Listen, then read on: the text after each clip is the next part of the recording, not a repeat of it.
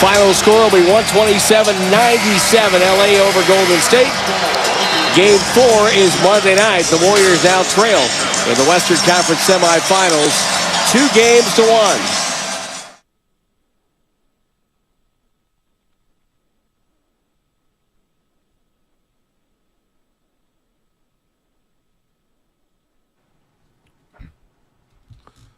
Oh, baby. What I'll say to that song right there, we better be ready tonight. We better be ready because this is the season, folks. Down 2-1 to the LA Lakers after Saturday night's debacle down at Crypto.com Arena where the Warriors get blasted by 30, 127-97. They're now 2-1 again. They're now 2-1. However, the Warriors they are 7-1. Under Steve Kerr, when they're down 2-1 in a best-of-7 series, what does that have to do with tonight? Absolutely nothing. The Warriors just need to play better. Draymond needs to play better. We're gonna get into it all of it. We got 4 hours to go. 888-957-9570. We'll recap Game 3. We'll talk about Game number 4 tonight at Crypto.com Arena. Lakers undefeated in the playoffs so far down in L.A. They're 4-0. So good morning to everybody out there getting off their graveyard shift. Good morning to everybody out there getting ready for work. If you're at work, what is happening? Drive safely. Sun look like it's coming out. No rain in the forecast. Spadoni. Big John in for Lubman and you, Joe Shasky. What's happening, my friend? Man, that was such a letdown on Saturday night. Brutal. I'm doing great this morning. D'Angelo Russell.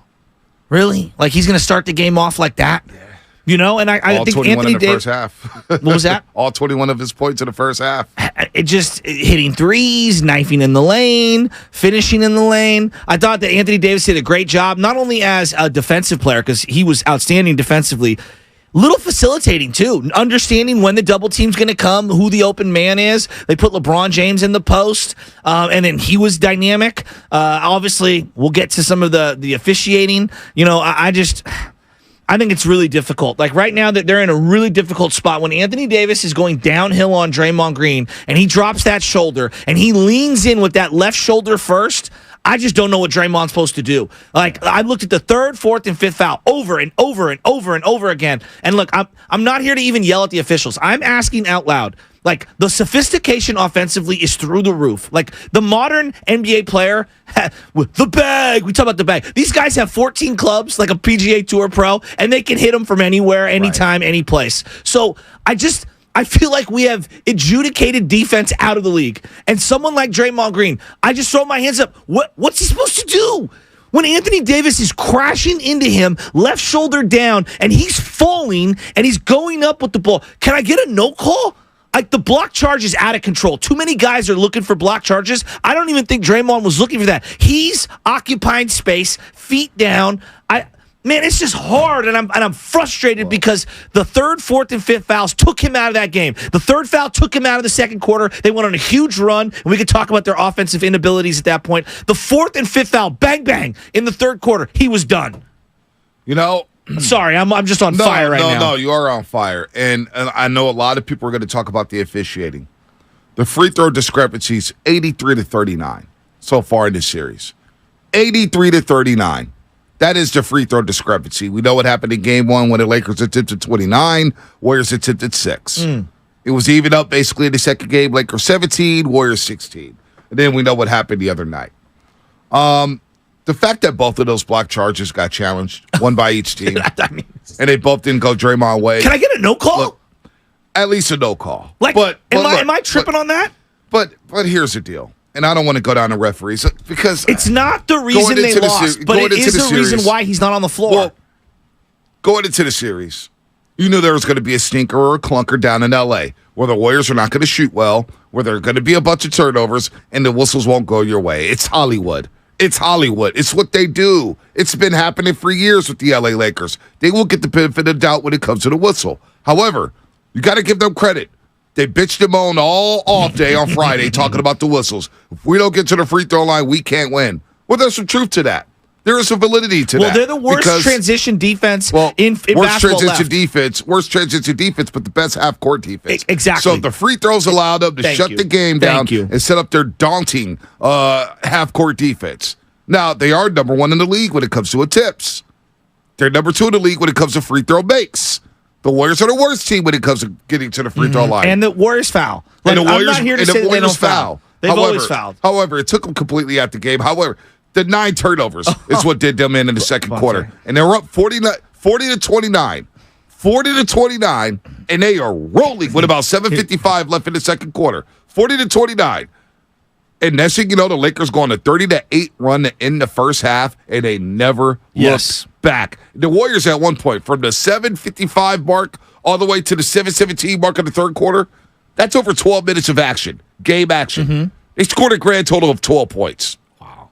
12 points. I think they were like 2 of 16 or 17 to end that quarter, second quarter. So, I mean, a lot of people, I know Warrior fans are irate about the whistles, but it was coming. That's why I'm not even really tripping about Game 3. There's some other things I want to touch on, but go ahead, Well, no, I actually thought, I'm glad that you brought up the 40-20. So I got all my notes here. And Curry has the stop, and then he throws the bounce pass to Klay Thompson. And he's not even looking. He was looking to relocate from the three-point line. There's miscommunication. Yes, but that was... Curry had, I think, 3 turnovers where a teammate didn't either know to keep going or wasn't aware that the ball was coming to him. They were just a click off. But I got to give Darvin Ham credit because during this stretch, 40 to 29, I put this down. Back-to-back plays. Austin Reeves sets a back screen on Draymond, old school, high school, to get a big open, a back screen. AD comes into the lane. Steph Curry's now guarding him. Easy layup. Very next possession after a block on Draymond Green, Anthony Davis, D'Lo sets a back screen. He gets the ball, and then he makes a really nice pass to Anthony Davis on a tic-tac-toe play. But Darvin Ham said, okay, you're going to guard Draymond Green with Anthony Davis. We're going to set a back screen. We're going to get the switch that we want. Normally you see it with a guy with the ball in their hand at the top of the key. He did it old school style, down underneath the hoop. I have to give Darvin Ham credit. He did a really good job in the half court. And they made adjustments with Anthony Davis in that second quarter. Instead of playing the drop dead coverage on the pick and roll, giving everybody wide open threes, he stayed up there on the perimeter. Now, if Austin Reeves is going to defend Stephen Curry, and that's what Darvin Ham wants to do, then I want Curry to say, you know what? I don't want Anthony Davis on the screen. Let's isolate Austin Reeves, who I think is very overrated. I'm not impressed with Austin Reeves. I'm not impressed with Austin Reeves whatsoever. A lot of hype coming from them. I hope the Lakers give him a big time back. It will cripple that organization. Please do it. But instead of having Anthony Davis come out on the perimeter, let Curry go ISO. Maybe have somebody else screen. Maybe it's a D'Lo or a Wiggins or whatnot. By the way, Andrew Wiggins, he took 11 shots Saturday night. I think today he has to be your second option. I agree. He has to be aggressive. He has to go to the rack. I need Andrew Wiggins in the 17 to 20 shot range. Well, and I'm glad that you bring it up. I think Wiggins is the most important player. We could talk a lot about Draymond and Curry and Klay and Poole. We're going to get to Poole today. Yep. If they're going to go small, because on a variety of times, the Lakers, and for the Lakers it's small, but they went 3 guards essentially with Anthony Davis and LeBron James for long stretches. Yep. Wiggins is vital. Yeah. Not only is he vital in guarding LeBron James, I actually got to throw him on AD a little here and there. No, you don't throw him on AD. That might he did be a good job a couple times. A couple times, but you don't want to get in a foul trouble. I get it. You don't want to mess around with that. But if they're going to go small, you have to be dynamic. But offensively, I think Wiggins can go at LeBron. He can go at Austin Reeves. He can go at D'Lo. Yes. I want him to be aggressive. He needs to probably be your second best player because Klay Thompson Saturday night. Dude, he puts the ball on the floor too much. I mean, 6 turnovers for Klay Thompson. Not good shot selection whatsoever at times. But to me, we talk about Anthony Davis being there every other night for the LA Lakers. They're calling him every other AD. Well, you know what? Recently, it's been every other Draymond Green. And tonight, I need Draymond Green to play at the Hall of Fame level he did in game number 2. I need the Saginaw Savage to be Saganasty tonight in game number 4. And what I mean by that is when you're guarding AD, body him up early on. Don't let him touch the ball without getting physical with him. I don't give a damn about the whistles right now. And the other thing, when he's not finishing his layups, and I told you this, when Draymond Green is not scoring, look at his body language. When he's not scoring, because he was held to a goose egg until deep into the third quarter. Yeah. He was on edge. When he's not scoring, when he's not being involved offensively, he's just a different player. And God forbid him helping up AD off that court. Tonight, fellas, I don't give a damn about clutch sports. I don't care about this being a fraternity. If I see Draymond Green help up Anthony Davis off the court, I'm going to lose my mind. Forget Anthony Davis. He is the enemy. He is the ops, all right? He's in a Laker uniform. If he's down there on the court grimacing and faking eye injuries and faking his hip injury and faking like he's hurt, do not help him up off the court. Totally I don't give a damn about this. This is the playoffs. I know. All right? Forget helping up AD. Draymond needs to get nasty tonight, and I need that Hall of Famer tonight to summon whatever is inside of him and play like a Hall of Famer tonight to help this Warriors team win, because they don't win without Draymond being Draymond Green. I 100% agree. The other thing, Curry didn't have a good game. Like, it's okay to say it. It's okay to say the greatest Warrior of all time, he wasn't as efficient offensively when it comes to his shot. Like, he's a couple of wide open threes. He just clanked. Yeah. And then, again, he was a tick off with him and his teammates in terms of the passing. It was a little off. The other thing, I thought Anthony Davis did a great job recovering on defense. All day long. He did a great job. He would either hedge or he would sag off, and then he would close out. He had a tremendous basketball game. I wonder how many deflections he had alone. If you were to make the case for this is the Anthony Davis who could be one of the best players the league has ever seen, it would be the defensive highlight tape from Game 3. Problem is he doesn't do it. He doesn't do it enough, right? You don't see it enough. And then I guess that's where my question is. I know they sat the whole fourth quarter, AD and LeBron. Can he summon that 3 more times, 2 more times in this series? I don't know the answer to it. So, but if he plays like that, they're going to be really hard to beat. I mean, listen. He was everywhere. Awesome. The 4 block shots. The deflections. Right? But I thought he had about 15 deflections, which in the half court when the Warriors had those pocket passes rolling in game number 2 in the paint, he was getting his hands on them. He was everywhere. He was rotating. I thought even when he got dunked on by Andrew Wiggins, he had 3 contests on that possession alone. I know. So I got no problem with them getting dunked on. He was everywhere. The 3-point line, he tried to recover on Andrew Wiggins. Anthony Davis has been a grown-ass man in games 1 and 3. Game 2, you got the bad AD. We're going to find out early on. Look, this is a huge game for both teams. You don't think the Lakers you don't think they smell blood? No. They go up 3-1 in this series. It's going to be very difficult for the Warriors to come back. Would I bet against them? No, I wouldn't. But this is a formidable foe with LeBron James and Anthony Davis playing at a high level. To me, tonight's game, this is the season. I don't want to hear Dan. No, it's a must-win game. They have to win. A must-win. They have to win this game. I don't want to hear it. You want to disagree with me? Fine. If you don't think that they need to throw the kitchen sink at whatever the Lakers got tonight, then you're tripping. Like, you're not acknowledging what they're facing right now. Anthony Davis, it's 40-29. You brought up this moment in time. They get to the back screen, back-to-back possessions, easy dunks, layups. He gets the block on Draymond Green, and then Dre misses a couple times. AD gets the rebound, throws it up to LeBron. LeBron, the layup where I thought he traveled. Then LeBron, hyper aggressive, gets the layup and 1. They take the lead, all right? He hits the 3 off an AD pass. AD shoulder drop on Dre. Boom. They challenge the call. Dre gets the tech. Like, this is all AD. Well, AD. Well, AD had his fingerprints all over that 22-2 run. Then he finishes the quarter after all these blocks. He blocks Wiggins, Looney, and Draymond Green in this stretch, and then hits that left-handed little runner right before the buzzer. He was everywhere. Well, you know what's sad is that the Warriors, for 17 of the first 24 minutes, controlled this basketball game. Crypto.com arena was dead. LeBron's body language, not taking a shot through the first 13 minutes of the game, I don't think he was buying his time. Yeah, he couldn't do anything. That's what I thought, He looked like he was out of it. Wiggins had him in a vice grip. Dude, he was on Alcatraz. And all of a sudden, that one turnover, where Steph Curry looks for Klay Thompson and Klay Thompson's not looking ahead. There's a miscommunication. Curry's like, oh, my God, really? He was frustrated. They were running. They were about to run the Lakers out of the gym. I thought they so, too. really were. You could sense the moment. And from there, all hell broke loose for the LA Lakers. You get in a bonus. You start fouling. DiVincenzo gets called for a questionable 3-second violation. You get no calls. The Lakers go to the free throw line 15 times. You turn it over 9 times. And I thought after, for the most part, dominated the first half. They dominated 17 of the 24 minutes. However, the last 7 minutes was all Lakers, and they go into the lead. They go into the locker room with an 11-point lead. That's all they needed. They didn't even play well in the first half. No. They come out in the third quarter.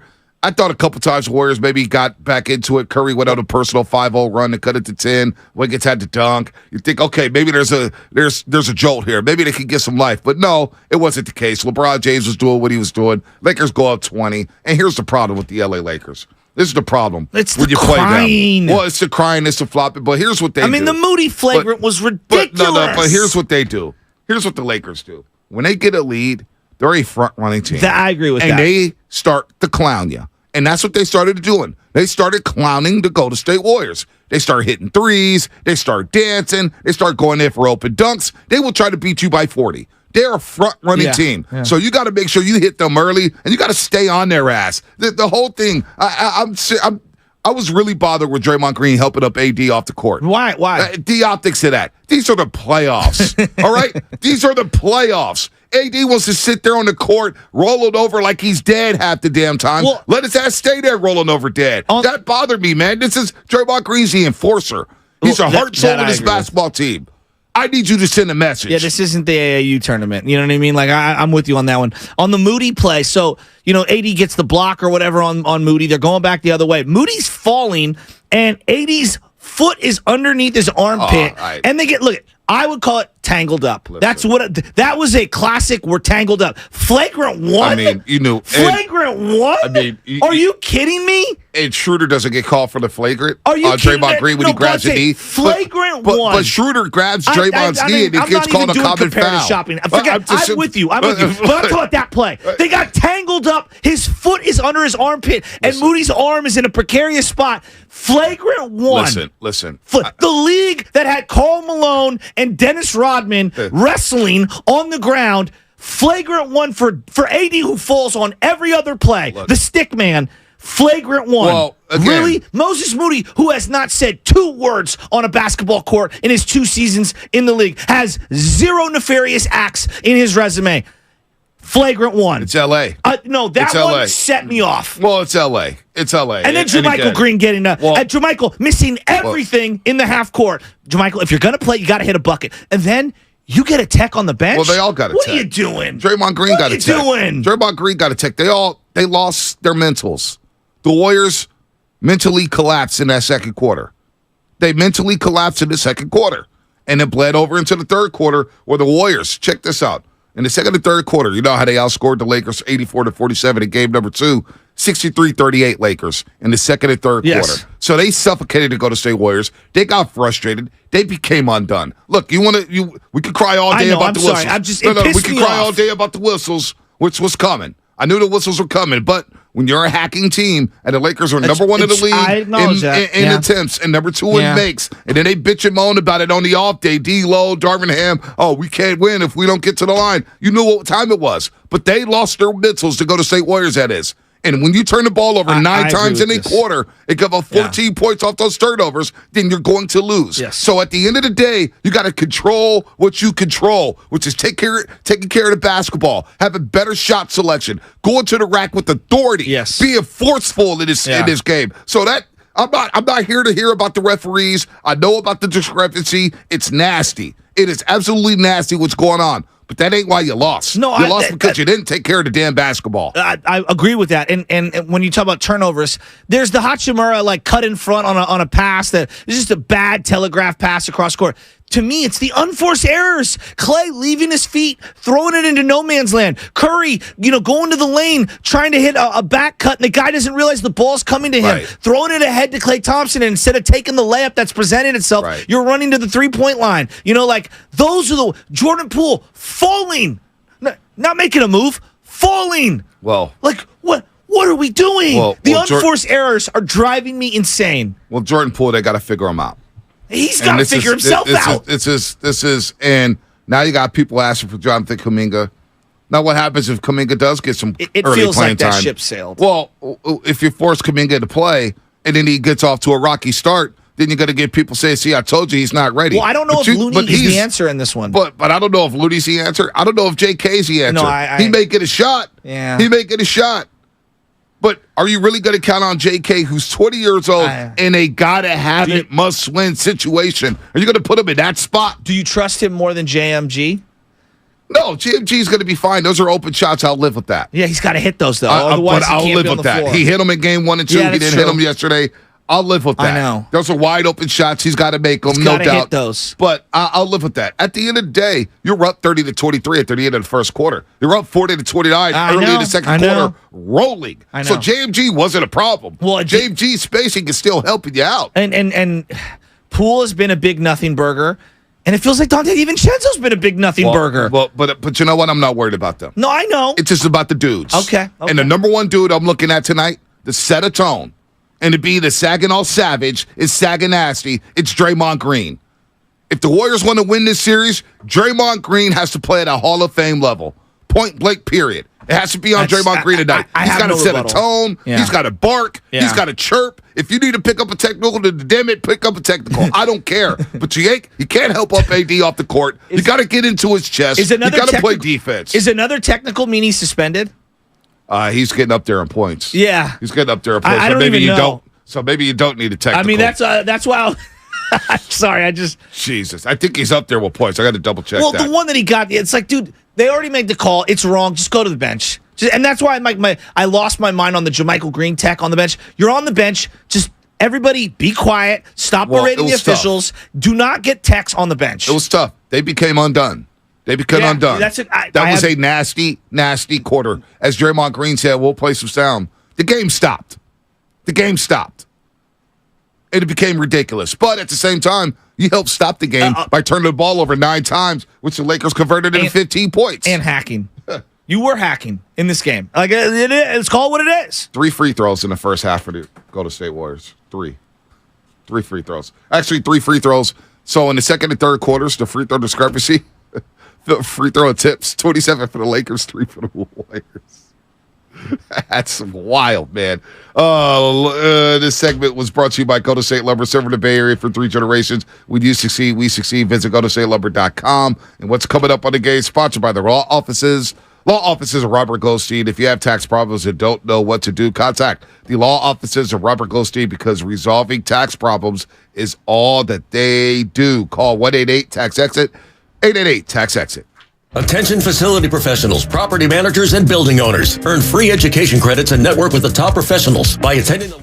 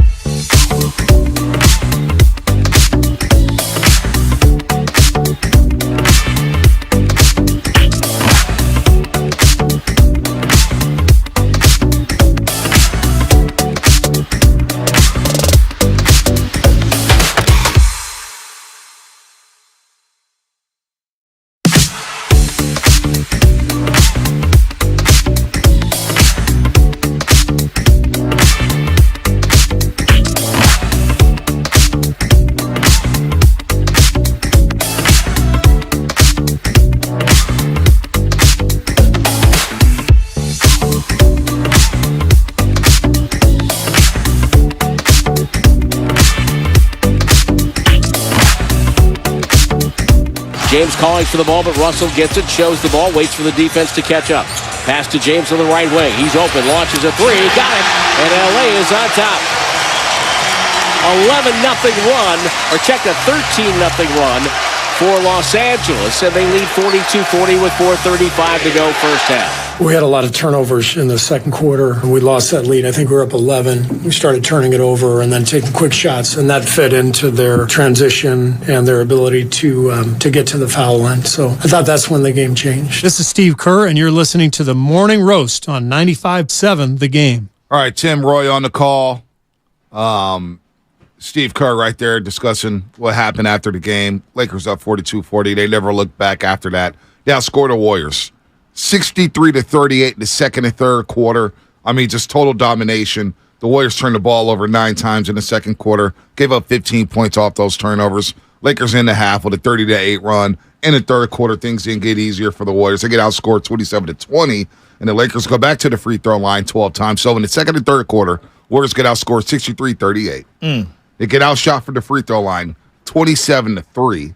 All right, 27-3, and they turn the ball over 14 times for 21 points. Not going to win many basketball games doing what you did in the second and third quarter. No, you're not. You hear a lot live ball turnovers, right? It's just so bad and demoralizing. And what stinks more than anything is that they're a good downhill team. Like in terms of transition, because of LeBron, because of their length and their size, and then AD as a trailer, even if they're, slowing down and they don't get the layup, they're able to utilize him as he's cutting to the paint late, and you get a scrambling defense. Right. He always gets a good mismatch, and then boom, an easy layup. Yep. Did you hear the Van Gundy stat? Jeff Van Gundy. But he said this stat, and my jaw dropped. Teams that win 2 games in a row win the series 90% of the time. I heard that. So I wanted more like, okay, what happens if both teams win 2 in a row? Does it get negated? I don't know. But he said that, and I was like, whoa, why don't we talk about that more? That felt like, that's like an ironclad lock. Yeah, so if the Lakers win tonight, they're up 3-1, and they put themselves in a great spot to win the series. But if the Warriors win 2 in a row, there's no guarantee that the Lakers don't win 2 in a row and win the series. So then it kind of negates that whole thought process there. There's stats for everything. I know, but when I heard that, it kind of stopped me in my tracks. So, it's just interesting. Well, Lakers, how about this one? The Lakers are 51-6 when they take a 2-1 lead all time in a best-of-7 series. Wow. In the history of their franchise, 51-6 when they take a 2-1 lead. How about this one? Since we're in the stat hype, LeBron James. No, that's LeBron James led that's teams. Crazy. They've won 19 straight series when they've won game 1. 19 straight. LeBron James all time, 28-2 when his teams win game 1 of a series. LeBron. I'm so sick of LeBron. He hit that 3 for them. It was their first lead in the second quarter. And when he hit that 3, oh my God, it just drives me nuts. I swear he traveled on that play. Yeah, maybe I'm the only one who thought. Well, Iguodala thought it. Everybody on the Warriors bench thought it. He did the gather step, and then he spun, and then used the left and right arms to push off. Listen, dude. I've prepped myself for this for years of watching Lakers basketball. I know. Why am I mad? Lakers I get in this series, and I just lose my mind. Arena. You saw the Memphis game in Game 4. They got called for some stuff. I said, damn. The NBA's trying to get these dudes out of here. Now, I don't like the Memphis Grizzlies whatsoever, but I thought, damn, that whistle is cold.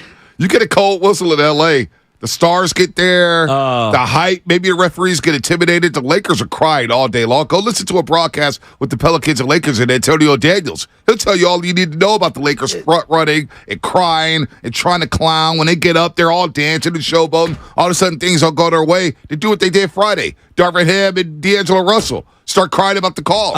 Crying about the calls. That's what they do down in L.A. But here's my problem with the Warriors. From the 7:53 mark of the second quarter, all the way to the 7:37 mark of the third quarter. You know how many points the Warriors scored?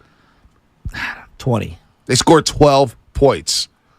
In over 12 minutes of action on the basketball court, they scored 12 points. So they had 40. They were up 40-29. Couple of Wiggins mid-rangers. Well, I don't care how they scored. A Curry layup. No, I'm just trying to think. Because I charted it. And I'm like, can we make a play? Well, we got all the play-by-play stuff. I don't care how they scored. 6 minutes to go in the third quarter. They could have hit a 12-pointer. I don't care. I threw my notebook. They could have scored. They could have hit a 12-pointer. The fact is, from 7:53 of the second quarter to 7:37 of the third quarter, they scored 12 points.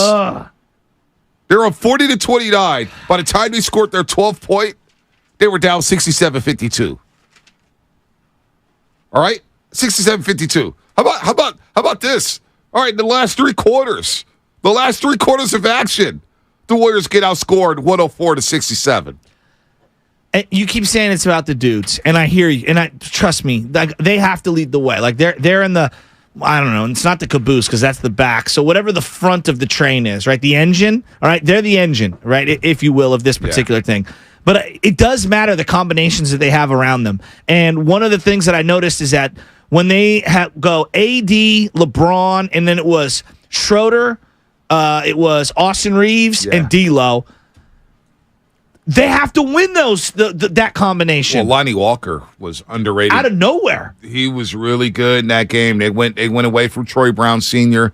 and they went to Lonnie Walker, and Lonnie Walker scored 12 off the bench. It gave us some nice defense, some nice minutes there for the LA Lakers. By the way, the Quest for 5 brought to you by the Alameda PD, now offering a $75,000 hiring incentive. Our team is your future. Go to alamedapolice.org to apply today. Now it's time for Taking Them to School. Taking Them to School. Brought to you by the San Leandro Unified School District, embracing diversity, empowering excellence, and now hiring, offering rewarding career opportunities for teachers in the Bay Area. You belong at SLUSD. Go to www.slusd.us to learn more and apply today. Hopes were high for the Warriors at quarter number 1 with Klay Thompson hit a 3 that excited the Warriors bench, but that was short-lived as the Lakers turned it around. And, of course, won Game 3. But here's Klay Thompson's open 3.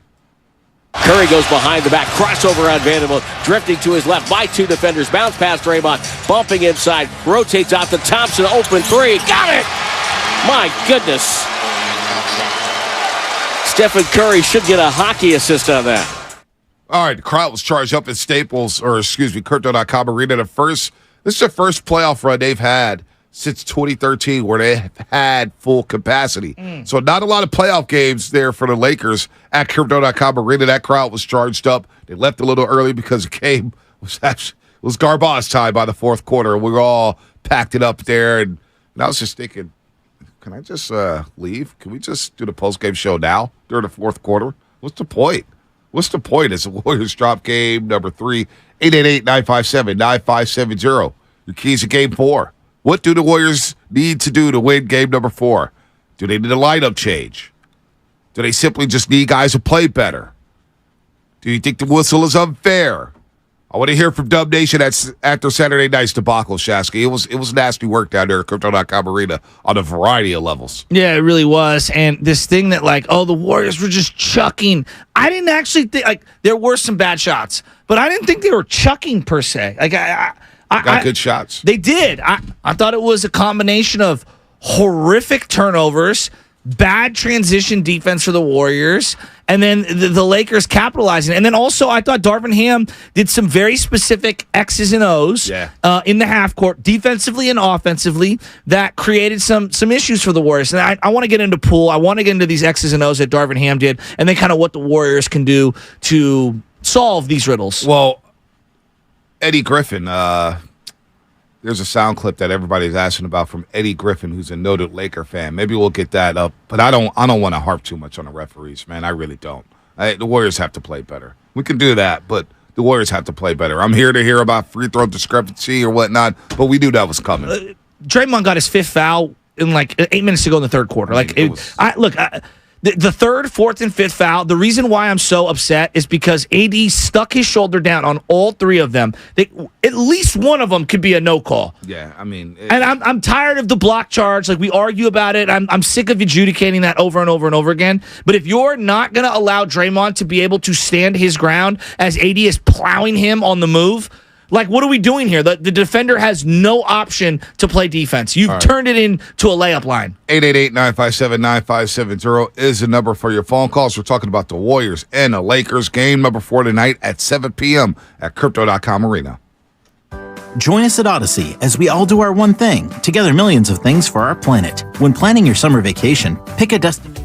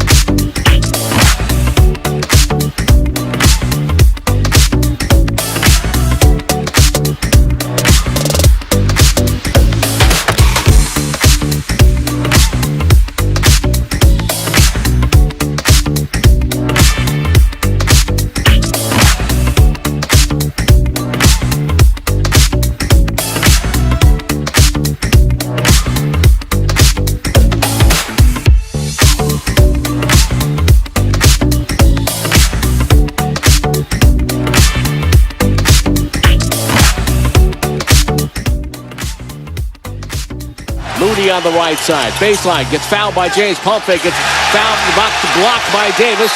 And now a foul by Moody behind the play for tripping Davis. Darvin Ham's on the floor. They need to get him off the floor. I think Moody was upset because he got fouled by LeBron James. There was no question about that. He got fouled and it wasn't called, and they're going to review this, I believe, for a possible flagrant. This is Moses Moody, and you're listening to the Morning Roast on 95.7 The Game. That was a wild play where Anthony Davis basically acts like he's dead on the floor. Moses Moody gets called for a flagrant one. I mean, what are you supposed to do? Whatever. That's not the reason why the Warriors lost. They got outplayed Saturday night. Why are we so afraid? No, I'm not saying you. I'm just saying in general. Why are we so afraid to say, man, the officiating is a factor? No, because a factor. No one's saying it's the deciding part, Listen. but it's a factor.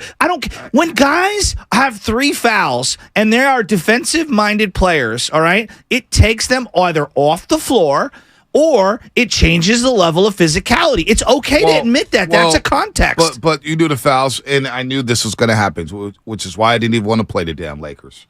I didn't want to play the Lakers because of this reason. Because I noticed right away.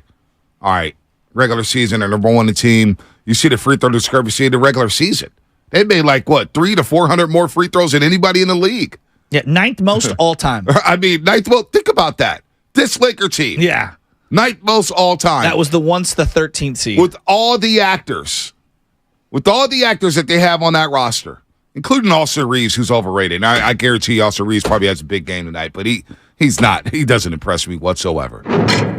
Another guy who gets a great whistle.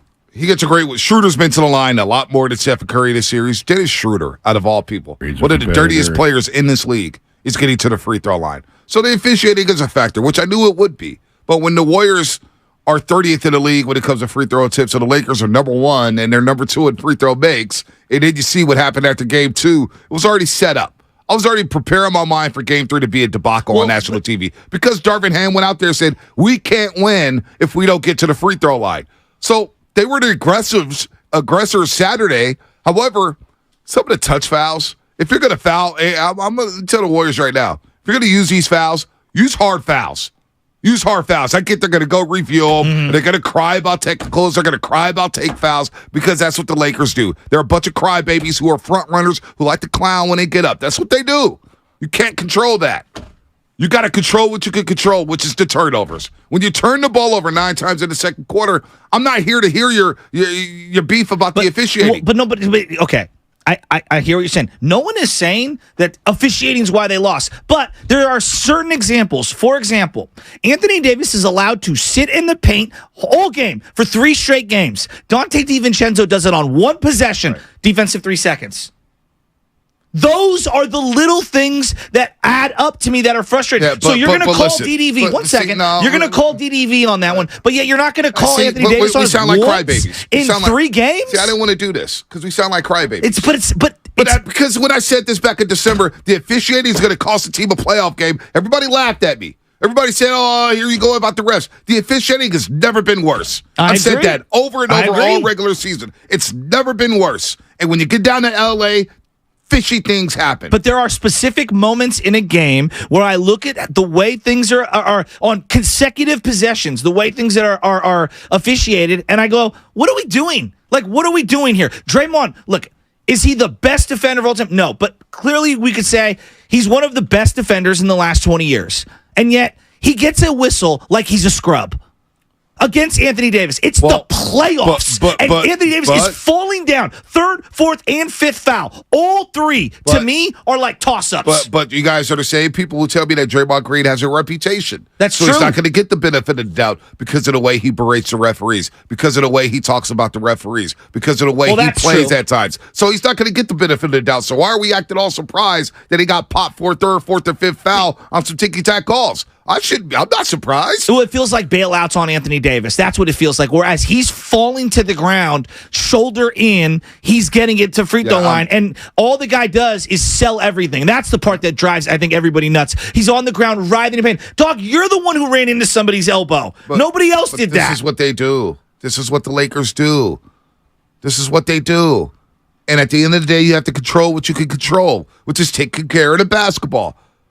Call it, get call for fouls, then I help you turn the ball over 9 times. No, I know, but so on the final 3 possessions of the first half is a great example. The game's in the balance because the Warriors they're teetering, okay? Draymond goes to the bench because of what I believe to be a 50-50 call, right? He goes to the bench on a 50-50 call. Again, I'm acknowledging it's very difficult for the officials. I'm not here to they're all terrible and every call's no. It's hard. Like these are huge bodies. It sounds like we're crying about but then man. you get the DDV, you get the DDV after the Draymond challenge, he gets the tech. They shoot a free throw. Then you get the DDV 3 seconds. Then they get the ball on the side, man, after the Warriors got to stop. They get the ball on the side inbound. Boom, another foul. Free throws. JMG, barking, technical, more free throws. Then Anthony Davis hits the layup. I mean, it's like a 7-point swing. It was a big swing when they got to the free throw line. They got into the bonus. They were the aggressors, and they got to the line, and they took advantage of it.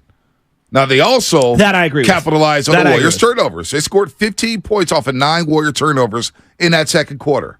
All right? So I'm not going to cry here about the officials when the Golden State Warriors shot poorly, did not defend well, gave up open threes to D'Angelo Russell all night long. He scored 21 in the first half. He didn't guard him. D'Angelo Russell put a body on him. And you didn't value the basketball. Hitting threes, getting to his spots, knifing into the lane. He's done a great job. But you also got nothing from your bench. Agreed. All right? This was Looney's worst game of the playoffs. He looks really and it's not because he's not trying. He looks sick to me. I see a guy laboring to get up and down the floor. To me, I'm like, he looks like he's not 100%. So you got nothing from Looney. Agreed. You got nothing from Dante DiVincenzo for the 3-point line. 1 of 5, and he had great looks. Could not buy a basket. Then you get to Jordan Poole, who struggles in the playoffs, continued. 2 of 9, 0 for 4 for the 3-point line, 5 measly points. He didn't 4 turnovers as well for Jordan Poole. All right, Moody, he was okay. He had a 3, but nothing special. And then they had garbage time where Jonathan Kuminga gets to the line more than any other Warrior on the roster. He got to the line 4 times in the fourth quarter. No other Warrior got to the line more than 3 times, and that was Stephen Curry. So, look, man. Look, the Warriors are small. We knew the Lakers would be physically imposing. Give the Lakers credit. They made the proper adjustments. I was eager to see what type of adjustments they were going to make. Are they going to switch up the coverage on Curry? Well, they did a little bit. Austin Reeves defended Stephen Curry, and Anthony Davis was lurking. So I don't want Steph Curry to call for a ball screen with AD, but if he does call for a ball screen with AD, then I need another back picker on Anthony Davis. So when you set the initial pick and roll, give me another back picker, whether it's Draymond Green, Kevon Looney, JaMychal Green. So when you get Anthony Davis downhill and he's chasing the paint, you got that screen right there, and it makes him think about it the next time. You got to get creative here offensively to really stymie Anthony Davis because he's everywhere on the floor. Well, that's why one of the things that they did have success with 2 different times was Draymond Green getting the ball in the post and then having guys cut to the hoop. Clay got 2 wide open layups because Draymond Green back to the basket, and then everyone else is trying to man up, and you got Curry running around in circles, and they're so worried about that you're going to get backdoor cuts. And on this one, it wasn't even a backdoor. It was like a front door. It was right down the middle of the lane. So I think that there's more to be had in terms of Draymond Green as a post guy running some of the offense through him. If they're going to have Reeves on Curry, don't do the high pick and roll. Right. Run him around in a circle and let Draymond Green guard the ball. And if Vanderbilt's going to guard him, so be it. Yeah, I need the stars to be stars tonight. And that's Klay Thompson. You've got to be better with the basketball. 6 turnovers dribbling too much. Klay Thompson. 6 turnovers, 3 of 9 from the 3-point line. All right? Outside of game number 2 against the Lakers, Klay Thompson's not been good in 4 of the last 5. He just hasn't. Andrew Wiggins, 11 field goal attempts. I need that around 17 to 18. He has an advantage in the series with this quickness, with this post play, with this elbow jumper. I want to see Andrew Wiggins get a little more aggressive offensively. He had 16 and 9, but damn, he could have 25 and 9 easily in this series. I think he could be your second best player in this series. Yeah, I don't know if you can have Klay Thompson as your second best player and win this series. Why do you say that? Because he's limited in this series to the sense that he can't do anything off the dribble. The Lakers are chasing him so hard off the 3-point line. I need Andrew Wiggins to do a little more offensively. I don't know. It sounds crazy. Klay was obviously one of your best players in game number 2, but I look at Draymond. I don't think it's crazy. He's a catch and shoot guy, and I feel like what they've done and what Sacramento kind of started to do and what the Lakers have done as well in this series is, all right, Klay, We're going to minimize the amount of catch and shoots you get, and when you do touch the ball, we're going to force you to put it on the deck. And to me, that's smart because that is not his strength. His strength is not putting the ball on the floor and setting it up for himself, nor setting up for others. Now, has he gotten better? Yeah, he's gotten better, but he's still a deficiency in terms of his repertoire. This segment is sponsored by Golden State Lumber, serving the Bay Area for 3 generations. When you succeed, we succeed. Visit GoldenStateLumber.com. The Quest for 5 brought to you by Merrill West Credit Union, working for you today, tomorrow, and together. You are listening to 95.7 The Game, KGMG FM and HD1 San Francisco, always live on the free Odyssey app. Download the Odyssey app and favorite 95.7 The Game for the best and most up-to-date sports coverage. Let's go to Antonio in Oakland. Antonio, what's happening? You're on the roast. Yeah, man, I think the Warriors are going to get it together. Yeah, Clay, he got to just catch and shoot because nobody in the history of basketball is better at catching and shooting than him. Not Reggie Miller, not Ray Allen. No, it's Clay. Clay got to be that guy. And, yeah, Wiggins has a clear advantage, man. Whoever's guarding him, like, he could post him up. He got that footwork, fadeaways. And I just think we're going to go for Game 4 because this is the third straight series we've gone down 2-1. And it takes a couple games for the Warriors to figure a team out. And I think they're going to do it tonight. And I think we're just going to win the next 3 games. That's how I feel. Well, we got to win tonight. Exactly first. how I feel. We got to win tonight. I haven't first. lost any confidence in this basketball team whatsoever. I actually feel good. You can run this team out of the building. Well, LeBron looked exhausted at multiple points in that game. They had him at small ball 5 to start the second quarter. If he does that again, they have to exploit that. No, I think Curry will get off to a better start. They have to. Curry was not good. Curry, he was modest by his standards. 23 points, 9 of 21. Yeah, he was 4 not. 10 from the three-point line. Yeah. He's got to be better. Yes. They've got to be better defensively, close it out. D'Angelo Russell, identify him, mark him, and guard him. He was, all right? I mean, he hit the 3 threes early off of a couple of nice passes, and then he's getting to the hoop after hitting those buckets. He looked brilliant in this game. The first half, I thought he was outstanding. Since we're on referees, because David Guthrie, Bill Kennedy, and Mitchell Irvin were the referees for Game 3. Game 4 officials, drum roll, Spinoni. If you got it there, real quick, our Game 4 referees. Scott Foster, Kevin Scott, and Curtis Blair. Now, good news for Warrior fans. Scott Foster is a good ref towards the road team. He's a good road team referee. So, okay. So just smile with me for a second. Oh, talking about the officials is losers talk. That's what we always say. And yet, the second you bring up Scott Foster, we all know that actually favors the Warriors in this game. Like, that is ridiculous. But you know. It's ridiculous. It is ridiculous. The Warriors have to do a better job of taking care of the basketball. 19 turnovers Saturday night. They gave up 27 points off those turnovers. All right? You look at the points in the paint, Lakers +2. Fast break points, Lakers +7. All right, bench points. They got 12 apiece from Lonnie Walker and Dennis Schroeder. Then you got another 5 from Hachimura. All right, Jordan Poole, DiVincenzo, Looney, Moody. They gave you nothing. Nothing. They gave you nothing. Jordan Poole gave you 5 points. Well, so there's a Jordan Poole conversation that I really want to have, and it's, you know, he had a couple of gorgeous assists, right? He did. One to Looney and one to Wiggins. One nice was little, sick. It was a sick assist. I just don't know why he feels the need to go 8,000 miles per hour at all times. He has got to play under control. We say it all the time. And it's like the shot selection goes hand in hand with him playing out of control. When he plays at the right pace, he takes good shots. When he plays at 1,000 miles an hour, he takes horrible shots. Well, and you almost, the way that you've, like I've seen you say this during our text thread, oh, AD doesn't want to play tonight, or AD doesn't have it tonight, or whatever it is. I almost feel the same way with Poole at times, where I could tell in the first couple possessions whether he's playing at the right pace or not. He's just falling. 2023 playoffs for Jordan Poole. 11.6 points per game. He's shooting 35.5% from the floor. He's making it 3.5 per game. And he's shooting 29% from the three-point line. Now, you look at last season in the playoffs, 17 a game. He shot 51%. He shot 39 from the three-point line. He's struggling. He's struggling. And Greg Anthony sent out a tweet today. That's going viral. Greg Anthony, former NBA player. Curious. Anyone think that he didn't take a leap this year because of something traumatic occurring before the season started? Hashtag asking for a friend. Hashtag NBA. Whenever there's a Jordan Poole struggle game, where he struggles in a game or in a playoff, it always goes back to that. Yeah, but he's been in the, what is it, 9 playoff games, 10 playoff games now? 10? Well, last year. No, I'm saying it's 10 right now, this year. Oh, for this year, yes, 10. So if you look at his splits, so I was looking at the splits yesterday. If you look at his splits, and I don't want to, bog people down with the numbers, he's basically shooting low 30s from the field right now in the playoffs this year. Last year, he was up to almost 55. I just said that. Yeah, he was at 51% from the field in the 2022 playoffs.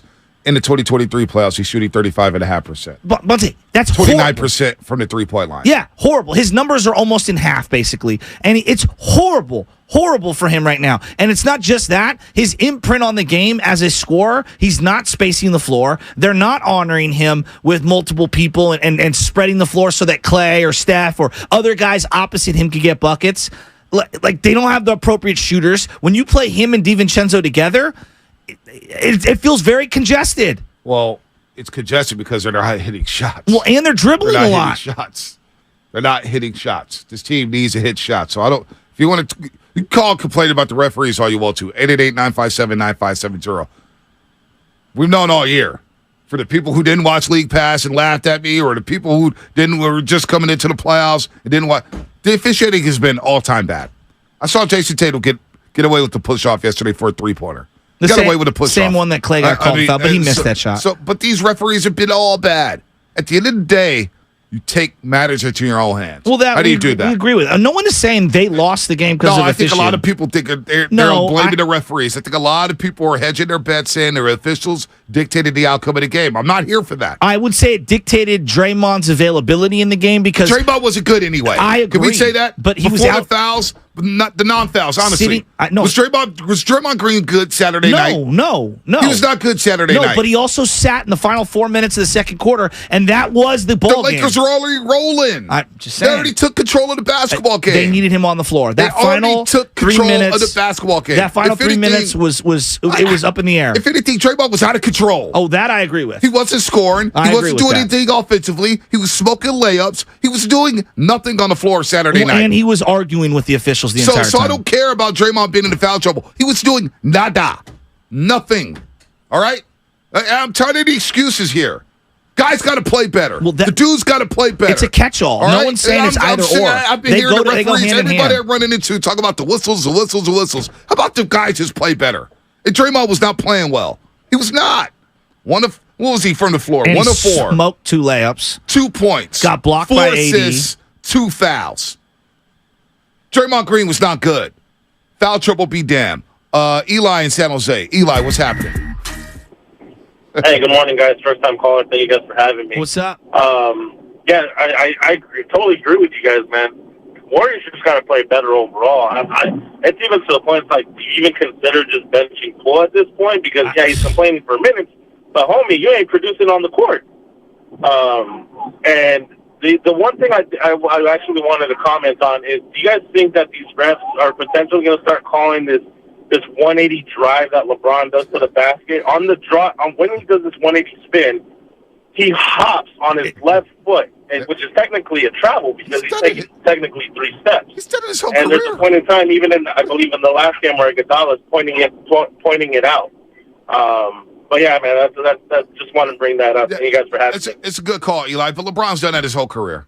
Will you expect him to call it in the year 20? Well, he's done it his entire career. The part that's frustrating is not only does he get to travel, then he crashes into you, and then you get the foul. So it is annoying. He's done it his whole career. Got that same call his whole career, and everybody's loved him for it. So I don't want to hear now. All of a sudden, he's on the other side. No, and LeBron James is traveling. Harden did certain moves for his entire career, and they adjudicated it out of the league. Well, LeBron James, but he's not doing LeBron, it all the time. obviously. Like the other thing that's driving me insane is now, you know how before it used to be the pump fake, the guy leaves his feet, you lean in. And you get the 3. Right. Now you know what the new one is. We're trying to find value in the margins. Oh, take foul! It's a take foul. Oh yeah, he got me. Yeah, I leaned into him and he crushed me in transition. So not only do I get the 2 free throws, I also get the side inbound. Yeah, I know. Yeah, he fouled me. I know. Yeah, there. LeBron was crying about take fouls too. Shut up, LeBron. Robin in the city. Robin, what's happening? Hi, you guys. you guys took some of my glory, but I just want to say, yeah, that take foul when he was crying. Ridiculous. I don't know if you see some of my posts during the game, Shafi, but Thank you. LeBron, he makes me sick. All that flopping and the one that made me mad was Klay Thompson being called for offensive foul for push off, and LeBron, he's done it his whole career. So, also too, isn't that pick and roll with D'Angelo? They're killing the Warriors with that. I mean, it's like, can we adjust to that? Can you do something? He's really good with his back to the basket. Yeah. D'Angelo, okay? Also, I want to say this. Bunter, you're right. The officiating, I think what's driving people crazy is the inconsistency. But we can't do anything about that. And I hear you, Bunter. You control what you can. But here's the biggest thing that, for me, you guys, they lost their composure. And I have never seen that. Once they started turning the ball over, fine. But then when the fouls, they lost their composure. And you have never seen that in the past with Warrior teams. And let's just face it, the bench, Pookie and them, they stink. This should not be news to us. I watched the Phoenix Suns game yesterday. They barely got a bench, and they scored 30 points. I know. 30 points. The bench doesn't only consist of Jordan Poole, you guys. I know. The bench sucks. Bye. Yeah, and a couple stuff like JMG was really good in game 2. He needs to be better. If he's going to play in the series moving forward, he's got to hit those open shots. I know. He gets good looks. He's got to hit them, though. That's why he's out there. Well, they all got to hit him. Yeah, they all got to hit him. They all didn't play well.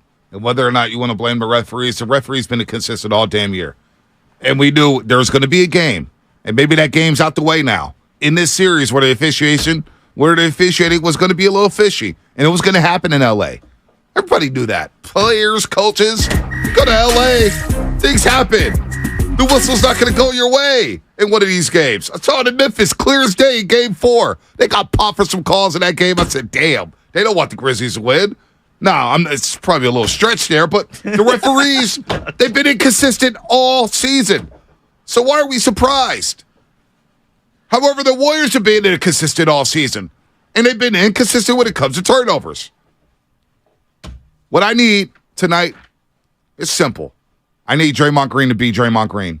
No more helping up AD off the floor. If his ass want to sit there and fake an injury on the floor and get a rest, then let him sit there on the floor and get a rest. Do not help him up. I need the Saginaw Savage to be Saginassy tonight. Draymond Green has to play a Hall of Fame level. If you're the engine of this team, if you get these going, you got to play like a madman. You got to play like the DPOY. I'm putting it on Draymond Green to go out there and snuff out Anthony Davis. Enough of AD. I'm sick of him already. More coming up on the roast. Since first opening its doors in 1964, Fremont Bank has approached banking with a...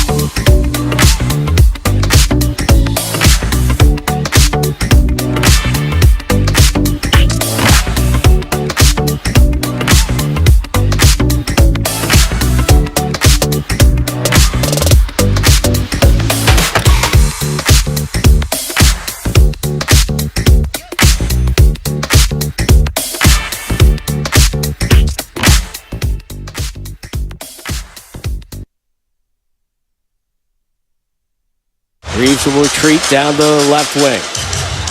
On Curry. Drives on Wiggins. Goes up. Wiggins says, get that out of here. Knock that one away. Emphatically. Yeah, I was like, no. The Morning Roast is live on YouTube right now. Take it away, Bonte. Tim Rowe on the call. What up, Steph? It's funny when you put out the referee tweets in the playoffs, and then you get all the fans. Like, look at some of these comments here, Shasky. Fully expect the series to be 2-2 by tomorrow morning because of Scott Foster. Warrior fans, Warriors will still lose. Lakers line is currently at -3. We'll update right before tip-off. Two quick fouls for Steph and Green incoming. You know what's one thing that I don't know. I know Steph's been amazing and he's awesome. And so I don't want this to be viewed as some like Steph criticism. I don't think it is at all. It's more me highlighting what I think LeBron James does really, really brilliantly that I've never seen any other superstar do so well. He does a great job of sensing the urgency of the moment. And even though he was physically exhausted multiple times in that game, and he subs himself out, catches his breath, it wraps around a commercial, and then he subs himself right back into crucial moments of the game. So, like, there are times where I do believe Steve Kerr and Steph, because I'm sure that they're in partnership, lockstep, when it comes to the minutes, where, like, a game will be in the balance or whatever, and, it's my normal, time to rest or whatever. Whereas LeBron, I feel like, deviates from the script knowing, like, I'm not going to sit in the fourth quarter if we handle business right now. And there were 3 different times where I'm watching him, and he is gassed, exhausted. He takes himself out right before he misses, like, a minute of game action, but gets like 6 total minutes of rest. I don't know. I think that's one thing that is underrated about him in these playoff series. The way he allocates his rest is brilliant. Well, what he does is he leaves with about a minute or 2 before the television timeout. So you get 2 minutes of action out, and then you get the big TV timeout during the playoffs, which is about 3 minutes, right? Feels like 3 to 4 minutes. And so you get a lot of rest there. Then you come back in, or maybe you sit another 30 seconds and come in at the next dead ball. But LeBron James he doesn't have a normal rotation. He'll leave in the first 5 minutes. Smart. He'll come back at the end of the first quarter. Same thing with Anthony Davis. These guys are playing heavy minutes because the Lakers are riding them. So LeBron James, 21-8-8 Saturday night. He got it going. He didn't take a shot. So he played. That was his 275th playoff game. He's played 275 playoff games all time. He had never gone through a first quarter where he didn't attempt the field goal.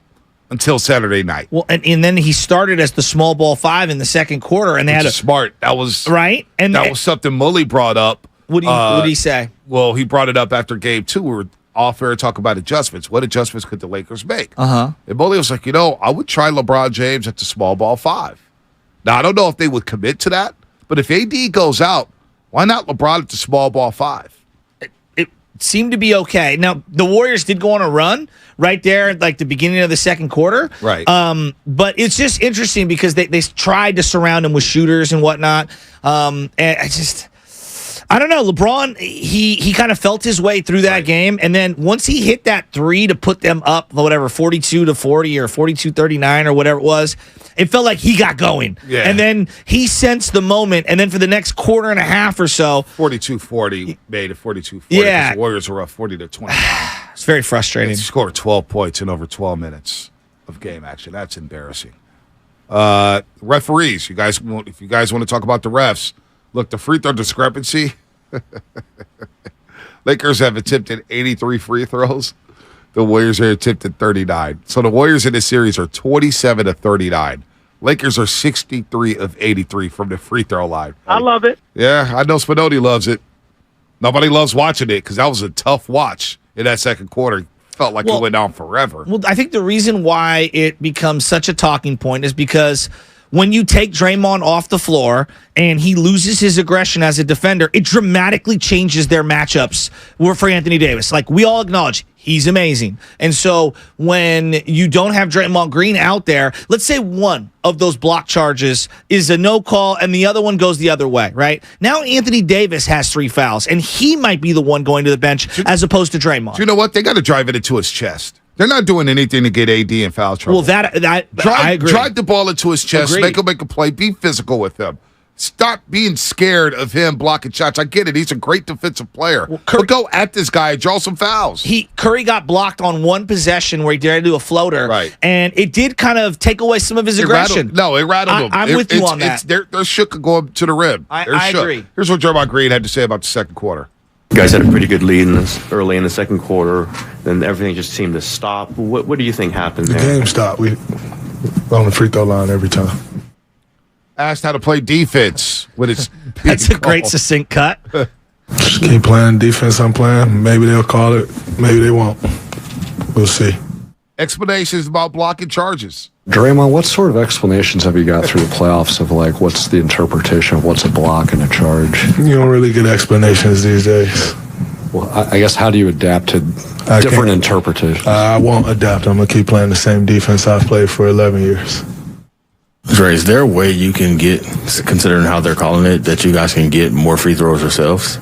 I don't know. I think we're going to the rim. So, I don't know. Maybe we can, maybe we can't. We'll see. So you got a little Marcus Thompson, you got a little Tim Kawakawa, you got a little Mark Medina in there. I love whenever I hear Mark Medina's voice, I smile. I love the way he asks questions. Draymond, what sort of explanations have you got through the playoffs of like what's the interpretation of what's a block and a charge? You don't really get explanations these days.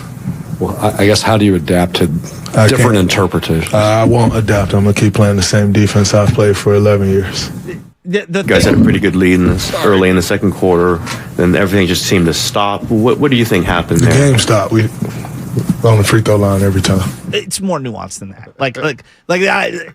Yes, I'm sound like I'm crying this morning because I do think that in that particular game, the officiating did screw the flow up and it did take guys off the floor. I agree. There were so many other things wrong. Like Clay was bad. Curry wasn't even close to as good as he should be and needs to be for them to win. Jordan Poole has been horrific. Jordan Poole's been awful. He's been horrific. All right, I need Jordan. I've been his biggest supporter. It's hard to support you know who him. I need? I'm bat signal out. Since Javier doesn't want to call us a Vacaville and we ain't heard from him, dude's on a milk carton. I need to hear from Raider Debater. Mike Snow, your government name, Mike Snow. Talk to me. Talk to me. Does Jordan Poole need to start? Is that your solution, Mike Snow? You want to start him in this game, in this series? Honestly, I know we keep pivoting back to the punch, and it's just that to me feels too reactionary whenever he has a bad game. And I'm kind of like nauseated and exhausted with that as a backdrop excuse. Why does he not have feel for the game and play so quick? What is it? I don't know. Is he just a streaky player? I don't know. I don't know. Is he just simply erratic? Did we crown him too soon? You got to Google it. I mean, I know he was really good in the playoffs last year. He hasn't even come close to that this year. I don't know. Why? I don't know. Is it the surrounding cast? Maybe he needs to change the scenery. I don't know. I can't answer that. Well, I can't. I don't know what's happening. I'm not this. at practice. I'm not in the coaches' meetings. I don't know. I just see what I see with my own two eyes is I see a player who's indecisive. I see a player on defense who, let's face it, man, teams hunt him all day long. He plays defense at half the time with his hands down. You can't do that. Or not picking up a guy in transition because he's arguing with someone else about who he should be guarding and who he shouldn't. He's just not doing it. He's not moving his feet. He's not moving his legs for as good as his footwork is offensively because he can't get to the cup. He can't do things with the basketball that nobody else on his team can do. But defensively, it's like his feet are stuck in cement. Like he's playing in quicksand defensively. And then he has his hands down. Then he's getting beat on backdoor cuts. He's not aware of anything. When he's playing his own, he gets lost. So, I don't know. But you know what? I'm not really worried about Jordan Poole this morning. I'm not. Why? Because it's about the dudes. Yeah, but the main dudes. Wouldn't you agree they need like 12 to 15? To win a championship, you need Jordan Poole. But you know what? I need a better Clay. I agree. I need a better Steph. I agree. I need a better Draymond Green. Why is Clay in these playoffs been so erratic? To me, it's the dribbling. When they've forced him to put the ball on the floor, he is a lesser version of himself. There's no doubt. He's a catch-and-shoot assassin. When you put the ball on the floor, he's not the best ball handler, so that's why you got to get Andrew Wiggins involved. I need Andrew Wiggins to be up in the 15 to 18 range when it comes to field goal attempts. Klay Thompson catch and shoot. He got some great looks. He was trying too hard. He was pressing a little bit, being back home. I expect Klay to bounce back. I expect Stephen Curry to bounce back. Now, what type of Draymond Green am I going to get? Am I going to get the Hall of Famer? Am I going to get the Hall of Famer for game number 2? He feels as erratic as anyone on this team right now. He's not an X factor. He is the factor. If Draymond Green plays well, the Warriors win. It's that simple to me. It's honestly, if he plays well and he's hooping and he's pushing the floor and he's getting into AD, he's got to get to AD physically and punk him. All right? Punk AD defensively, get to his chops, get to his midsection. And you know what? If he hits the ground like he always does, because that's what AD does. One thing, it's his eye. One thing, it's his ribs. One thing, it's his legs. I'm so sick of his Mr. Glass, man. But anyway, if he's on the court, one thing that cannot happen is you cannot help him up off the court if you're Draymond Green. I don't know why that bothered me so much, but these are the damn NBA playoffs. All right? Embiid ain't helping up Jason Tatum. Well, he stepped on what's-his-face's head. He stepped on Grant Williams. Yeah. All right? Yeah. If that was Sabonis, you ain't helping up Sabonis. So don't help up Anthony Davis. I don't give a damn if he is part of the clutch movement. This ain't about clutch sports. This is about the Warriors and the Lakers. Do not help up Anthony Davis off the damn floor. Let his ass sit there and cry on the floor and sit there grinding and pain all damn day. Let him do that. I do not want to see him help him up. I'm sick of it. I need the Saginaw Savage to be Saginassy tonight. I'm dead serious. The dynasty's on the line tonight, Shasky. I don't think people realize it's game number 4. It's a must-win. It's a must-win. It's a must-win. The dynasty is on the line. You cannot fall behind 3-1 to this team. You just can't. We've made a big thing regarding Anthony Davis. He's good one game. He's not good the next game. We did this exercise last week, Bonte. I'm just looking at the game logs right here from the playoffs right now for Draymond Green. Game 1 against Sacramento, a lot of assists, didn't shoot well. Game 2 was the game he got suspended in. Game 3, obviously he came off the bench, played well. No, game 3 he didn't play at all. Game 3 is suspended. Game 2, not suspended, kicked out of game 2. He was not good at all. Game 4, excellent. All right, excellent. Game 5, I thought he was really good. Game 6, terrible. And then Game 7, I thought he was decent. You look at this series, Game 1, Game 2, excellent. Game 3, Like, there is a direct correlation. When he's not good, they lose. Yep. Very few times can they overcome a poor Draymond performance. We can talk about Anthony Davis all day long, but if Draymond doesn't play well for the Warriors, they are not winning. Let's go back out to the lines, man. Lines are juiced up here. I'm with you, get ready for Game 4. This is huge, man. This is huge. You come back 2-2, Lakers ain't winning this series. It's still the winner of this game is winning this series. That's where I'm going with this one. That's where I'm going. The winner of this game is winning the series. This still feels like a coin flip series. Raider debater, being Oakland. real. Raider debater, Oakland. What's happening? What's up, family? What's happening, family? You know what I mean? Once again, Batman is here. You're calling to get some information, some juice, some content. Whatever you need, I'm got the answers for you, Bonte. You want JP to start? I want him to start. Start and finish. How many times do I have to keep saying this, man? 3-1 when he started in the playoffs. 2-4 when he hasn't.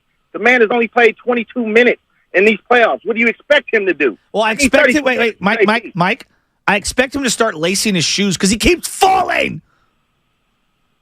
Oh, please, man. You know what you guys were talking about. Oh, turnovers is the key. Well, guess what? Jordan Poole has a 3 assists to 1 turnover assist ratio right now. So who do you want to hold the ball? Who do you want carrying the ball? You guys are talking about turnovers and stuff like that. Well, JP's the man to give it to you and be able to get it up the floor and do it in the right way. I don't care about 4 turnovers in the last game. Klay had 6 with 0 assists. If you look at the game, the game was lost in that second quarter at the 7:35 span. So I'm glad that you brought that up, Joe, because Klay's horrible performance can be linked to the reason why the Warriors lost this game. So let me ask you something, Raider debater. Jordan Poole is shooting 29% from 3, 35.5% from the floor. He's giving you 11.5 points. That's down 6 points from last postseason. That's down 9 points from his regular season average. He looks like he's out of sorts. What do you say about his defense, Raider debater? Oh, you know what I say about his defense? That he's playing better defense than Klay or Steph right now. See, it's always playoff. You know what? I gotta go. Bye. Sabrina, San Francisco. Hi, Sabrina. Hey, what's going on, y'all? What's up, Sabrina? I don't even want to talk about Jordan Poole, honestly, because Jordan Poole has had a lot of opportunities, and he's not showing up for it. Instead, agreed. you know, I called previously last series about Jonathan Kuminga. He needs to play. If we're going to go small ball, I don't want to see Jermichael Green in there because he's not consistent back-to-back games. So you need a guy that's going to go in there, that's going to get to the paint, that's going to challenge AD. We also know that he got a really great mid-range, and we have not been utilizing that. Yep. Why do we keep going all deep into the paint when he's retreating, and we could just pop for a mid-range? That's a great point, Jonathan Kuminga Sabrina. is one of our best 3 levels. Use them. That's what I'll just use them. Sabrina, that's an excellent point. The mid-range is wide open. They hit them in game 2. They're getting too deep into the paint at times. It's almost like they forgot Saturday night. I expect them to do that tonight. I expect the Warriors to win and adjust. That's what they do under Steve Kerr. They adjust. I thought they were rolling the first 17 minutes of the basketball game. They were rolling 40-29, ready to blow the Lakers out the gym. There was no juice in that arena. LeBron looked lost. They were rolling. And then we know what happened. You start turning the ball over. You got called for some ticky-tack fouls. You get into the bonus. And then you know the Lakers are shooting free throws. They're stopping the game, and they're setting their half-court defense. Because what did they say on the broadcast Saturday? The Lakers are the worst transition team in basketball. Get them in the open floor and run these dudes. And I expect the Warriors to run these guys tonight. So after everything that's gone on, we're ready to. I'm just asking out loud. Jermichael Green and Kuminga, you would be open to flip-flopping them? Do whatever you got to do to win. I would not be open to flip-flopping. You're going to stick with JMG. I would not start Jonathan Kuminga right now. All right? I cannot do it. I do want to see him off the bench because they need some athleticism. I don't want to see him start. I like Rui Hachimura feels so much more athletic than anyone you're bringing off the bench. Let's have the conversation. What's that? With Jonathan Kuminga. Has he played well next to Draymond Green all season long? No. He hasn't.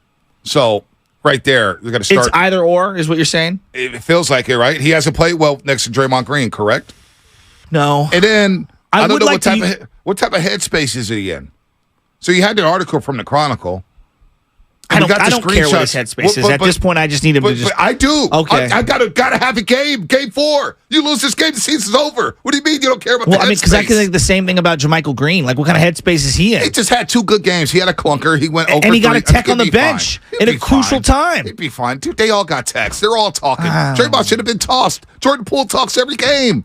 They all talk. This team is very. You want to talk about a team that needs a shrink? Analyze this. I mean, can we get was it Dr. Melfi from The Sopranos to come talk to this team? I mean, come on. J.K. just had an article with the Chronicle, and now he's liking tweets about everybody hating on him. I don't know what type of headspace he's in. Now, do I need to play him? Sure, but man, you want to count on Jonathan Kuminga right now? He's 20 years old. He hasn't played all postseason. Now, in the season, in the game to save your season, I don't think I'm doing that. Let's go ahead and throw Jonathan Kuminga into the fire. Let him play against Anthony Davis. That sounds silly as hell to me. No, I'm with you on that. But at this point, like out of nowhere, you started JMG, and he had a productive game. I think you see it one more time. If it doesn't work in this one, quick hook. Right, no doubt. The thing that's frustrating me is that Looney, who was so important last series, and this is why matchups are so. He feels like an afterthought. He looks a step slow. You know, he had a really bad turnover yesterday where he doesn't, or on Saturday, he doesn't turn the ball over at all. He couldn't finish around the rim.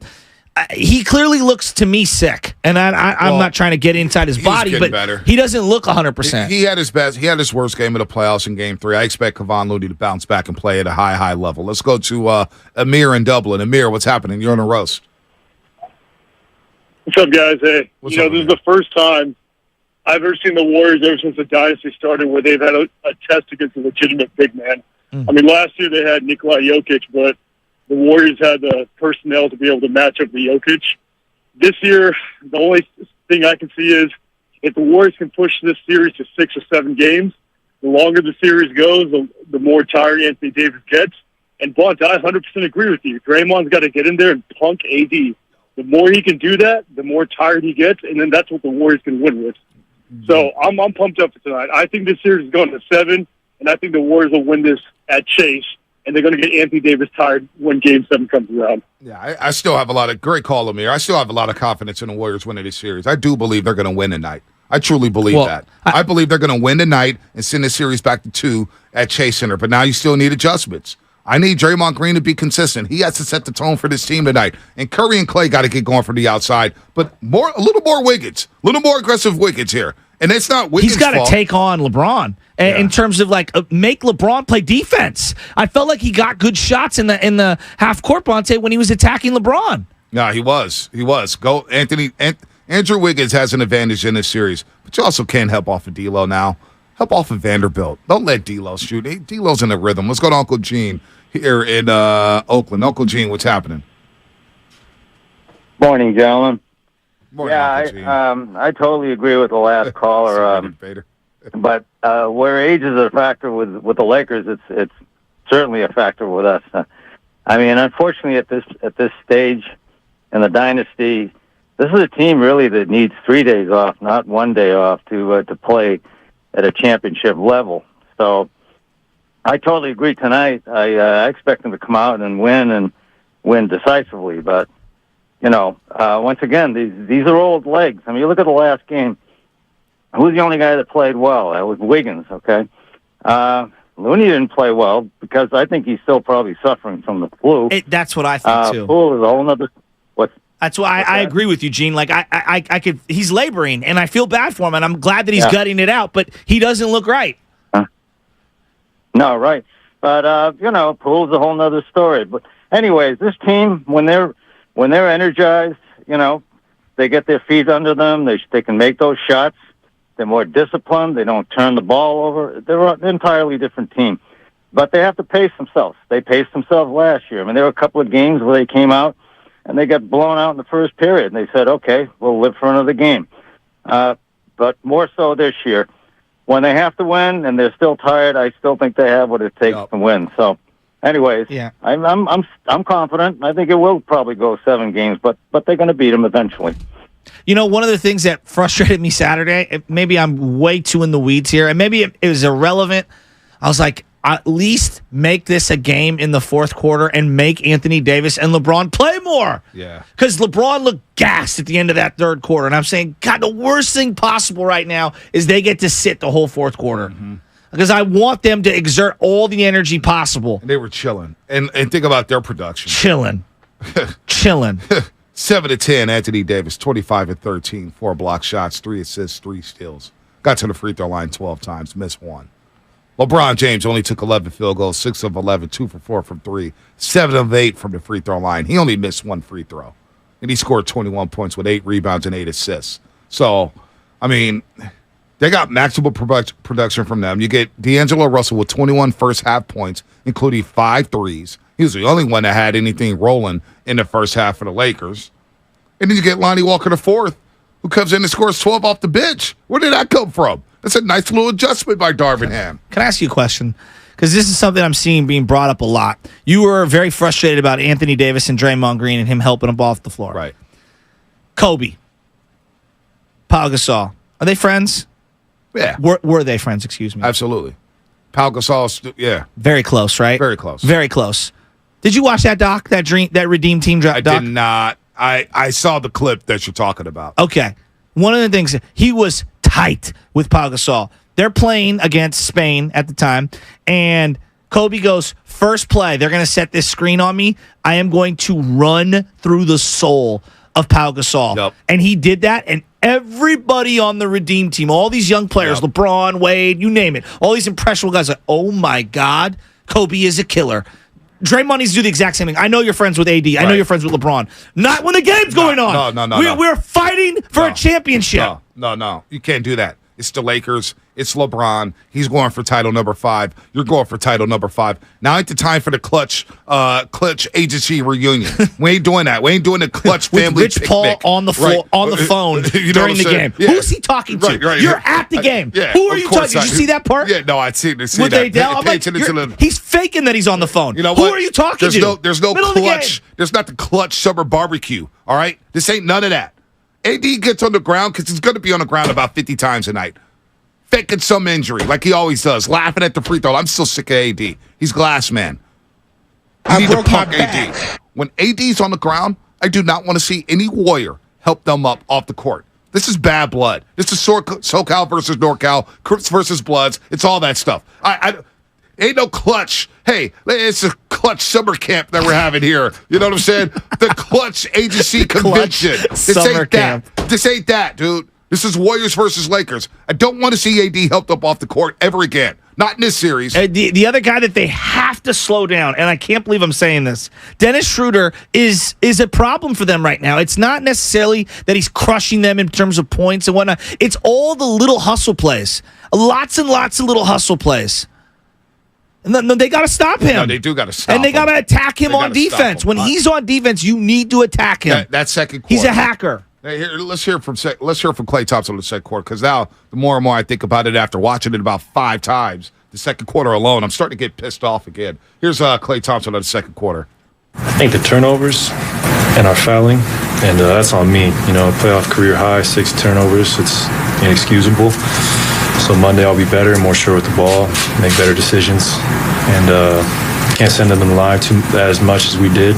37 times, way too many.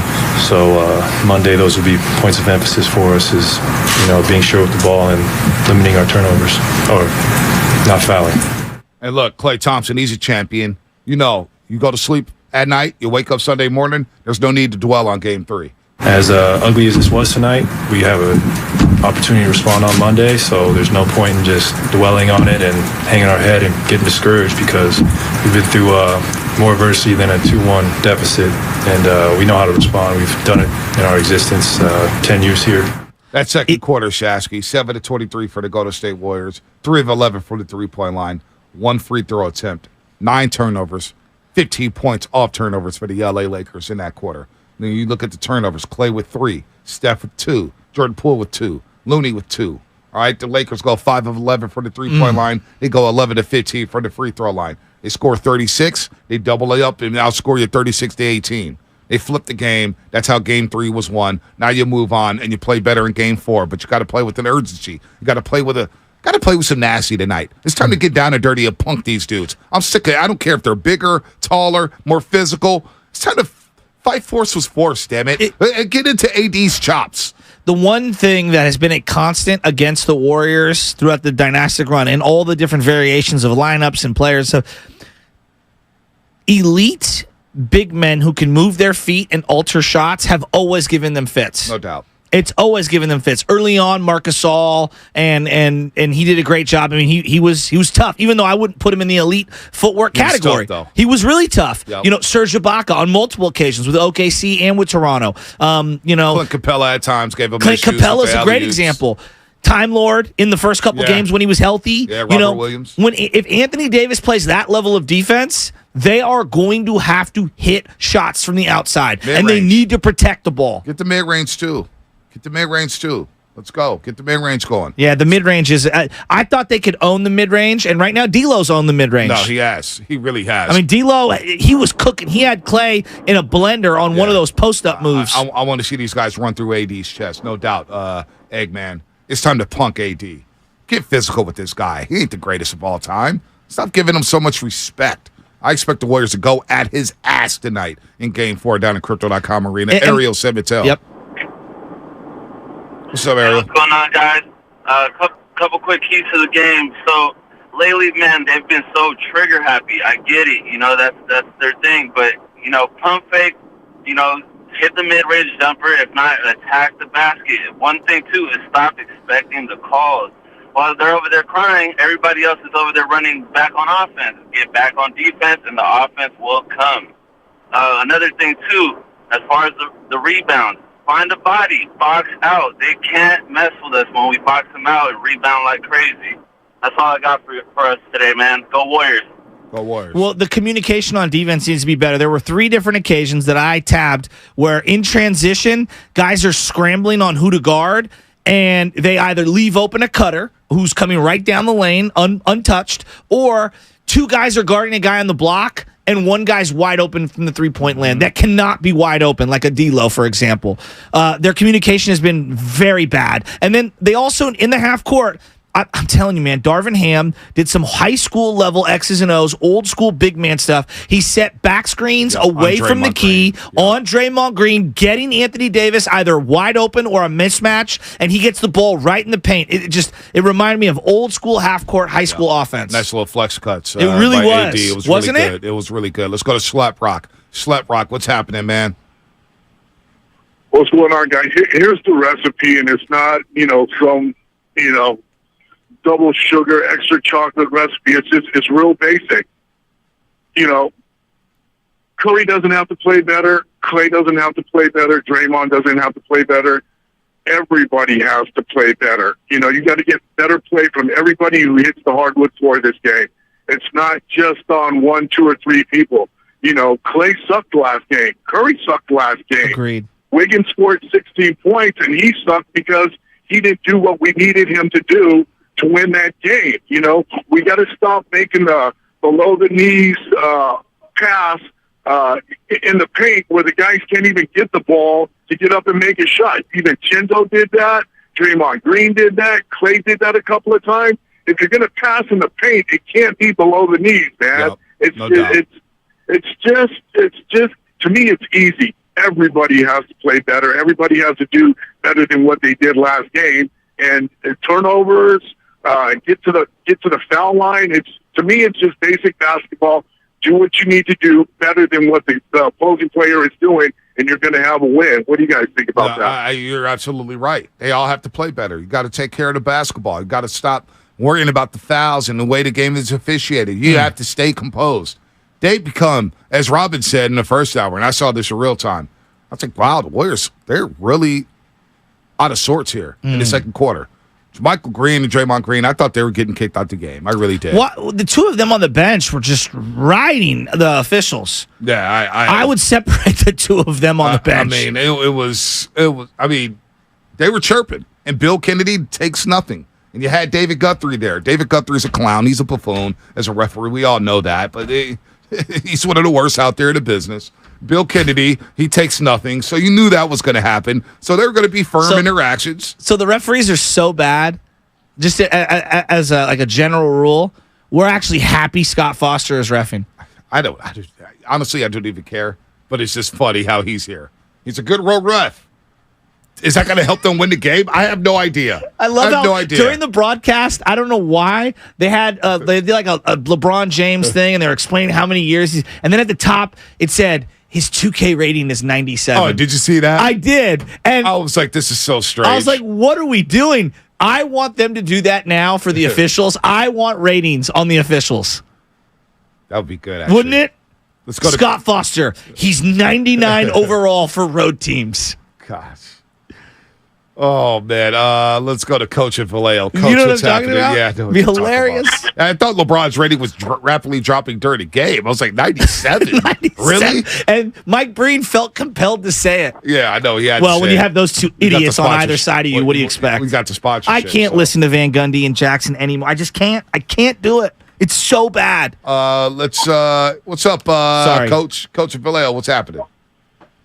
Hey, good morning, guys. And like most of us, we're frustrated on how the series is going. But, I think sometimes you have to play your best athletes, and especially against a tall team.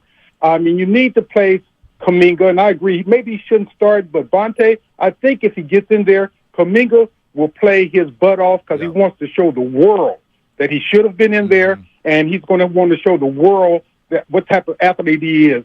And I think he can put pressure on AD. AD is going to have to try to guard him. He's going to go at AD's chest.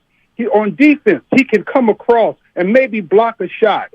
So I would love to see Kuminga and Wiggins in the game at the same time and see how the Lakers deal with those superb athletes, along with Moody. Moody's playing with a lot of force out there. He's playing with a lot of hustle and a lot of physicality Moody is playing with. And you got to be physical with the Lakers. And who has the muscle on the team? Kuminga. Coach, what about number 3, Jordan Poole? Thank you, Bonte, for saying that. In the playoffs, you don't get a lot of touch fouls, and this is not a good matchup for Poole because they're too long and too physical, and that running into the lane and throwing it up at the rim, these guys are too long, and they're waiting for him. And Schroeder is kind of pushing him around out there, so I don't think this is a good matchup for Poole. No, way to be professional there. He's got to bounce back, though. I mean, they need him. I get it's a bad matchup, but he's got to be able to offset that. Shooter is physically just pushing him wherever. Taking him out of the game. It just can't happen. He had 2 beautiful assists. I know. And then everything else felt horrific. Right. Did he even score? What, a layup? Score 5 points. Score 5 points. Wow. Quest for 5 brought to you by the Alameda PD, now offering a $75,000 hiring incentive. Our team is your future. Go to alamedapolice.org to apply today. And the Quest for 5 is also brought to you by the West Coast Men's Health, successfully treating men for ED and chronic pain. Visit westcoastmenshealth.com. With that said, let's go to the injury report.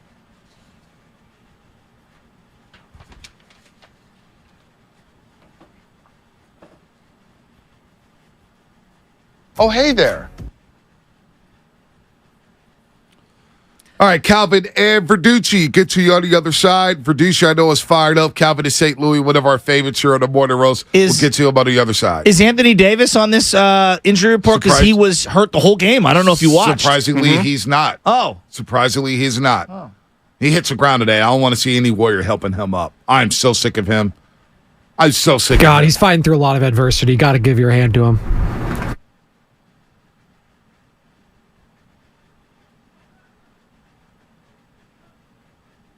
Boston Celtics forward Grant Williams was injured in Game 4 of the Eastern Conference semis when Joel Embiid accidentally stepped back on the back of his head. Dude. Well, by the way, Sabonis got tapped on his chest. Acted like Draymond Green stomped a hole through his chest, and he was out there crying, rolling around the ground like he was on fire. Grant Williams just got kicked, had stitches, and still got back up and played. Tells you a lot about Domantas Sabonis, or should we say Sabogus. Grant Mouth required 3 to 4 stitches in his upper lip, but was not deterred from staying in the game, helping the Celtics advance to his 2-1 series lead. But that series is tied at 2 games apiece. Game 5 of that set tomorrow night in Boston. The injury report brought to you by Boxer Girls of Northern California's premier workers' compensation law firm, helping injured workers get their lives back for over 40 years. By the way, you see Kings fans basically rooting for the Lakers. They're all slanted towards the Lakers. Kings fans. I don't, yeah. Well, that's fine. Whatever. I don't care. I didn't see it. Yeah. Can't tell you. What's coming up in the game? Sponsored by Fremont Bank, full service banking.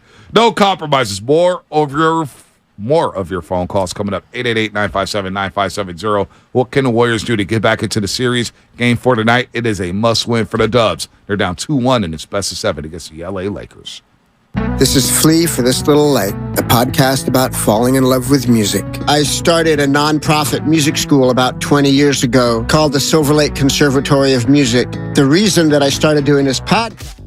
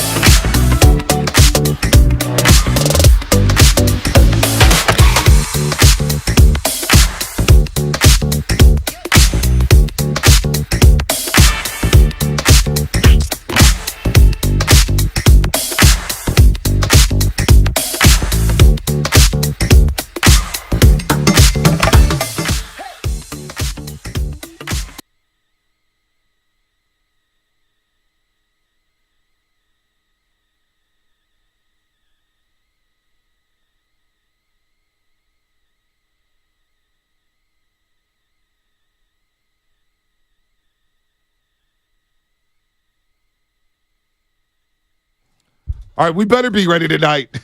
We better be ready. Hit me with an old baby. Baby. You better be ready tonight. Oh, baby.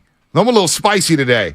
I'm ticked off. I hate losing to the Lakers. I hate Hollywood. I hate Crypto.com Arena. I can't stand Anthony Davis writhing in pain all game long. I can't stand LeBron James with the hair plugs. I hate everything about the LA Lakers. And that hit me right in the face game 3. The whole stupid Staples Center crowd, I love LA, the celebrities and everything, the lighting on the floor. I hate the LA Lakers. Which so I'm a little celebrity bothered did today. it to you? Huh? Which celebrity did it to you? Maybe Andy Garcia. Maybe Don Cheadle. Of all the people, you picked Andy Garcia? Maybe Dustin Hoffman. He's like a B- C+ actor. I mean, I don't know. Denzel Washington, I got too much love for him, but how did he become a Laker fan? He's from New York. You're not a Knicks fan? You're a Laker fan? What the hell's going on down there in Hollywood? I hate everything about that place. Justin Timberlake, Adam Sandler. Yeah, Woody Harrelson. Kevin Hart. Oh, my gosh. How about Kim Kardashian? Kevin Hart. He's got a big butt. Is from Philadelphia. He's a Philadelphia 76ers fan. Well, you can't just enjoy hoop? The Sixers were playing on Sunday. You should be at their playoff games, not Laker games. I wouldn't want to be with that crowd either in Philadelphia. And then, of course, the Kardashians. I mean, well, I think it was just one. Who knows? Pat Sajak was there. Pat Sajak was out. I like Pat Sajak. Yeah, who doesn't like Pat Sajak? He's been a Laker fan forever, though. Is Vanna White still doing the Wheel of Fortune, or do they got a new chick? Well, I know he had some pancreatic stuff. While we're on this topic, Vita Blue passing away is really, rest in peace, Vita really, Blue. really, really sad. Yeah. And I know that we wanted to bring that up at some point today. Yeah. You know, Dontrell Willis was one of those guys. Lincecum, obviously, like lightning bolts of what I would call guys that came onto the scene and these guys weren't even close to as great as Vita was. Vita is one of the all-time great. I mean, if you were saying like greatest lefties of all time, I know some people, Sandy Koufax, Vita. Like seriously, that's how they look at it. Early Vita Blue. And how is Vita not in the Baseball Hall of Fame? How's he not in the Hall of Fame? That's a great How is Vita Blue a 6-time All-Star, a 3-time World Series champ, an MVP, a Cy Young Award winner, an ERA leader, the last guy to get a hit, championships. the last guy to get a hit as a pitcher in the American League before Shohei. I mean, he's not in the Hall of Fame. So rest in peace, Vita Blue, 73 years old, passed away. I heard a few months ago he was going through some struggles. That's really sad. It's too young. It sucked because we brought him up a couple times. I forgot when, and I kind of knew in the back of my mind that he wasn't doing too well. And I got to work with Vita Blue at the other station alongside Bill Lasky. And those two dudes together was so much fun. Oh, no doubt. It was all jokes. I got a lot of love for Bill. All jokes, all love. You wouldn't even know they played Major League Baseball. You're just two dudes having fun. Of course, Vita and Bill Lasky used to work on Giants pre and post. And, you know, Vita had his issues. You know, he had his demons, but he got through them. And he was a great dude, a great guy. And I'm going to miss him. We're all going to miss him in the Giants community. Absolutely. That was some and tough news. You saw Dave Stewart's tweet. Yeah. You saw the Oakland A's tweet. We love Vita Blue, man. So rest in peace to him and his family. Hopefully he's doing well. And I hope Bill Lasky's doing well because I know that was one of his best friends. They became very, very tight. And I know Bill was really struggling just thinking about Vita Blue. So we say icon, you know, kind of flippantly these days, you know, GOAT, things like that. When I think of Vita Blue and just that pitching style and some of the incredible sequences that I've seen, because I didn't see him live, but I saw him on YouTube many, many times. Right. You want to talk about electric. Yeah. You want to talk about iconic when it comes to the delivery, the mechanics, the explosion out of that arm. Yeah. I mean, he was a superstar. No doubt. And I think if he would have played in this era, you know, of ball player, I mean, we're talking about someone that would have been one of the most marketable players on the planet. No doubt, no doubt. So we want to give our respect to Vita Blue, who died due to medical complications stemming from cancer. He was not doing well for quite some time. So rest in peace, Vita Blue. Rest in paradise, man. I know you're going to make that place a better place with that smile, his energy. Dude was funny, man. All-time funny. Ask Coles about him, man. He worked with them a lot, too, man.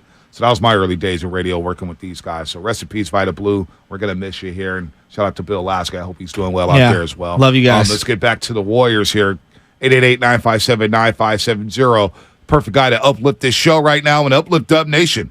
Verducci up in El Dorado, the El Dorado Hills. Verducci, talk to me, man. Hey, what's going on, fellas? Good morning. Happy Monday, Dub Nation. a big shout out to Vita Blue. I taught at Northern Light School in Oakland.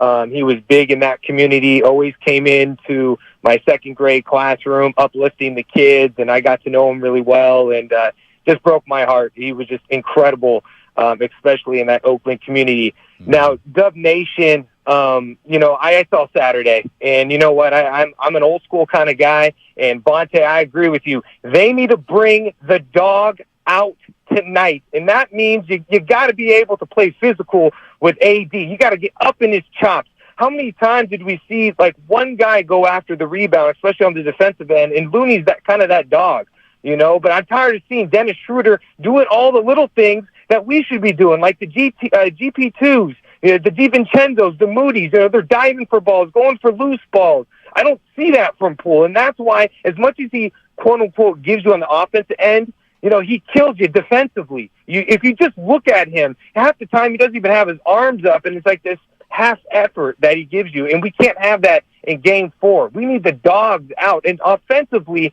make them move around defensively. I'm tired of seeing Klay Thompson playing one-on-one ISO ball. Get the motion going, get the motion offense going, hit the mid-range, cut to the hole. But more importantly, Bonte, I will be there Game 5 bringing the ruckus, as you know. So we're going to come back 2-2, and we're going to win 3 straight, baby, and end this in 6. Yeah. Duck Nation, let's go. Bring the energy, baby. Let them feel you in SoCal, baby.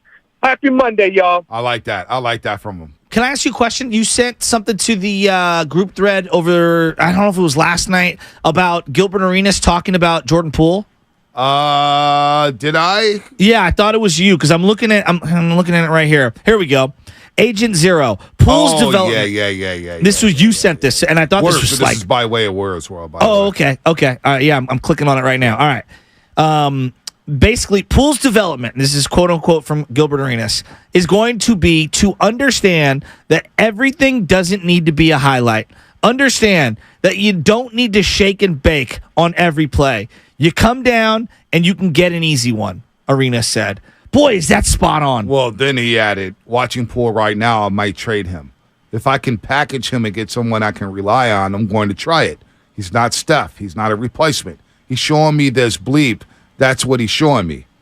And as, Poole tries to get fancy with his dribble during garbage time in the fourth quarter and nearly commits a backcourt violation after losing the basketball.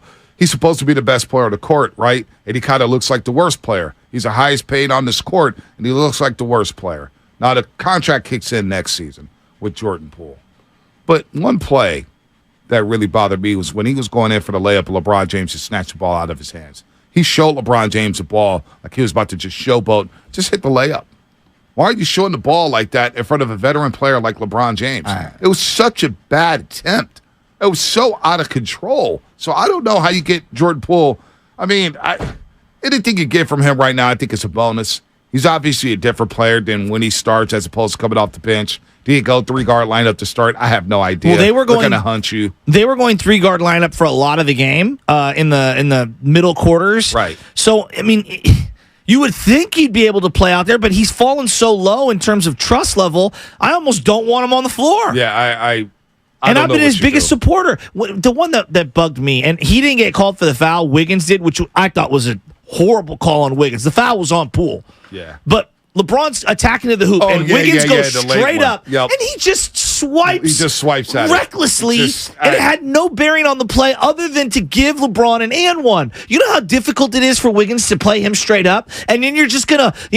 To me, what I call that is matador defense. I'm hacking without even trying to make a play on the ball, and it's driving me nuts. With Jordan Poole, I'm out of words.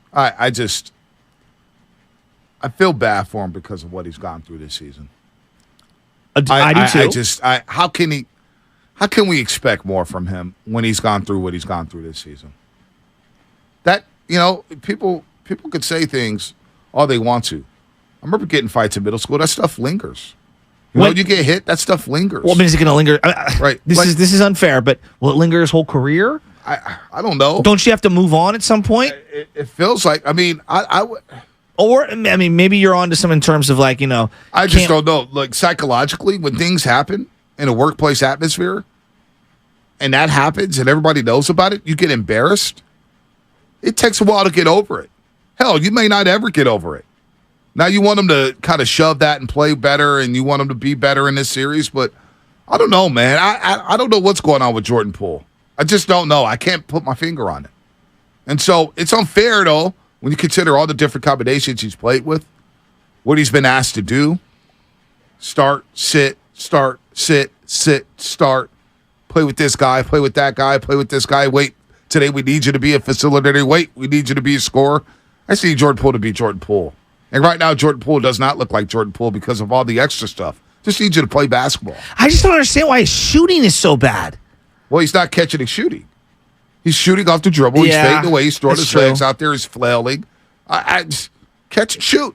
Be decisive. When he catches and shoots and he's in rhythm, he's a much better player. Yeah. So the season has been erratic, to say the best. It's been a tough season. That's why it's hard for me to get on JP. But if JP is not going to play well, then I look at the top three. Yeah, I look at the top three. But okay, I hear you. But like, this is a guy who was fighting for, a lot of people, myself included, were like, hey, he needs to close games. And I forget starting. That's out the window now. So like that, to me, like you could say, oh, it's about the big guys. He was supposed to also be a fountain of youth for these older guys as they got older in terms of making the game slightly easier for them. But obviously it hasn't been the case. And there's been a way this season where the older guys have kind of looked down at the youngsters. I mean, you look at Jonathan Kuminga's situation. You look at Wiseman. He's gone. Wiseman is gone. He is gone. He's long gone. You know what I'm saying? Like, it has not been a good year for the youngsters on this basketball team. And I don't think it's been totally their fault. I don't think it's been a fair situation. Now, you could say, well, sports, you're trying to win championships. You got to do what you got to do. I get all that. But it has not been a good year for the youngsters. And it's not entirely their fault. It isn't. No, but they have to take some culpability. It is a grown man's league, and it's a business, and I understand, and I've been as gentle as you can be with the youngsters. But at the same time, like, you got to meet them halfway. Like, I look at what Moses Moody's done. I mean, Moses Moody has every reason to be a non-playable factor in this series. Well, people are getting on and me he's been really good. People are getting on me saying right now, don't do this, Bonte. What do you mean, happened don't do in training what? camp. Well, the reason why I bring up Jordan Poole and everything that the cloud hovering over this team is because every time something goes wrong for the Golden State Warriors, there's a former player who comes out and says something like Greg Anthony. This morning, I wake up to a tweet from Greg Anthony. It's a quote tweet on NBA and ESPN, and it says, Jordan Poole has been struggling in the second playoff run. Remember last year, we're all having pool parties, 17 a game, 51% from the floor, 39 from three. He was really good in that playoff run, his first ever playoff run. Well, in the second playoff run, it hasn't been pretty. He's averaging just shy under 12 points, just shy of 12 points, 35.5% from the floor, and he's shooting 29% from the three-point line. And Greg Anthony quote tweets it by saying, curious, anyone think that he didn't take a leap this year because of something dramatic occurring before the season started? Everybody keeps pointing back to that. So it's not just us. And you wonder, has it had a factor on the season? Has it affected his season? I'd be a fool to say, no, it hasn't. I'm not going to say that because I know it would affect me. Well, no, that might be true. But now's not the time for they're too deep into the season to be worried about feelings and who's playing. Right now, it's like, are you playing good? And he's not. He's not playing well. He's just not. And so, you asked me. No, I know. You asked me why is he not playing well, and I'm trying to give you reasons on why he's not playing well. I think it's more upstairs than physical ability. I think you're right on that. That I agree with. I don't think there's any denying that. Like, he does have physical ability. He can't connect the two right now. Right now, Moses Moody has jumped him in terms of my trust level. Wow. No, I don't think that's an egregious. Moses Moody hit a walk-in three the other day where it was so silky and so smooth, and I'm like, oh, he's locked in. And I think Moses Moody gives me better defense. And in this series, I think he's actually the more mature player. Yeah. Now, it could flip 2 games from now, a game from now, a half from now. I could look at it differently. But like right now, you're talking about starting lineups. I think I start small, and I go Draymond, Wiggins, Klay Thompson, Moody, Steph Curry. That's what I would start with for the first couple of minutes and then kind of go from there. All right. That's me. I want to get Moody on the floor. For whatever reason, there's something there with Moody. And if you're going to try any of this random lineup, I think I'll go with Moody because defense is important. And I like JMG. He does stretch the floor. I think he has a role, but I need defense and I need a stopper. And I think that he's not a stopper yet, but he plays much better defense than Jordan Poole. And I think he can give me some of the 3-point elements. I'm sticking with Moody. So you're going Draymond on AD to start? Absolutely. All right. They've been going really small. It's basically, Right. 80's not small, but 80 and LeBron, and then they're trying to go primarily with the 3-guard lineups. 9570gameshop.com. Don't forget to visit us there. We got some cool gear. Buy that Morning Roast gear. 9570gameshop.com. 9570gameshop.com. Let's go to, I was just going to go to Liz in the East Bay, but she just hung up. So let's go to St. Louis. Calvin in St. Louis, what's happening? Man, what's going on, Bonte? What's up, Shasky, man? Man, you said something right. You said something along the lines that I'm about to say, dude. And, man, I'm not a drinker. But guess what, man? After that game, I had to hit the bottle, man. And so y'all do me a favor. Just go ahead and let me get this off this chest and reiterate on what you were saying, Bonte. I got to ask a question. Where's the coach? Because Steve Kerr's been a spectator. Everybody got Steve Kerr in the witness protection program. Man, this man was coached by Popovich and Phil Jackson. If they was the coach, this team would be winning. Bonte, if you and Shasky were the coach, this team would be winning. The Warriors sitting up here playing 2-on-8, counting the referees. You got Queen James out there crying. Fraggle Rock Davis out there plea bargaining. Man, this does affect the game. Look at Phoenix. Phoenix playing Denver. Man, they did Denver the same way, guys. They did Denver the same way. 2 games in a row. Denver had leads, and all of a sudden, they slowed the game down. When you slow the game down, you got LeBron James in with them old legs and stuff like that, giving them breaks, and Warriors playing at a fast break, it does affect. And last thing, if we got 5 guys out there, guys, we need 5 guys to be scored. Thank you, guys. Have a good day. I mean, being threats, I agree with him on that one. And you look up at that stat line for Draymond Green in the middle of the second quarter, 0 points, 0 assists, 3 fouls, a couple rebounds. Like he had no imprint offensively. And that's why he's got to be the guy. Yeah. He's got to set a tone tonight. And what does setting the tone look like? Maybe it's 11 points, maybe it's 12, but it's got to be more than 4 rebounds. All right. How many rebounds he grabbed Saturday night, Draymond Green? So he grabbed 2 rebounds. Oh, I thought he had 3. He grabbed 2 rebounds and 4 assists. It's got to be much better than 2 rebounds. I mean, oof. How many minutes total did he play? He ended up playing 21? 22 minutes and 45 seconds. Okay. All right. First half, Draymond Green played 14 minutes and 50 seconds. 0 points, 3 assists, 2 rebounds, 3 fouls. This is why I like Moody in there, and the reason I keep going back to him, he actually rebounds, like, very well, in fact. And I think he does a good job. He's athletic. I just think he provides. You might see Moody. What? You might see Moody out there today. To me, I think Moody, not X Factor, that's too strong. I just think he's a nice piece. I think he's a nice piece for them. Might be. We'll see what Steve Kerr does with this lineup. Brian and Paul Lotto, BPA, what's happening? You're on the roast. What's going on, guys? Hey, look, I'm thankful that we won a series, and Steph still has proven he's a top 10, certainly in today's league, maybe all-time player, and I think it justifies continuing to build around him. This is a bad matchup on a lot of levels. It's going to be really tough for them to win this series, I think. The other caller, Kurt's literally just saying nothing about the officiating. And it's like, man, he coaches like it's the 2017 Warriors. You can throw your 5 guys out there, and they're so much better than everybody else that you don't have to do anything. But, I think, look, who can you rely on to play well tonight? You can rely on Steph, Draymond to a certain degree. Who's next? Moody?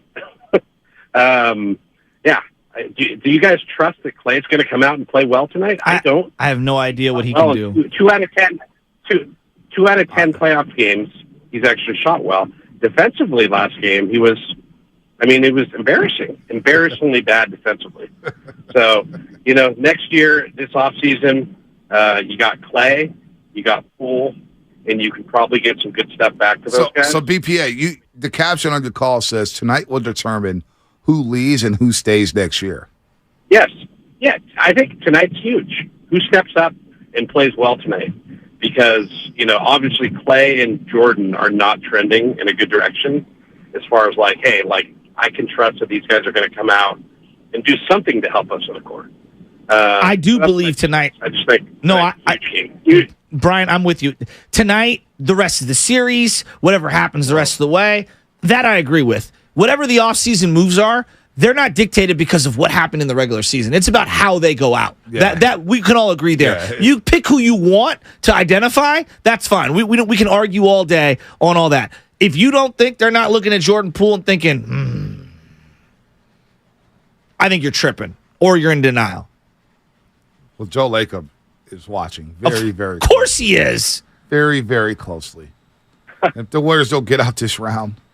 If you don't think he wants to beat the Lakers and LeBron James. Well, of course he wants to beat the Lakers, but they don't win with the way this season's gone and the lack of development of Jonathan Kuminga, who's gone to the Chronicle. He's not happy. Jordan Poole. I mean, James Wiseman's in Detroit. Booty's barely playing. There's no doubt.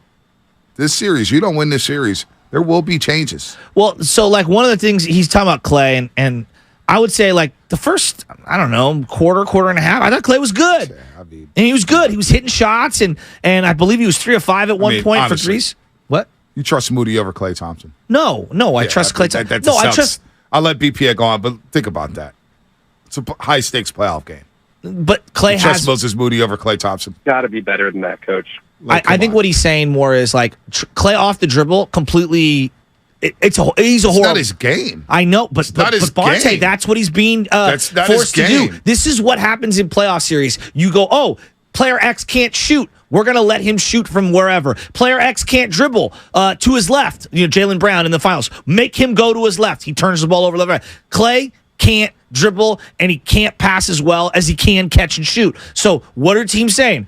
We don't want him to catch and shoot. We want him to dribble and play make for others.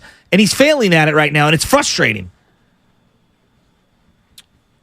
Kabir, Nevada, what's happening? You're on the roast. Kabir. What?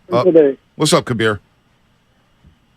I think, the Warriors kind of played bad last game, but tonight it's their night to shine, We have a championship DNA kind of team.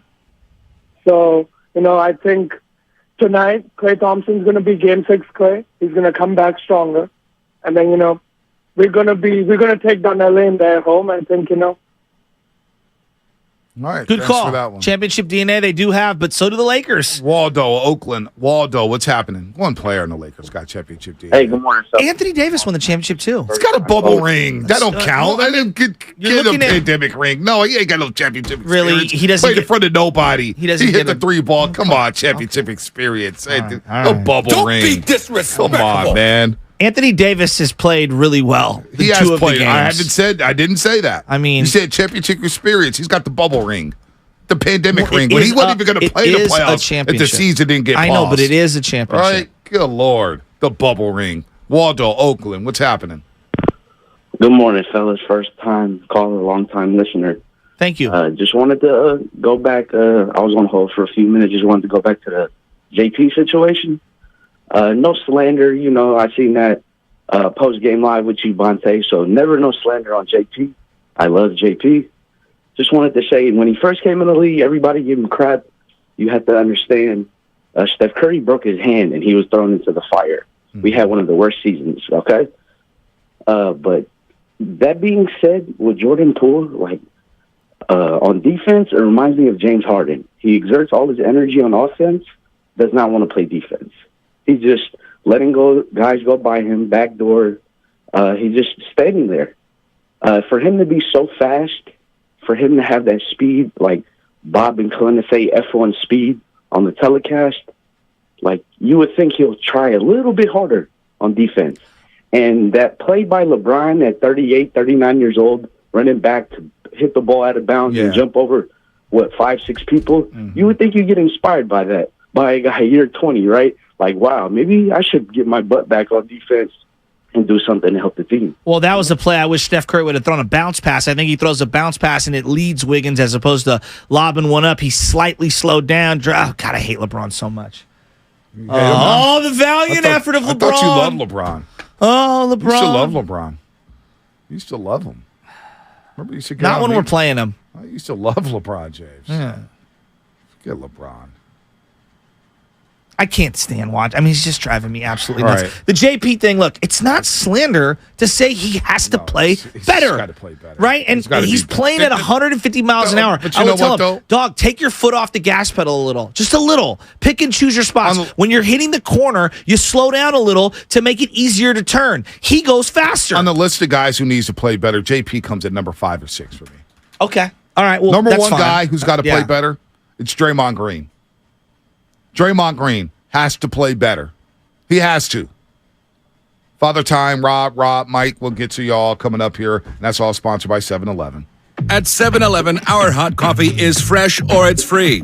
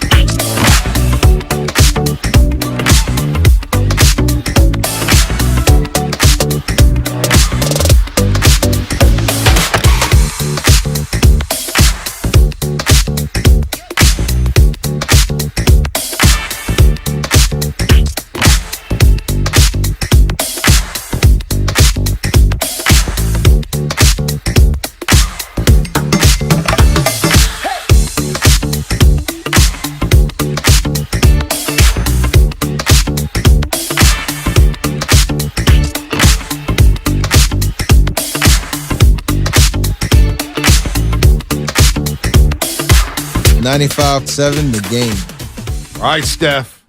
I trust Steph Curry to bounce back. Boy, he's going to need you. You're going to need one of those iconic Steph games, maybe. I haven't noticed Drake in any of the Warrior games. What is Drake doing these days? I don't know. He's usually front row, annoying everyone. Well, it's usually Raptors games, but they're not in the playoffs. Well, no, he has a penchant for riding whoever's coattails is going to the championship. He'll resurface around the Western Conference Finals or the finals. He'll be around. These some good series, by the way. Philadelphia, Boston tied at 2 games apiece. Been incredible games there. All right, overtime game. James Harden, he deserves credit. I'm going to give James Harden his credit. Embiid hit a couple of ridiculous shots in that one. But that was the James Harden game. No doubt. James Harden showed up, and he showed out. That was vintage James Harden. He deserves credit for that. Great looks. When they double Embiid and he kicks it back out to him, I mean, that's why you want an inside presence right there. No doubt. He deserves credit, though. James Harden yesterday, 42 points, 16 of 23, 6 of 9 from the three-point line. 9 assists, 8 rebounds. He played phenomenal basketball. Joel Embiid, you saw the MVP presentation of the son coming out. His parents from Cameroon. I'm a sucker for that. When the second round of the playoffs, when they award the MVP award trophy to the player who wins the MVP in front of the fans, they did it with Steph Curry back in 2015 before Game 2 against Memphis. They lost that game with Tony Allen. Of course, remember he was yelling, "First team, all defense, first team." I always love those moments with Jordan. First team. Shaq, I forgot about that. You got them there, sit in court, they get the award, they raise it up. That's always cool to me. I'm a sucker for that. Embiid, 34 points, 13 rebounds last night. Jaylen Brown, he's got to shoot more, man. Jaylen Brown right now. Like a broken face. Yeah, but I mean, 3 field goals in game 1 in the last 3 quarters. And, of course, yesterday he didn't take a shot in overtime. I need more from Jaylen Brown. Then you have Phoenix and Denver. And you got the owner flopping with Nikola Jokic. Phoenix is trying to get Jokic suspended. Jokic last night, 53 points, 11 assists. Well, it felt like last night, if you're a non-Suns Nuggets fan, that felt like, not that it was the series, but it was a must-win game for Phoenix. No doubt. Right? And I feel the same way about the Warriors tonight. Well, there's no doubt there's a must-win for the Warriors. You know what I mean? You cannot fall down 3-1. No, Of course, can you? I'm sorry. I view it through the athlete's prism. I'm not trying to be down 3-1. You're looking at miracle time.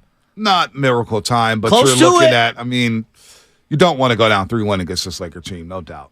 That's a lot of pressure. Just because it has happened before doesn't mean it's optimal. Not with this team. Exactly. Because if you go down 3-1 with this team, after everything that happened, it could end ugly. It can ugly. But Booker yesterday, 36 points. You know, Devin Booker is 34 for his last 43 from the floor. Wow. I think he is 8 of his last 12 from 3, if I'm not mistaken. Could be 7 of his last 12. But he had 12 assists last night, 36 points, 6 rebounds. Kevin Durant was special, 36, 11, couple blocks. He played unbelievable basketball. You get Shamet with the 19 points off the bench. I wanted Landry Shamet for the last 3 deadlines. It's been on every contender. I know. So you got Miami, New York tonight. These semifinal series are incredible. I'm glad you brought up Shamet because our buddy Nash, he's a huge Suns fan, and anytime Shamet's in the game, I'll always text him, and he'll be like, "Dude, the guy's been horrible this year. He has been horrible. Horrible. Yes, like horrible." And he has a monster game when they needed it the most. I look at the Warriors, and there's been times where you look at, like, for example, the other night with JMG. I don't think he's been as bad as Shamet, but he hasn't been great this year. Well, he hasn't gotten a lot of playing time. I know. And then he hits a couple of threes early in game 2, and you're like, are you kidding me? Right. The Warriors need something like that tonight. They need guys to contribute who maybe haven't been contributors all year. I want to ask a question to the audience and ask a question to you in terms of trust factor. Everybody trusts Steph Curry. I think we all trust Andrew Wiggins. Well, I go by the Stone Cold Steve Austin DTA. DTA was Don't trust anybody. That's a joke. Okay, all right. You can trust 2 if 1 is dead, or whatever. However the T-shirt was back in the day. So who do we trust tonight? Okay, so Steph Curry, number 1, right? Steph Curry's number 1. Wiggins is number 2. In terms of, I know pretty much the effort I'm going to be getting from him. I would love to see a more aggressive Wiggins. Field goal attempts, I want to see him around 15 to 18 instead of 11. I do. I really do. I think he has an advantage in this series. Well, it felt like LeBron was grasping for air at times in this last game, and they didn't attack him enough. You know what I mean? Like, I want to see them keep attacking him. All right, so Curry, Wiggins, and then I would say, even though he was really bad in the last game in terms of the turnovers and the dribble, I think Klay Thompson, because I think we undersell his importance offensively, because when he scores, it's like, oh, good, you scored, but that's all you did. It's like, well, no, this team lacks a lot of floor. Yeah, this team lacks firepower. Like, look at their bench scoring. Not a lot coming off that bench. Yeah. So you need Klay Thompson. I trust him. And then, like, I know I've trusted Looney, but I don't know if this matchup is trustworthy for him. Do you trust Draymond Green? He's such a wild card. Not on that list. Bonte, he's such a wild card. If Draymond Green is number 5 on that list, then we might be in some trouble here. Is it fair for me to say I don't even know what version of Draymond I'm getting emotionally? Wow.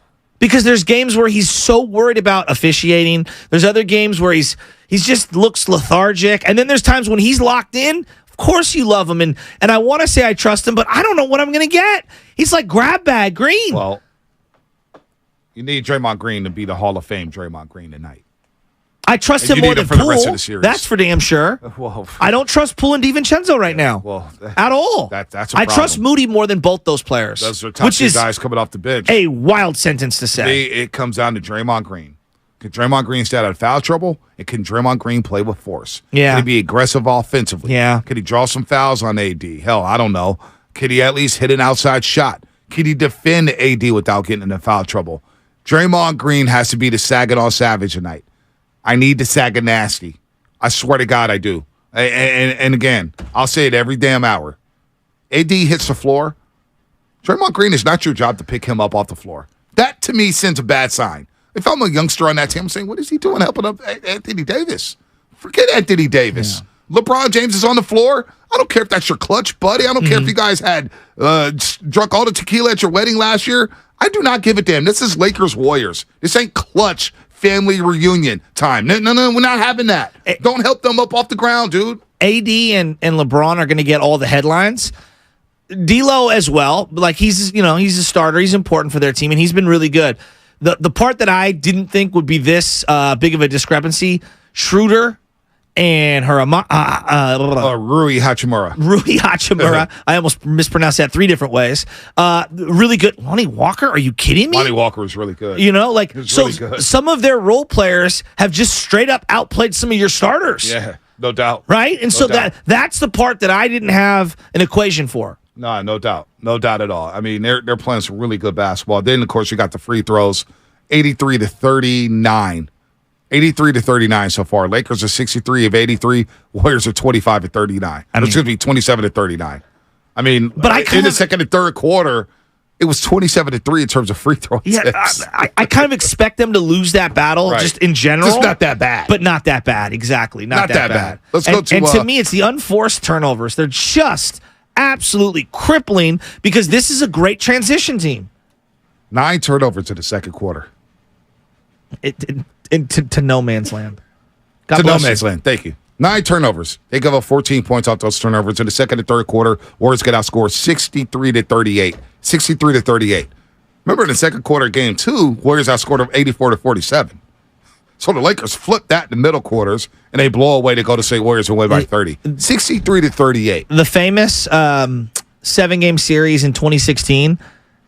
Everyone always brings up, it was such a great series. There were a lot of blowouts in that series. Every game was a blowout until game 7. Exactly. And it feels like... game 1 was overtime win.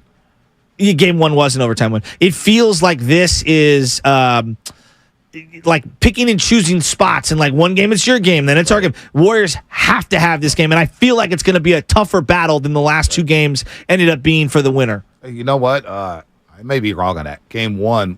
Was that 2015? That was 2015. That was overtime the where Kyrie hurt himself. He jogged off the court. Yeah. But every game was like a double-digit blowout. Yes. Even though they felt closer, but teams will pull away there. Let's just go down the line here. Rob is San Bruno. Rob, what's happening? You're on the roast.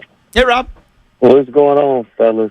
Last week I called and I told y'all the first team who can establish their style of play is going to win the game, and that's what Anthony Davis did. I think fans and the coaches for the Warriors need to realize Anthony Davis is their best player. That's what the Warriors need to stop. Exactly. I'm going to need Draymond. He's too emotionally attached to clutch sports. You helping this dude up, Anthony Davis.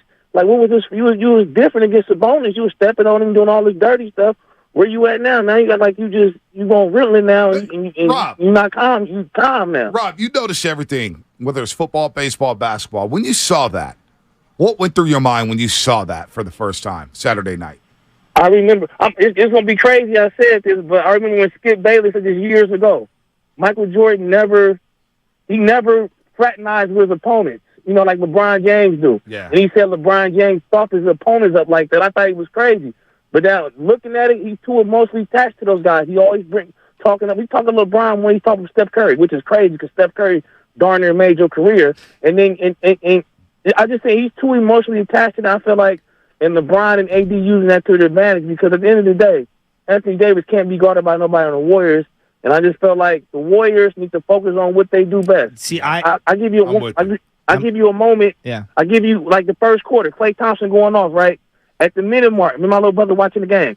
He take Klay Thompson out and the run starts. Then he put Klay Thompson back in with 30 seconds to go, and the game was over from there. So I feel like if Klay Thompson or Steph Curry is going in the first quarter, you let them dudes play out the whole ride it out. I'm with you. I'm with you. Ride the hot hand. Pat Riley has a rule, by the way. Pat Riley used to have a rule. If you happen to opponent up, you're getting fined. That would never happen with a Pat Riley team, whether it's the Knicks or the Miami Heat. He implored his players, you bet not help the opponent up. I don't want no fraternizing before the game. I don't want that after the game. We're on the court, and we're out here playing against each other. That is the enemy. Yeah. That ain't your friend. They're trying to win just like you are. Not cut their heads off. Ain't no helping anybody up. He would fine players for helping up the opposition. So you know what? The opposition or his players, they stop helping up dudes. Yeah. Straight up. Well, he made another good point, which we discussed late last week, and we were kicking it around the room, and I was like, look, AD, if they want to win, AD has to be their best player. That's the only way. We are giving too much respect defensively to LeBron James. No doubt. I feel like the team as a whole is so worried about him driving to the lane. Wiggins got him.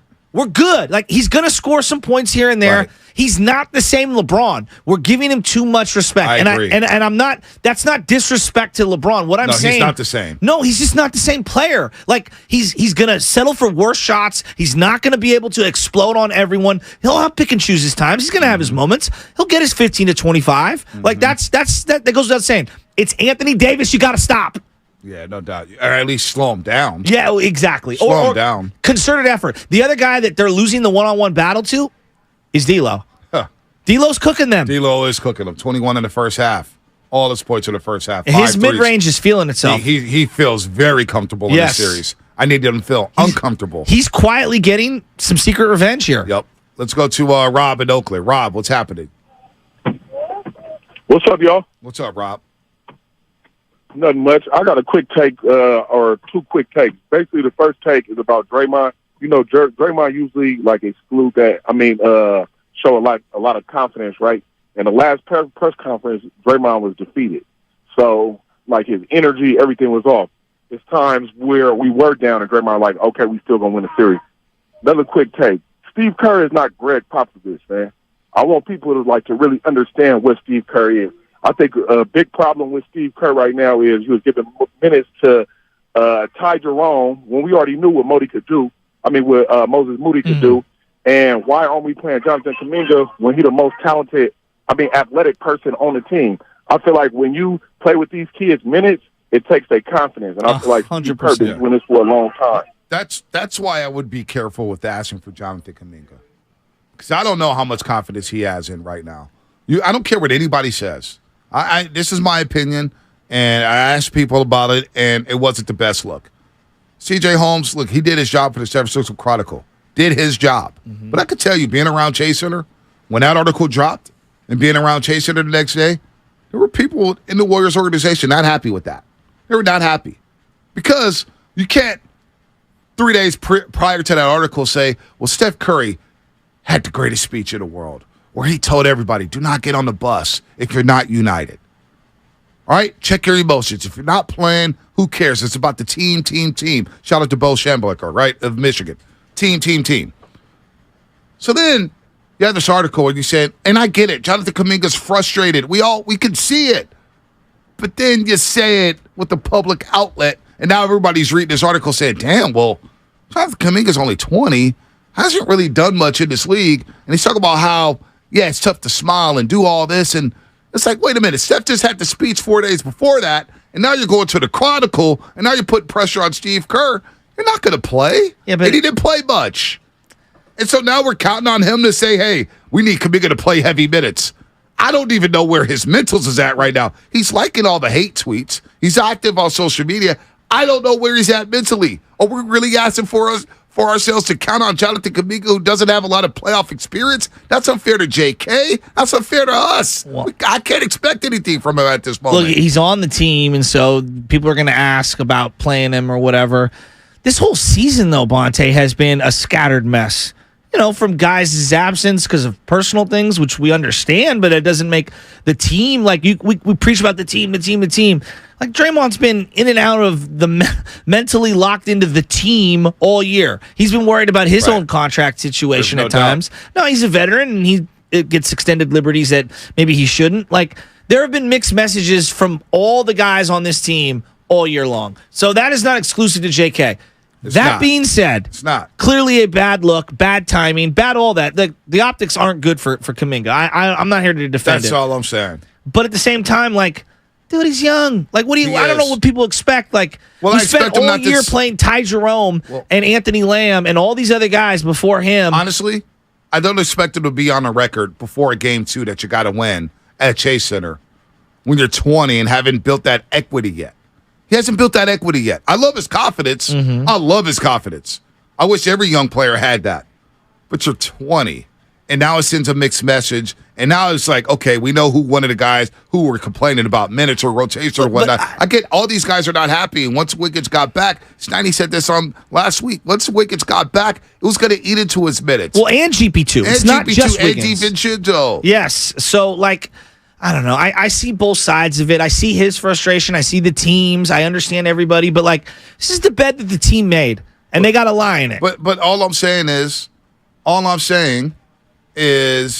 well, I guess JK retweeted the article and commented, LOL, anyway, game 2, let's go. See, maybe it was misinterpreted. I've been trying to give him, I know, I've been trying to give him benefit of the doubt. I mean, this is a guy speaking in a second language. I'm trying to be, he's 20. I'm trying to give him some understanding. But you guys are asking me whether to trust Jonathan Kuminga tonight. I can't trust anyone. I can't trust Kuminga tonight after everything that's happened this last week. I don't know where he's mentally at. This is LA. This is the Lakers. This is LeBron and AD, and I'm asking a 20-year-old to help us save the season. I don't even trust. I got to count on the dudes who's been here before. No, I hear you, but I don't even trust DiVincenzo, and he's much more mature than Kuminga, and he plays playing horrible. Yeah. Horrible. If you'd have asked me, last year, like, oh, do you trust Jordan Poole? Absolutely. He'll be even better in his second round, time around in the playoffs. I feel like I trust him infinitely less than I ever thought I would. Yeah. I mean, I can say that for a lot of people. Let's get to Mike in San Jose. Mike, what's happening? You're on the roast. Good morning, guys. Morning. Hi. I just feel like we need how long is this training wheel going to be on Andrew Wiggins? I feel like we need to push Andrew Wiggins to be not Andrew Wiggins, but Maple Jordan. I think this guy needs to put his head down, drive to the basket, get some fouls, stop the bleeding when we're not essentially doing well offensively, when the main guys aren't making their shots, the turnovers, just like the last game, right? When we're constantly getting turnovers and fouls, just give the ball to Andrew Wiggins and see if we can do something against LeBron James. That's just my take. I feel like we just seeing other teams with guys that put their heads down, can shoot within the perimeter and get, consistent 2-point shots, 2-pointers. Like, I'm not saying he's Butler, but it would be nice for him to be, a better version of himself currently. I like the Wiggins call. I think Wiggins has an advantage in this series. I really do. Whether it's LeBron, whether it's Austin Reeves, even if it's Vanderbilt, I think Wiggins could attack the hoop. I think he can finish. You saw the great dunk over Anthony Davis. Wiggins is a fact. I think he may have to be your second best player in this series to beat the Lakers. And look, he was your second best player last year in the postseason. I thought he was excellent. I would like to see him be more aggressive and maybe Kerr draw up some more things for him as opposed to Klay early on. Klay's the type of player, Shasky, that he can let the game come to himself and get his shots. But early on, I would establish Andrew Wiggins instead of physical tone offensively with two-way Wiggs. Well, I think having him post up doesn't feel in this matchup doesn't feel as effective as the last one. So for me, he's got to not just be a catch and shoot three guy. He's got to be a guy that can take a couple dribbles and take that mid-range shot. And they also have to run some specific plays for him coming off of action, right? Getting LeBron James trailing him off of a screen. I think too many times he's either a screener for someone else and he's not diving down to the court. I want to see him in action more. Yeah, no doubt. Let's go to, I think Wiggins can have a big game in this series. By the way, the Quest for 5 brought to you by West Coast Men's Health. Successfully treating men for ED and chronic pain. Visit westcoastmenshealth.com. And shout out to YouTube, Twitch, and the Xfinity mobile text line. Of course, we love you guys. 95.7 The Game, thousands of other stations, and millions of podcasts are free on the Odyssey app. Sports talk, music, news, and podcasts all available completely free. And you catch every single Warriors game live on the app, along with all the music and news the Bay Area needs. So let's go to Father Time in Napa. Father Time, what's happening? What's up, Roasties? Happy Monday morning. Remember, 72 hours ago, we were all feeling pretty good, right? I still feel good. Change. Hey, Father Time, I still feel good about the series. I just didn't like what I saw Saturday night. And forget the refs. I'm glad the last hour we haven't brought up the refs at all. Guys just need to play better. They need to take care of the ball. But it starts with the main three. It starts with Steph, Dre, and Klay. Absolutely agree. Let me hit you with a couple of Warriors points, and I want to tell you a brief story about somebody who became friendly to me, Vita Blue. So, I love winning, it's better than losing, to quote Nikola Luce, right? So we ride this roller coaster up and down. Draymond Green's going to be a Laker. That's what's going on there. If you don't think that, then you're not paying attention to the world. Poole, he is talented, but I think that he believes that dribbling is a counting stat, Like, you ever play with those guys? It's just like pass the ball and move. But he's young, and that's kind of the point. People can change. I think the Dubs are going to be okay. As I mentioned, as Anthony Davis goes, so go the Lakers. He had that terrible game, and then he kind of returned to the mean, and they won. And it just felt like the Warriors sort of cashed out mentally when that run happened, and that'll happen. Yeah. Vita Blue, when I was a kid, I'm old. I'm older than you guys. 1978, it's Dodgers, and he had a great season in 78. He went 18-10, 2.36 ERA. You didn't get to watch the Giants on TV. I probably saw him as an A, but in 78, my grandfather, my dad taking me to the Giants game. He's my favorite, mostly because his name is dope. The Louisiana lefty, Vita Blue. Are you kidding me? Read about him in the Sporting Green. I also love Catfish Hunter. So I'm down there begging for an autograph pregame. I think it's the day before he pitched. And he told me to go flip myself, which is not the first time a pro athlete has told me that. See number 16. Flash forward 32 years later, we bring Vita Blue, Tito Fuentes Jr., Orlando Cepeda, Ray Ratto, John Miller, and we do something called Talking Baseball. It's a preseason. Let's all get together in round table and give these guys wine. And Vita couldn't have been cooler. He was so nice. He was so gracious. He was so humble. And so I just want to say that people can change. And it was beautiful, and it's a sad thing. But he had a beautiful. Very talented person on his elbow too. So I know that was a little while ago, but I just wanted to remind everybody that, your heroes can go up and down. So chin up, everybody. Chin up. All right, rest in peace, Vita Blue. Rest in peace. 408 Comcast Business Text Line. You guys are way too gloomy right now. Come on, guys, pick it up. Game 4, baby. Look, I'm fired up for Game 4, and I believe the Warriors will win. But there's a sense of urgency too. They say just, hey, rah, let's go. Have faith in go to say, no. You're down 2-1. You're playing the Lakers. It's Game 4 down in Hollywood. You lose this game, the dynasty will crumble. All right? That's how important this game is. So I don't got time to wave the pom-pom, say, hey, go Warriors, go. It's how do they get this Game 4? How do they win this game? I can't remember the last time you said, I think the Warriors are going to lose this game. No, I haven't. Not with this core. Yeah, I know. Not with Steph. I know. They're 19-0 with Steve Kerr against Western Conference opponents. It's like Pats or pass. I'm not betting against Brady and Belichick. I'm not betting against Steph Curry. I'm not betting against Steph, Dre, and Klay, and Steve Kerr. I'm not doing it. I have to see it to believe it. So what I would like to do this little exercise with the callers, 888-957-9570. What's one thing that has to happen tonight for the Warriors to win? It's very simple. You get to pick one element, and then it can't be like a combination of things. One simple thing. For me, 12 or less turnovers. And I know that doesn't seem like, because there's other games where they've had more turnovers and they still won big. I'm talking about when the game matters, 12 or less unforced turnovers. Those are the key ones for me. They turned it over 8 times in game 1 and lost. Yeah, but I hear you, though. I'm not laughing. But there were other shots. Right, there were other shots that I deemed to be a turnover shot that, like, guys fading, in particular, Poole and Clay taking bad shots. You get that every game. I know. You get that every game. So it's not the traditional. I actually wish we had shot turnovers. And Steph turned it over 5 times in game 1, so he had to be better. I think Steph's been great in game 2. Game 1 and game 3 have been You need a game 4 Boston game from Steph tonight. That's what it may come down to. It felt like he was starting to turn that way in the third quarter, but the lead was just too big. Yeah, the lean ballooned. The lead was just that was that. Let's go to Rock in Vallejo. Rock, what's happening? You're on the roast. What's up, buddy?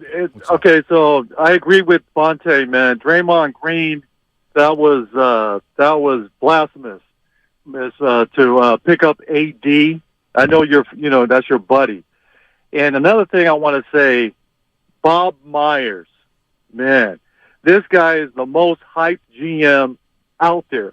Who did he actually draft? He got Poole, Kuminga. All these guys ain't doing nothing. Draymond, Kevon Looney, Draymond. Put some product in your hair, Bob Myers. Klay Thompson. Put some product in your hair. You look like you just woke up every time I see you. All right. Do you have anything that's like actually like, accurate today? All right. Maybe you guys don't like my take, but that's a fact. Bob Myers is overrated, guys. Who has he drafted? Wait 1 second. Bonte, who has he drafted? Klay Thompson, Draymond Green, Festus Ezeli, Kevon Looney, Jordan Poole, Jonathan Kuminga. Okay. Is that enough for you? Bye-bye. That's just... Game 3. I don't know what berries Bob Myers had on game. Bob Myers didn't turn the ball over 9 times in the second quarter. No. Bob Myers didn't go out there and score 2 points. Bob Myers didn't give up 21 points off turnovers in the second and third quarter. Bob Myers isn't drafting a kicker in the third round. Well, I actually like that pick. You guys were tripping about that. I like Moody from Michigan. I do. I think it's a good pick. You guys are going to be kissing his ass. Bob Myers didn't take Kinlaw in the first round. Well, that didn't work out. Solomon Thomas. That didn't work out. Mike McGlinchey. That didn't work out. Bob Myers was the one who failed the medical for Carlos Correa, who's batting like 206. Bob Myers isn't the one who said Rodon take a hike. Are the Twins in first place? Yeah, but Correa has not been good. That's why I didn't like the signing. With the Giants, it was actually a blessing in disguise. It happened. When was the last time you were wrong? No, I'm wrong all the time. But with the Correa move, you guys were all hopped up, and I was like, yeah, okay. It was the symbolism, which is, if you remember the rants, it's the symbolism, which still stands. Yeah, we give them credit for trying to sign guys. How about my boy Tyro Estrada, 346? The Niners will sign guys. We rip them 10th to in the shreds. National League. The Giants, well, at least they tried. Jeez.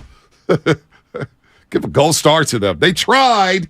They tried to sweep the Brewers. They tried. They didn't do it. They signed Ross Stripling. They tried to get a pitcher. Oh, Ross Stripling. Don't even. Please don't.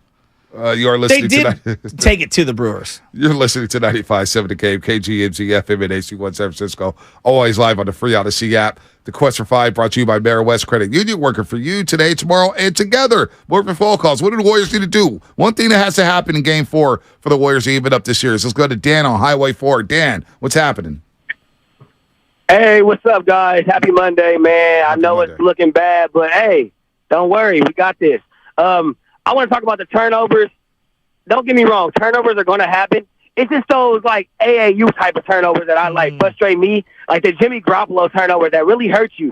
When you got something going and you just do, like, a stupid turnover that just turns everything around. The Clay no throw? Yeah, man. And then keep looking back. Ain't nobody back there. What was I say? Shasky's desperately looking for one of you guys to laugh at his joke. Please laugh at Shasky's joke. I'm tired of him turning around every time he says something. It was just one. You did it like 5 times in the last 5 minutes. I was looking back. I saw the boss back there answering phones, and I was like, dude, it's like undercover boss here. We got the big man answering phones, except he's in a walking boot. Man, big man is locked in. You better be locked in, dude. He's taking notes. Oh, trust me. Can't get goofy in the last hour like we always do. Dan, you got something else, Dan? Yeah, I'm still here. I was going to talk about Clay. All the extra dribbling, man. He needs to get back to the Clay that we know, man. I remember one game he took like 4 dribbles. He had 60 points. Just run around like Curry does, man. Curry runs around. You run around. Get open. All the extra dribbling is going to lead to turnovers that we don't need. I agree. It's got to be better. Here's the problem with all the running around is that, number one, it takes a lot out of you. And so if you're getting, exhausted on defense, and I'm not saying that this is the exact causation, but if you're getting tired on defense, you're less likely to move around on offense. The other part is that they don't have a lot of great screeners right now on the floor. When it's a lot of guys like DDV and Jordan Poole, they're ball handlers, not necessarily off-ball screeners. Going off of what they did 5-6 years ago, the league's adjusted. Now it's about having lots of skill out on the floor. You can't have 2 non-shooters setting staggered screens. Lakers are doing a good job of fighting through the screens as well. They're being physical. Austin Reeves, Vanderbilt, you name it, Schroeder, they're doing a great job of fighting off screens. And what they do is they really play well defensively because they know who's behind them. When Anthony Davis is back there roaming, they can play a little tighter on the perimeter knowing that they have help on the back end. So how do you get AD off his spots at times? Maybe you get a back pick on Anthony Davis. When you set that initial pick and roll, and you get that initial pick and roll, and you set the screen on Anthony Davis, maybe there's another guy right behind him, whether it's Draymond Green or something, where you get a stagger screen where you're going downhill, and you get one more pop on AD. You get one more body on him to make him think about some things here. You got to make it harder on him defensively. He's just roaming around, having fun. He's closing out on everything. I mean, he's been incredible. He's been the best player in the series so far. Absolutely. Anthony Davis. Well, and I think the number one thing is involving him in as much action as possible and then attacking him. And I know that he's a shot blocker, so it's very difficult because when you do attack him and he gets a block, it fuels their transition game. But Bonte, they have to get him in foul trouble. And that, I'm going back to the first hour. I know you think I'm crying and I'm whining, but if one of those block charges goes the other way, now Anthony Davis is the one sitting on the bench. And it takes away his aggression and his freedom. If one 3-second call is called on him instead of DiVincenzo, it changes their defensive attacking structure. So, like, the officiating does dictate some of these things. Not all of it. Yeah. That's too big of a blanket excuse for the Warrior play. I'm talking about little subtleties that do affect the game. No doubt. Let's go to Sean in San Francisco. Sean, what's happening? You're on the roast. Oh, I just wanted to, no, I'm actually working from home. I wanted to hitchhike on the Draymond Green helping Anthony Davis off the floor. I think that's sacrilegious. I think Michael Jordan must just be out of his mind with anger. But I don't think that they can help these. Be friends with him after the game, be friends with him before the game, but don't do that during the game. They need to be out for blood, and Draymond Green needs to get on board. And I think that you guys are absolutely right with your calls on defensive structure. They checked Anthony Davis in the second game, too, and kept him out on the perimeter where he was absolutely useless. And there's ways that you can put bodies on guys without committing fouls. Hopefully Steve Kerr dials up something really good that works, and that's my comment. Thanks, guys. I love that's a hell of a call, Sean. 408 Comcast Business Text Line. Keep calling it the Quest for 5, and that will be the reason why we lose. Bad juju. Hey, it's a paid sponsorship. Quest for 5 brought to you by Merrill West Credit Union. Working for you today, tomorrow, and together. We're trying to help you with your money, man. That's what they're doing, the Quest for 5. Drive for 5, would you like that, 408? In these hard times, you need somebody to help protect your money. Exactly. I mean, come on. You want it to Drive for 5, brought to you by Merrill West? Do you see how expensive groceries are? Yeah, I check my credit card every day. It's crazy. The family credit card, that is. I'm always wondering why the family credit card bill is so damn high. Dude, butter's like $7. It's like I'm paying extra rent. It's like I'm paying rent on 2 apartments. I mean, jeez. Then you want to go to Whole Foods or Trader Joe's to eat right, and they're charging you an arm and a leg. I mean, it's telling you. Yeah, cost to be the boss, right? Horace in Texas. Horace, what's happening? Hi, Horace. What's going on, fellas? What's up, Horace? Hey, man, I got. I'm gonna get to my thing that they need to change tonight. But first of all, hey, we need to get off of Bob Myers, man. The train is really going off the track, and we got to start talking about Bob Myers. Bob Myers set the table, baby. We need to go. Well, it's not just talking about Bob Myers, Horace. Hey, Horace, it's not just talking about Bob Myers. Talk about his hair. He's got too much gel in the hair, apparently. I don't know what. I don't know what the hell that was about, but hey. I wish I had gel. Bob's hair. What kind of gel is he using? Maybe he needs to switch up the gel. Is he using a comb or a brush? Yeah, maybe, okay. Maybe so. Yeah. But thing I want to talk about, man, is like, hey, man, what is up with some of these Warrior fans with the doom and gloom, man? It's just 2-1. We got this, man. Now, hey, I'm pissed, too, about the way we played last game. You know, we got to change. We got to basically make the same adjustments we made from game 1 to game 2. Quit fouling and quit turning the ball over. Yep. Okay? I do agree with one thing, though. Everybody's got to get locked in. Lock in. We've been given too much respect, man. I agree. Helping guys up off the floor. Yeah, I'm over that. I'm over that. These are the damn L.A. Lakers. It's Hollywood. We hate the Lakers up here in Northern California. We hate everything about L.A. Sports hate, that is. Cannot stand the Dodgers, cannot stand the Angels, cannot stand the Clippers, cannot stand USC football or basketball, cannot stand UCLA, cannot stand the LA Kings, cannot stand the Mighty Ducks, cannot stand their soccer teams, LAFC. What's the other team they got? LA City, whatever it is. Cannot stand LA. The Galaxy, there you go. Screw LA. Go out there and punk these dudes, man. Punk them tonight. All right, before we go to break, Shasky, why don't you tell us about our delivery of the game? The delivery of the game. Delivery of the game is brought to you by Kirby, your driveway mechanic. Download the app right now or check it out at Kirby.com. I think this is one of the great plays of the entire playoffs.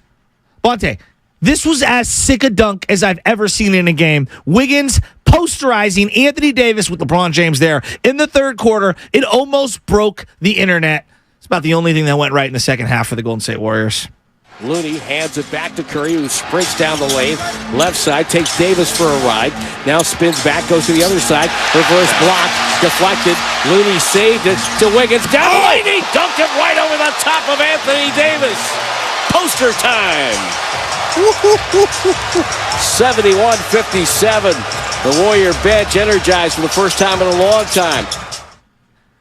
It's about as good of a dunk as I've ever seen in my life. Wow, that was incredible. Yamming like that. That's the delivery of the game. It's brought to you by Kirby. Check it out at Kirby. CURBEE.com. Warriors cut it to 76-76. Curry went on a 5-on run, and then from there it was all Lakers. They go up 20, 86-66. They never look back, and they started clowning. That's what the Lakers do. When they get a lead, they will clown you and try to embarrass you, and that's what they did Saturday night by winning by 30. They started hitting threes. They started dancing. They were shimmying. What about when Moses Moody in the corner, Dennis Schroeder was just waving his hands like, oh, he's going to break that. I'm so sick of They're front runners. I'm so sick of him. But that's what happens when you turn the ball over. You get this front-running team feeling good about themselves. So we'll see what happened in Game 4. We'll continue to take your calls. Zach, Lou, John, you're coming up here on the Morning Roast, and that's all brought to you by Chilton Auto Body. Have you been in a car accident? Chilton Auto Body has 15 convenient Bay Area locations to help restore your vehicle to pre-accident condition. Chilton Auto Body is also actively hiring for all positions. For more details, head to ChiltonAutoBody.com, the Bay Area's leader in collision repair. My French toast sticks are back in 3 or 6 pieces and available all day. So don't worry if you sleep in past 11. And to all those fast food places that stop serving breakfast at 11, who hurt you? Get my French toast sticks anytime. Starting.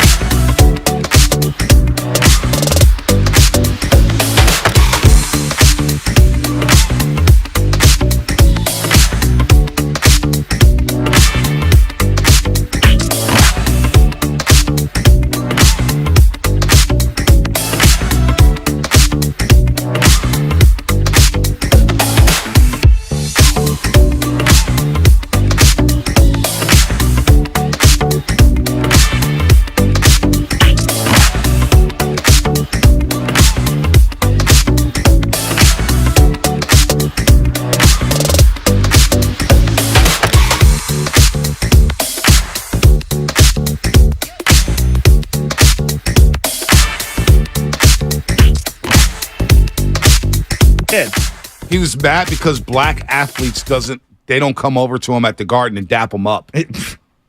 Howard, most people don't know who you are anymore. He felt offended by black athletes in the NBA not coming over to dap him up. He felt appalled by it. Oh, my God. It was just like, Howard, dude, you might want to sit this out.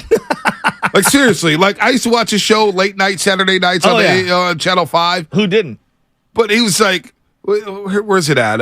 Howard Stern, athletes doesn't. Yeah, black NBA players not greeting him. He was complaining about it. So I'm getting text from my boy Rob McDonough right now saying the great Jessica Walter played a great psycho in that movie. Yeah, there you go. Play Misty for me, baby. Play Misty for me. Hey, it's Pharrell on the bench. That's a throwback. I'm here in the Bay Area. He was another guy I listened to. For 5 seconds. I'm not going to lie. JT the Brick. Late night JT the Brick. And Pop Looney? Not Looney. This was before Was this Looney. the Ticket 1050 back in the day? Ticket 1050, but also the late night JT the Brick. Overnight, early 2000s. Very early 2000s. He was in his bag. He had Cheesesteak Al, Ray Rob, all these callers of Mayor from Poway. I mean, it was fascinating radio. Who was the guy that used to call into Bruno? Other than that, the Philadelphia guy. I know the boss is now listening. They had Red Wine Fridays. I never was the biggest Tony Bruno Well, fan. after he made it into the Madden game, everybody liked Bruno. I wasn't a big Bruno guy. Uh-huh. Wasn't a big Bruno guy. Didn't listen to a lot of them. It's great at what he did. He had his Howard Stern type moment. Yeah, he had his moment. He had his day in the sun, and then, we know what happened with him. Back to the Warriors. Game 4 tonight, 7 p.m. I love it. 7 p.m. tip. A lot of people asking us our thoughts about the Oakland A's situation. I'm not going to touch that right now. The A's suspended Glenn Kuiper for an apparent slip-up. And that's what I'll say about that. Game 4 tonight, Crypto.com Arena, 7 p.m. tip. Warriors live at 6 p.m. NBC Sports Bay Area. Warriors pre- and post-game will be live at 6 p.m. on NBC Sports Bay Area. As we talk about broadcasting, just a minute or two on this. And I know I brought it up earlier. I can't believe ESPN, ABC, they're all like kind of one entity right now, even though they're bound to split up at some point. Jeff Van Gundy, and Mark Jackson. I'm so over the two of them. And here's why. It's not about the anti-Warrior stuff. I think they're anti-current hoops. They hate the game. I don't even think that they enjoy any part of the game. There is no excitement whatsoever. They've seen that, been there, done that. Mark Jackson talking about, if you did that to me in the playground. Van Gundy saying you live in a millionaire's, neighborhood. Like the two of them, I don't learn anything. That's number one. They're not. I learned some things. They're not that entertaining. I think there are so many more broadcasters that are. If you want to learn a little, there are other broadcasters. If you want to be entertained, there are other broadcasters. I just think they are joyless. It sucks the viewing experience out for me. I'm not mad at Jeff Van Gundy. I don't mind him. I feel like Van Gundy's trying extra hard to critique the Warriors. Well, I tell you what, I do mind is their pregame show. Well, it's horrible. Greeny, Stephen A. Jalen Rose. Michael, I don't mind Jalen Rose. I don't mind Jalen Rose because you'll get some basketball analysis from him. But, man, Wilbon's weak, too. Wilbon, Stephen A., and Greeny do not belong on the pre- and post-game set. At halftime? I'm just, when it comes to TNT and Ernie Johnson. Totally agree. And you got Shaq. Totally and agree. even I could do a little less Shaq, but Kenny Smith teaches us something. Barkley says something that's going to make you think or make you laugh. I don't get anything from Stephen A. I don't get anything from Wilbon. I get nothing from Greeny. No, Stephen A. is literally like, oh, I told you this was going to happen. I told you. And I was like, dude, I don't need predictions. I just want to break it down a little. And so I just, as a consumer of the NBA, and I love the Saturday night game. I don't like the pre and post setup. It's horrible. I love Mike Breen. I don't mind Van Gundy. Mike Breen. I don't mind Van Gundy. See, I don't like them. I want, this is all I want. I don't need homers. I don't need, just either enjoy the product you're watching, explain the product you're watching, or have fun with it. Give me something more fun than that. At least tonight's game will be on TNT. Thank God. It will be on TNT. And the TNT production blows ESPN's away. There's no doubt about that. All right. And I love Stephen A. Smith generally, but on that platform, he doesn't fit. Bad for ball. It's too much. John at Richmond, what's happening, John? You're on the roast. John, up. Come on. Hey, what's up, fellas? Hey, how you doing? Hey, what's going on, fellas? Love the show today. Thank you. So Just wanted to quickly say, I think that the series is going to Game 7, no matter what. It's just my prediction. Warriors have kind of a funny way of either going 100 or 0, in my estimation. And, I just think this one's going to a Game 7. I think their keys, though, they gotta get Looney back fully. They got to play him a bunch of minutes, and Curry, of course, has to do his thing. I agree. Let's go to Lou and Hayward. Lou. I didn't know he was done with this statement. What's up, Lou? What's up, Lou? Hey, how's it going? This is Luke from San Jose. And I just wanted to say we need to get back to playing defense and staying in front of, keep our man in front of us. Watch the hits, move and take a charge. Don't let them just roll to the basket like nothing. It's not. You just need to get in front of them and stay in front of them. It's pretty easy to do. Just move your feet. Then let everything else fall in place, and we should be able to win this game. Well, this entire season has been a showcase of a team that doesn't move well laterally playing defense. Triple drive penetrations killed them all year. Right? I mean, how many elite on-ball defenders on the perimeter do they have? GP2 and Wiggins. And I would say at times, not elite, but at times, DDV can be a really good one. Right. GP2 has not been the same defender this year as he was last year. He looks a little more frail. I agree with you. Doesn't look as strong. The shot's not hitting. Quietly, that trade is not working out for the Warriors. It did at times during the Sacramento series. Game what? 5. He was good. He had a stretch in the second quarter. He was, and I believe in the early fourth quarter, he was all over a bunch of loose balls. And I also think game 4, he was really good in the fourth quarter. It's okay. No, but it's okay. Here's the thing. I don't think Wiseman will be playing in any of these games. So if you want to go by that, forget the future. Forget that. For right now, has the GP2 trade really worked out for the Warriors? I would say that it has kind of stymied DDV a little, and it's stymied Kuminga. So the trade has hurt you. Well, the trade has hurt you. He's been good, but 2 other guys haven't been as good because of him. Think about that. You trade for GP2, and DiVincenzo was rolling. He was. I mean, he was having a career year. And all of a sudden, GP2 gets healthy, and DiVincenzo starts shooting 29% from the three-point line. And all of a sudden, he can hit the backside of the barn. And all of a sudden, he doesn't know when he's playing. And all of a sudden, he does. Like, he went from maybe getting about 10 to 12 million in the open market to what? A 1-year deal? I think he's a mid-level guy. I don't. This is, but again, like a lot of Bucks people are like, this is the Dante DiVincenzo in the playoffs that we've seen. And it's hard for me to understand because you don't watch every Bucks game during the regular season. So how would you know what to compare and contrast? I just go off what he did this year. He was great for the majority of the year. GP2 minutes have killed him. And his own 3-point shot failing him. Yeah, that has really stymied his confidence. That has crushed his confidence. No doubt. Let's go to Zach and Hayward. Zach, what's happening? You're on the roast. What's going on, brother? What's up, baby? Not doing too shabby, man. Just wanted to call in. I know a lot of Warriors fans, possibly after tonight's game might be hitting that panic button. But the vibe I've been getting so far is that, we're good. We're in it still. We're keeping it together. The Lakers got a little lucky, but I think it's time to push that panic button just about now. I think they got too much size for the Warriors. I think they're going to force the issue in the paint, and I think if they stay healthy, they're the best team in the league since the All-Star break. LeBron, although old, is picking his moments, and it's been masterful to watch kind of the game of chess he's playing. And the real question I think the Warriors have now is, are you able to play Jordan Poole the rest of the series?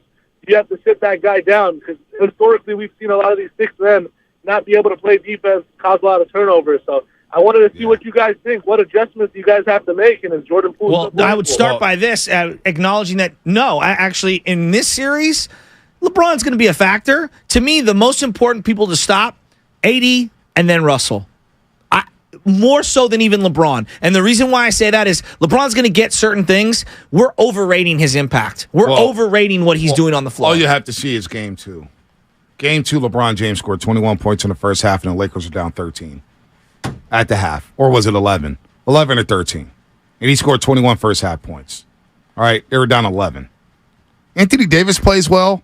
They're a completely different basketball team. And when you say D'Lo, Anthony Davis is the most important player, and D'Lo give him that compliment in the backcourt. Again, we talked about it in game number 1. 38 points, 9 assists from D'Lo and Schroeder. Exactly. Well, in game number 3, you get 21 from D'Lo, you get another 12 from Schroeder. That's 33. Yep. From your point guard spot. That's going to do you in. Exactly. That's going to do you in, no doubt about that. Now, as far as Jordan Poole being unplayable, you got to play the guy. You have to. You got to play the guy. You have to.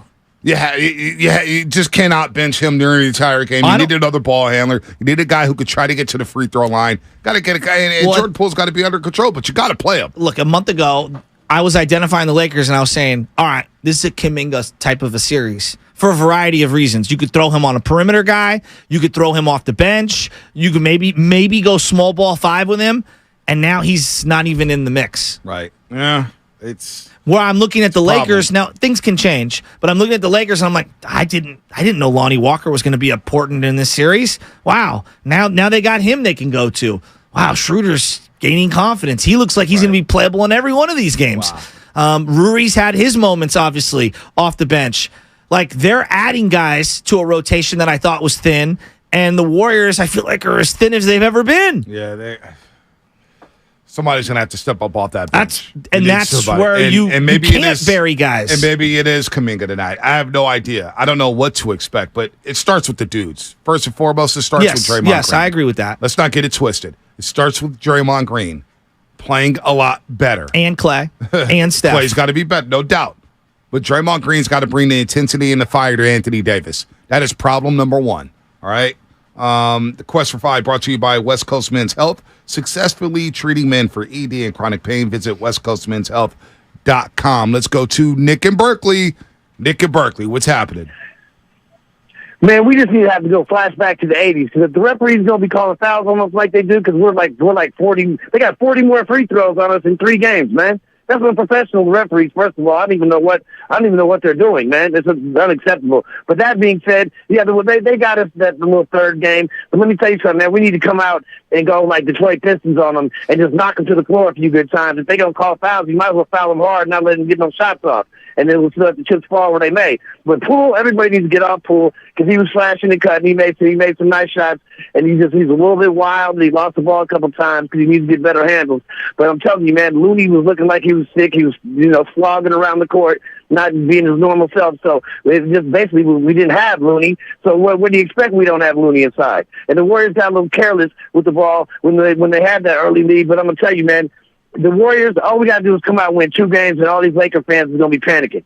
You know what I'm saying? All the star power, man, all them old stars, man, they all look like they're 100 years old. Man, we ain't tripping off all that, man. Let's go, Warrior fans. All right, Nick in Berkeley's fired up. Nick in Berkeley. Let's go, Marvin in San Francisco. Marvin, what's How happening? you doing, guys? Hi. What's going on? Well, no one's talked about it, but you may not. I don't know if you are aware of this, but the Lakers have gotten 45 more free throws in their 2 wins than the Warriors. Marv, have you been listening this morning? Bonte has been screaming about that throughout the entire series, but keep going. 83-39 so far in terms of free throw attempts, Marvin. But he's talking about how physical the Lakers are playing. What we are not being allowed to do is play defense. They're being allowed to fight through screens. We fight through a screen, they call a foul on us like they have 2 or 3 times. Right. So I think that's the element that we need to win the game. We need to stop giving up 45 free throws, or you should say 22, 23 free throws per game. That's what the referees are calling on us. Well, the Lakers shot 27 free throws between the second and third quarters Saturday night. 27-3 in terms of free throw advantage. Again, the Warriors got to take care of the ball, stop fouling, stop hacking. You know what I'm saying? At the end of the day, you got to control what you control, which is taking care of the basketball. During that same stretch, because that's where the game was lost in the second and third quarter. Yes. And really the second quarter, because the Lakers ended the first half on a 30-8 run. Yes. They ended the first half on a 30-8 run. All right? 30-8 run. And so you get outscored in the second and third quarter, 63-38. You get outshot from the free throw line 27-3, but you also compound those issues by turning the ball over 14 times for another 21 points. Lakers scored 21 points off those 14 turnovers. So you can't stop. You got to stop whining about the referees and stop bitching and moaning about the refs calling this and that when you don't even take care of the basketball.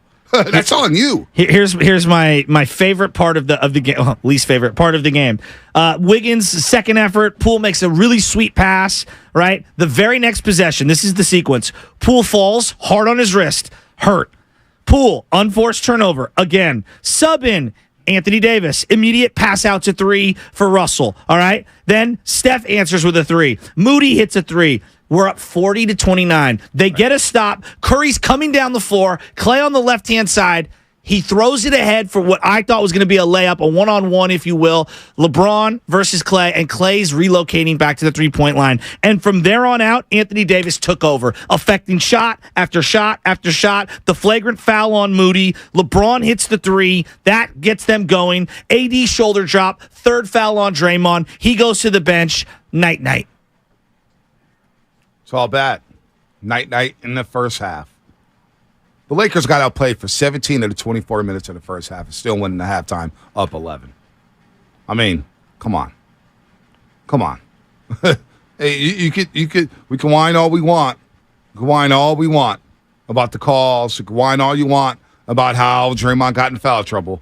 But the fact is, the Warriors turned the ball over 9 times in the second quarter. And the Lakers got out and ran. They did what they wanted to do. They got to set their half-court defense. So, you know what? We got to stop. We got to stop whining about the calls and play basketball here because the whistles are not going to change. The Lakers were number 1 in the league at free throw attempts and number 2 when it comes to free throw makes. This is what they do. They get to the free throw line. But this, I will say this. The Anthony Davis shoulder drop on Draymond, which would end up being his third call, they challenge it, all right? Dre gets his third. That would have been Anthony Davis's third. Draymond then argues with the referee. He gets a tech. Like that was a huge sequence. And I'm not caping up for Draymond. I'm saying like you got to control your emotions better. But to say that wasn't a huge sequence right there, like the referees don't have. No, they literally had an impact on that moment in time. Here's what Draymond Green said on what happened in the second quarter. You guys had a pretty good lead early in the second quarter.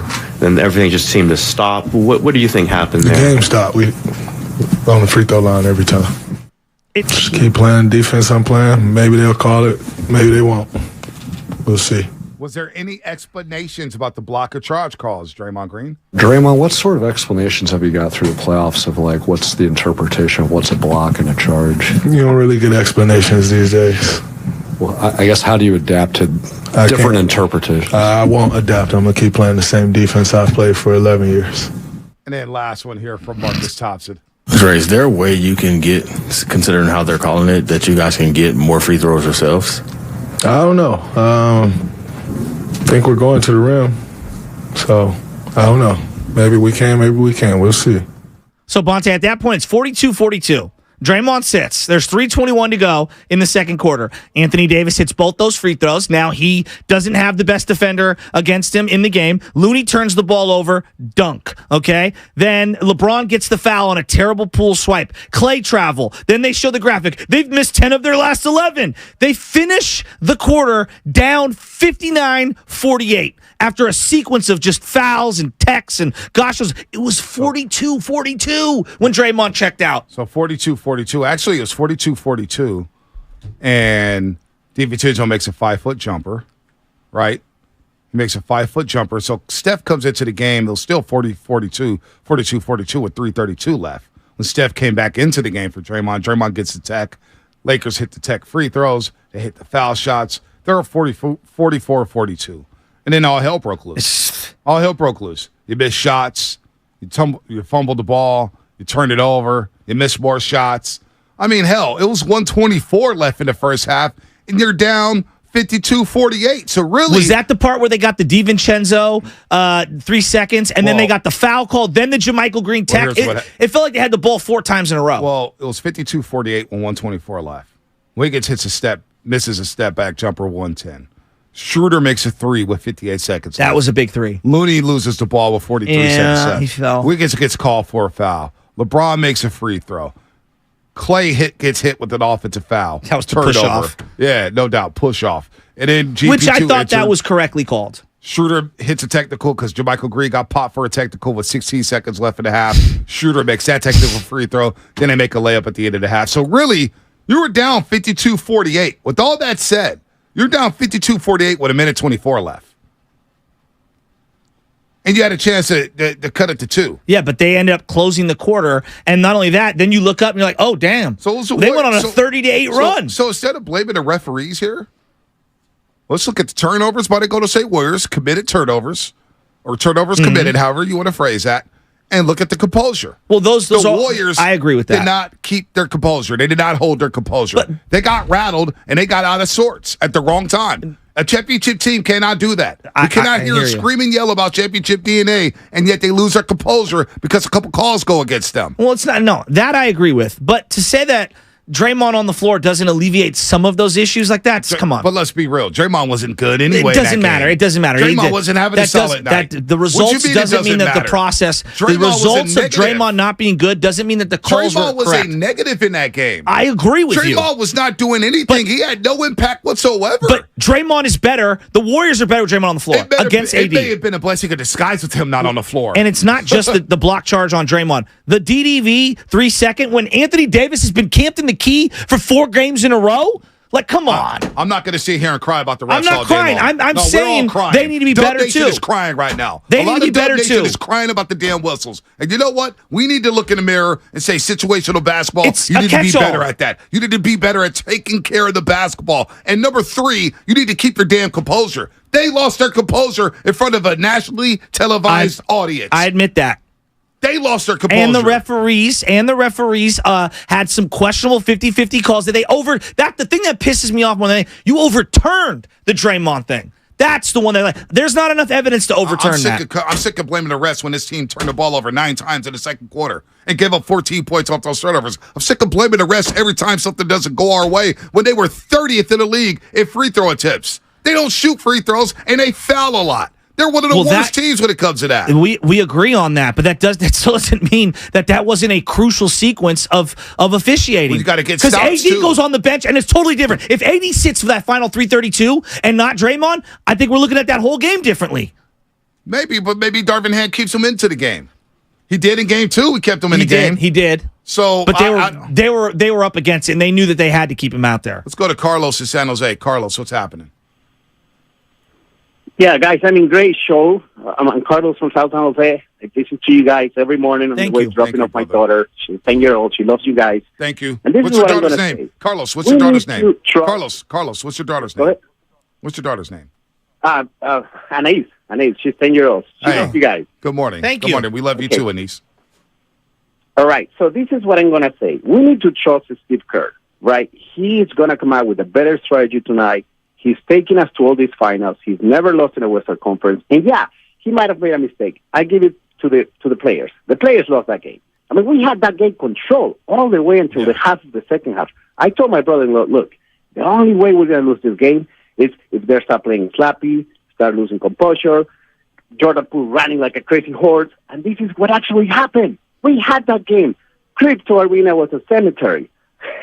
and you know what? Today, Steve Kerr is going to change everything. We're going to go back. We're going to take the win. You guys are going to see it. That nation needs to trust Steve Kerr. The players fall. But tonight, they're going to play differently. You guys are going to see it. We're going to come back with a win, and then we're going to win this series 4-2. Hey, Carlos, I'm with you. I believe the Warriors are winning tonight. I truly do. Now, you asked me the last time I picked against the Golden State Warriors. It's been a long time since I have done that. It's been a long time. I'm not doing it now. Warriors will win tonight. We will come back to Chase Center 2-2 Wednesday night. Did he say that Jordan Poole is a crazy horse? I kind of like that nickname. Yeah, he said running around like a crazy horse. That was Angel Pagan. Was that what his nickname was? Crazy horse. I didn't know that was his nickname. Yeah, they're crazy. How did I not know that? One of only 3 guys to hit over 300 for a full season for the Giants since 2013. Wow. Exactly. He hit exactly 300. Tyrell Strada going to do it, huh? 346. He's playing well. Back to the Warriors. Here's Curry on the momentum shift. It's never, especially on the road, and the way that they try to defend us when the game stops, it's not in our favor. So you got to understand momentum in a game like two different styles of play. It all matters. So there's a turnover where me and Clay had a little miscommunication in transition, and then the barrage of whistles and all that stuff changed momentum quickly. That was really the point where they felt like they got life, and they finished off the quarter strong, and it carried over into the second half. So we gotta respond. Here's Kerr and his frustration during the turnover with Clay. My fault because I threw the pass, but it's one of those plays where you're making a read for somebody else. It's like Cardinal sends a point guard making a read when you're not on the same page. I know he would say if he turned around and looked, he might have had a layup, but I threw the pass, so it's one of those bang-bang kind of plays. I was frustrated in the fact that I threw it because I saw the whole thing, from start to finish, but yeah, it's just a momentum play. Curry taking accountability. That's what I like to hear from a leader. That's why Steph is Steph, and he's one of one. Taking accountability. It's my fault. It's my fault. We ain't blaming nobody else. It's my fault. By the way, Crazy Horse Strip Club, yeah, some dark days if you were up in there. Is it still open? Do you have that higher or lower on the pecking order than Market Street Cinema? Oh, it's higher. Market Street Cinema. Higher as in better? Well, or as in danker? If we could, maybe one day in the offseason we do our strip club rankings in the offseason. Yeah, I'm good off that. I do the rankings. We make it the King of the Hill rankings. Sponsored by the golf shop. By the thong song from Cisco. No, by the golf shop in Pleasant Hill. Top 10 King of the Hill rankings, strip club style. We go top 7. I got something for you. There are so many 3-wood jokes I want to make right now, and I'm not going to. Market Street Cinema, Little Darlings, Mitchell Brothers. Hey, dude, Little Darlings. You had amateur night every Tuesday at Polk Street. Little Darlings shares a basement with our boy Norm. Yeah, no, they do. I hung out there after hours. Yeah. What was he saying? He said it's a tough time. Tough times right now for the strip clubs. Tourism is not doing well. That's why we say good morning to them, man, because a day like last night, man, a Sunday night, streets are empty. I'll tell you right now, Taqueria Zorro, delicious. It is very delicious. Delicious. If you walk into Little Darlings on a full stomach. You can buy a 6-pack of Coronas there in the ice bucket for very inexpensive compared to the other areas around the North. Shout out Norm, who will be in a spin class today. Yeah, he will. Spin class at noon. Joe, I'm too old to keep playing basketball. I do spin class.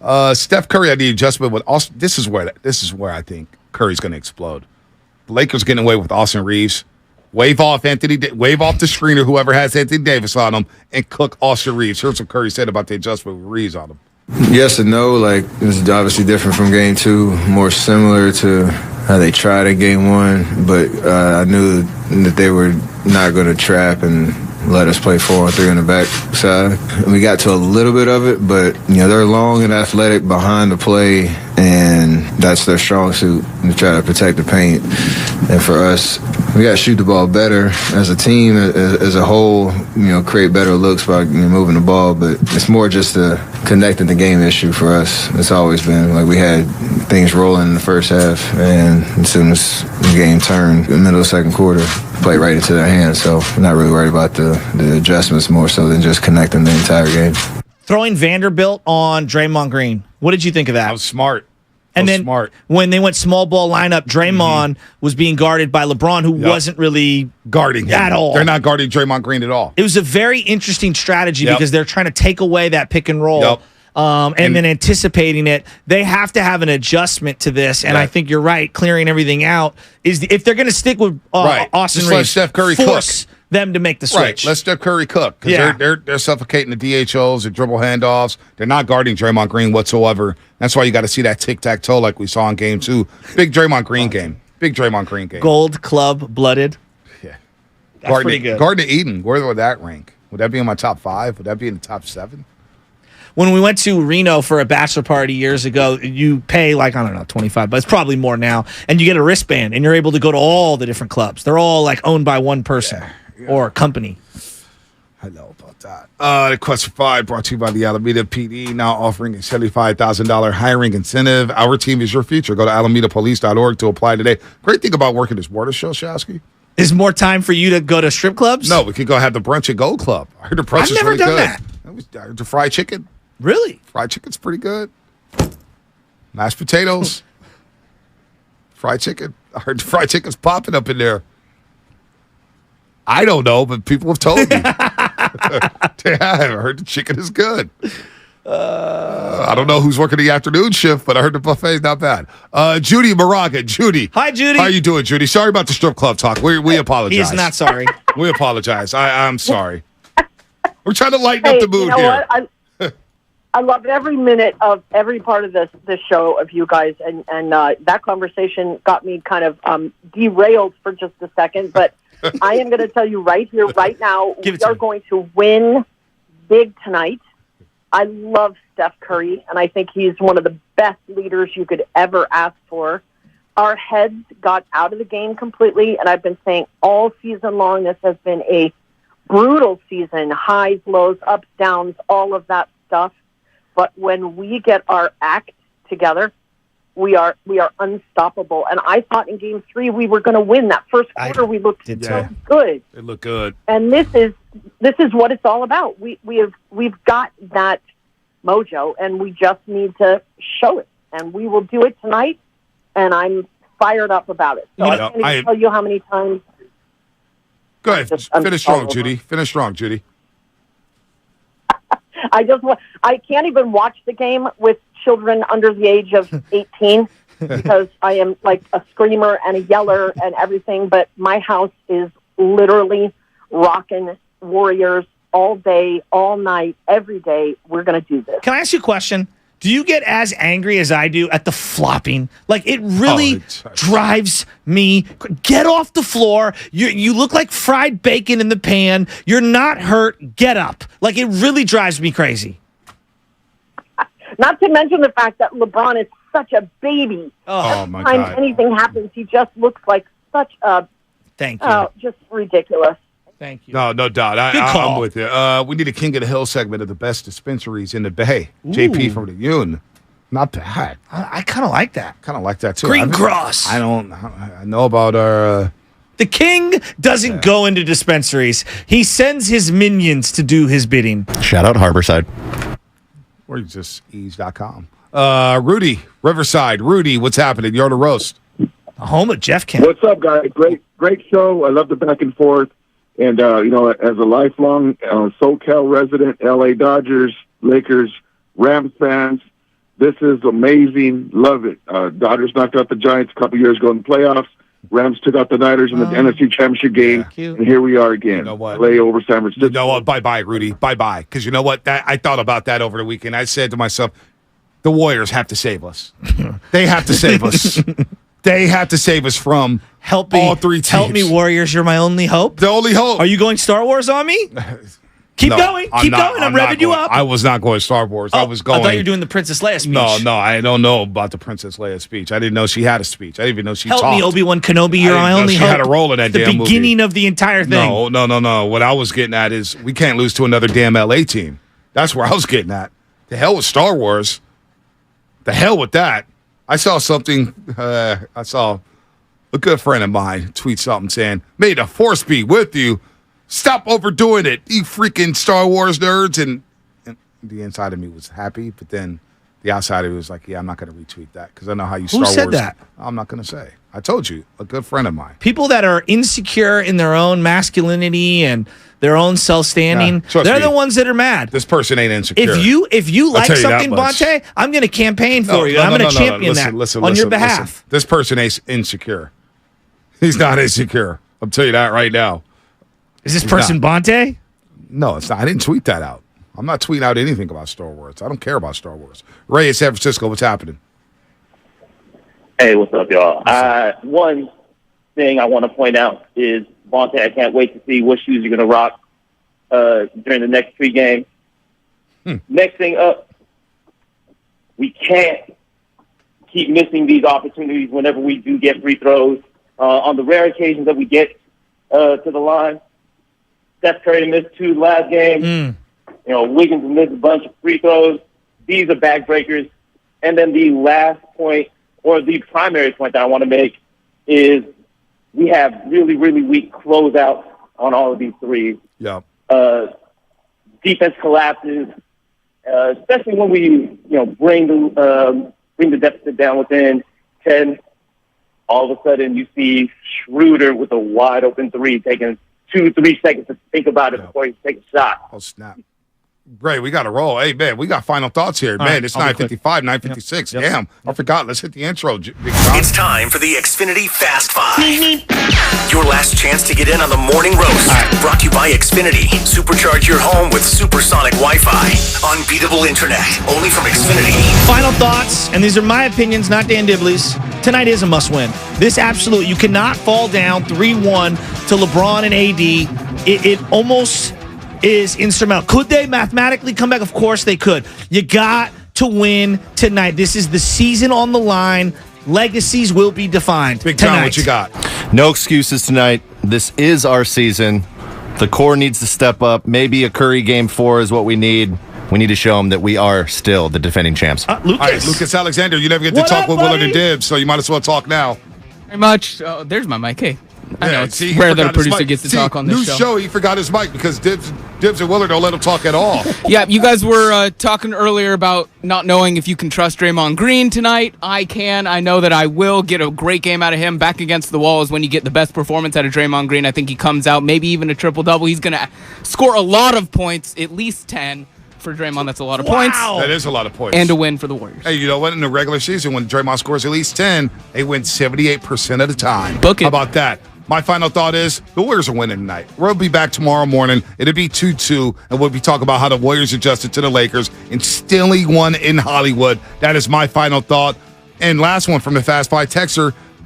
Black Ice. Draymond needs to, and we'll go full demon tonight, and Dubs will get the win. Dubs in 7. I got Dubs at 6 still. They're about to win 3 in a row. That's it for Fast Five. Brought to you by Xfinity. Brought to you by the Next Generation 10G Network, only from Xfinity. Future starts now. That's it for us.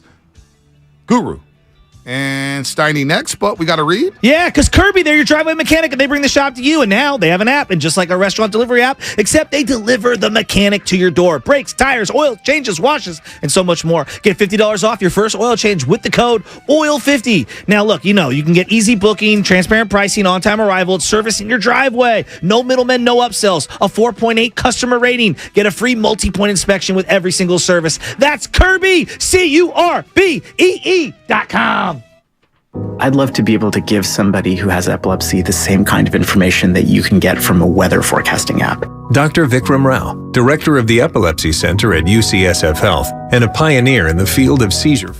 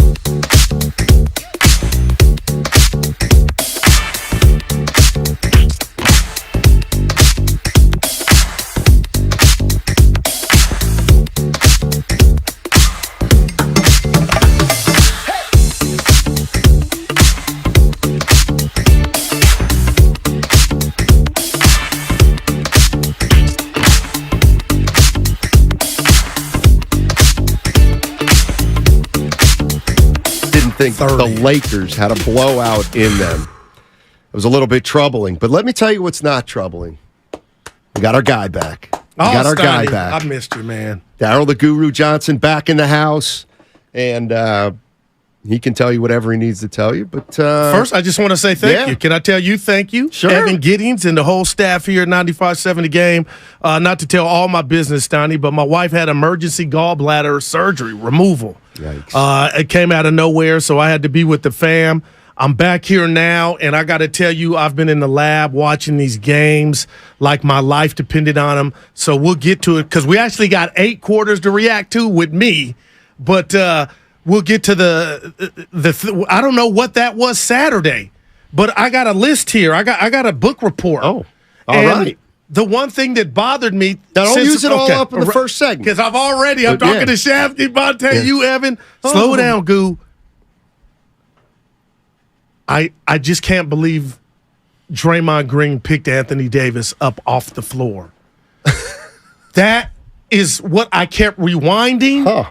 And when I saw that, and you know about the friendships, Draymond, game 2, you were the junkyard dog. Stoney, they need that man tonight. You cannot be friends and do nice Cub Scout stuff and pick the dude that fakes an injury every other play up off the ground. You're sending subliminals, and the big pit bull becomes a chihuahua. So tonight, if somebody's on the ground, you leave their ass down there. You are Draymond Day Green, the heart and soul. And if you become neutered, this thing can get ugly fast. I'm not panicked, though. You got that outside. I believe in the golden rule.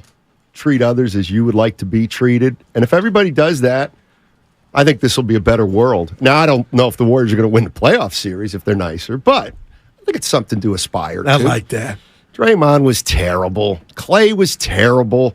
Steph was barely adequate. But why? It's WHY. Tell me why. I don't know. I don't know. This is a bad matchup. It sure feels like things are fragmenting a little bit. But okay. I feel like we've also been here 10 times already this year. Because they never lost under Kerr in Western Conference Series. Yeah, I'm even just talking about this year. It feels like there's been so many moments where things have been hanging in the balance, and tonight would seem to be it again. You don't want to go down 3-1. You don't want to go down 3-1. So you gotta figure this out tonight. And I think it all starts with playing harder, doesn't it? Yeah, play harder. Oh, you're right. Hey, we're up 11. Well, I was just going to say that. They came storming back after the first quarter. And, Stoney, I'm going to be honest, man. I've been on Twitter, and I had to get off because a lot of Dub Nation's blaming this loss or the 2 losses on free throws or the refs. So kudos to Steve Kerr for saying what's real. Stylistically, this is a bad matchup. This is when you needed James Wiseman. You have no option at body punches. I'm watching these games, and for people saying AD on the offensive end for the Lakers, that ain't what's happening. It's on the defensive end, and I got to tip my cap, Steiny. He controlled the paint. And when he blocks your best player multiple times, you can't tell me there's no residual effect. The Warriors, it's on their mind. If we go to the rack, Anthony Davis, when he's invested, is a problem. So how do you get past that? And Klay Thompson, I love you to death, but he needs to get more catch and shoot opportunities, Steiny, and that's not on him. And I'm saying the right on the table early. Right, I've been a couple of days. Right on the table, sponsored by Atco Pest Control. Go to AtcoPestControl.com for all your pest control needs. I'ma say it. All right, Jonathan Kuminga, get your ass up and go show us what you got. He did. Because athletic played the last 2 games. I think he's got 10 minutes in each of the last 2 games. Now you're ready for the improv. You've been working on your stuff. I'm talking about from the jump. Make the Lakers have a problem with some athleticism. Let him get something on the block so you can get fouls. I'm just asking. He didn't like to play on the block. Do you think this ship has sailed for him playing meaningful minutes after 4 games? And Steve Kerr, I'm not second guessing, but I guess I am. So Moody all of a sudden is leapfrog Kuminga. You got to throw your kitchen sink at your problems. He's an athletic freak. He's got fast feet. Maybe he won't foul when he's guarding. The Lakers have been to the free throw line 44 more times than the Golden State Warriors. Right. They're the best at it. Dub Nation, I got a caveat for you, or a footnote. You lead the league in fouls. You foul Orlando. You foul Detroit. This isn't just a Laker thing. There's a lot of denial going on. They're fouling, Steiny. It's slowing the game down. They're mucking it up. The Warriors are supposed to muck up the game, I thought, after the first game, right? Didn't they say we need to muck it up a little, become more physical? Who do you throw it to on the post offensively? I'm just using that. How do you muck it up for the Warriors? They have nobody. They never have. They've never had a post. So can you really muck it up? Well, I think they mean on defense to, I guess not give us many easy shots. And leave AD's ass on the floor? I mean, the fouls are, to me, they're fouls, not Steiny. inconsequential, but it's been an issue all year. Okay. It's been an issue all year. And we talked about it all year. Why do the Warriors foul so much? Well, you know why? Because their perimeter players defensively have lost a step or a half step. You think there's something to that? Of course. I mean, like that's where it's like, let's not be delusional here. But game 2, that's great. You can do it once in a while, but once you start to get a little bit older, you start to get more inconsistent. By the way, Evan, did you look at Klay Thompson's numbers this postseason compared to last? Is it amazing or is it amazing? I don't think you would guess that he is shooting better in this postseason. Nope, I don't think you would. Klay Thompson, from the field, he's the same. But Klay Thompson shooting the exact same percentage from the field as he did during the whole playoffs last year. That's amazing. And his three-point percentage is actually up 1 point. He shot 38% last year. He's shooting 39% this year. That's amazing. Yeah. But and I'm not here to blame. Matter, but it's like it's proving my point about how 39-40% from three-point line, you got to see it to see because he's been inconsistent. He's had one playoff game where he's made more than half of his threes. Just one out of 10. So, he had a really, really good 8 for 11, and then after that, it's been. How does Klay turn the ball over 6 times? Doing something that's not his forte, and that's trying to create off the dribble. And what about Looney and the rest of the gang? Anthony Davis, to me, is such a presence in the paint when, they're trying to bounce pass in the middle of the key, Stotty, and the length of the Lakers are like, have we talked about Anthony Davis's deflections? Not just the blocks. He's a problem. So how do you negate that? You got to play with more fire. Or you got to hope he does it. Because he's game on, game by game guru. It's game by game AD, Steiny. Well, I hear you, but you cannot count on that. I mean, what Davis play 32 minutes the other night? Who knows? LeBron didn't take a shot the first quarter, the first time ever in his career, and I thought, the Warriors got him. Steiny, they're up 11, and I'm going to say something to the chef, our boy. Okay. I'm a little disappointed, and let me tell you why. Because I've watched the game a million times. I hope nobody's really going to look me in the face and say they lost that game because Klay ran to the corner instead of cutting to the basket as they were up 11. That's one play in a 48-minute game. But why I'm a bit disappointed, basketball disappointed, Steiny, is he showed a lot of emotion, and I felt like that whole game for the first time under Kerr. You tell me if I'm wrong, and I'm going Memphis 50-point loss last year. Draymond came unglued. But the Warriors Saturday collectively came unglued. That was the first time I felt like they were Steiny pouting. And Draymond Green, the game didn't stop for the Lakers. They kept adding. You talked about the game stop. And the coach just checkmated you when he said, we're not losing because of the fouls. And that's why I rock with Kerr. They got to be aggressive tonight. I remember Valanciunas, the whole Draymond, he wound up Saturday night.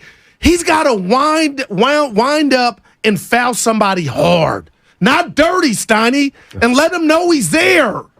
Draymond's got to be careful in situations like this. Where's Looney at? Just this a bad matchup for him? You can get the rebounds. Well, first of all, Looney had 23 rebounds in game 1. It was incredible. I think in game 2, his numbers were pretty good too. The problem is You want to play with only one defensive player? Oh, man. You want to start JaMychal Green, a journeyman? Well, guess what?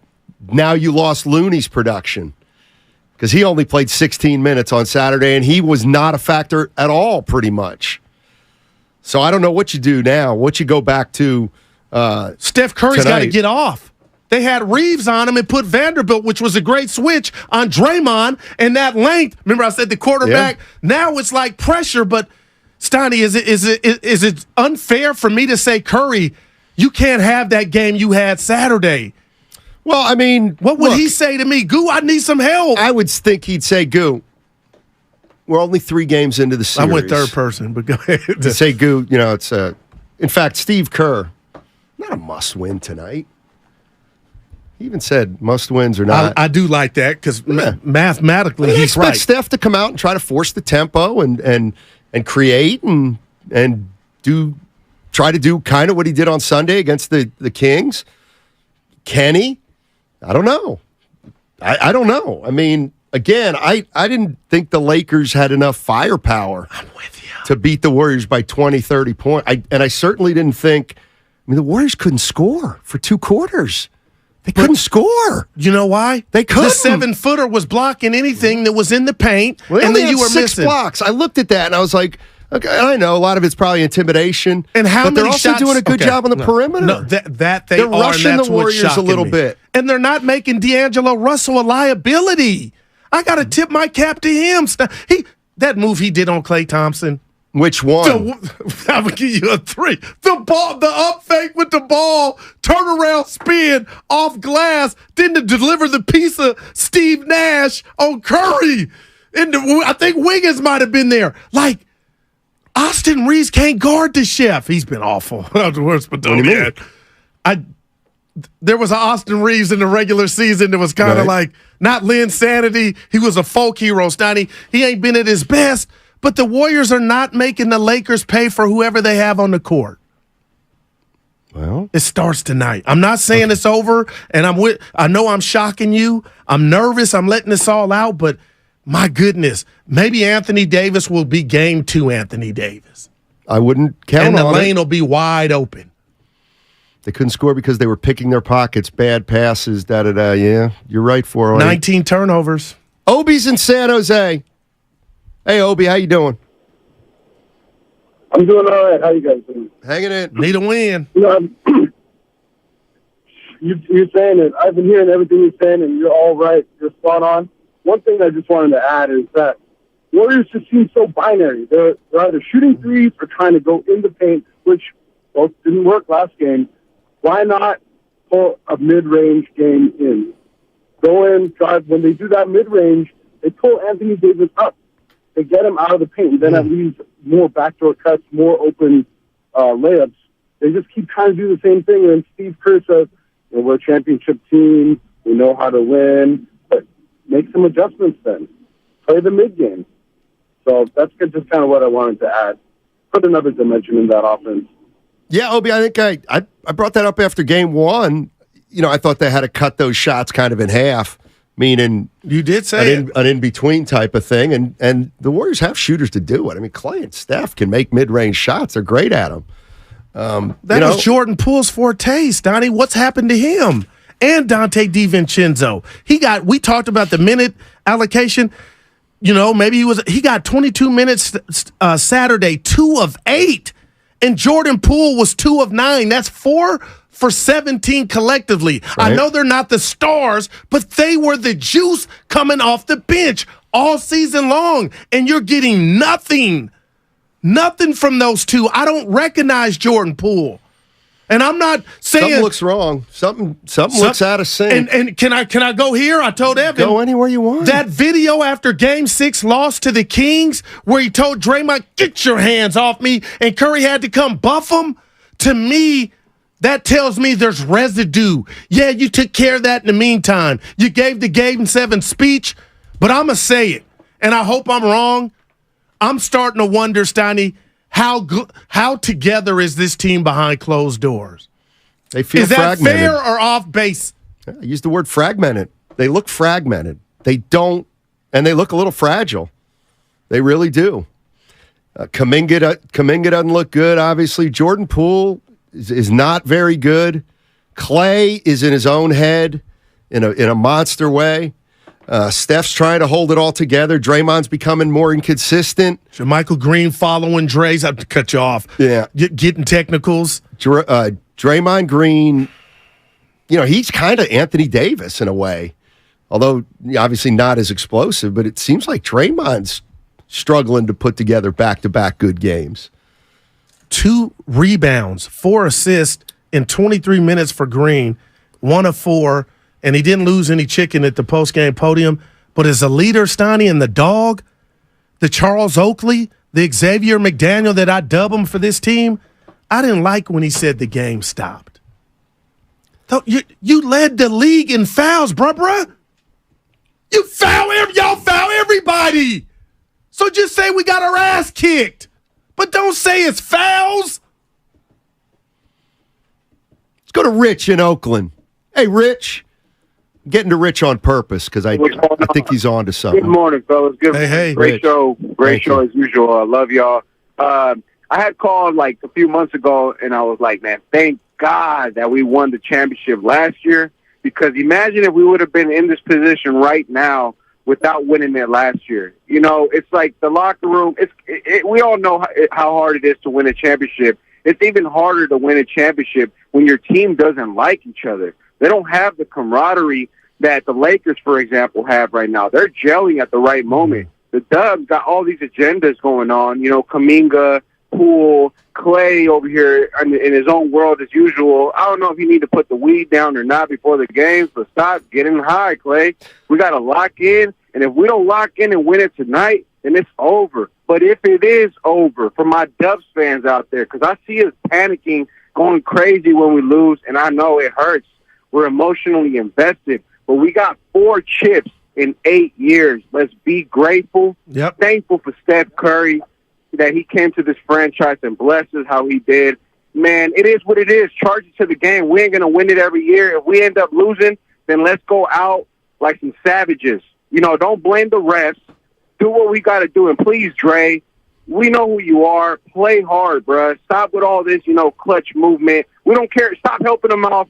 Try to get off, when Anthony Davis falls on the ground, don't pick him up, bruh. It's war. So go out like some savages. That's all that I ask.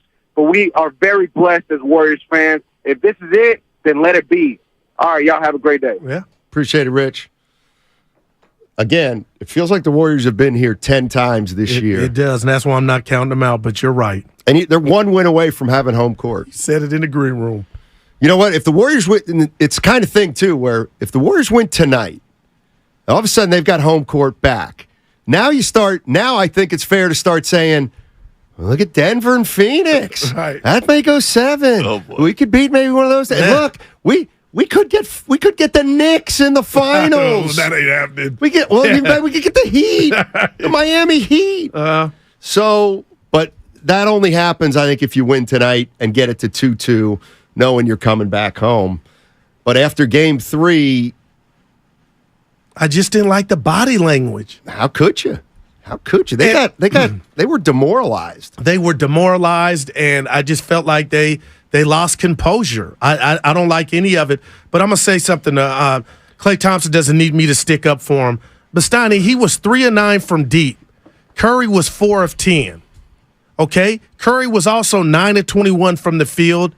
Klay Thompson was only 5 of 14 from the field. My question is, why is Klay getting the brunt of the criticism? Because he had 6 turnovers. 6 turnovers. Now, that I didn't 6 mention. turnovers. No, now that I didn't mention. I'm awful shots, and his defense was not good. Those are facts. I didn't mention the turnovers. 6 is a little behind. This is where, I mean, I'll bet Klay Thompson hasn't had 6 turnovers more than 5 times in his career. Simply because we know he doesn't dribble a lot. He doesn't like to. Yeah. The front line is I don't know how that gets better, Steiny. What you gonna do? Well, you make some shots tonight. You beat the Lakers tonight. Series changes. I mean, look, Lakers come out, they took home court, set the stage. Warriors come back, blow them out like they did. Game 3, Lakers regroup. Game 4, that's the one where the Warriors, if you look at their past or you think, this is the one they scratch and claw, and they come back to San Francisco 2-2. Yes, Evan. That was a playoff career high in turnovers for Clay. Just the 5th time in his career that's happened. Yeah. I mean, that's almost like a 9-turnover game for a guy who handles the ball. But just one game. Yeah. But the funny thing is, I look at the big three was 15 for 40, 7 for 20. The big three. Yeah. Clay, Steph, and Draymond. Not 5. 7 total assists among them and 9 turnovers among them. You're not going to win when your big boys play like that. And I know we're going to get into Jordan Poole, and he deserves his criticism. But you know what? We all can just reach into a hat. Reach into a hat, a top hat, and pull out the name of a Warrior player. And guess what? They were terrible on Saturday, most likely. Are the others playing better than you thought going into this series? Yes. How about Lonnie Walker helping the Lakers? Darvin Ham. I mean, what took so long? But we can go individually through the Warriors personnel, and I think we can all say that Jordan Poole wasn't very good. Kerr wasn't good. So we got to get into it. We got to figure out what the Warriors have to do tonight if they want to get this season, or get this series rather, back 2 games to 2 games. The Quest for 5. It's brought to you by the Alameda PD, now offering a $75,000 hiring incentive. Our team is your future. Go to alamedapolice.org to apply today.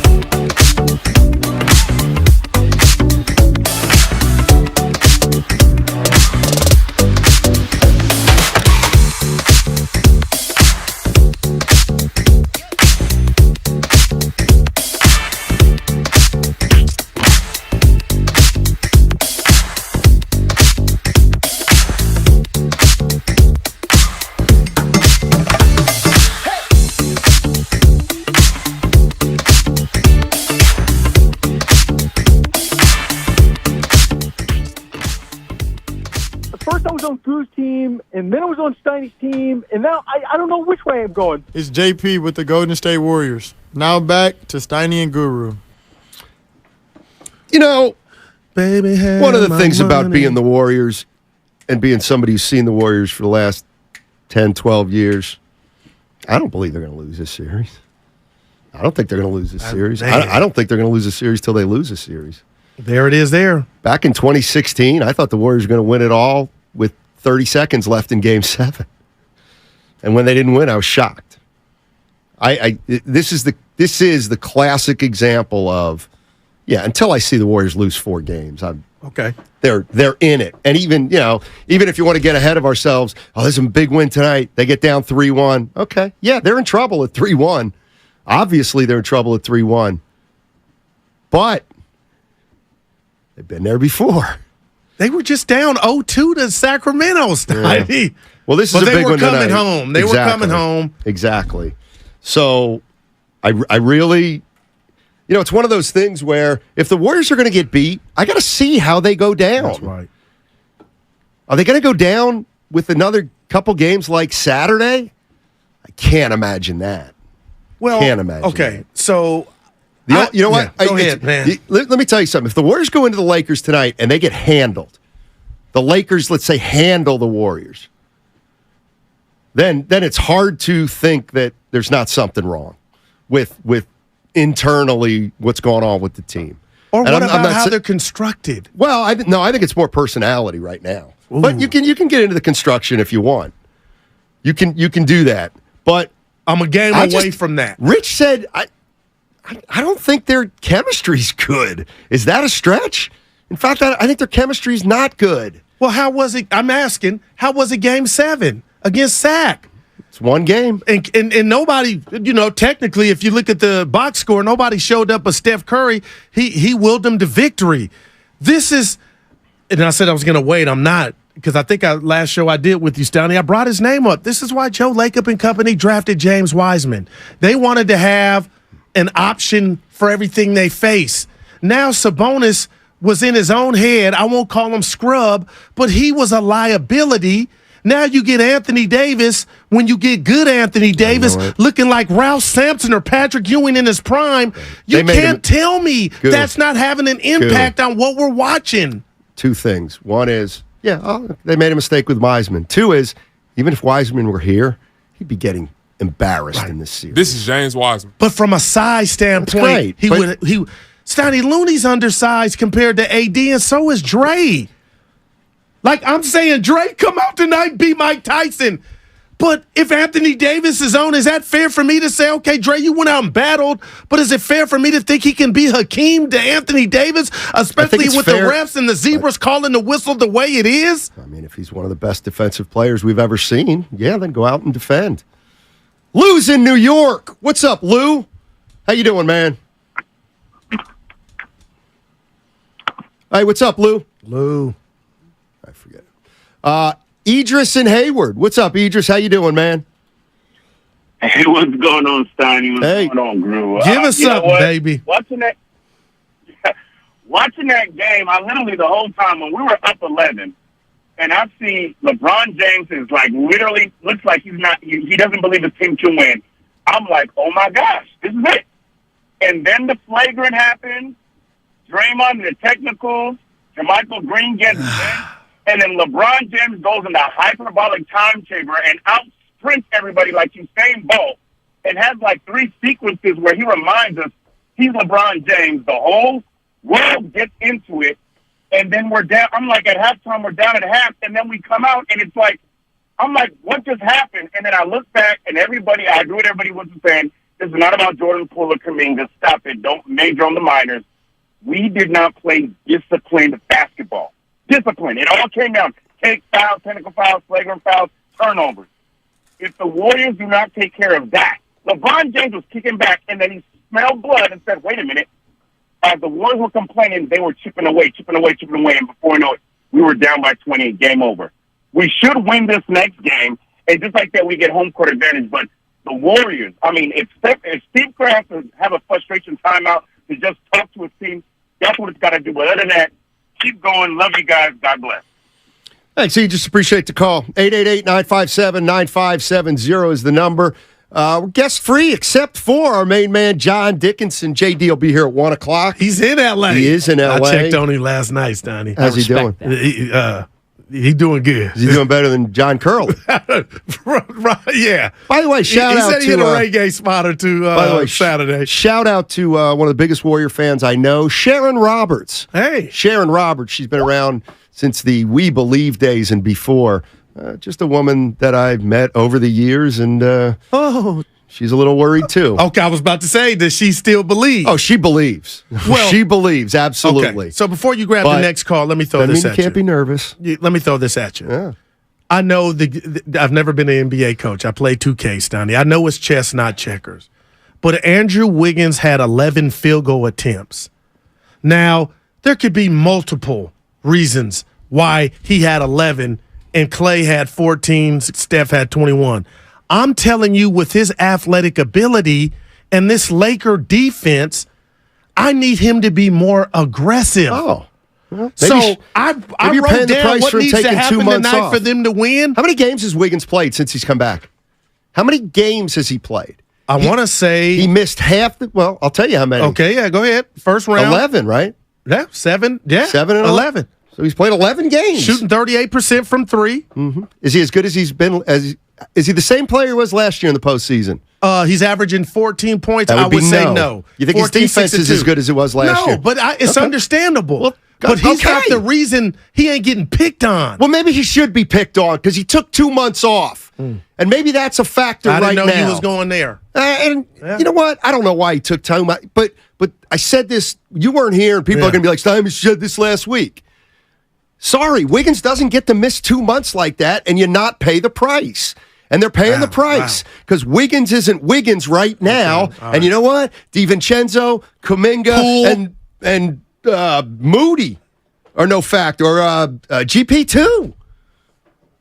Speaking of which, let me guess, you want him to play more. Right. He's played 11 guys, Goo. Oh, yeah, he's given everybody a try. Yeah, and then and you know what? I was about to throw out his 4 or 7 in 13 minutes, but I mean, if DiVincenzo's getting 22 minutes, Steve, maybe if he's not giving anything, or Poole, maybe Peyton gets more run. I don't know, but this is where my Norm told me, Stoney, you throw your kitchen sink, you exhaust all possibilities. Well, that's why he played Kuminga the last 2 games. No, but those aren't. I just can't believe we're here with JK. It's not why they're down 1-2. I just can't believe he's not an option. Ernie Chavez, I know. Did he donate? Well, Ernie was saying, Stein, he was caring for his dad. Okay. All right, I'll give you that. I'll give you that, Ernie. We're family guys. And I'm not even gonna. But you didn't ask where he was at. You just said the bottom line is he missed the hardwood. My point is fine. He broke his leg and he was out 10 weeks. So when he came back, it changed everything. It did. That's all I'm saying, Ernie. You're right. No, you're right. So am I going on the path that they're not down? No, you're right. Like, I feel like they're going to win tonight. Okay, good. Well, there you go. But I'm asking you, where's that coming from? I don't know, Goo. It's you. I can't get inside you. The 0-2 to sack. Well, it sounds like you figured it out. You don't need my help. Looks old faster. They figured that out. Anthony Davis is a top 15 player, and with the IQ of LeBron, top 15 current player. Oh, okay. When he's invested. Yeah, 1 out of every 2 games he is. I'll give you that. But LeBron James looked like he was pulling a Kobe against Phoenix. Oh, your boy on the broadcast, Van Gundy didn't like it. And then all of a sudden, the light went on. And he looked like Dark Knight. Kim Kardashian, Dustin Hoffman, Kevin Hart, all in the house, and nobody put on the show from the Warriors. Except Wiggins in that dunk. Oh, my God. Steiny, he cuffed it. And AD came to, after AD had about 3 deflections, that was a dunk for that ass. That's all I'm going to say. Wiggins, I'm sorry. Hey, as long as you have 1 good dunk, it makes up for I'm not 32 minutes of that was incredible. Drum. Kobe from the heavens looks like, oh, my goodness. I know it was only 2 points. Chris Muller didn't like it either because I got him in Montana. I'm trying to find a positive. That was a dunk. Filmo Mike. What's up, Filmo Mike? Hey, what's up, y'all? Y'all having a great conversation. We need answers. And I agree with you, Steiny. I can't see them losing. But I honestly do not think the Lakers, 2-1 ahead, I don't think they can really hang with the Warriors. Sometimes you lose games, and you probably look back at the game like, how did we lose this game? Game 3, to me, was one of them games. For whatever reason, the Lakers are tired. They're gassed. They did that in the second and third quarters with the free throws, and they were still tired. I'm so mad at the Warriors for not at least pushing the envelope to make AD, you know what, and LeBron have to play in the fourth quarter. You know what? Right? Mike, you can't get outrun if you turn it over all the time, Filmo. Or you're taking the ball out the bucket. Go ahead, Mike. Look, let me finish. That was my point. Sometimes you don't need the foul. Sometimes let them score, because you fouling allows them to get set in their half-court defense. Let them score. I've seen a couple of times where they were pushing the ball down the court. Also, my last point is sometimes you got to do like what Draymond does. You go up straight and you don't foul nobody. Stop reaching. It's a lot of like reaching. If you're not going up straight, you feel me? Stop fouling. Like, you don't always have. Sometimes you could go up and kind of like move your body out the way. They think the contact gonna come and you not there and they miss the shot. So, Mike, before you go, they led the NBA in fouls. I hear you, but you think they're going to rectify that in 24 hours? I'm asking. I don't know what they have to do, but sometimes when you have a person that's beat, just let them get the bucket. Yeah. Because the Lakers, obviously, that's how they muck up the game, by slowing the game down. The Warriors cannot foul. They cannot foul. Sometimes just let them have it. All these, like, pump fakes you going for, Schroeder do his fadeaways, sit your butt down. Just stand up. You don't have to go for every pump fake. Thanks, Mike. Well, the Lakers didn't look gassed to me, Steiny. They were putting on a show. Austin Reeves, 24, 25. Lonnie Walker, he's 24. Reading, PA. 25. Rory Hachimura's 24, 25. Malik Beasley's 27, 28. I know where Jared you're going. Vanderbilt's 23, 24. Wow. Can't Even shoot free D'Angelo throw. Russell's 28. Yeah, I know You what see you're what I'm doing. saying here? I know. I'm we got to watching stop what you're saying the Lakers are old. And there you go. LeBron's old. Yeah. Anthony Davis is getting up there. Yeah. But the Lakers aren't old. And they got Steiny, they got the athleticism. Warriors are the And old that's what team Mike in this meant. series. So we got to stop saying the Lakers are old. LeBron's old. Other than that, who's old? And what do you do tonight with the starting lineup? What You is go Anthony back traditional? Davis? 93. So Davis is 30. Davis just turned 30. Steiny, they got I told you this, and I'm not no victory lap. They got action at a chip, the Lakers do. Just the way they're constructed. And I said stylistically, before the ball tipped in game 1, I didn't like this because they got the Warriors' kryptonite. What is the Warriors' kryptonite? Guys that can pressure and defense the perimeter, and then you get past those dudes, and now you got Ralph Sampson waiting on you. I hate this. But in game 2, I didn't get to talk to you. I thought the Warriors figured something out, or was that AD being a lazy ass? Well, two things could be true. Who is it? Your boy Barbieri. You weren't here on Friday. Yeah. And I miss happy hour. People didn't like me because I was like, the Lakers wasn't a great effort by the Lakers. Did you say that? They didn't need that game. Well, they didn't need it. And they played like they didn't need it. They targeted game 1. Wow. They had 4 days off. The Warriors were coming off a 7-game series. LeBron James has played 275 playoff games. He and the Lakers targeted game 1. When they got game 1, They said, we'll just roll the dice in game 2. And that's what they did, as far as I'm concerned. Did Evan give you a load? So you're saying the Lakers load managed They laid in the down in playoff series. basically. Yeah, that's what I and think. look what they got in game 3. And the Warriors needed it, and they played with desperation. That's why the Warriors won by 30. So now the Warriors have to figure out a way to win a game tonight, and the bottom line is I kind of expect them to scratch and claw. All you got to do is win by 1 point. That's all they got to do. Joe's in San Jose. Hey, Joe, how are you? Hey, what's going on, gentlemen? Hey. I'm the show before I was listening. I was in and out of my house, and they're saying Poole this, Poole this. Let's just define this guy. He's soft and he's out of control, and at the end of the day, he can blame Draymond for hitting him. You know what happened to back in the day when you got hit or punched maybe by your big brother, and you just took the lick and kept on moving. It's in his head and all this stuff. If you're gonna play. If it's in your head, ice up and stay home. We don't need you. The guys that have won championship for this team need to step up. They need 30, and Draymond needs to get at least 20, and everybody else that is a supporting cast needs to come with it, because LeBron, he knows he's a shark. He smells blood, and he's coming, and there's no stopping that. We'll see, Joe. I'm going to defend Steiny. I'm going to step in, and I'm going to defend Jordan Poole in this sense. He's not the only one off the bench, not on his game. He's not the only one, starters included.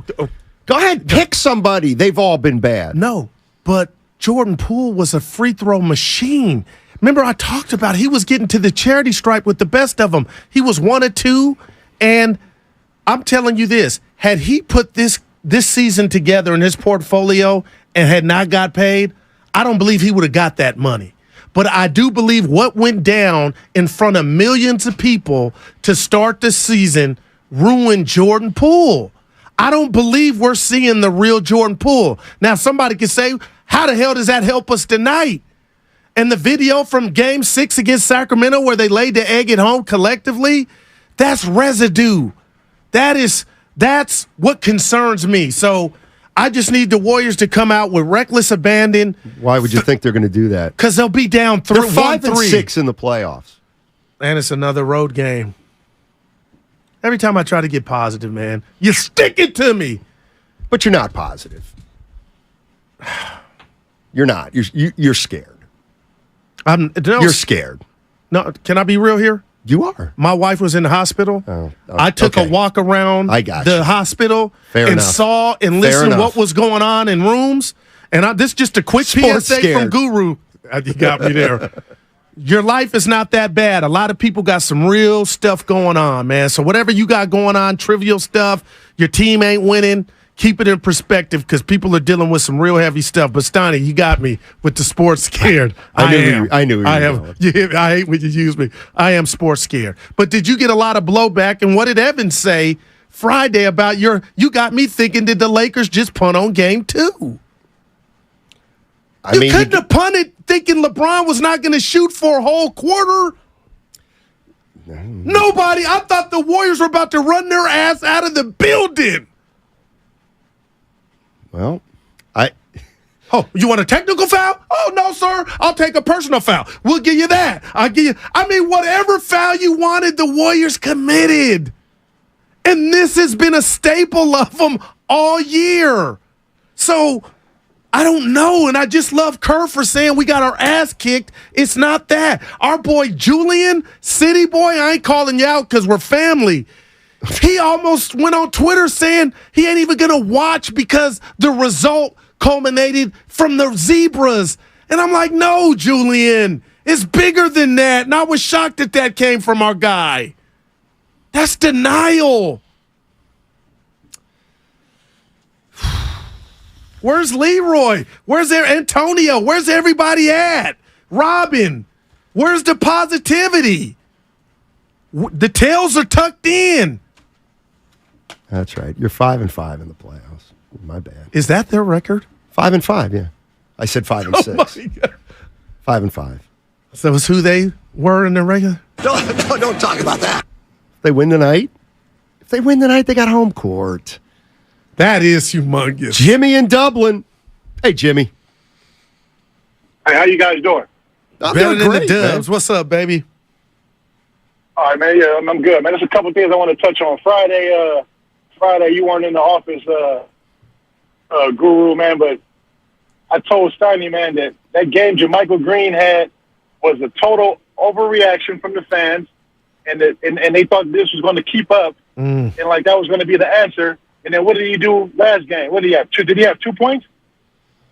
He had 2 points, right? Wow, something man. like that. JaMychal Green, you go ahead, you got him. Everybody talking about the referees and the zebras. If you're shooting 80 team, how are you going to get to the free throw? I mean, when Curry or Poole kicks his leg out, that's the only way they get into the line. And thirdly, when LeBron was sitting, I mean, I'm a Laker fan, right? So I'm sitting back and I'm watching LeBron when he was sitting back and he was just facilitating and not taking no shots. LeBron is a smart dude. He wasn't taking up no energy and nothing like that. And then what did he do? He hit that switch. And that's what the Warriors are trying to do back when they had KD, hit that switch and turn off and on. They don't have that same team. So I'm going to take the call off the air. You guys have a great rest of your day, man. Yeah, I'm with you on JaMychal Green. I'm not saying it's his fault. I'm not blaming him. I'm not criticizing his game, but San Antonio, Memphis, Clippers, Denver, Warriors. He's been around. He's been around, JaMychal Green. And he's a pro. There's no doubt. He's a pro. But I don't think he's going to be a player that turns the tide of a series. And again, I said this before.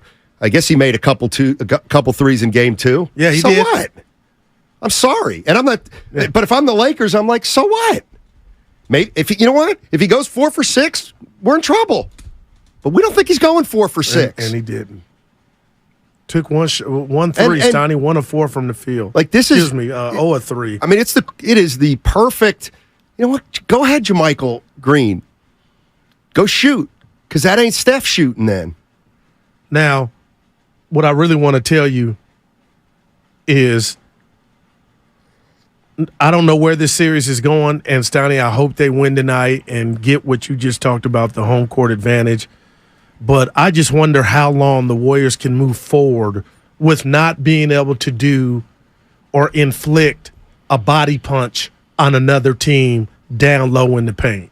And I've been consistent. I've said it all season, and it's almost miraculous. It's more than miraculous that they've gotten 4 chips this way. But, Stoney, I just wonder how much sand is in the hourglass of being able to go into a game against Anthony Davis and LeBron James and youngsters in regard to others and think you have enough when you can't get anything in the paint. And why I'm stepping back is they tried to remedy this. They went and drafted the man out of Memphis. Not that he would have been Bill Walton, Steiny. They just drafted the measurements. They drafted an adolescent. They didn't draft a man. They drafted 2 adolescents, quite frankly. But let me give you this. Woulda, coulda, shoulda, goo. But what if he would have been the big man version of Anthony Edwards and he would have been ready? Great. You would have something to run out there. And if my mom had a dash, she'd be a this and a But they tried. So what are you saying? The Lakers aren't going anywhere. So if somehow the Warriors don't get past this series and you want to get back to the mountaintop, some stuff is going to change. And I don't want to go there. Welcome to 2023, Goo. The hell have you been? The stakes are high right now for the Warriors. Yeah, absolutely. they are, man. 888-957-9570 is the number. Warriors have been here before. They're down 2-1. Pretty much of a must-win tonight. Though they've come back from 3-1 before. They don't want to put themselves in that position. 888-957-9570 is the number. The quest for 5 is brought to you by Mara West Credit Union. Working for you today, tomorrow, together. Chips. I can't get inside you.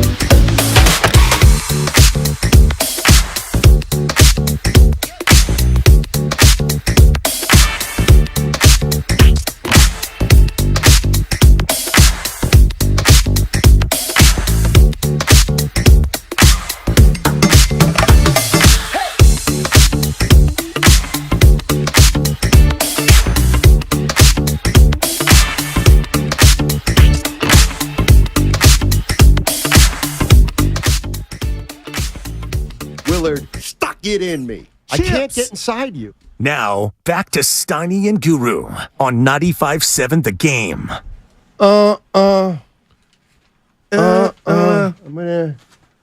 I got 3 names for you.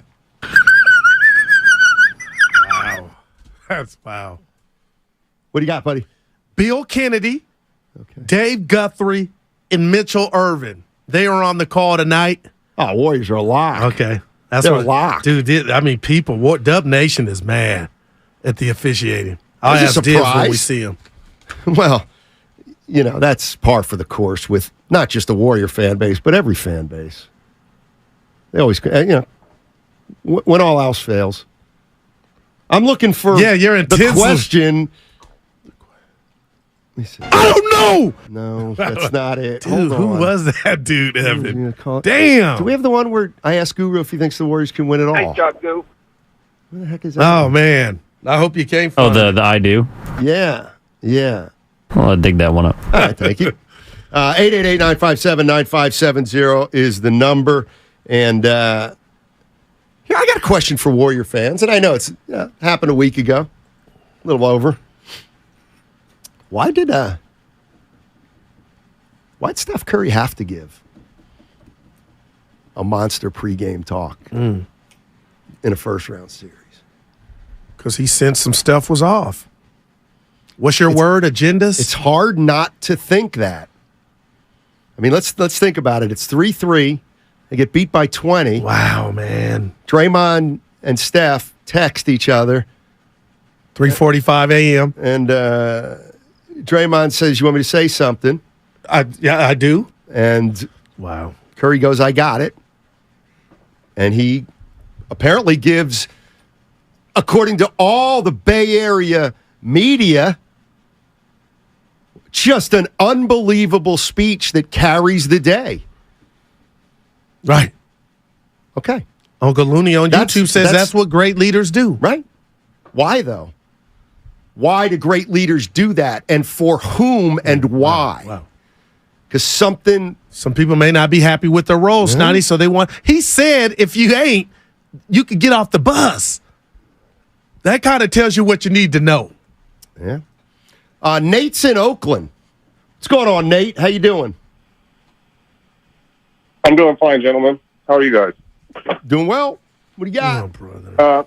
So, Jordan Poole is problematic. I just want to know, whoever wins the championship, does he still get a ring? That's kind of how I'm looking at this. He's not embodying the Warriors culture over the last, for their history, which... How about Kuminga? There's no prima... Well, Kuminga's young also. He's learning. He's not there yet. But, yeah, he's going to have to play a little bit of a role along the baseline and making cuts and not reaching if he wants to contribute. I mean, look, Jordan Poole, he's not playing well, obviously. But you need him. No, yeah, of course. Okay, well, so if you don't get him, the series is like, if Jordan Poole's not going to play well, I don't think he can win this series. You know what the problem is to me? What? If I asked you Matt Steinmetz on this Monday, Game 4, and I got the refs wrong, Scott Foster's on the call, somebody's fired. But listen, if I asked you why he's not playing well, is it the Laker defense or is it something going on? And I believe it's the latter. Well, I hate that. Well, I certainly think it's a combination. Look, here's this. Look, the Lakers don't allow points at the rim. That's what they do. That's what they're really, really, really good at. Right. Okay, so what are the Warriors really, really, really good at? They're really, really good at three-pointers. The Lakers aren't great at three-pointers, so they don't shoot a lot. What I'm getting at is we can't ask the Warriors to be somebody they're not. Damn. Guess what? Jordan Poole's going to finish at the rim against the Sacramento Kings to a far greater degree than he is against the LA Lakers. So now you got to make an adjustment. You got to step it. It's Clay. Stop putting the ball on the floor. You've lost a step, and people are reaching in and but do you know why he's putting it on the floor, Steiny? No, I don't actually. Because the Lakers are in their space and swinging the ball. Yeah, that ain't like That's you talk about 19 turnovers. They can't even do bounce passes. Like, that's not there. That's his outlet, is to try to create his shot. But when he comes off that high pick and roll, Steiny, at the top of the key, he's been hitting them. He missed his first 2 Saturday. Then he got hot. The whole gym, that? Clay. Then he hit I think it was 3, and then the whole gym was kind of like, Clay's at home. In other words, he had the typical game that he's had virtually from the start of the season. They were up 11 and 40-29. D'Lo tried to draw a foul, throws up an air ball. Here come the Dubs.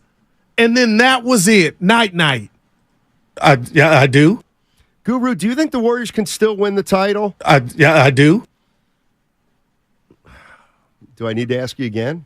No, they're not going out. April 24th, Yeah. This is how sure Guru sounded. Goo, you think the Warriors can win it all? I do. I was looking at my phone. That's the only reason you got that. But Steiny, they were just down 0-2. Okay. So then I don't want to be the reason, because I don't want to come in tomorrow and people say, Goo, you jinxed him. But I feel really good about tonight for the Warriors. If you feel really good about tonight, because you of can't Anthony spend Davis. the whole show complaining about Saturday's game. Well, it was all right. Yeah, because you feel positive about Game 4, and we got fans out here that rely on our optimism. Yeah, mine particularly. Last time we were optimistic, how did that get us Friday? It's the Kings. We're 1-1. I'll That's never all forget that. Yeah. Anyway, that's going in my book, Steiny, if I ever write one. Writing a book is you're in it. According to Ray Rowd, it doesn't pay a lot, especially a book. Why is everything about money? Sometimes you just want to share your stories. Because we live in a capitalistic society. That's why. Dude, I had to go get my wife's prescription. I don't even want prescriptions. Why is money involved? We pay insurance. Why do you need to? They don't cover all of it. They only cover a percentage. It's called copay. But the stuff comes out of my check every check. Right. I shouldn't have to break you off. No. Anyway. No. Then valet wants their money. I'm in a hospital. Why would you valet? Because she has to come out. And she came out in a wheelchair. They charged me. No, you park in the lot. She gets discharged. Yeah, no and you doubt. say, Go honey, ahead. I'm going to get the car to pull around. I did that, Steiny, and they charged. I know you're looking at me like, what world are you in? It was Kaiser, Steiny, and it wasn't good. Hey, but Steiny, I had to pay $5. Well, that's not fair. I'm like, when did the world change? This ain't Disneyland. Let's go to People Peter. dealing with stuff. Let's go to Peter in Saratoga. Hey, Peter. Hey, hi, guys. How are you? I've been enjoying your talk. I called you after Game 1, and I was the one that said you can't start 3 shooters, 2 non-shooters. And you agree with me there. And then for Game 2, Looney doesn't start, and they kill the Lakers. Like JaMychal Green was a big influence. Unfortunately, he couldn't hold it up in the 3rd game. But you guys haven't mentioned GP2. And I think he played a pretty good game for the few minutes he was in. They should put him on D'Angelo Russell, shut him down. And Wiggins played a decent game, too. So 2 guys played pretty good, and they should ride Curry as far as they can. And one gripe I may be mystified by we're elevating Draymond Green to sainthood every game. The announcer said somewhere in the middle of the 3rd quarter, Draymond just got his first point. This is the guy you're starting who's playing, 30 minutes, has 5 fouls, and he gets his first basket in the 3rd quarter. We got to stop, pretending he's somebody he's not. And I agree with Guru on the Poole. It's a shame. It's just like when Will Smith sucker punched Chris Rock. It took Chris Rock 6 months to get normal again. And I think that Poole probably has a fragile ego. And I think that thing affected him, unfortunately. Right. I think Poole's the key to winning the game, and they got to somehow get him more relaxed. It's a shame. But they need to play GP2 more, play Wiggins hard, and just got to figure it out. You're right, they had that 40-29 lead, and it looked like they were going to kill him. And those refs, by the way, are notoriously bad against the Warriors. Hopefully it'll be different in this game. Peter, where are you from originally? What's that? We're from Ridgely, Philadelphia. Yeah. Look at you. You knew Where'd it. you go to high school? Good call.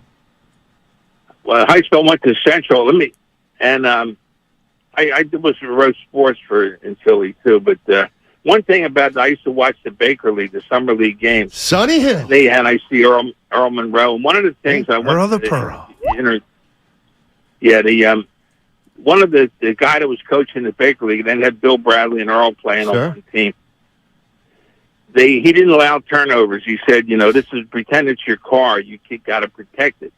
And if the Warriors, if Steve Kerr pulled Poole every time he made a turnover, he might wise up, because he plays like these unforced turnovers have been killing the Warriors all season, and there's no reason for an unforced turnover. Appreciate it, Peter. Good stuff. Man. Good stuff. He's right. They need to start treating that basketball like Guru treats his Cadillac. 19 turnovers. Is that all? Well, that was after a game they took care of the Rock and won in dominant fashion. I believe it was Thursday night. When I look at Poole, and this is where I think that was Will Smith. I think some people will interpret what I'm saying as slander, speculation, but watch the whole season. What do I think? What do I think's going on with Poole? I think Jordan Poole got punched early in the season. I think it hurt his pride. I think he was willing to try to move on, to try to let bygones be bygones, but it was tough. And then over the course of the season, as we saw about midway through the season, Poole making a reference to slander. He feels like he's overly criticized. And while he's getting overly criticized, meanwhile, Draymond's back to doing podcasts, talking about rediscovering his voice, talking about leadership and what they have to do. And I think Jordan Poole right now is kind of feeling like he's kind of the same guy he's always been, and nothing's really happened, and he still treats me terribly, and I don't really like it, and I'm just not feeling like as big a part of the team as I did last year at this point. And I'll go back to the Phil Jackson bullseye thing. I'll bet if they put a bullseye on the wall right now and told everybody to put a dot if they felt connected to the team, I don't think Jordan Poole and Jonathan Kuminga put their dots in the bullseye. There's no doubt. So I agree with you there, man. I mean, but there is something to be said, Steiny. I don't know the manuals like Chris Rock. He did bring that up. How do you act when a coworker hits you or something like that happens in front of the world? But what about the part of being professional? I think maybe he's trying. And he's trying too hard. But you understand, because you came down my road when I said he's out there in dress shoes. Steiny, you've now seen enough. He's out of control. And when I say he's out of control, he's going at a speed that is too damn fast. And he's too good for this to continuously happen. That's what's so uncanny about Jordan Poole, Steiny. He is his own worst enemy with the ball in his hands. So maybe one of these vets can pull him to the side, but it doesn't seem like that's happened. Maybe a vet needs to pull Clay to the side. And I thought they did that when they had the meeting. And Steiny, we're talking about things like they've been eliminated. At least I am, and I'm not trying to do that because I do feel good about today. But I'm going to tell you why I don't feel good about today. I don't think the Warriors got an answer for Anthony Davis. And it's like catching a mouse. It's all right. He's not going to be a factor. When you catch a mouse, all you hope is that the mouse comes to where you set the trap at. You don't know where the mouse is at all the other times. And I say that analogy is, if Anthony Davis is good Anthony Davis, the Warriors got problems. But if he is every other day AD, we got action. And that means Janet Jackson, Steiny, you are not in control. I feel like the Warriors Stop it. Are you think they're going to win tonight? At the mercy of Anthony Davis. Then why do you think they're still going to win it? Because I think you're going to get bad Anthony Davis. Okay. But if you say, Goo, what if Anthony Davis is good Anthony Davis? I'm biting my nails. Well, because they don't have an answer. So Draymond can't guard him. He can only hope to contain him. Okay. Isn't that good enough? 15 and 12 out of Anthony Davis? Well, let me look Saturday night. I was going to go Happy Days. Bucko. He was very efficient Saturday 23. night. No. Draymond Green, 23 minutes, 1 of 4, 0 of 1, not one free throw, 2 rebounds, and 4 assists. Yeah. Right. And 5 personal fouls. That's not necessarily bad. Well, none of them were hard. I want you to come down and slap them in the hands and try to get that leather. Looking for a fulfilling career with opportunities for job growth? Do you want to earn up to $39 per hour within 3 years of starting? Then apply to become a VTA bus driver by texting VTA bus to 333161. That's VTA bus to 333161. I want to get to this text on the YouTube chat. Feel free to join the YouTube chat. Guy named Zicko1. Zicko1. Steiny, treats me terrible? Who are you referring to? Green has not been anything but professional with Poole, at least on the court. Okay. All right, fine. Yeah. You're right. Yeah, there's nothing going on. Like, how naive do we have to be? Yeah. Like the Poole push? See, this is the problem with some Warrior fans as it relates to Draymond Green. They continue, and I'll use my guy Peter, they continue to lionize Draymond Green when he has 2 points, 2 rebounds, and 4 assists. Yeah. Like, no, that's the legit. whole year we've been talking about a disconnect. Is that completely made up? Did that come out of nowhere? No. Well, you didn't like it. And I'm going to tell you this, now that you got me on it, Game 6 against Sacramento was another incident. That was an incident. Curry had to come check Jordan Poole in front of the whole team. That wasn't about basketball. That was an incident. You don't show up your OG that way. And then he came and gave Dre dap. My point, Matthew, is that's not good juju. And I think we're in denial thinking And you know what I think? You know what I think? When Jordan Poole pushed away Draymond Green, I bet you Steph Curry didn't even want to say something to Jordan Poole. Because I bet you part of him is sick of Draymond Green. But Curry knows enough that you cannot do that. Wow. So even though he didn't want to do it, because he probably understands where Poole's coming from, he had to do it. Yeah. And then, of course, he has to go to I hadn't thought of the that. Pitbull, Yeah. Draymond Green, and say, see, I got, Veggie Delight on YouTube too, Steiny. Quit blaming Poole. It's getting old. We're not. It is old. They need him, though. They need the last year Jordan Poole to show up. Well, even if last year's Jordan Poole shows up, that's only going to be a player that's good every other game in the postseason, which you got to take right now. Let's go to Dante's in San Jose. What's up, Dante? How you doing, man? What's going on, Signing Guru? Hey. I was just calling in. First, I kind of want to put it out there to some of these Warrior fans are making us Warrior fans look really bad complaining about the officials. Officials, that's not what's going on in this series. And come on, you got the team that fouls more than anyone against the team that gets fouled more than anyone. What do you think's going to happen? 1-1, they got bigs that we don't. I mean, if you look at it just on paper, of course they're going to get more free throws. It really bugs me when I hear everyone calling, saying we're getting pencil whipped by the refs. But that's not, man, open your eyes and see what's happening. That's not what's happening. And on another note, for once I actually agree with you, Steiny, as in the whole Draymond smacking Poole, and they just don't seem clicked together. There's a disconnect there, and Draymond's Draymond. We all know how he's been. He's been a part of the success over the run. So the boys are going to kind of have to have his back, which is leaving Poole kind of isolated. You know what I mean? He's like on his own a little bit, and trust me, Poole has his shortcomings as well. The man falls more times per game than he assists per game. He's always on the ground. Always. I mean, it bugs the hell out of me, but I just think some of these Warrior fans need to be a little more realistic about what's happening here. And, I mean, I'm not waving the white flag just yet. Hell no. Why would you? This run is going to come to an end at some point. And when it does, hey, we beat a lot of teams during these last 8 to 10 years and put it on some good teams that we weren't supposed to beat and what have you. And when the shoe's on the other foot, man, take your L. But, I don't want to say like a man because we're not playing. But, I mean, it's just a bad the Warrior fans kind of already got a stigma as bandwagons, front runners. Appreciate it, Dante. Okay, give him a minute. He made some great points, but we're not asking Jordan Poole to be Michael Jeffrey Jordan. We're asking Jordan Poole to be what he was last year. That's what's frustrating because we've tasted it. Not the same mindset. No doubt. Not the same mindset. And we haven't brought up.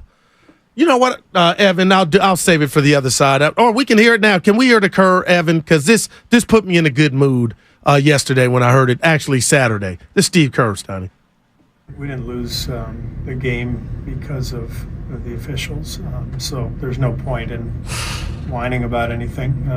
There were definitely calls that we didn't like, but every game, both coaches can say that. So this is not about anything other than just our performance. That was yesterday's shoot-around. Well, that's the head coach. Well, that was his time to, hey, they're not doing it. He knows what he's watching. You can't complain about the officials when you lose by 30. And you know what? And also when you shoot like 13 for 44 from deep. Now, we got to add, they've hit over 23-pointers in both games prior to Game 3, Stoney. But 13 for 44 on the road, 30%. That's not going to get it, though. Nope. We're going to try to pin down where Guru's feeling right now. What was your prediction? See, this is where you predict. Predictions just get you into so much trouble. Warriors at 7. Warriors at 7. Okay, then get out of panic mode. Seriously, get out of panic mode. I'm in concern mode. No, you're in freak out mode. Yeah, it's not freak Nick. It's my freak out mode. They got a documentary on Freak Nick. Oh, did they? Oh man, some people in trouble. Some husbands. No, it's not it. Freak Nick. Is that what it's called? Yeah. Now, I got pressured in by only myself to say, yeah. I don't know what it's called exactly, but it's about Freak Nick, so I'm going to get the title. We'll figure it out. Yeah, but something just made me say, yeah, and I'm going to stop doing that. A lot of times it's just your need to be right when you kind of know you're wrong. But that sounds like a song. Oh, Goo, I missed you. I missed you too. Actually, man. I missed one whole cycle of you. I was telling Evan it might have been the best thing for me because you were out. So the Warriors played Thursday. I missed you Friday. No, right. The Warriors won Tuesday, so they were winning it all Wednesday when you were here. Yeah. Then you were out Thursday. Yeah. That would have been we're done. Then it would have been a day where it's like we're going to be back, Steiny, because you would have had a day. So I missed the whole cycle.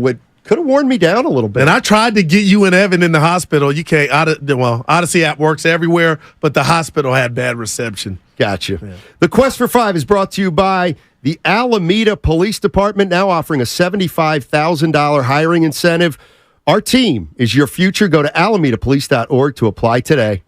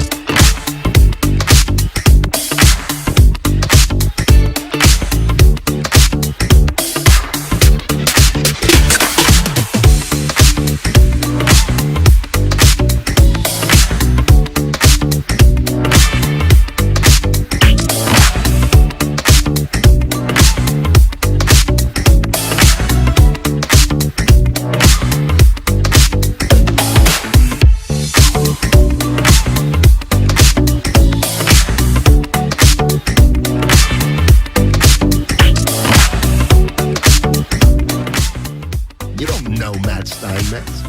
You don't know me. That said, I'm a hater. Now, back to Steiny and Guru on 95.7 The Game. Quest for 5 brought to you by West Coast Men's Health, successfully treating men for ED and chronic pain. Visit westcoastmenshealth.com. Steiny and Guru with you. Warriors-Lakers game 4 tonight, 7 o'clock. And the Warriors need this game to avoid going down 3-1. And it's funny, what you doing? There's some, I don't know what the percentage of fans are that are kind of pushing back on this Draymond Green / Jordan Poole thing. But I think actually that in a way Poole and Draymond have divided the fan base in a way, because they've made it hard to be anything other than team Draymond Green or team Jordan Poole. Well, Jordan Poole hasn't earned it, so I'm team Draymond. Well, Draymond's been boorish for 12 years. I'm with Jordan Poole. So I think in a way they have impacted the fan base. The other thing is, for those of you who are saying, speculation, I mean, Greg Anthony. I saw this. Great Go Greg ahead. Anthony. Yeah. Turner Sports, Sirius XM, tweeted out yesterday, curious, anyone think that he didn't take a leap, meaning anybody think Jordan Poole didn't take a leap this year because of something traumatic occurring before the season started? So that's one of the most respected basketball voices saying it affected the team. The punch affected the team.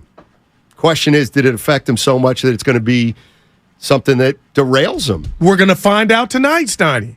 Well, I think we've been finding out. Okay, you know what? And you're on point. But hold on, Steiny. I got to say this. Let's say you're right. We saw the Oakland A's win 3 World Series where they didn't get along. The New York Yankees with Martin, Reggie Jackson. My question to you is, okay, is that good enough though? If the structure is right, you should are they losing to the Lakers? Because I don't believe it because of Green and Draymond. I don't believe that's it. I absolutely, positively believe that if they lose to the Lakers, they absolutely has something to do with chemistry. Okay, I thought you were going all the way in. What? To me, this is about we don't have anybody or anything in the middle to pound other defenses. Like, it's come to a head almost. Okay, and we're going up against a dude that can do it. If that's what you think, then just go out and get a big man and bring everybody back.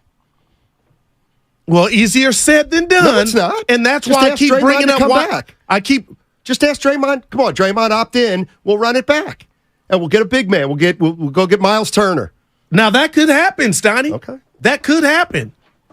There's some optimism. Now, Steiny, I missed you so much. I got more sound from you. When I heard Klay Thompson say what he's about to say, I just want your reaction, and I don't think I remember a Golden State Warrior ever saying these words. Hit it, Evan. Being mentally tougher and coming together as a team rather than splintering.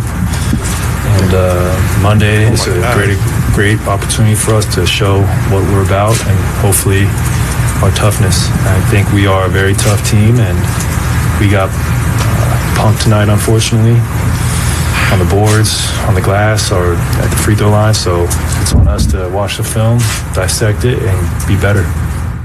We got punked. And he said, "It's funny." That part, I know you. I saw your ears. This is why I like that. They got punked. Oh my God! So what? Punked is no different than you got blown out. Big deal. Oh, they got punked. Was that count for 2 losses? Then who cares? Well, no, we're gonna watch because Steiny, what's the antidote? You guys use the word punked for the Warriors getting beat during the regular season, and it's like, what is it? Come on. Well, they got punked in Memphis last year in the playoffs. You wave the white flag. You wave the white flag. I'm not waving the white flag. For that game. Oh yeah, I'm talking about. But I just hate that I don't feel comfortable in their ability to stop Anthony Davis on a good day. Well, your boy James Wiseman wasn't going to do it anyway. Like, that's the reason they got rid of him. This is because he wasn't ready. That's a 3, Evan. All right. Let's go to Justin. Justin's in L.A. Hey, Justin, what's going on, man? Yo, what's up, guys? Hey, I am on my way to the stadium right now, head to toe in all Dubs gear. Oh, nice. Wow. We're gonna see how this goes. It's gonna be my first away game. Haven't been listening to any of the negative chatter today, so nothing but positive vibes. Wanted to hit you guys up to see what you think is the best place to hang out as Warriors fans, kind of all day before the game around crypto, and where the best vibes are going to be. Yeah, I'm good. Go ahead, Stan, because I got something haven't for been him. there in forever, but LA Live. Yeah, I was just going to say that. There's a bunch of places. And do me this favor: if you run into Kim K, say Guru said hello. I will. Yeah, baby. Yeah. In addition to some other messages. There you go. Good luck tonight. No, but seriously, there's a bunch of places around there. LA Live. You'll find some other Warrior fans Oh. for sure. Oh, we're making it all up, but Clay's using the word splintering. He did. I hated this. Yeah, but there's nothing to see here. The bottom line is this. It's clearly setting up for if the Golden State Warriors win it all, they're going to say all that they've overcome. And we're going to use that championship pedigree accurately, that they could overcome all their obstacles. And that's what great teams do. And we're going to remember this team for a long, long, long time as a team that repeated at the end of the dynasty. Well, they're going to get beat. And we're all going to have to acknowledge, yeah, this team was fragmented. And it started with the punch, but it might have started before that because Bob Myers' future was up in the air before they ever tipped game one. Draymond Green has an opt-out clause, and who knows what he's going to do. He never told anybody what he's doing. Jordan Poole gets punched by Draymond Green. I mean, there's a lot of stuff. Andrew Wiggins takes a leave of absence. Again, they're either going to be champions because they're somehow able to overcome all this, or it's what we're going to say did them in. Yeah. Pretty simple, I think. It's Floyd's big, in Oakland. What's up, Floyd? How you doing, man? What's up, fellas? Hey, How you doing today? Floyd. Well. All right. I just want to say, with the Poole Draymond thing, I don't think it has anything to do with the way Poole is playing. I think after a few years in the league, these coaches get paid. They study you. They know what he can do. They know what he likes to do. I think they just defended him well. They're taking away what he likes to do, and he doesn't have a page 2 is what we used to call it. He don't have a page 2. He's stuck on page 1. So I think that has a lot to do with it. And if he is letting the punch affect him, maybe he's not tough enough. Like Clay said, maybe he's not mentally tough enough. Because you hear players say it all the time, stuff like that happens all the time. People get punched in practice. And Yeah, get but into not leaked out to altercations the world, though, family. Not leaked out to the world. Come on, man. That's true. Yeah, I know I wouldn't. If you hit me like that, Steiny, and I would probably feel different had it not got leaked out. We probably could work. I would be mad, but the fact that the world saw it, come on, man. Jordan Poole's doing a lot to come back and try to be professional. That's all. Yeah. 888-957-9570 is the number. Game 4 tonight Big from one. LA. You know what Larry Bird always said? Game 4, most important game of a series. Mm-hmm. He did. Well, because it's either going to be 3-1 or the Warriors will be back to having the advantage. You watched that Philly game yesterday. I thought of you. Speaking of Larry Bird, Julius Erving was in the house with shades inside. Yeah. Oh, boy, I thought of you. I was about to take a picture and send it to you. Doc! Look at he was styling. Yeah, I'm sure he was. styling. Evan, what are we going to... It's about that life. About that style of life, Doc. Doc was smooth yesterday, baby. Very smooth. Yeah. Julius Erving. The doctor. Can't tell the story of the NBA without Dr. J. There you go. Jan's in Mountain View. Hey, Jan, how you doing? Yeah, I'm doing okay, guys. Thanks for taking my call. Sure. What I was going to bring up was that Poole mentioned about 1 or 2 months ago when the playoffs were about to begin that he was in playoff mode, and all of a sudden now he just seems to take a takes a reverse, a 180. Like, what's going on here? I thought he was going to do anything to help the team, like he mentioned back then. What do you guys think? Yeah, that's interesting. That's interesting. Maybe that's, I don't know. Maybe I don't know. Well, I don't know. Yeah. Yeah, and they don't know. But I'll tell you this, Donnie. It needs to get fixed. Might know. They might know what's going on with Jordan Poole. Okay. I think on that front, we all for God's know. sakes. Hold on. Tim Kawakami of The Athletic tweeted that Poole got taken out of the game and walked to the locker room. I read that. Iguodala had to. And Iguodala to follow him there. Yeah. Well, that's mad about playing time. Okay. Well, that's a problem. Oh, no doubt about it. And that's why probably Curry was talking to him when he gave the speech. But he's also talking clearly to Kuminga, who seems checked out. To Jan's point and the caller before that, I don't think I'm being honest, Donnie. I don't think defensive have adjusted to Poole. These are self-inflicted wounds when you fall down. You don't think it's a factor that they have Anthony Davis and LeBron James at the rim? Oh, no. I'm done. I'll turn off my mic. No, I'm just talking about in general. We've seen him fall down all year. We've seen him fall. He was doing it thud against the Kings. Something's going on, and I don't know if he's overdoing it, Steiny, overcompensating. I don't know, but Clay's playing just as bad. But it's Clay. But Clay's never been a guy that was able to ha-ha with the ball in his hands like Jordan. No, but Clay has always been a player that gets inside his own head in his own way that affects the team kind of in a similar way to Jordan Poole, who looks like he's not feeling it. And, of course, Draymond Green is on record saying he doesn't get up for games that don't matter. And, like, you might think I'm kind of sticking it to the Warriors. I'm actually not. It's just to point out that they have a bunch of inconsistent players this year. And it's a matter of how many guys can play well on one individual night, because it very seldom is all of them.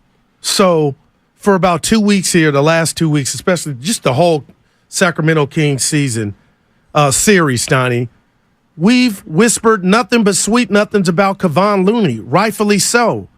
Larry Smith, Moses Malone, Rodman.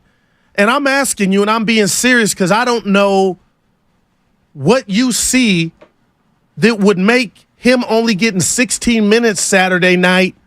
Who? Kevon Looney. Like, because I don't know the answer. But you you can't play two non-scorers. You cannot play two non-scorers. So you can't play him and scored Draymond. 2 points, right, and got you 2 rebounds. I'm just asking. Okay, you can play Looney for Green. So you don't think we see both in the starting lineup tonight? I don't know. Maybe. But maybe they have to limit their time together. I do think Davis has more trouble with Draymond Green than Looney. Celeste is in Mountain View. Hey. Man, for a guy who thinks they're still going to win it, you are certainly worried. Oh, just checking all my boxes. Just really worried. Gosh. No confidence. Hey, Celeste. Hey, I love you, Steiny. You know this already. Thank you. You know who doesn't? Jordan Poole. DJ Darcy in San Pablo doesn't like me. I'll read you her but text she later. Likes you. Go ahead, Celeste. Yeah, whatever. Thanks. She doesn't have good taste. Jordan Poole, how can you treat someone professionally that pops you in the mouth? What the HE hockey stick is about that? I'm sorry. I would be some kind of way and totally unprofessional. For one, I would have popped him back. I would have been like, oh, no, you're not just going to hit me, televised or not, and something's not going to happen. Celeste, before we let you go, not a big Guru fan, huh? Oh, God, I cannot stand Draymond, He needs to act right. I wish he'd go do a stupid podcast and get off the team. I haven't liked him since the first time he was suspended for silly stuff, changing the whole series. Look at her. She knows her hoop. Respect that he changes the series. Thanks, Celeste. Appreciate the call. Oh, my God. I thought she was going to say me. Freudian slip. Darcy, you can't lay the season at the feet of Draymond. I'm not. Because the season's not over. I just want. But I'll lay the seasons at the feet of Draymond, at the feet of Poole. That didn't help. I'm going to lay it on Wiggins. Yeah. You got to lay it on Wiggins. Missed half the season. You got to lay it on Clay. tricked off the first 6 weeks I'm of the season? wondering if this is the most difficult season for Steve Kerr since he's been here. He said he was enjoying himself this year. Remember? But that's like when you see ugly baby. Oh, so cute. You know, she said you got to be positive. Steiny, come on, man. What? How many coaches have had to deal with Kerr and the Warriors and Myers and Lacob have had to deal with? Curry, for that matter. It's still going. What do you mean? The whole punch the gate. This like team, that, if it was fun. No team probably has had less adversity than the Warriors in the last decade. Oh, they had a couple things happen to them this year. David Welcome West. to the NBA. Kerr always says that this place is not like a normal place. So they're experiencing some hardship. Can they get over it? 408, this is what you produce. Did you get a prescription for yourself, Goo? You're stressing out. I believe. By the way, we may get Andre Iguodala back if they can get into the next series. Are you excited? Well, and that was the noise I was about to make. I mean, the only thing I'm worried about is if he comes back and Jordan Poole goes back to the locker room, then who's going to go back with Jordan Poole? And why? Okay, I know this is not the show because I'm fired up. I really am. Why would he go to the locker room? Even if you're pissed off, why would you go do that? You know why you would to do let that? So now you're going to hijack from your teammate standpoint. Now everybody has to look and know you're not on the bench because you're mad or in your feelings. Now that's what I won't defend if Kawakami's correct with that. Okay, you come out the game because you've been playing like dog mess, but now they got to go console you. So come it on, is not man. outside the realm of possibility that he was upset, and rather than sitting on the bench and acting like Kuminga, he went back to the locker room. He went back to the locker room because he wanted to either vent or whatever. He would have come back. Hey, Jordan, where'd you go? I had to go to the bathroom. Tinkle. So, I mean, would you rather him walk to the locker room or would you rather him push Draymond Green out of the way in plain view? I know. I'd rather Kerr to tell him, hey, you know why your ass is not in the game. He just hasn't been himself. And hey, Steiny, I wonder if it's a combination of getting punched in the face and then knowing. And where are you going? Maybe I should be a little careful here, but certainly this is the way I feel. And if Warrior fans say I'm crazy, say I'm crazy. Maybe he's sick of feeling like the scapegoat. Jordan Poole. Man. I mean, he did a post-game interview 6 weeks ago with our Bonte Hill and said, I hear the slander. Yeah. What if I do not put it past Jordan Poole to be like, why is this all my fault? I'm the guy who got punched in the face and tried to move forward. All right. Hey, you might have hit it out the park. Let's go to 2 of 9 from field goals. 2 of 9 from the field. Poole, 22 minutes, Steiny. 0 for 4 from deep and 4 turnovers. Oh, my God. Anthony in Napa. How you doing, Anthony? What's going on? Yo. Good afternoon. If it's afternoon now. First of all, welcome back, Guru. Right on, baby. Hope all is well with the fam. So I want to get straight to it. The caller before, the young lady, mentioned that maybe Jordan Poole isn't mentally tough. That's hogwash because he's mentally tough enough to get hit by somebody, have to be around that person for the rest of the year, not be able to hit him back, and still maintain the level of professionalism. So how much more professional do you want him to be? I asked somebody, you let me hit you in the face, and then you got to work around me, and you can't do nothing back to me. Come on, man. What are we talking about here? Whatever the reason is, we got to stop making it seem like why ever Jordan Poole is playing the way he's playing, that the punch is not at least some of that.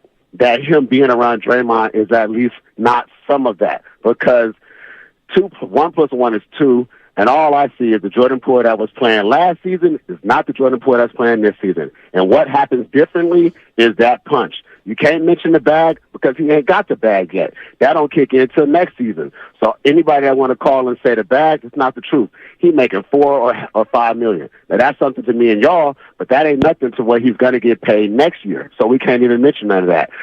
I want to say that the reason why we lost that game on Saturday night is definitely the bench scoring discrepancy, and it continues to be something that we had. people coming off of our bench are not producing. So if people want to call up here and say, we want Kuminga, and we need his athleticism, get your athletic butt on the court and do some athletic stuff instead of standing in the corner and not crashing the glass or not running off the screens and not running the pick and roll. You got to do something with the time that you get, like I said before. Roy Hachimura, he get in the game, he scored right off the rip. Thanks a lot, Anthony. No, good stuff. In fact, GS says callers on point. 1, 2, 2. So there you go, Anthony. Yeah, and I'm a culprit, but Steiny, we can't ignore his defense. Jordan Poole. Forget the punch. Just his defense. He's just not a good defensive player right now. No, he's not. Who is a good defensive player right now in the Warriors? And you're gonna laugh. I'm being real. I honestly believe Andrew Wiggins, Gary Payton II, and Kevon Looney. Yeah, I'm not going to disagree. I don't like that we're all, if you don't want to go too big, shout out MC Hammer, if you don't want to go with the too big lineup, that Green is the one that is over Looney. Like, at this juncture, I'm exploring everything. But I will say this to you and Evan, and I mean it. When this season is over, no matter what happens, if a championship comes of this season, I will be disappointed in Steve Kerr in the sense that I don't think he handled these youngsters the right way. That's just my 2 cents. They can go on and win it, Steiny. This is when Kuminga was supposed to show you. Moody could have been playing months ago if you were going to trust him here, but he's taking advantage of it. I just don't like how it's gone down. One of the guys is not even here in Wiseman, but that's neither here nor there. I just don't like it. And now I'm starting to wonder if they handled internally this Poole situation the right way, because he seems to be lost and nobody has an answer. This from the Comcast business text line, 650. There are 2 petulant kids on the team, Poole and Kuminga. Blaming Dre or Clay or Wiggins, who have 4 rings and have countless times come to Poole's defense, is unfair and ridiculous. Yep, 4 rings exonerates them from all responsibility. That's what I hear. And you know what? Shame on the veterans for the Warriors drafting 2 immature players, and they haven't shown the leadership or ability to bring them into the fold. Maybe because the veterans can sometimes be too harsh. Yeah. Just saying, I'm not blaming Draymond Green. I'm not blaming Jordan Poole. What I'm saying is, it looks like the disconnect is starting to come home to roost. That man. And can the Warriors overcome it? Can they overcome it like they've been able to overcome a lot of adversity over the last dozen years? Or is this the year they can't overcome it? I mean, that's what we're watching, I think, aren't we? Yeah, we are, and you said it well, but I can remember 2 years ago or a year and a half ago, Draymond Green said that he is contacted and they talk about the possible draft choices. If I'm going to give in and it ends up, and you're right, being disconnect between the youngsters and the OGs, my only question, Stoney, and today's not the day, is how did we get here? You didn't run it by the OGs, the champs, the 3-time, that who you were drafting, and what was going to happen? They weren't champions when Kuminga was drafted. And Wiseman. It was 2 years where they weren't. The Quest for 5 is brought to you by the Alameda PD, now offering a $75,000 hiring incentive. Our team is your future. Go to alamedapolice.org to apply today. Your boy Steiny still ain't giving up on the Warriors, though. Nobody has, baby. You're closer than anybody. You need to go to 957thegame.com. Well, then don't see, they try got to me balance with glasses that and out. the Warriors hat. Right, Warriors don't try in to 7. Yeah, Warriors in 7, but I get to use 4 hours today complaining about every player on the team. You don't get to have it both ways. These are not. No. These are notes. It's noon. These are We're going notes. from AM, I missed you, buddy. AM to PM. Yeah, but these Once are notes the and PM observations. Starts, you don't get to just complain about the Warriors and then say, oh, but I still am confident. Gotta go. We're holding you, gotta go. Guru, held accountable in the PM hours. That's what's coming next. And it's all brought to you. Power Chair. It's all sponsored by Chilton Auto Body.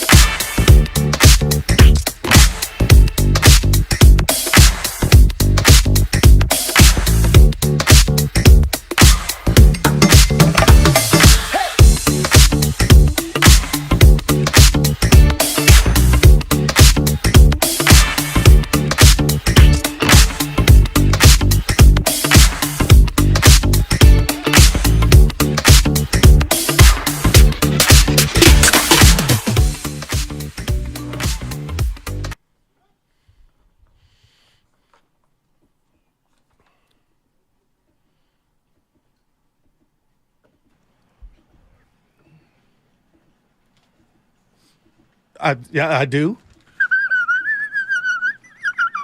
This is Kevon Looney. Welcome back to Steiny and Guru on 95.7 The Game. Take it away, Steiny. The Quest for Five brought to you by West Coast Men's Health, successfully treating men for ED and chronic pain.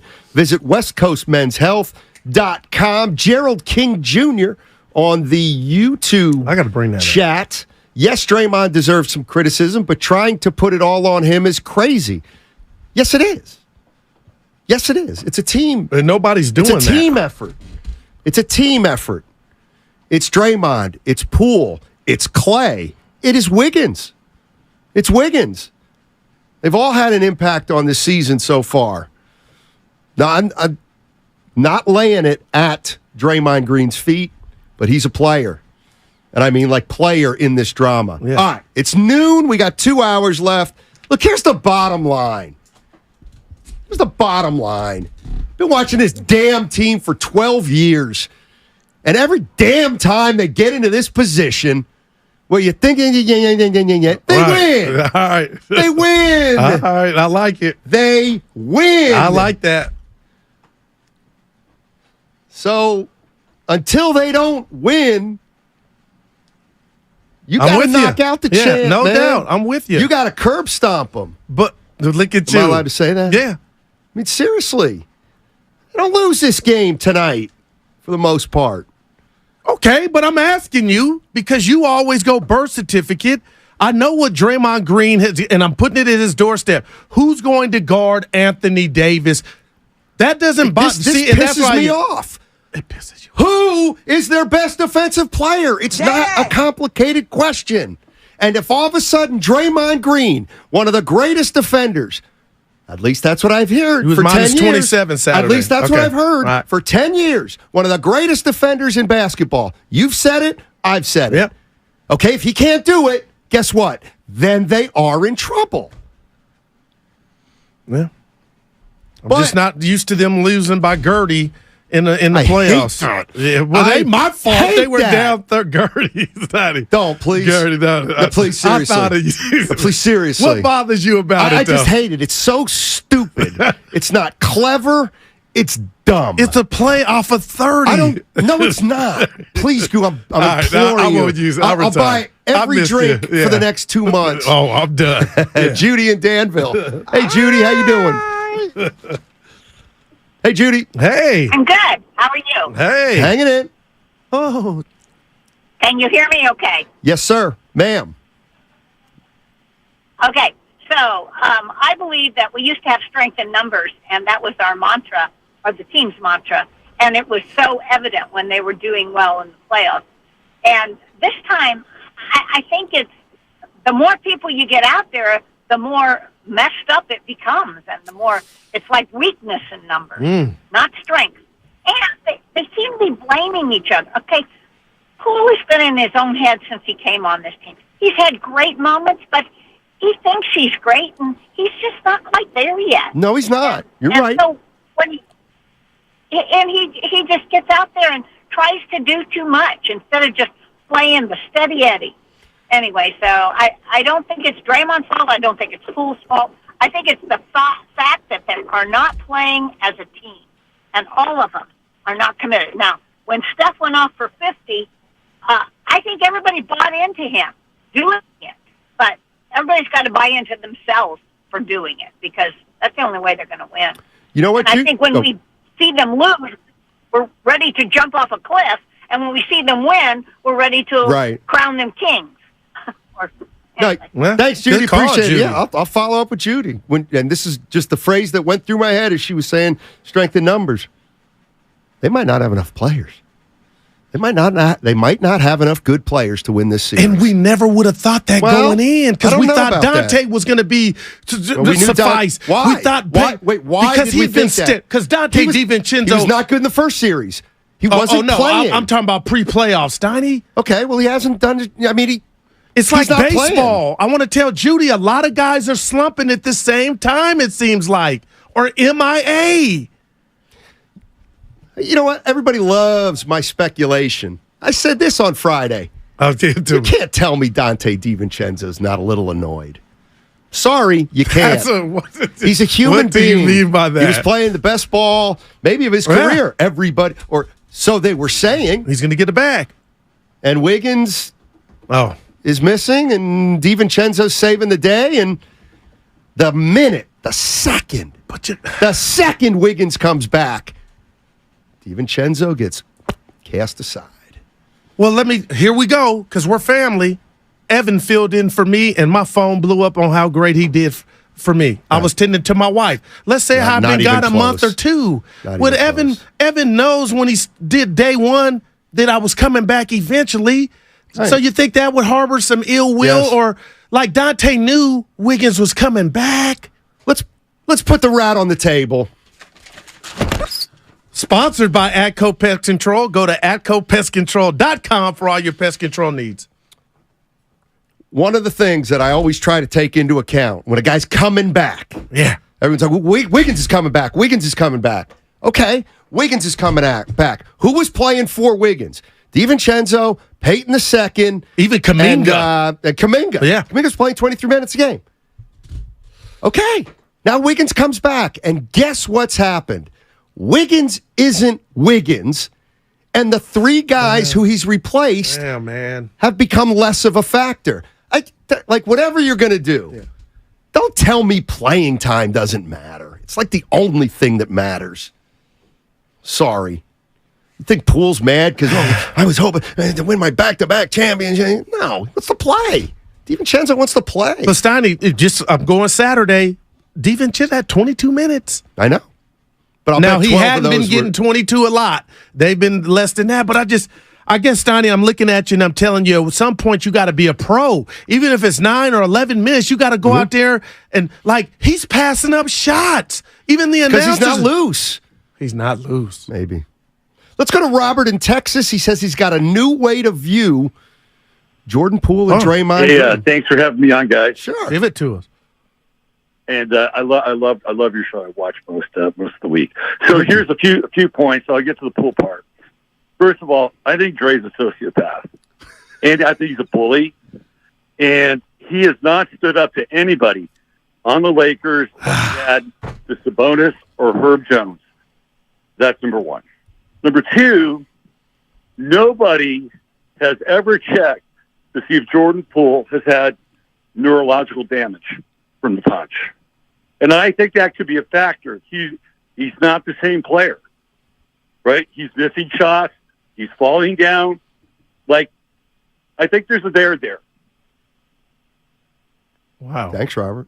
I mean, nobody can explain the fall down. I mean, you want to put that under speculation, feel free, but appreciate the call.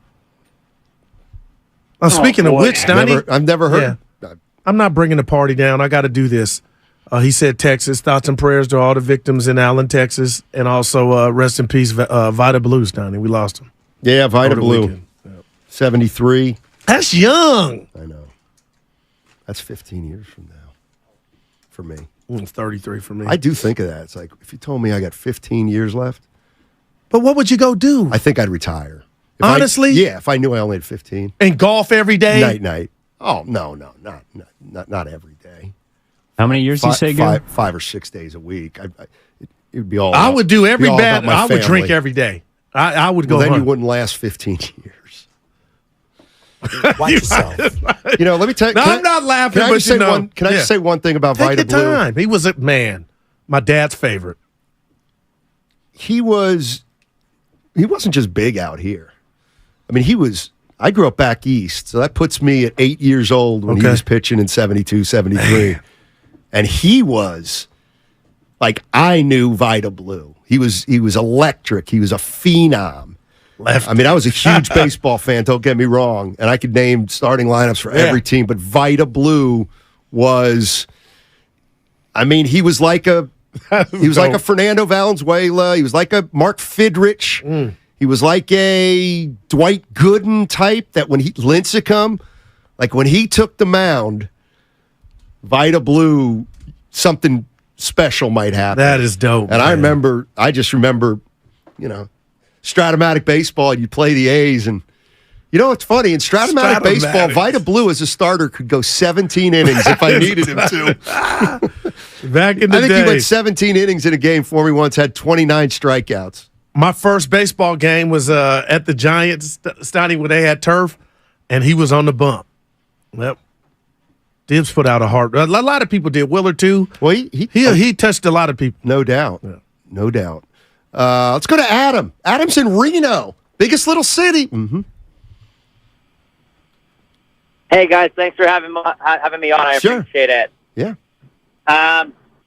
What I wanted to call in about, what I feel like is just something that I've noticed over these 3 games, even in the Game 2 win, is just Draymond's intensity that he brought in that Sacramento series has been missing this series against the Lakers. I mean, he's like, I know the way that they're defending him, sagging off of him, whatever, daring him to shoot type of thing, but he seems timid, not focused. He doesn't seem like he has the same intensity in this series that he had in the previous series or even previous playoffs. And there's a part of me that's thinking about this whole relationship with LeBron, and I know they're competitors, I know they're in the playoffs, but it's just that intensity that Draymond is known for and how we win games, how they've won championships, I feel like has been missing in this 3-game series so far. That's valid, man. And I just wonder if we see that again tonight, or what we perceive it to be. What we're talking about tomorrow is somehow they don't get it done, Stoney, because I just could not believe the Mike Tyson, the Ray Lewis, the Dick Buckus, Draymond Green that I know in playoff mode picked up Anthony Davis, who had been giving the Warriors the business starting from game 1. So I don't know. And then he went on the podcast. I know. Evan, help me out. Did you hear him? Oh, he's telling everybody what him and Steph were talking about LeBron. You see, I know. What do you know? And I've been saying it all year.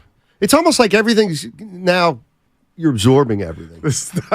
Boy, you are. When Draymond Green was in his prime, he was a defensive factor consistently, particularly during the playoffs. Game after game after game. He's older now. He cannot play great defense game after game after game after game. Okay. So what he does, what he relies on now is adjustments. So he goes out and he plays game 1, and Anthony Davis has a field day. Not necessarily against him, but has a field day. So what's the adjustment? We got to put Draymond on him. Well, what happened in game 2? Guess what? Anthony Davis didn't play well. All right, now game 3. Well, this is the game where Draymond, he might not be able to give you great game after great game. You sound like you're talking about LeBron. I'm talking about Draymond. No, that's and how maybe LeBron I'm talking goes. about Steph. And maybe I'm talking about Clay. They're just not putting enough good games together. And as far as Draymond Green, you know what? Today's adjustment day for Draymond Green, maybe. Whatever happened last game that was ineffectual that he did, maybe he tries to change it and it changes the complexion of the game. But I think Draymond, he's actually great at making adjustments because he has to now. John's in San Jose. Yeah. What's up, John? How you doing? Hi. Good. So I heard an earlier caller. He talked about Jonathan Kuminga and how he needs to come in and produce. You got to run the baseline and score. Yeah. Kerr is responsible, as you guys are saying. I'm totally behind you on this, for not developing the young guys. The problem with Jonathan Kuminga is that he gets 3 minutes in the playoffs, and they expect him to be an all-star and not make any mistakes. Jonathan Kuminga goes on the court. He's so afraid of making any kind of an error that he'll be pulled off the court. Now, at the same time, you got Curry throwing one-handed looping passes and turning the ball over and killing momentum. Green forcing balls in where they don't belong into the middle of people and losing the ball, making this. Those guys have won championships, I get it. But they've got a huge amount of rope. The problem with these young guys, like you said, the guy's playing 22 minutes at the end of the year. The Warriors have lost him, and he's one of their best defenders over the season. The way he developed, the way he got better control of himself, played under control, didn't make mistakes, but he's so afraid of screwing up on the court that they've lost him as a resource, as a valuable player. And the same can be said for a lot of the other players that are on the court. no confidence in those guys means, is he better than Keegan Murray? I'd much rather have Jonathan Kuminga than Keegan Murray. Keegan Murray played almost the entire series as a starter. Yeah. Right? No, hey, John, and Anyway. I agree with your I agree with your bigger point. But I'm not believe it or not, I'm not blaming Kerr, or I'm not going to blame the youngsters, because it was an organizational issue. Plain and simple. The Warriors had 3 young players, and they were coming off a championship. They made an organizational decision led by Joe Lacob that this year they were going to play the young players more during the regular season, so as to, freshen up at the end of the year. Right, and they didn't produce from day one. They went 3-7. And at that point, I think Kerr was like, we can't do listen, I'm not saying who's right, who's wrong. But at that point, Kerr said, if I play these young guys as much as everybody wants me to, we might not even make the playoffs. We're 3-7. But the other side of it is, no, you got to play them now so that at the end of the year, if you're in the playoffs, they'll be better. Okay? Well, there was not, everybody thinks this organization is perfect and makes no mistakes. Well, clearly, there was a miscommunication about how the youngsters were going to be used and how committed they were going to be to that process. And I think Steve Kerr was like, I owe it to these veteran players to give them all the benefit of the doubt. He said it all year. He said it his whole tenure. Remember when Clay, hey, would you ever sub Clay? No, I would never bring Clay off the bench. I'm riding with these 3. I'm riding with these 3. I'm riding with Looney. I'm riding with those guys. He's saying exactly what he means. So who let who down? Everybody let everybody down as far as I'm concerned. The Warriors expected way too much out of 2 guys who had absolutely no experience playing organized basketball, essentially. Because I'm still high on Kuminga. I shouldn't say sorry. Yeah, I know. And Steiny, when you going to give me a point for Moody can play? I'm not telling you what he's going to be, but he's out there. He's playing. He's a guy. But he's a guy that could have been playing months ago. He was forgotten, left for dead. He fills a spot. Yeah, no doubt. But he's not. Is he really? What did he give him last game? What it ain't even about last game. He's playing in playoff basketball. It's about when you put the tuxedo on him, give him a haircut, and spray some cologne on him, and give him some Stacey Adams. It's why they drafted him. He's going to be okay. He's never going to be good. But and this is where I'm going.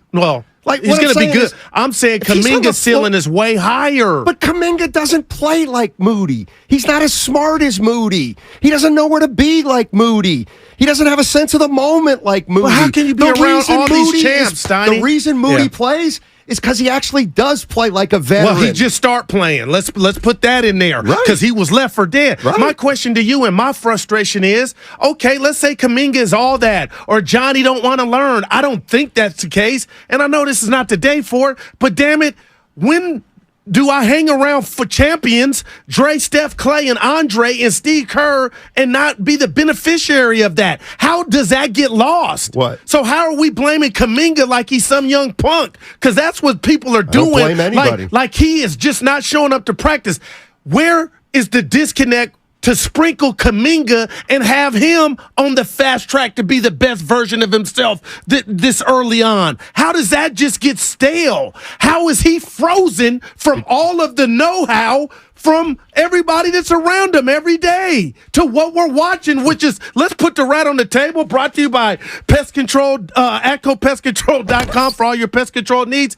He's becoming a sideshow. So, okay, how much response, you're fixated on blaming one thing or the other. I blame Kuminga, or I blame Poole, or it's everybody. Kuminga's not mature enough. Steve Kerr may be too stubborn. All right? My point was the everybody, Steiny. What do you mean? It ain't just Kuminga's fault. Of course it's not. Nobody argues that simplistically. That's why I'm not saying it's Draymond's fault. And maybe something's going on with Jordan Poole now when he needed the help after getting knocked the F out. Maybe he needed the help and nobody's giving it to him, the right help. Guru wants his cake and eat it too. Yeah, I would agree with that, but I don't know exactly what it means. No, you said my point about Kuminga. It's everybody's fault, not just his. But you read these articles and people calling in talking about Kuminga, it's like he's some lazy ass. Well, I mean, you can't be blind. You also can't be blind, Goo. Daryl, you can't be blind. We've seen pictures of him on television. No, that he I looks got. disengaged. I've seen it. So if you've seen it, why do you push back on the narrative that, guess what, Kuminga may not be all in with his attitude? Because this is why. I'm going to another player. I argued with you like we were sword fighting, and you said Moody couldn't play. Moody couldn't play. Now he's playing the most important part of the season, Steiny. Forget however, he's out there. You're telling me, Steiny, this couldn't have happened in December? This couldn't have happened in January? No. Where would he be at? What would he be doing for you now had he been playing or you entrusted him? Why did it take, catastrophe to run him out there? Playing great. And they reacquired Peyton II. That's why. And you know what? I'm going to push back a little on Moody. I don't hate the kid. I think he's solid. Yeah. But I'm not telling you he's a superstar. He's just a seat filler. That's all he is right now, a seat filler. Yeah, but he's somebody that Steve Kerr, at the very least, knows he can put in the game, and he'll be competent, and he'll do that just the right changed, thing. Steiny. What do you mean? That just changed. Maybe he just started getting minutes. Maybe right, because DiVincenzo was great in the regular season. I know. We should have gotten... okay, so then you went... DiVincenzo should have been playing 25 minutes a game. Moody should have been playing 23. Kuminga should have played 30. Okay, well, then the Stars don't even play at all. Yeah.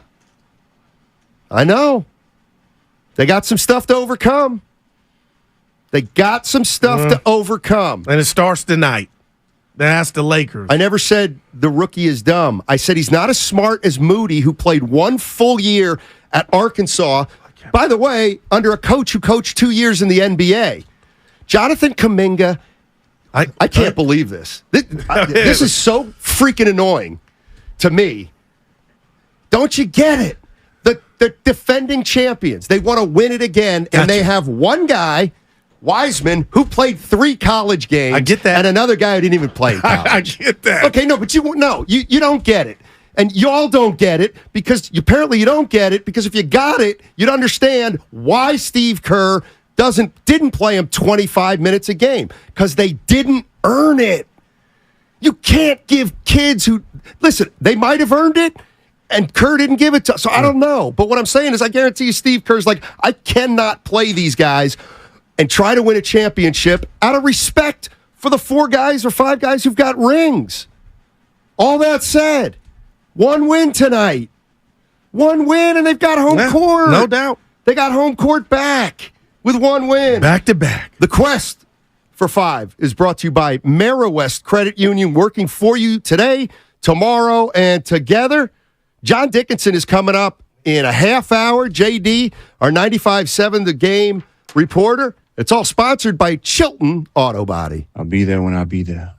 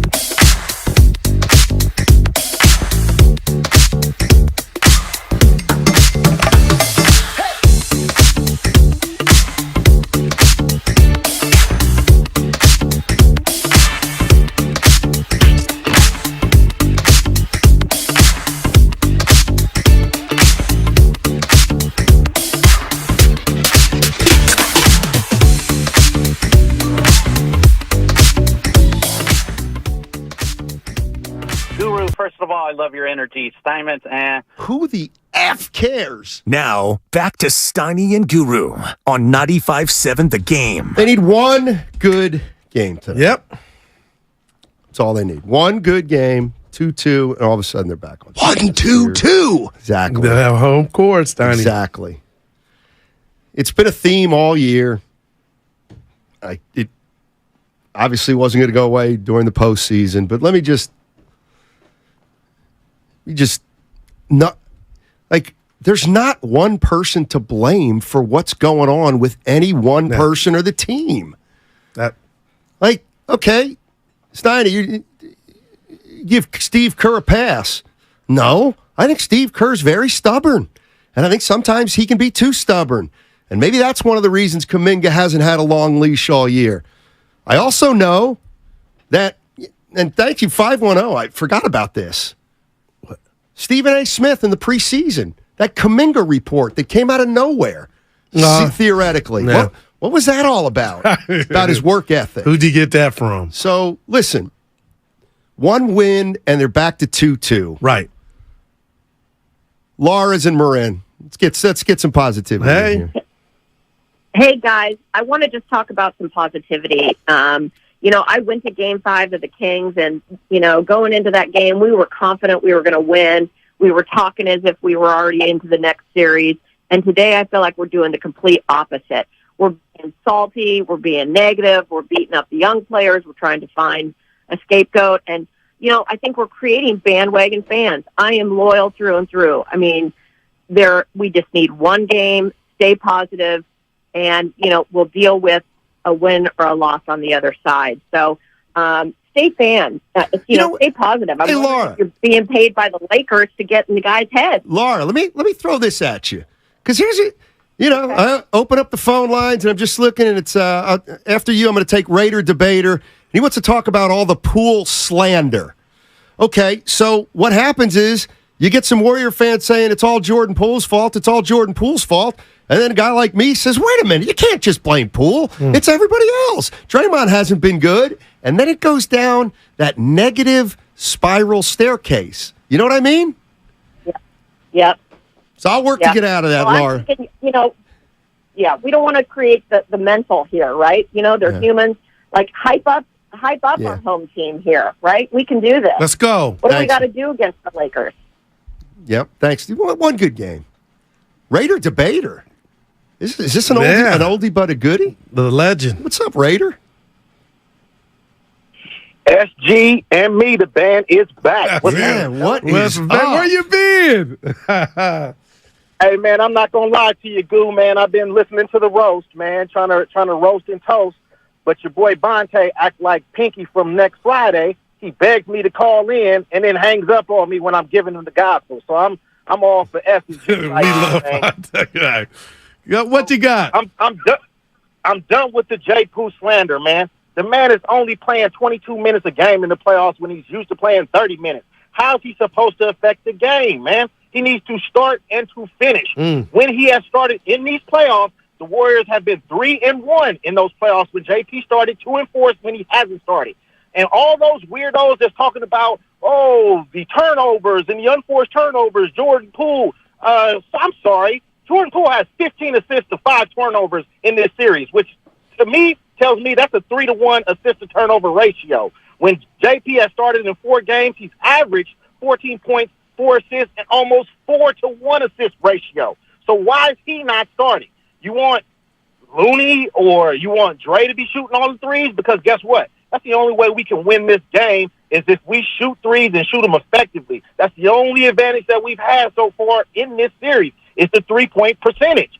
Now, Looney is not shooting threes at all. He hasn't shot one all year, and Draymond's 0 for 3. JP has been really struggling with his shooting, but I'd rather have JP shooting threes than have Dre or Looney shooting threes. He needs to start and to finish. And just for all those other people that want to bring up, what happened to JP in the last game, and he's horrible, look at Klay's stats. Klay could really be argued that Klay is the single reason why the Warriors lost the game 2. Look at the 7:35-minute mark in the second quarter when the Dubs are up 40-29, and Steph throws that pass to not even Raider Debater. Man, No, It's a 48-minute game. Raider, I'll give you a better number. First of all, Curry's got it. It wasn't a great pass. Why such the emotion, though? No, because I he's ain't used to it. frustrated. Okay, go ahead, because I got something for you. Last year, Klay Thompson played 22 playoff games. 22. Yep. He had 28 turnovers. 28. Gotcha. This year, he's played 10 playoff games. He's got 23 turnovers. Take that for data. 23 turnovers for Klay Thompson in 10 games is a lot. I know. It's with Steiny. That's only 2.3 a game. I know. But he's trying to do something we haven't seen him do. You pair that out. You pair 20. Look, he's got 23 turnovers and 20 assists. What are we doing? Okay, I'm gonna tell you what we're doing. I appreciate those numbers, but Raider Debater, I just want to pull my hair out, Steiny, about that one pass. That was one play in 48 minutes. But what did we talk about in the Sacramento Kings series? Steph Curry's got to be the best player on the court.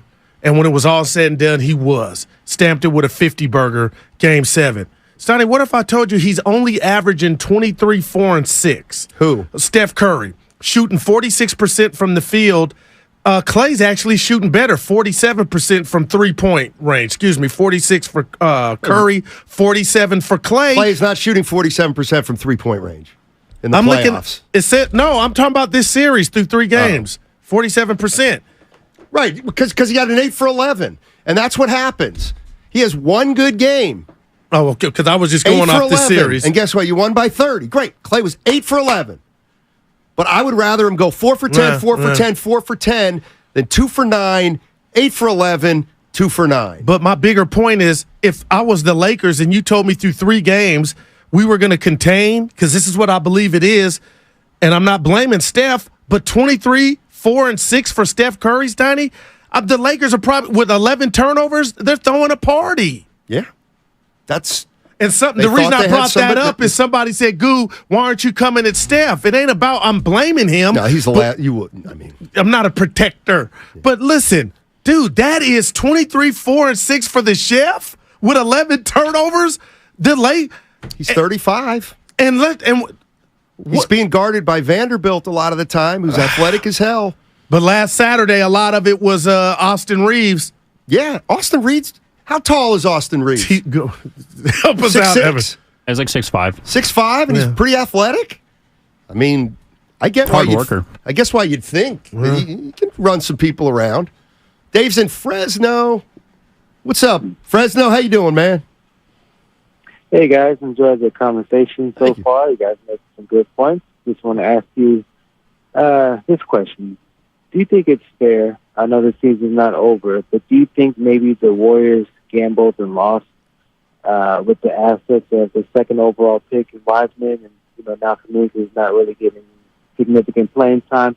Do you think they probably should use those assets and maybe got a more established player or even a player with some size? Because I always feared, I was never a fan of having Looney as your tallest player, when you might have to go against Jokic and Anthony Davis and maybe Embiid and some of these other players that have great, centers. So I don't know. What do you guys think? Because, we had Wiseman, who was supposed to be that player, but traded him and some picks for a journeyman player. So I'm just wondering, because you have a championship rating team now, and they chose to go the future round instead of getting guys that can help win now. What do you think? I got to give him credit, Stoney. I know it didn't work out, but to me, it's about what his measurables, and I'm talking about the big man, James Wiseman, it meant for the team had he panned out or showed some progress. He didn't. Right. He hasn't. But what they became infatuated with is his size. They made a big mistake. And there it is. They made a big mistake. The kind of mistake that you often don't get back. The number 2 pick in the draft. No, that's real. You haven't even started to get hit. That ain't start to hurt yet. And see, you want to know where I think the disconnect originated. Somebody asked me, what do you really think's going on? What do you really think? Originate. Go ahead. And here's what I really, really think. I think the veterans know Steph, Clay, Draymond, Iguodala, and Looney, they know that the owner thought the dynasty was over. I think they know that Joe Lacob was thinking about, this is probably over, and let's start over. Or let's get some real young players in here. And I think, and we've got the proof from Iguodala's podcast and all those things, I think the Warriors veterans weren't very happy that they didn't bring in another couple veterans to help them win a title. Fast forward to last year, okay, and they win a title. They not only win a title, they win a title, many people believe, because they didn't play Wiseman, Kuminga, and Moody. That if you would have played them, maybe you don't win a title. So I believe that the veterans kind of know that Joe wanted to move off him a little bit or thought it might have been time to move off him. And last year, they kind of stuck it to him. We still had, and that's why last year it wasn't just about us, the naysayers. I think they kind of know that was motivation from the the owner. front office wasn't all in on it. Damn. Okay, now fast forward to this offseason. We want it again. Instead of saying, so they end up, winning it last year. And for winning it last year, the Warriors veterans get the message, well, now we're going young next year. Well, now we are going to play Kuminga and Wiseman and da-da-da and da-da-da. And I think they're like, why can't we get some veterans in here? We could repeat. That's what I really think. Maybe that's interesting as hell, man. I never thought of it. So you're saying that was motivation coming from trying to stick it to Hey, 6'9". I get it. This may hurt. And you know what? 6'9", they might be able to overcome it. They might Starting be able tonight. to overcome it.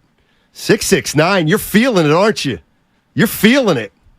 Mm-hmm. David's in South City. What's up, man? Hello. Good afternoon, guys. Hey. So I think Jordan Poole will play better if he starts out with Clay and Curry, Draymond, and Wiggins. You could watch the first game. He played better when he's on home court. But I think when we're out of town, I think that's the time that he struggles. So I think it's better for him to start out and spread the floor better than using Jermichael Green. The other thing is Steve Kerr, last game, Clay was shooting well on the second quarter, and he pulled him out. I think Clay is like a diesel machine. When he's hot, he's hot. So I think he should stay in the game, and I'm just wondering why Steve Kerr pulled him out. That's it for me. Thank you, guys. Donnie, go ahead. I mean, guys need a rest at times. That's the bottom line. Warriors can still come out of this with a win tonight. Nobody's saying they can't. Well, yeah. I think people think that we're saying they can't win. I'm not saying. Come on now. Again, I expect you said, "Goo, why are you confident?" Even though I shared with you all, show my concerns. Anthony Davis has not proven to play 2 back-to-back games with the same intensity. I'm wondering why Vince Vargas and Drew Down are so, and Xavier. Clay was on a You heater. asked me, Sonny, what do you think? And so I gave you what I think about the whole big picture. Yeah. Somebody asked me a question. That's what I think. Could I be wrong? Yeah, I could be wrong. But what are they saying? Why you bring them? Oh, they're saying everything's hunky dory in Warrior land, and okay. And they've been here before, and they have, and that's why I allow for the fact that the Warriors could win tonight. To that caller's point, though, Stoney, could you make a case that he does pull the guys when they're hot? Because if you're hot, Stoney, you staying in. You'll tell me when you want to come out. Well, man, Clay will never come out of it. Clay doesn't want to. Well, if he's on Clay. But you're on a heater. But Clay doesn't want to come out no matter what because he thinks he's always going to get hot, and he does it frequently. Let's go to Big E in Walnut Creek. What's up, Big E? Hey, thanks for having me on, man. I love this show, man. You guys are fire. Thank you, man. I want to really just talk about the veterans versus the younger players and what it shows to me. And I don't know, you can tell me that if I'm wrong or not. This experiment of trying to rebuild not just around a championship team, but a franchise player, it just doesn't work. And that's why I don't think it hasn't been done in the history of the NBA. And unless, you guys could tell me who. Usually you have to, when you have a franchise player like a Steph Curry, you have to surround him with veterans as long as he's there. Even when Michael Jordan rebuilt the second time, the Bulls, it was a new group, but it was veterans. And I just don't know. I just knew it wasn't going to work to begin with. I think it's going to be. Hey, I just don't know. So, guys, help me out. Big E, let me ask you this. You go back to the 80s and 90s? Yes, I do. Remember when the Pistons were really good, but they kind of couldn't get over the top, and the next thing you know, they got Sally and Rodman. They were kind of early in their careers, and they gave the Pistons just an unbelievable boost of athleticism, and I think it eventually got them over on the Celtics and then the Lakers. Yeah, well, they were spoon-fed. Sure. They still had Adrian Dantley. No doubt. James Edwards. They still had Bill Laimbeer. Exactly. They had a lot of veterans around them to kind of spoon-feed them. And that's why I think maybe we should have spoon-fed Kuminga and the younger guys. I get that. I mean, I definitely think the Warriors thought Kuminga and Wiseman, and rightfully so, could give this team a boost of athleticism that might have kept them at a championship level or even taken them higher. Just as took more time than they thought. I get you. But I also say this about the Detroit comparison. Yep. Rodman and Sally had 4 years of college coming in. They had a little bit of maturity versus Kuminga. You're right on the money. Poole and Moses Moody. So it was kind of different. But I was hopeful that the experiment would work, but it just can't. And, when you have a franchise player like Steph, and when you have Steph playing Dre, you owe it to them to surround them with veterans and ride it until the wheels go, and then let them go out on their shield. Well, you're doing that now. You guys are having a great conversation. The bottom line, Steiny, is Kerr has got to make gumbo or the best meal he can, a 4-star meal with what he's got right now. And if JaMychal Green is in your starting lineup, no shade at JaMychal. Like, if that's all of a sudden going to change as you get down the road in the offs, I don't like that. What do you mean? Like, you got to go with your starting five. I don't care who we face. And that's where you and I have a fundamental disagreement, because I think it's a sign of strength that the Warriors over the years have changed their starting lineup. They've tinkered in the middle of series. To me, it's just not the way, hey, put 5 guys out on the floor for 40 minutes and make it. So tonight you ain't even thinking about who start. And it could be JaMychal. I don't know who's going to start, but I just don't think that. This is where, like, you got to. And I know people. If you don't like Steve Kerr, you don't like Steve Kerr. And I do like Steve Kerr. Well then I can still nitpick. He'll figure something out tonight. Right. He'll figure something out. And my concern going into this series, and I told you, Steiny, I wasn't sipping when I said Warriors in 7 because I thought Kerr and company would outsmart the Lakers and Darvin Ham, who I'm not a big fan of. I don't care who's starting tonight. My bigger point to you in Dub Nation is there's no Iverson for Anthony Davis if he's on. There's no answer on this roster. Now, I know you're looking at me like, Goo, what about Draymond? No. Now Draymond can't guard Anthony Davis? He can contain him. Okay, well, he better. Like, why would you take that responsibility off Draymond Green? All of a sudden, in Game 4, we're not expecting Draymond Green to be able to. Well, it didn't happen in Game 3. Okay, well, it didn't happen in Game 3. Or Game 1. Okay, like, whose fault is that? I mean, then, okay, Goo, take it to the next level. Say the truth. Draymond's not who he was. No, I'm not. Of course not, because you're afraid to say that. No, these are measurements, Steiny. The AD is a 7-foot savant. He's a badass. Why was he an advantage a few games ago? Draymond on Davis and not last game. Because to me, I wasn't buying into that. No, I was buying into it was more than Anthony Davis is off on. That's what it was. And then I'm surprised you're saying this because you said you thought the Lakers came into the game not even basically well, we got our one. They did. And the Warriors took advantage of it and blew them out of the building. So tonight will tell. I can't believe we don't have. All right, say it. I cannot believe that you just said we don't have anybody to guard Anthony Davis. And you're sitting with Draymond Green. Now, something doesn't add up there. That's all I'm saying. Murillo and Petaluma, he's got to come do his job. But it's a and hard I know it's a one. hard. So it's hard. So he doesn't have to worry about it. Murillo and Petaluma. Hey, buddy. Hey, guys. Thanks for taking my call again. Best show on 957. Two quick points. I think last game was more about the others than the main guys. I think Anthony Davis, I mean, you can win with those numbers. If he had those numbers from last game, you can win. I think it was about the Jermichael Green experience. I don't think it would pan out on the road. It's different when he's home. He's going to hit those threes. But when he's on the road, it's a different vibe. But my point I want to call about Steiny is about the originator story. I really like that. I've been beating this drum for about a season, and I called you guys early in the season with that subject. I think there's a disconnect between the veterans and the ownership specifically, maybe Joe Lacob. I mentioned to you early in the season, I think back then we would hear the name Joe Lacob being mentioned a lot by the veterans. We put some champagne on his tab and yada, yada, yada. Because here's the thing, I don't think the veterans have a problem with the young players.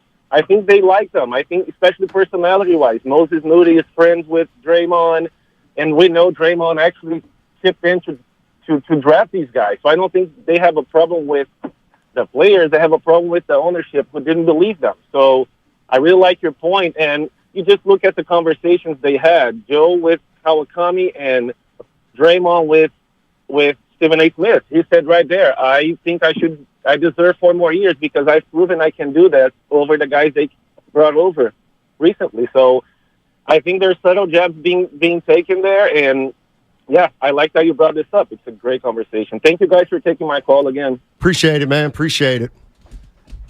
Like, it's basketball. You know what? Hey, Draymond Green, you got to come play tonight. Yeah.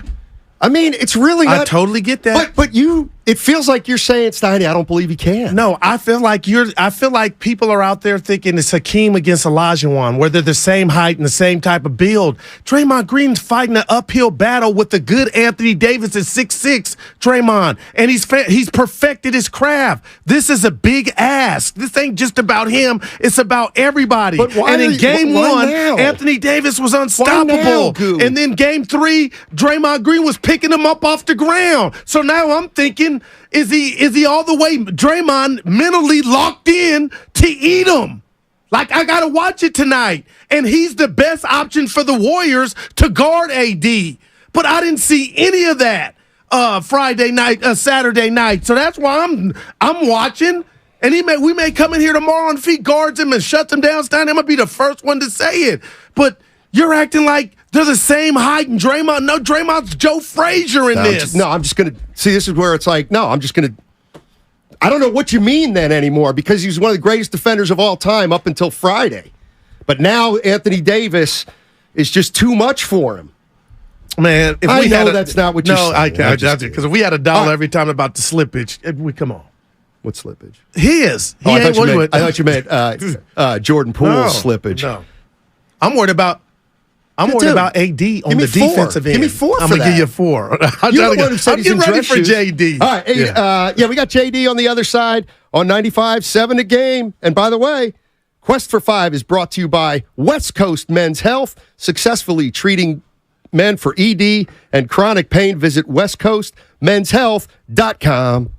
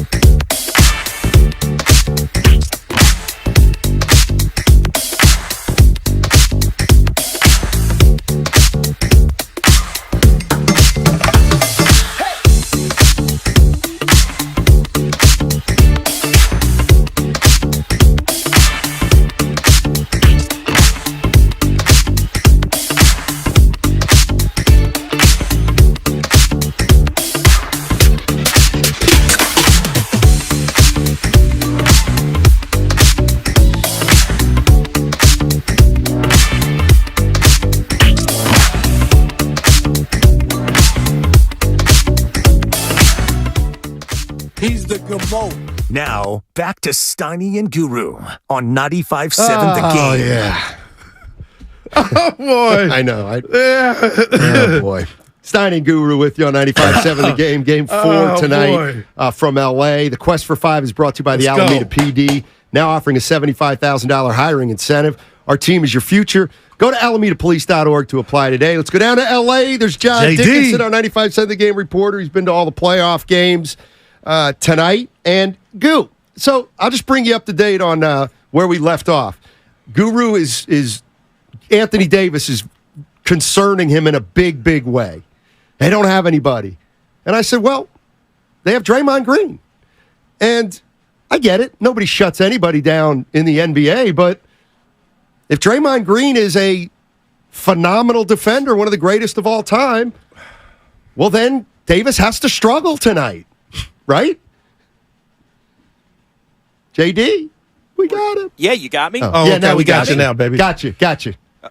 Okay, well, Draymond Green is the Warriors' shot against Anthony Davis. Wow. So it's pass or fail. He's either going to be good enough or he's not, and I think that's kind of the point we're at in this series big picture, it seems like. You know, the Warriors can make adjustments, and we can get into that, and I could tell you what I would do for tonight, and you guys could tell me what you would do for tonight, and we can go back and forth on all of that. But at some point, I mean, it's going to come down to, can Draymond snuff out Anthony Davis the way he did in Game 2 for 2 or 3 more games? Or can the Warriors win a game if Anthony Davis has a big game in this series? Like that's all part of it. Can Klay Thompson play more efficiently than he did in Game 3, where he got off to a pretty good start, and then he was terrible, probably the worst he's been maybe at any point in the playoffs? You know, can the Warriors re-unlock Steph Curry's scoring ability? The whole him dominating as a point guard and taking advantage of the way the Lakers were defending in Game 2 and using it to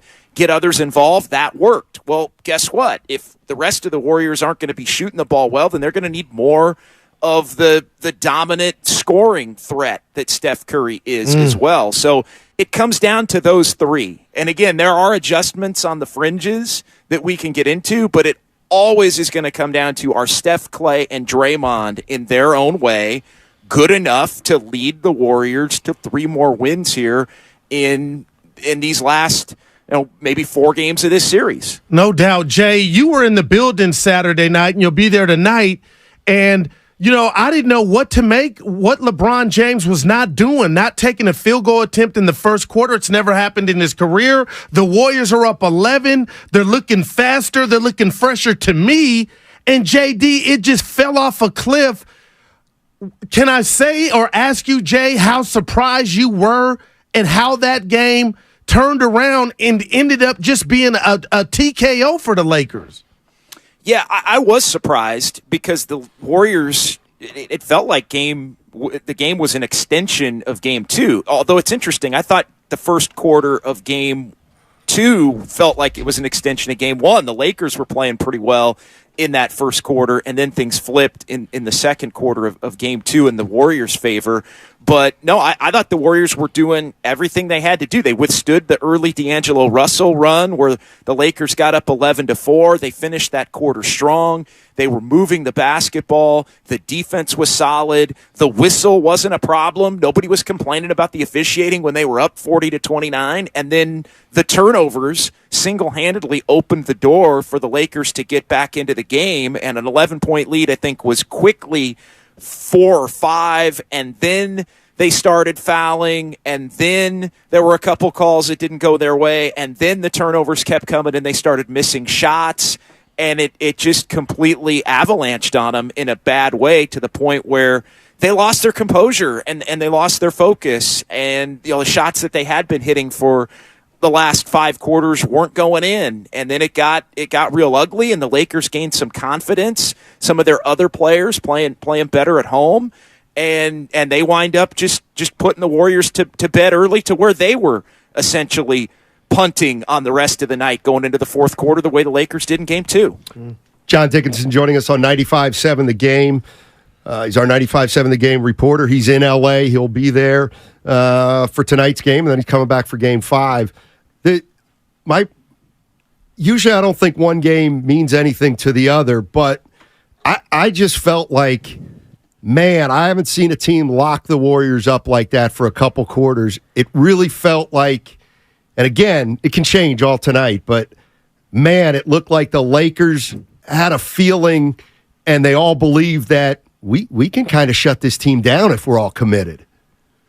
Yeah, they made the adjustment. Reeves on Curry, Vanderbilt on Draymond, which allowed Vanderbilt to roam around more, mess with the pick and roll, and Vanderbilt to be part of the double, really. So Davis is now still back to be able to play hockey goalie at the back end if there's a drive. So I think he was more impactful in that realm, and they just changed. They basically adjusted to what Warriors did in Game 2 that carved them up. And I think the counter to that, if you're the Warriors, and Marcus Thompson of The Athletic wrote about it, and it was something that I noticed, and I was at the Warriors media availability yesterday at the team hotel, and just the quiet confidence. There is a confidence to this team, whether it was Steve Kerr or Steph. I know the video that went viral with him kind of smiling and nodding, almost winking with regard to the adjustments that he thinks the Warriors make. And to me, it's as simple as,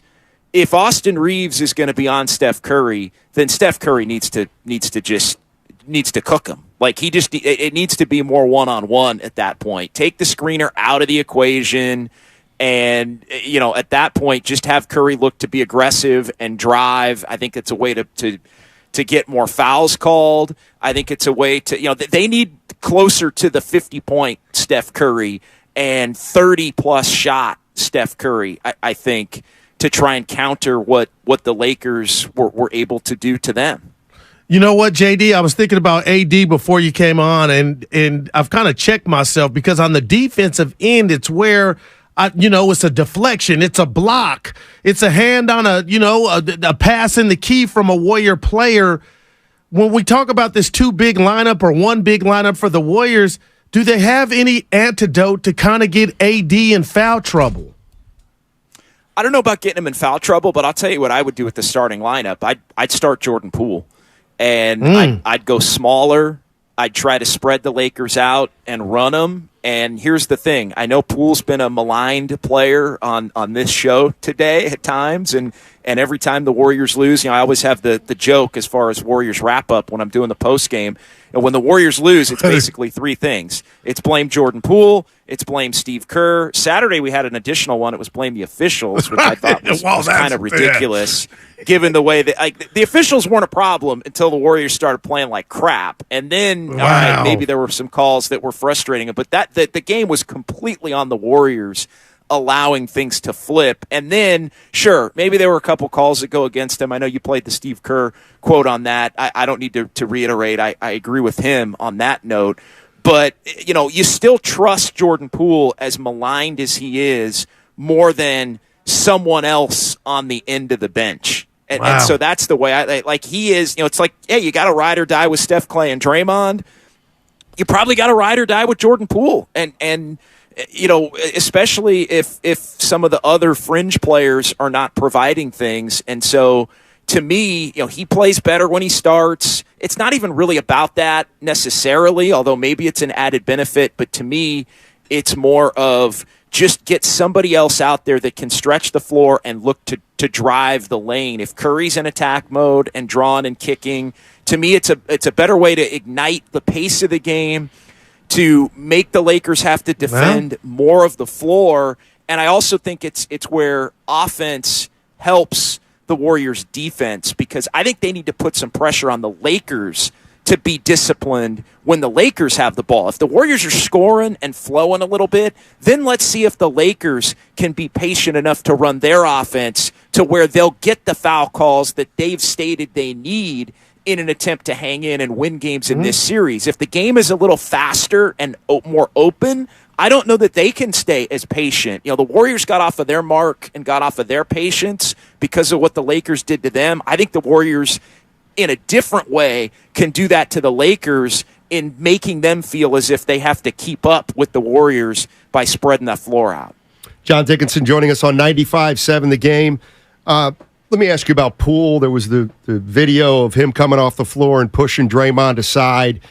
I saw Tim Kawakami of The Athletic tweet about Poole went into the locker room or went into the hallway, and Iguodala had to go talk to him for some reason. You see Kuminga's body language isn't great. Are we seeing that disconnect between the old and the young players, and is this thing still salvageable?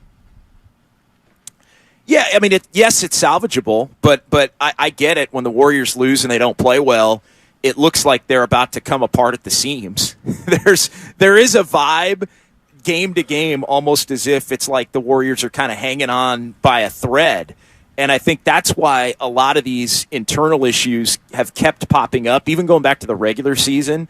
They haven't won consistently enough. And I don't want to really talk too much about the punch and all that, although, again, that seems to be the first thing that comes up. It was the biggest thing early. But I think part of the Warriors' bet when they decided not to suspend Draymond Green for that was, hey, this is the only shot we've got to keep Draymond engaged, to try and get the others all on the same page.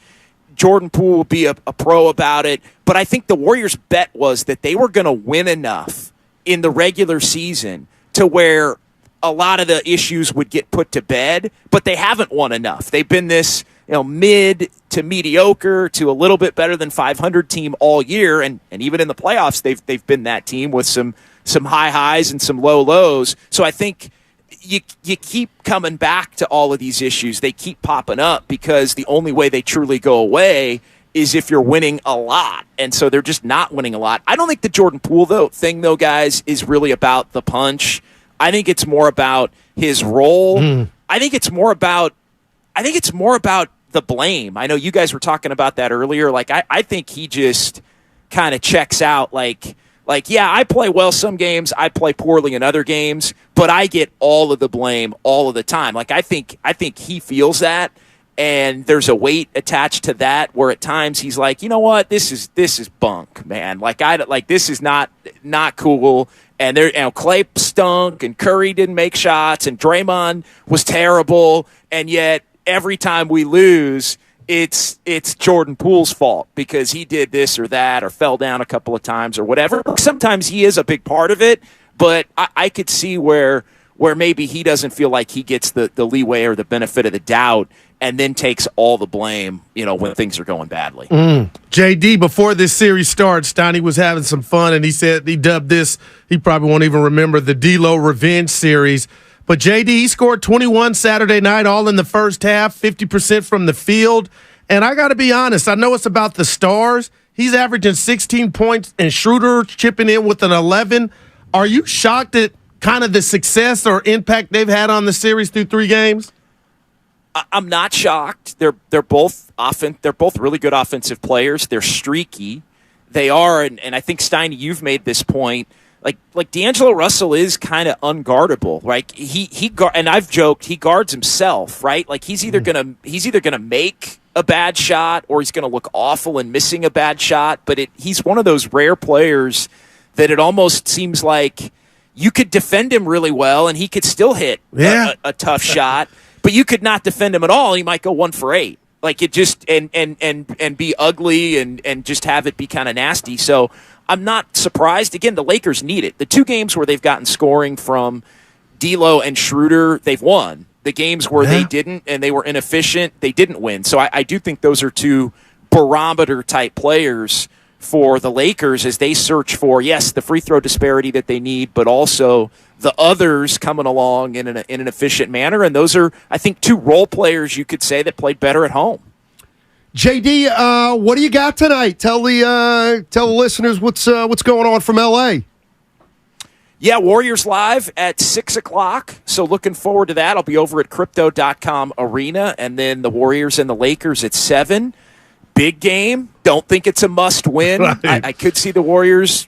I could see the Warriors losing tonight and still winning the series. I think it always gets overblown when if you're the team that has home court advantage going into the series, as the Warriors are.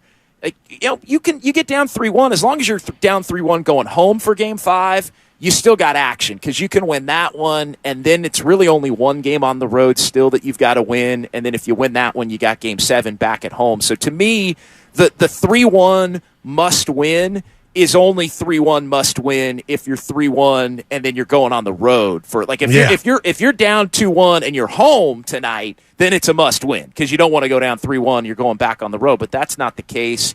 That wasn't the case when the Warriors came back in 2016 against OKC. They got down 3-1, but they had 2 of the final 3 at home, and they had to survive that Game 6 that we all know about.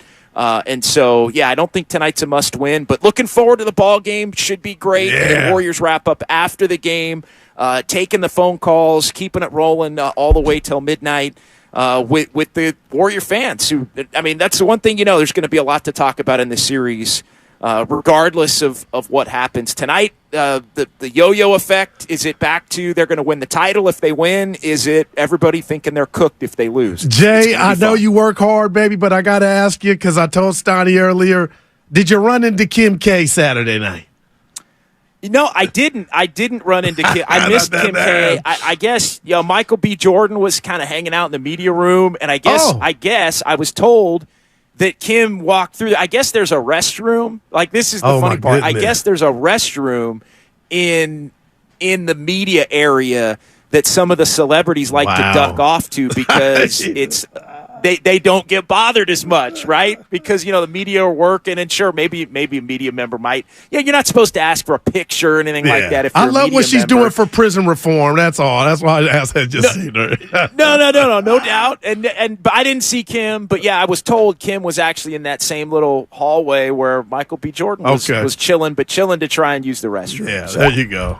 All right, man. Talk to you tomorrow. Have a good show tonight. We will probably talk to you tomorrow if you're open. Yeah, sounds good. All right, man. Absolutely. Let me know. All right, John Dickinson, 95.7 The Game reporter. He's in L.A. He's there for Game 4. And we'll see if the Warriors can get a victory tonight to even the series up at 2-2. I said it in the Kings series. I thought the Warriors could win even if they get down 2-0. That's what he's just. And I think I completely agree with him. If they lose tonight, still in it. Yes, you got to see it. And you got to knock the champ out. Absolutely, and that's what they are. BE's been patient. What's up, BE? You're in Walnut Creek. Thanks for hanging in. No, it's D. It's D in Walnut Creek. D. Oh yeah. What's up, D? How you doing? Hey. Okay. This is my take on it. We can dissect the Warriors till every stone's unturned, and you can put the rat on your table. It still comes down to the free throws and the turnovers.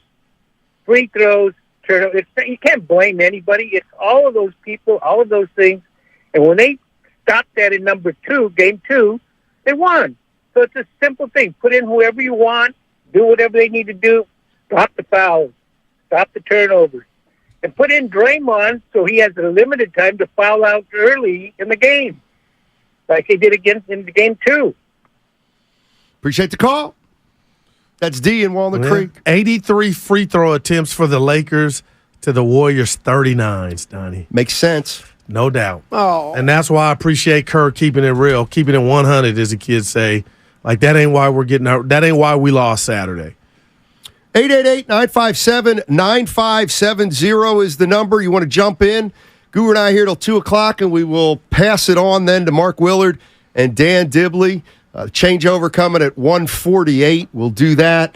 And let's go, baby. Willard's going to come in. And when you get a text from Willard in the middle of your show, you're starting to get a sense for he ain't that tight, though. For what the changeover is going to be about. See, I always look at it the opposite way. He let you know how he thinks on that subject. Apparently, you're not allowed to mention Steph Curry's age.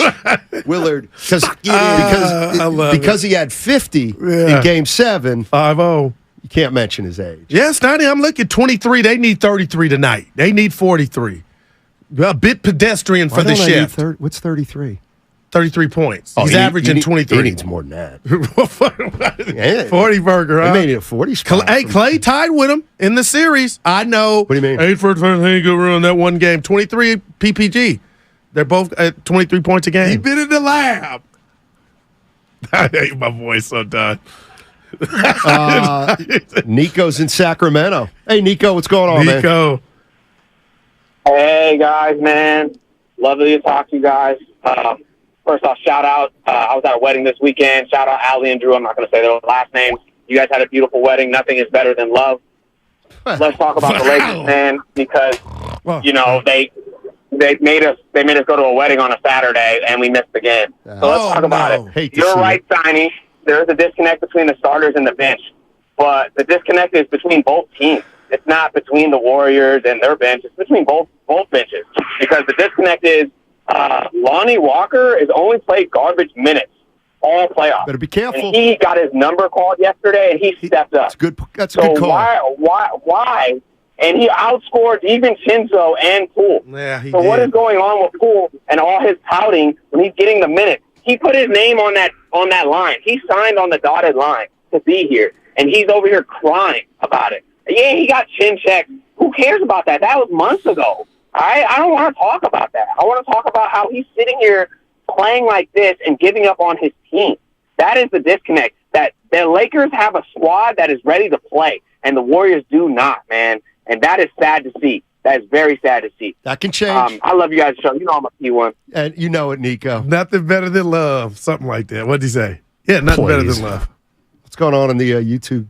Oh, we got a donation. $9.99. So if you don't know, I can't believe this is true, but apparently you can pay, and then we will guarantee to read. Proceeds go somewhere else. Somebody's paying $9.99. Read it. I will read it because it's about you. Pesos or dollars? This was worth it. Sabo coming down. Dude, don't talk about championship. If you're afraid of a dude that's second nickname is street clothes, we're talking about Draymond Green, who thinks he's the best defender in the NBA. Man up. You give him excuses. Hey, you give him excuses. I don't put on no jersey. We need Draymond. Day to man up tonight. I told you to foul him hard. If Draymond doesn't play well tonight, I won't get mad at him. You guys don't even care. I'm in the lab and I see stuff. You don't help him up. Always remember the lab's the bedroom. It's not, Steiny. It rotates. Yep. Oh, Lord. I knew you That's guys. the most. $9.99. Dude, that's like, boy. That's so much money. I got to read it again, ladies and gentlemen. Dude, don't talk about championship if you're afraid of a dude that his second nickname is street clothes. We're talking about Draymond Green, who thinks he's the best defender in the NBA. Time to man up. It's not him. It's him on the defensive end, too. But Looney or Dre, there's nobody in a Warrior uniform, maybe Kuminga, that could get Davis or challenge him at the rim. That's what I don't like, Steiny. Well, I'm tired of the smoke layups, the missed layups by Dre. What's bothering you? The smoke layups, or he can't guard AD? Or? No, it ain't the can't guard AD. It's AD's presence on the defensive end, Matt. That's what's scaring me, because the Lakers got options right now. Their pools are playing. Hachimura. So what's Kuminga going to do? If he ain't got in 4 games, he's going to stand out on the 3-point line. They're going to let him shoot it. Like, how's that going to get Anthony Davis in foul trouble? Pass it, quick cut, what you used to do, give it to him, and yeah. Yeah, but he'll pass it and get it back, cut and get it back. Anthony Davis is in the lane. Go over him like Wiggins. Yeah. That's what I'm talking to. Yeah. No, you're right. It's that easy. No, it ain't. Hey. No, you're right. Nobody used that word. They're one Kuminga dunk away from sweeping this series. Honestly, man. Right. Real quick, I know they're not going to guard Kuminga at the 3-point line. Not garbage time. Let's say it's a close game. We see him? I think we don't. I don't know. If we ain't seen him yet, what you going to put him in? Yeah, I don't know. No clue. All right. We got I got 10 minutes on the other side before the changeover. You want to jump in? We'll take a few more of your calls. It's all sponsored by Chilton Auto Body and the Department of Healthcare Services. I'm tired of getting pushed around.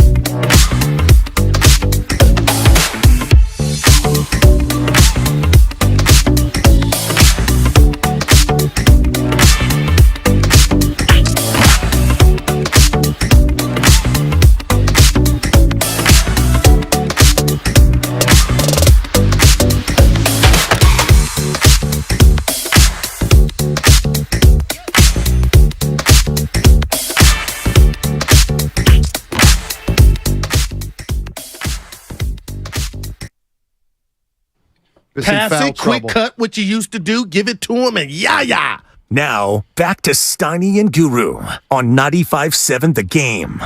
Quest for Five is brought to you by West Coast Men's Health, successfully treating men for ED and chronic pain. Visit westcoastmenshealth.com. And there it is. I'm watching the game. It's a replay of the Warriors game we have on here in the studio. It's midway through the third quarter. The Lakers are up 70-55. And Anthony Davis had the ball about the foul line, maybe 18, 17 feet straight away from the bucket. Takes a dribble left. Draymond slides over. It's a block. You know what? 3 years ago, it's probably a charge. It's that. That's how fine a line they were upset. About. They thought it was a charge, though. Mm-hmm. Yeah, they did. Do they got to review everything? Is that the new basketball? No. No, they don't have to. Right. They don't have to.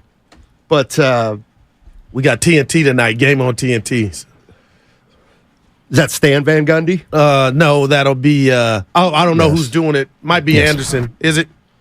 Yeah, BA and Stan Van Gundy. Yeah, well, leave it up to my partner, Steiny. Steiny. There's a play-by-play guy and a Colorado. I was going Chuck, Kenny, Shag, hey, Steiny, and Ernie.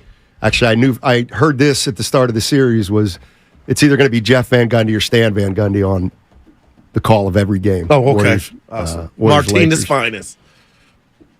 Some people said they're not crazy about the Bay. No, please. I'm getting tired of this, man. Every fan base thinks the national announcers don't like their team. Well, Steve, I told Evan while you were in the restroom this morning. What? Stephen A. last year said what on Get Up. He was on there before First Take. He doesn't like the Bay. This was during the finals. Oh, why? So now his ass came to. We love you, Stevie. His ass went to L.A. and bypassed the 2 games here. Oh no!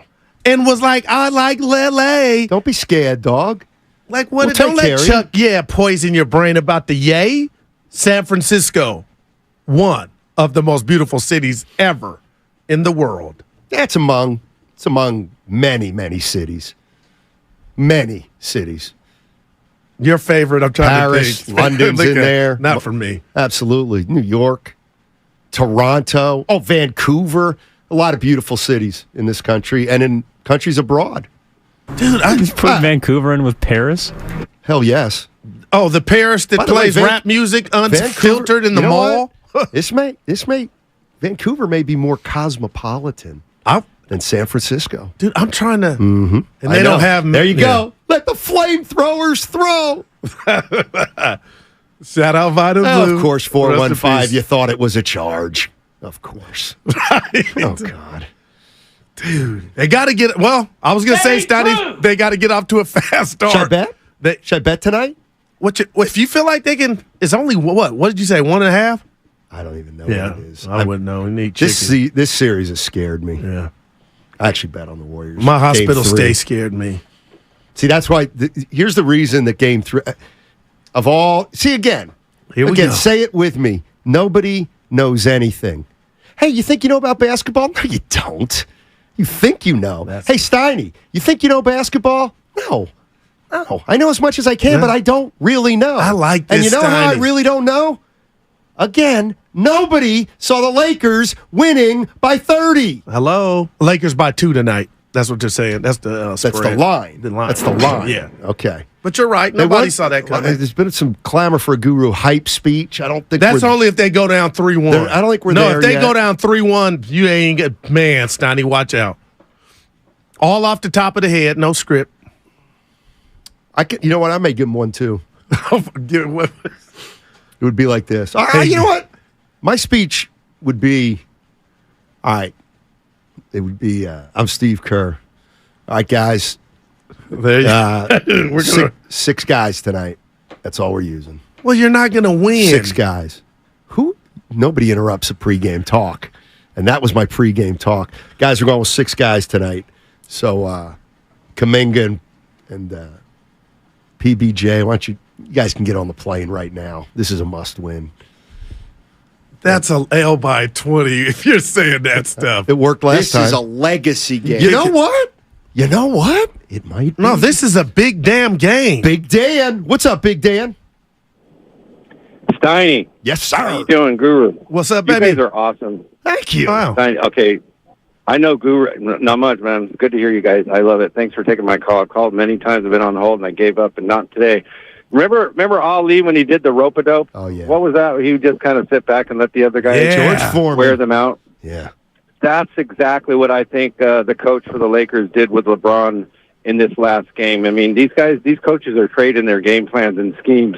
Kerr had the best one when everyone just kind of worked around Curry on game 2, and that worked. But this last one, what are you guys that said? How many times did LeBron go to the foul line in the first half? Not very much, right? Mm-mm. Nope. Because he was just kind of cruising. He was taking it easy. And I thought to myself, man, he's getting old. He's not doing anything. Well, they bought it. And then later, after they wore the Warriors out, he came out and he just put the hammer down, and they just came to life. So that was my take on it. I think that wasn't an act. You know what, Big Dan? I kind of thought that too.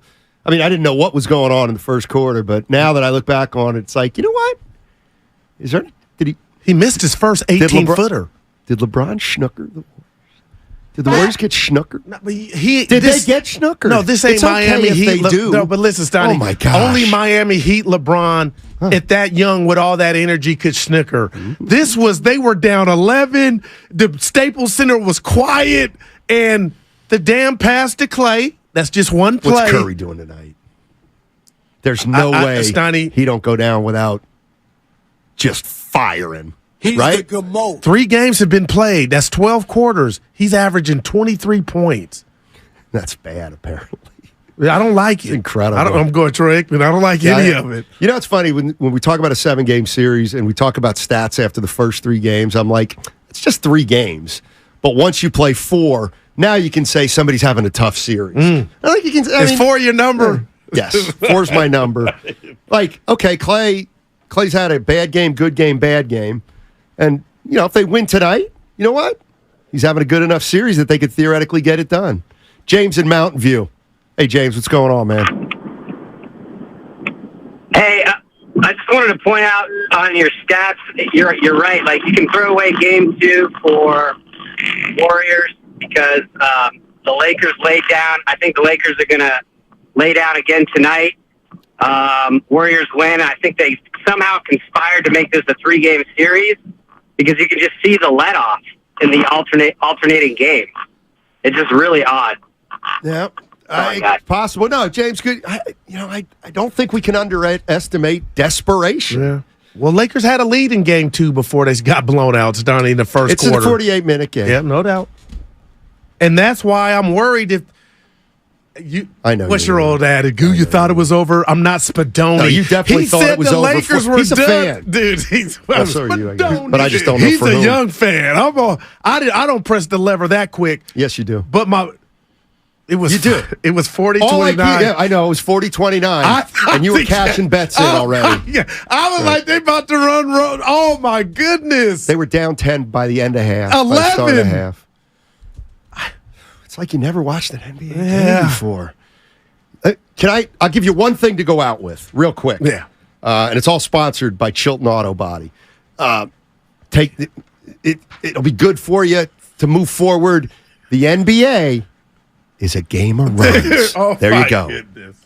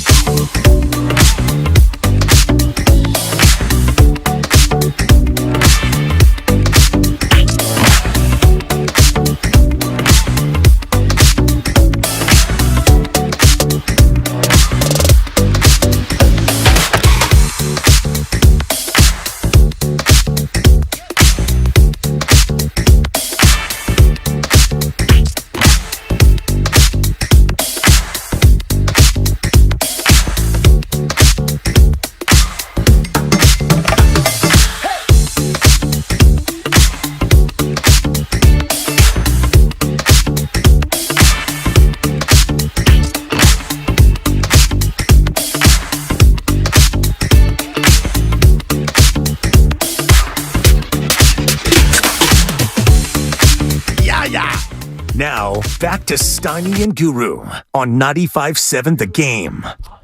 All righty, welcome to the crossover. It's brought to you by the California Academy of Sciences. Every visit supports the Academy's mission to regenerate the natural world. Learn more and reserve your ticket at calacademy.org.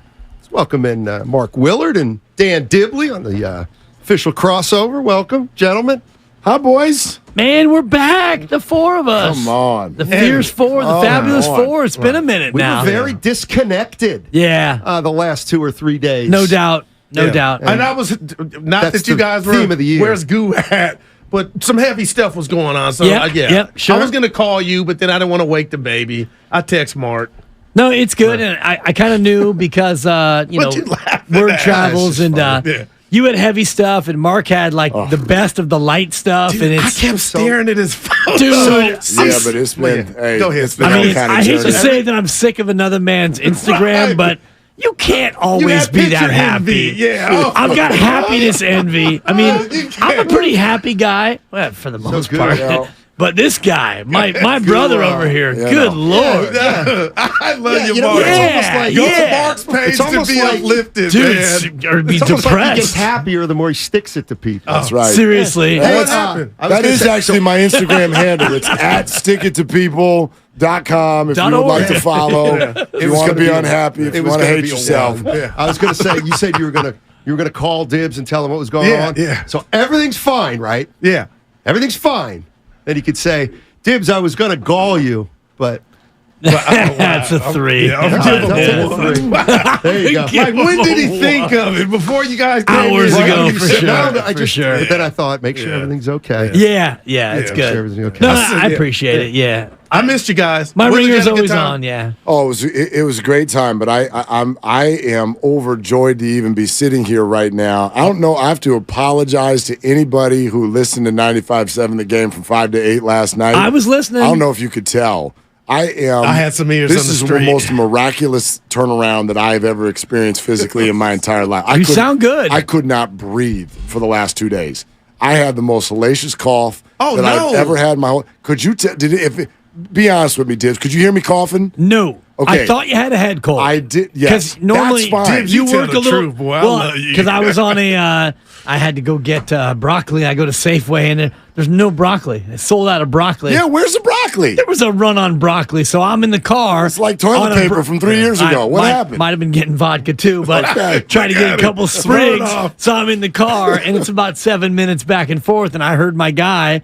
And I'm like, Dude. ooh, head cold alert. And I immediately was like, I put my mask on in the car. Exactly. I got a tweet from a listener. They're like, hey, I don't know if the producers, somebody needs to talk to Ephraim. There's some feedback on his microphone. And I'm like, that's not feedback. When he's talking, I'm choking. I did the whole show with a towel over my face because I was coughing so hard whenever he was talking. Brutal. I don't know how the hell we got through it. Yeah. And I woke up today. And look at you. And it's gone. Look at you, Steiny. Gone. That's a good omen. It's called the gamer. It's real, Gone. So we're here, and I am like, And they're there. You know that feeling. No, but you know how that feeling you get when it goes away. No, I whatever do. it is you're dealing with.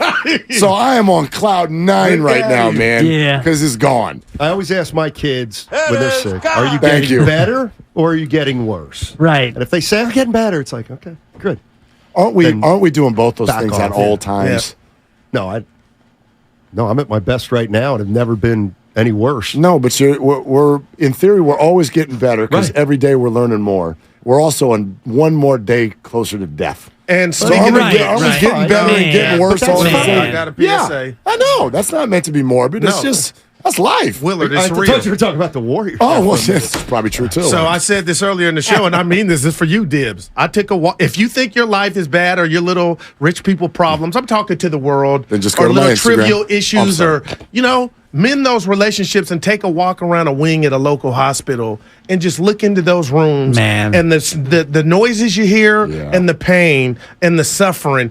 Just check me. Oh, the Pirates lost 7 in a row. No, like that stuff don't matter. Be happy you got your family and you're in good health. Health is wealth. That's all I'm saying. It's some real life stuff people are dealing with, man. And while we're in this space, I don't know how much of this we'll do on our show today leading up to the Warrior game, but damn, Vita Blue. Vita. I mean, And you guys almost made me cry. Vita with your Blue. tweets, I'm man. so lucky to have gotten to know Vita Blue in a number of different ways. I played in his golf tournament supporting the Northern Lights School, which is up there by the Oakland Zoo.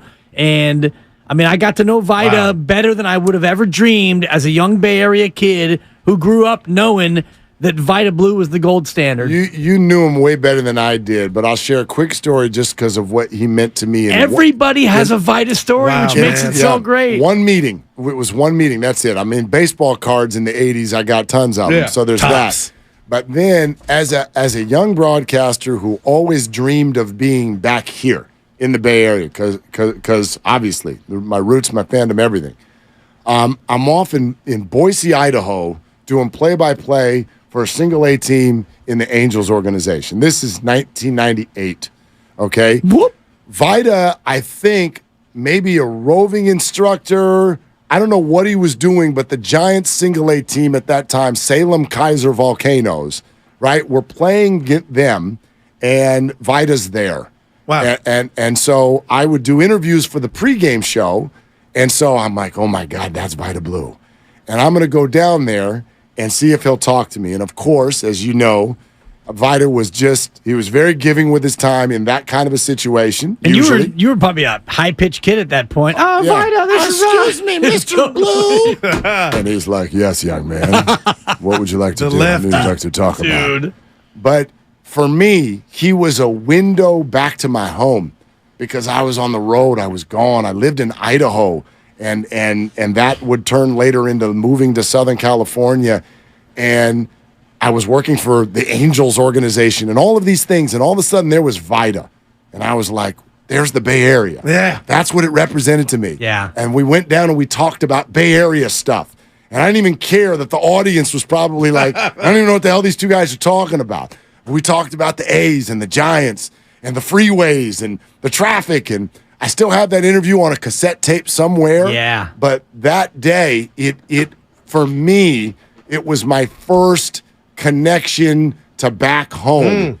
And I'll never forget that conversation with Vita Blue, and I'm just very thankful for it. So you guys wrote it. I felt it in both. A lot of people tweeted, but I was like, wow. And when he was on the Giants' first game, Stoney at Candlestick, he was on the bump my first baseball game with Norm. Damn. That's incredible. Damn. You talk about the tributes and just looking through Twitter and even today, and the tributes are coming from a variety of sources. I saw one from Kay Cockrell, who is a Bay Area golf institution, talking about Vita as a Giants, as a Giants fan and also as a golfer. And like when you have all these tributes from so many people and every single person is saying, here's my Vita story, and everybody's got a Vita Blue story. So when I got that news yesterday, it's one of those ones that just kind of hits you like, man, I mean, it always sucks when you lose anybody, anybody, but just Vita Blue. And I knew that he was in bad health for the past month or two.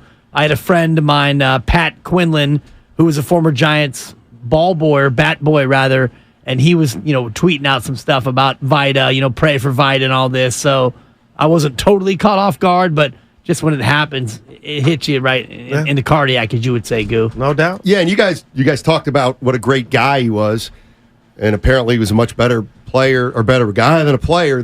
But having grown up back east, he was unbelievable as a player. Yeah, great player. Like, I lived in Pennsylvania growing up as a kid, and I knew Vita Blue was. Stratomatic. Because he was electric. He was really like an exciting pitcher. He wasn't like, it's a little like Fernando and Fidrich, and who's a guy, Dwight Gooden when he would take the mound. Maybe even like a Lincecum kind of. Just had presence. When Vita Blue took the mound, something could happen. Like, he could put together a gem. So I remember, and like I said, in Stratomatic, for me, I managed him one year in Stratomatic. How'd that go? Oh, he pitched 17 innings in a game once for me. Did he only allow 3 hits? Really? Did he stand up to you in the dugout for keeping him in after the 16th? I thought he wanted to come out. It's weird. In Stratomatic, he seemed just as fresh in the 17th inning as he did in the first. Just 2 more quick postscripts about Vita of the things I saw on Twitter. One, the George Brett Pine Tar incident. Okay. He was sitting next to George Brett.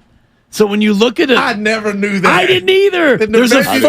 I did not know There's that. a photo of George Brett with his helmet off in the dugout, and he's about to explode. And Vita apparently was like, "Hey George, if they call you out, what are you going to do?" And he said, "Vita, I'm about to, lose my stuff here." And so Vita is actually next to him in the dugout, which is incredible. And then I never knew that. Oh, that was fascinating. He went I want off. to say something. Either a player for I can't even remember now, either a player for one of the teams took the bat. I think it's Billy Martin, if I'm not mistaken. You might be right. Like there was a big kind of melee, and he comes out, there's confusion. You see a Yank guy pick up the bat and run. Well, they had to measure it. Yeah. Because if the pine tar was longer than the width of the plate, that was against the rules. And so they actually measured it, and then they point to the dugout, "You're out." And then George comes out sprinting and goes bananas. The other one is Ann Killian, I think, mentioned that he's going to be eligible for enshrinement into the Hall of Fame this year in the Veterans Committee. And Vita actually had a quote about a year ago saying, "I hope I'm still here for it." Wow. Because I do think that he's going in the Hall. Unfortunately, it will be posthumously now. Yeah. You're listening to 95.7 The Game, KGMZ, FM at HD1 San Francisco, an Odyssey station. Here I go, and I'm apologize before broaching this subject, but they say don't talk race, politics at work, but I just got to share with you because I feel like you guys, I know you're my brothers and family. Okay, so I just want to share with you what went down for me Friday night. And I know all the history with racism in the country and whatnot, but Glenn Kuiper, the play-by-play guy for the Oakland A's, he's been in my living room for many years. And Steiny, I love you because you never tell me any subject is off limits. But that he used the N-word, slipped up, accidentally came out. And when I heard that, guys, if I could have cried, I would. And my wife, my son, we all heard it, played it, and I don't pretend to know Glenn, but just hearing that word and the way that it came across, it hit me and hurt me, and I didn't know what to do. And what I did wrong is I stayed on Twitter, and people added me because I said, you know what, this is wrong. It was a mistake. But, guys, I know you don't have the answer, Dibs, Steiny, and Willard, and I'm probably wrong for bringing this up. But for the people in the back that added me on Twitter saying he slipped up, I don't know what, and I'm the only black guy in the room, but Willard, Steiny, and Dibs, I don't know what slip up means. So I'm still hurt and trying to give the benefit of the doubt because I don't know the man. But damn, for the people that come over the top to make me feel ashamed or some type of way for saying it's a slip, that hurts, man. Like, explain to me what's the slip. You get to feel however you want to feel. That's the first thing I'll say. Secondly, I don't know Glenn Kuiper. I know what my perceptions of Glenn have been and what other people have said for years. Here's the thing. I can only, therefore, try to put myself in that position. Every broadcaster has had moments where you try to say one word and the human brain just spits out a different word. Here's what I don't understand. It's not my job to say when he gets to be back on the mic, if ever any of this is, that's not my pay grade, and I'm not going to render a thought on that, but here's what I'll say. As a human being, the way I am, I don't know how that word would come out of my mouth and I wouldn't immediately stop. Because if my ear hears that word, that's a brick wall. I don't know how, like, when you hear that, how that can, right? Like, I can't even say that word. I can't even say that word. So if it came out accidentally, I don't know how I would need to be told about it 6 innings later, if you will.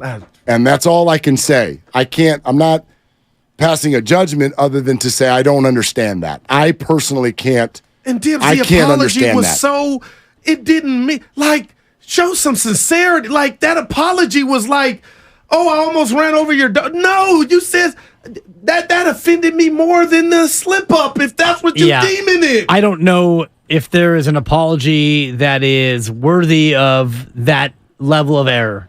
You know, and to do it in the middle of a game, it's impossible to convey the sentiment that you're trying to convey, if in fact you are trying to convey that sentiment. And you know, we've seen broadcasters lose jobs for less, and we've seen them lose jobs for more. You remember Al Campanis, famously from I think it was Monday Night Football, or And, you know, he was the Dodger guy. Yeah. You think of Jimmy the Greek. Thank you, Jimmy the Greek. I NFL apologize, today. Steiny. Yeah. Yeah, but both, I think, are of the same vein. And, you know, that to me, it shows a different level of ignorance in terms of what your feelings are conveying. I know Glenn Kuiper a little bit, not quite as well as Steiny knows him. And I have never perceived any of that to be the way he actually feels. But if it's a mistake and you make a mistake like that, unfortunately, that's the way that goes. And you lose your job. I mean, the thing that, I don't know, obviously it was a big mistake. But Guru played me something from a few years ago. Right. And there was... I thought I sent it to you, Will. I didn't. I said, he has trouble saying that word. Not the bad word.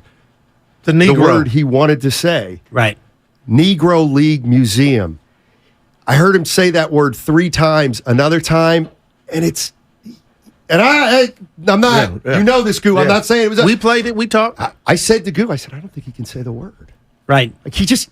It's a word that he can't say. And I almost for a second felt better. Like with the new former president can't say nuclear. Exactly. Yeah. Well, but I'm trying to lighten the mood. No, a little I bit got here. you, man. No, I mean, Please we all don't have think words. saying that's okay. No, you're not excusing it, and I don't think anyone's thinking But don't that. tell Steiny, me, but- I don't care how many years you're at it. This is the part that hurts, and it's bigger than Glenn. Don't tell me because you've been at a job umpteen years, that gives you the license to slip. Like, what's that mean? Like, somebody go up to a chalkboard and talk to me about how do you slip? And, Steiny, it could be, I played that it, word, and I came in here, you're and what allowed did I to say ask to you, that Willard? question. I swear I said, maybe I was too hard on him. But it's the others that come and say, oh, it was just a slip. And it's just like, again, I'll get off this. It's no wonder why our world and society is what it is. It's A, it's B, but it's just amazing. It's just the benefit of the doubt. I got a question for you guys that, I mean, this is a right turn, but a little bit in the same space.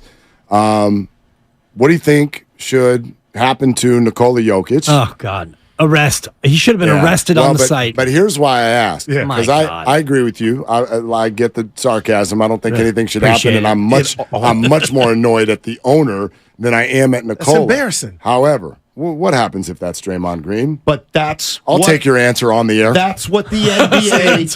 That's why the NBA was purposeful about Draymond's first suspension for the first time I've ever seen in a press release, bringing in the fact that a previous act can weigh into the decision. Well, guess what? That means if you don't have a previous act, you can...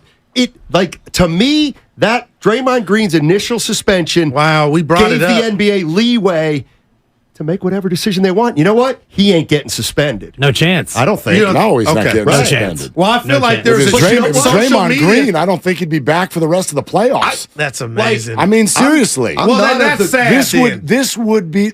I'm not even talking about the decision. I'm talking about the sound and the way people report it. If that's Draymond Green, even if it's Dylan Brooks, take the Warriors out of it. If that's Dylan Brooks, well, he shoved an owner. He shoved an owner. Who, by the way, is the worst flop I've seen all year in the NBA. I mean, good God. You're not playing. But if it's Nikola Jokic, it's like, well, he wanted the ball, and he got shoved first, and this just got all tangled up. I mean, that's Dylan the Brooks way. shoved the cameraman, but go ahead. He did. Yeah. He did. And I'm not saying that those guys, the instigators, if you will, and Jokic is not one of those people. I'm not saying that they don't earn some of this because of the way that they play. And that's not a black and white thing. That's where I was going, Mark. I was going to ask you, Gibbs, is it race or is it Draymond's past?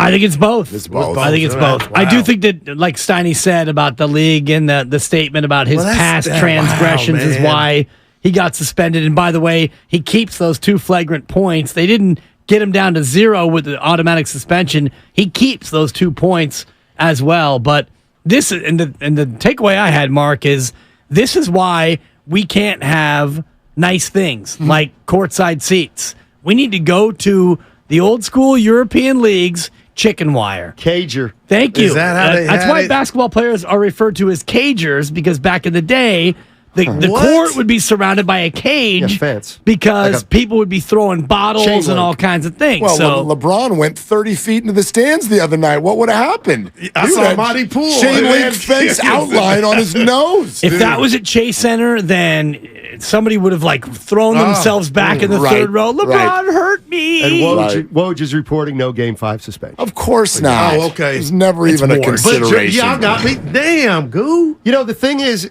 not 5-1-0, it's not Jokic's job to get the ball to begin with. Yes, it is. Yeah, it is. Because on that kind They of were play, trying you to can run. inbound Trying and to run. go. And that's what he was trying to do. It's definitely not the fans' job to be involved in this. That I know. I mean, if he would have gotten suspended, even though he's Jokic, I would have been like, yeah, he should have. Because he. Yeah, but but where'd we get? I'm so much more down on the owner, whatever the hell his name is. Right. You want to talk Idris about a or picture? Brand new, too. Yeah. You want to talk about a picture of some privilege? Yeah. This dude, sit the hell down and Isaiah get was out on of his this seat, was game. right next to it. My God. And then to flop and be looking around That like was- that. that There are was no just fan horrible. refs. He What'd was you doing want? the Humpty Hump. Well, I mean, So I wasn't watching the game, and I'm looking on Twitter, and it's like, will Jokic be suspended for the Ibris incident? I'm like, is that a new player on Phoenix? He calls us from Hayward. That's a four. That's a solid four. But I had to Google it, and I'm like, oh my God, it's the owner. And he didn't even, he kind of pushed him. Oh my but then he flies back. Dude, come on. He flies back like it's James Harden Seriously. on a screen roll. And Only Jokic thing- had the best quote. I thought the league was supposed to protect us from Protect the fan. us. He's the owner. He's still a fan. Well, it is weird. from But what? That I mean, owner? What's you, the owner? You ever watch the camera shots over to the bench All of of an them. NBA game, Yeah. and then they're just people sitting next to Iguodala. Right. Just people. They got some I'm like, chicken down, you're right. dead. Seriously, I but know. you're like, what is this? Yeah.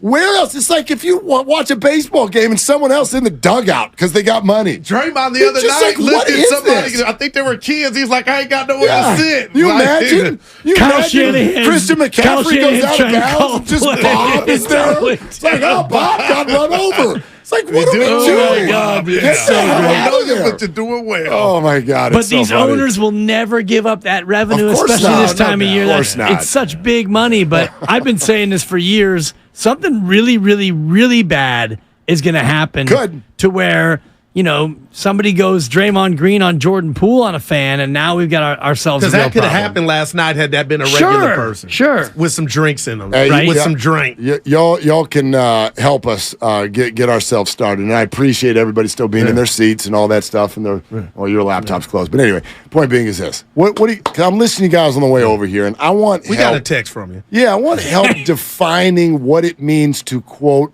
not be playing well in the playoffs. Because I'll just give you, and this is me now. Okay. This is me. Yep. If a player, especially one who has achieved a truckload in NBA history, misses shots, I don't have a problem with that. If you do it 4 nights in a row, 5 nights in a row, okay. But we have this way of remembering greats as if they never had an off night in a key moment. Michael Jordan was terrible in games. Kobe missed buzzer beaters all the damn time. Game 7 against Boston. Right? Steph Curry is 8 days removed from a godlike performance, and Steph and Clay and all of them in these playoffs even, they've been good more often than they've been bad. Gotcha. So if a guy has an off night and all that means is he's missing shots, I create room for that with all players, just in the way that I watch. You're missing one night, you're missing. That's the way it works. For me, not playing well means you're making bad decisions. Okay, Jordan? Right. You're Clay?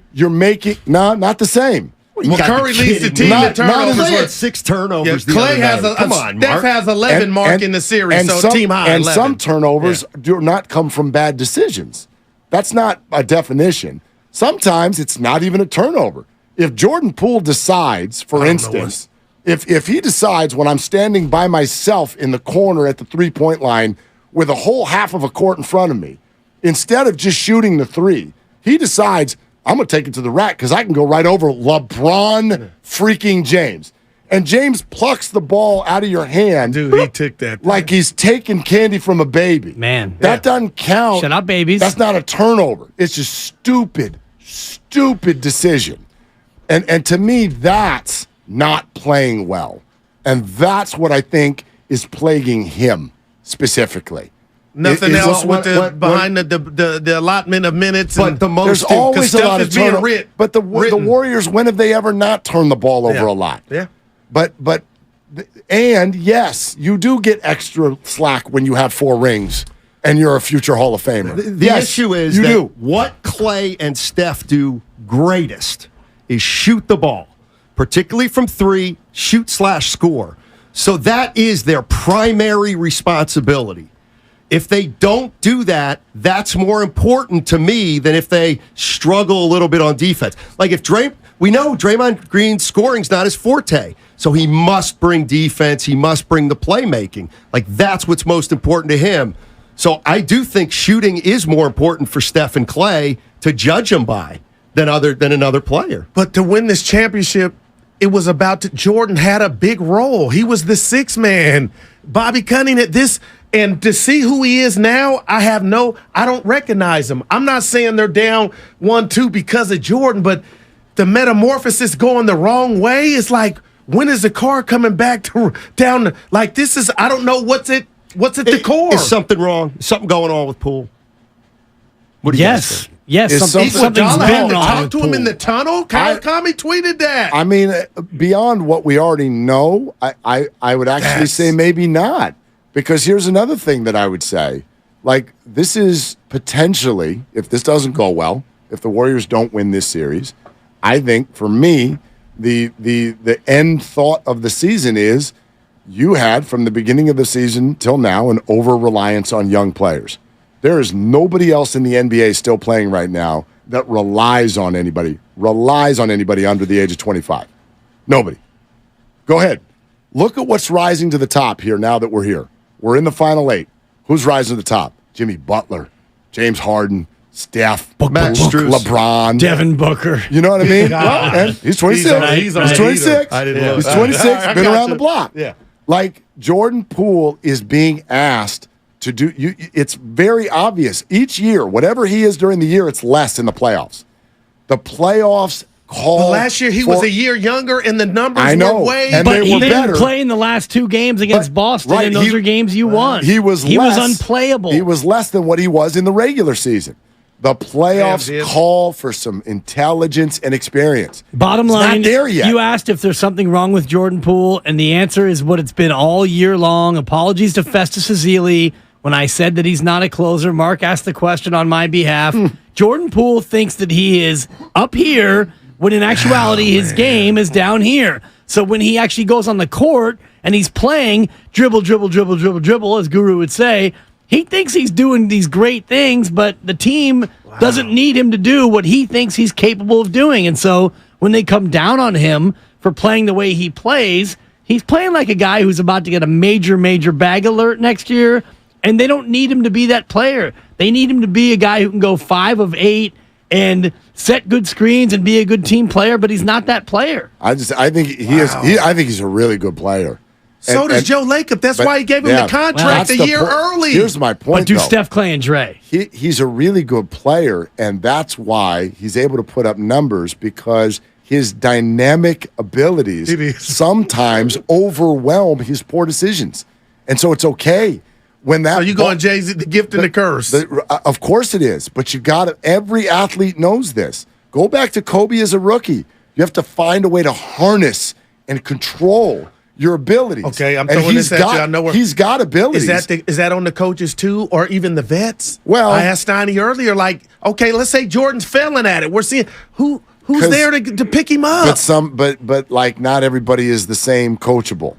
Right, like I that's what I don't know. That Game 6 video when Dre, get your hands off me. Now that means something to me more. Yeah. They're exasperated. They've been exasperated all year. Okay. If you can't see it, I don't know what we're looking at. Right. If you compare last year, you compare Clay to Poole. Was Clay more important in the playoffs than Poole? Less important than Poole, or about the same? You needed them both about the same. Last year, yeah. I'm going to say the same. That's kind of what I was thinking. I think it's a little bit more important, but I get your point. He might. I think it was a little bit. And I think that's what it really all comes down to. I think the veterans lump Poole in with the youngsters, and Poole's like But Clay, I helped last year. But Clay plays defense. We're going to look at stats to figure that he answer might have out. won that. Clay, Him being not playable. I mean, Clay. I thought you were crazy. Clay had the defensive stop that won them game 1 in Memphis. I'm waiting for the first time Jordan Poole's made a memorable play on that end of the floor.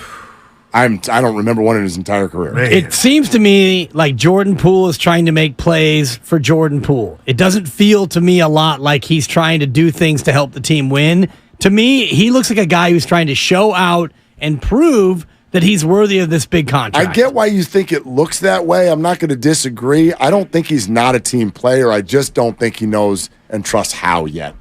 I don't think he trusts how to do it. He's never fell down and lost his balance. He forces it. Defenders now are like, oh, you can spin around as much as you want. And now the refs are doing the hard thing. Oh, he fell down in training camp. That's for sure. Wow. You know? And that's perhaps who did that? Greg Anthony. Yeah, unveil your show. Because we have to do this read. Oh, okay. Yeah. So that was the crossover. Willard and Dibley going to take you to 6 o'clock. And then they'll pass it to John Dickinson. Warriors Live, Game 4 tonight. Don't go anywhere. We got you covered. Longtime friends. Let me tell you something real quick about Dibs that I'm sure not everybody knows. And first-time partners. Hang in there, big guy. There'll be brighter days ahead. Now, these two homegrown Bay Area boys finally come together to take over sports talk. Get the hell off of my doorstep. Major League Baseball, you stink. It's Willard and Dibs on 95.7 The Game. All right, let's do this. Here we go. I am so excited to be here right now for all of the aforementioned reasons. Welcome home, my brother. Let's Welcome go. home.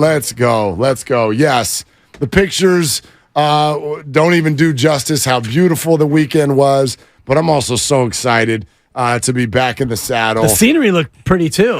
Thank you very much. You're welcome. You know, here we go. Game number 4. Let's go tonight, and I think that there's plenty of room right now for what's going to feel like two directions, and that is to extend the conversation we're having. I don't want that to sound like we're prepping anybody for the end of the Warriors season, because I don't feel that way at all. Here's what I do feel about tonight's game, Dibs.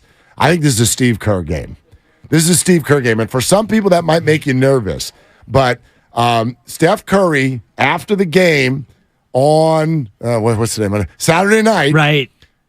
He had a real nice grin when he answered a question by saying, they made a real good adjustment, and now we're going to make a good adjustment. Yeah. And he smiled in that knowing, confident way, and that's what I'm looking for tonight, because it's easy for a Warrior fan to think the Lakers might just have the kryptonite. I think the Warriors are the better the team, but the Lakers might just be constructed in such a way where the Warriors are too small. But I think I'm going to believe, at least until 10 o'clock tonight, that there is an adjustment to be made that will put the Warriors, the better, talented offensive team, in my opinion, in position to make their shots to come away with a victory tonight. There are a number of adjustments, and I think if you look at Game 2, the adjustment was Steph Curry as point guard. Steph Curry as point guard, Draymond Green running screen and roll, pocket pass to Draymond Green. He's running a 4-on-3 behind the double team that they would always trap on Steph. Warriors had the 4-on-3 advantage. Warriors offense was unbelievable. Lakers got run out of the building. Game 3, the adjustment. The Lakers decided not to put Anthony Davis on Draymond Green. Instead, they put Jared Vanderbilt on Draymond Green. So now, when you're going to switch that, you've got Vanderbilt involved in the switch, and you had, I think, the young Austin Reeves involved in the switch as well. Steph Curry didn't have anywhere to go, because all of a sudden now you're switched on to Vanderbilt, who's a better defender than Austin Reeves, and Draymond Green on the roll was unable to get involved, and also he couldn't get on track because he was in foul trouble. Klay Thompson was really not very good in the game. Andrew Wiggins had kind of a K-Wig performance. J. Michael Green was not knocking down threes in bunches, and all of a sudden that 11-point lead evaporated in a heartbeat. So what are the adjustments tonight? I know Steve Kerr has got some great ones. I have a couple for Steve. He and I have already talked privately offline, so you'll see some things that I'm going to tell you that Steve's going to implement, and you're welcome, Steve. Okay. Yeah. Honestly, that's what I'm looking for tonight. I can't wait to see what they do because this has been a chess match series. It's not a checkbook championship. It's chess match championship. And these two teams are the smartest, most veteran, championship DNA type teams in the league. And I think that's why I thought 7-game series from the beginning. Yeah. I think there are going to be a lot of games where one team takes the punch and goes, oh, okay, I see what you did. What about this? Right. And that's what we've seen. Like, you know how the old saying that we play with that I always reject about the series doesn't start until someone wins on the road. Team, yeah. Well, the Lakers won game 1, so apparently this series started right away. This series has been going on a long time, Mark. I think this series takes a turn tonight, and not for the obvious reasons of the Lakers will either be up 3-1 or the Warriors will have home court advantage. Larry Bird famously said that Game 4 is the most important game in a series. It's pivotal, Dibs. That's what Steiny said on behalf of his guy, Larry Bird, LB. No, I just think tonight is the first one that's not predictable. I thought game 1 would be close, but the Warriors would be a little bit shy on emotional energy after game 7. I thought the Warriors would kick the heck out of the Lakers in game 2, and I thought game 3 energy and at home, the Lakers would probably win. I didn't necessarily think that easily, but they would probably win game 3.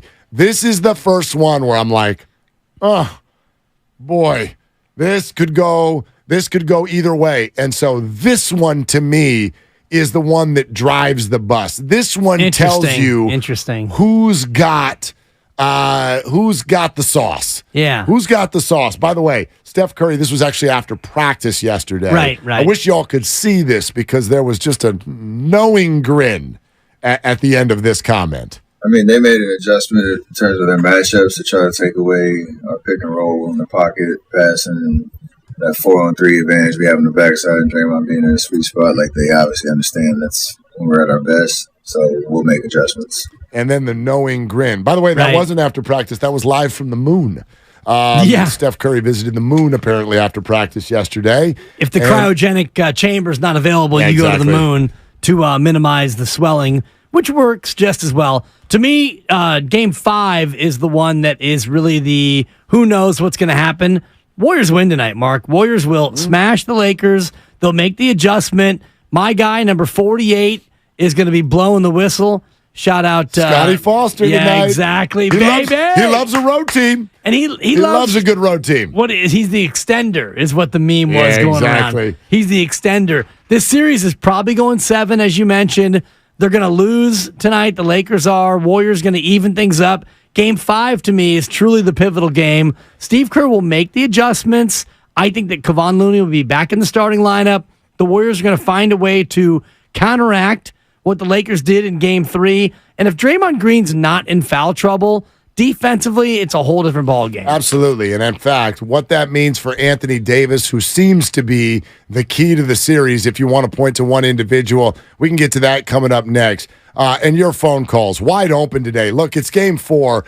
We want as much of you today as possible. Your interaction is welcome. So 888-957-9570. That is the number. Let's rock and roll. Dub Nation, they are gold-blooded. The 2023 playoffs presented by Kaiser Permanente are happening right now. Single game of tickets available for purchase. Get your tickets now at Warriors.com or call 888-GSW-HOOP. Representatives are standing by, as are we. 888-957-9570. Let's roll. It's Willard and Dibs. Visit Friedman's Appliance.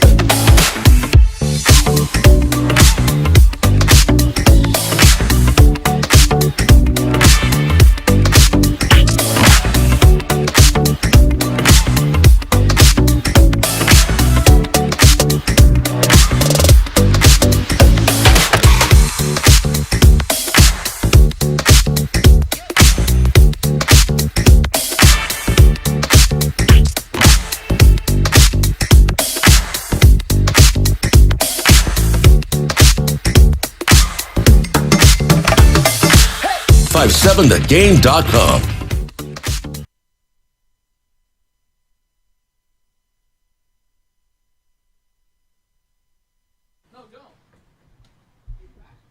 James calling for the ball, but Russell gets it, shows the ball, waits for the defense to catch up.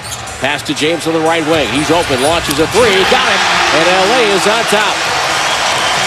11-0 run, or check a 13-0 run for Los Angeles, and they lead 42-40 with 4:35 to go first half. Now, back to Willard and Dibs on 95.7 The Game. I got to admit, when the Warriors were up double digits there in the first half in Game 3, I'm like, really? Is that the way this is going to go? Because I kind of expected the Lakers to come out better than this tonight. And then the Warriors just went completely south. Now, I'll tell you this, and I don't agree with this. I've talked to plenty of Laker fans in the last 48 hours, and man, they think they got something. They think they found the kryptonite. They think that the Warriors don't have the answer because they've got a bunch of trees. Oh, and Anthony Davis, he's unstoppable when he's engaged. Well, let me ask, how often is he engaged? Feels like about 53% of the time. So I don't know why you feel so comfortable that he's going to be a star every time. Oh, also, by the way, ask Anthony Davis or Nikola Jokic, one Western Conference defender who gives them the biggest problem. You all know exactly who they're going to say. You know what the answer is. He wears number 23 for the Golden State Warriors. So I don't know how that matchup, I don't know how it's going to go tonight, but I reject this idea that the Warriors don't have the answer when it comes to the Laker roster. I reject it. Yeah, they had the answer in Game 2. So to think that they won't in the Lakers. Oh, the Warriors. I see what you're saying. Yeah, the Warriors had the answer in Game 2. You're agreeing. I thought you meant the Lakers. No, I'm agreeing with you. Gotcha. Especially when it comes to what this series has been so far. Game 1, Warriors a little sluggish coming off a Game 7 letdown, and they still had a shot to tie the game late and maybe win that game. So score 1 for the Lakers. They were the better team. They got the win. Game 2, not even close. Warriors adjusted. Boat race. Game 3, the Warriors 4, and I'm looking at the play-by-play right now for the opening 16 minutes. That's the way that game was going in Game 2. And I actually wasn't that surprised because I think the Warriors are the better team. I think the Warriors will win the series. But what happened in that second quarter with fouls and sloppy turnovers, careless turnovers and bad fouls, next thing you know, it's a 20-2 run, and that game got away from them in a hurry, and the Lakers had Game 3. Fine. You got that one. Game 4, I think we go all the way back. The pendulum swings in this series. The Warriors have the adjustments. The things that went wrong in Game 3 were largely self-inflicted. I don't think that the Lakers did anything that you sit back and go, oh, God, we have no answer for that. Well, they've got really long arms. And it's good. And it's troubling. No, and good for them. But yeah, exactly. It's good. Long arms are good. What they say. Yeah, you know what they say. Long arms good in basketball and volleyball. Yes. And even in pitching, if you're a pitcher and you got long arms, like Randy Johnson. Sometimes. Reach out. And, Sean Jelly's got long arms. Yeah, boy. It's too soon for reach that. all the way back to Sacramento. Anyway. Seriously. Point being is if you're a this. swimmer, too, long arms probably pretty help, good. Yeah. Butterfly. Seems like Phelps has got some long arms. Yeah, but yeah. Anyway, there's a lot to look at in this particular series as far as these matchups and whatnot. But that's why I call this, in my opinion, a Steve Kerr game. I think the answers are out there.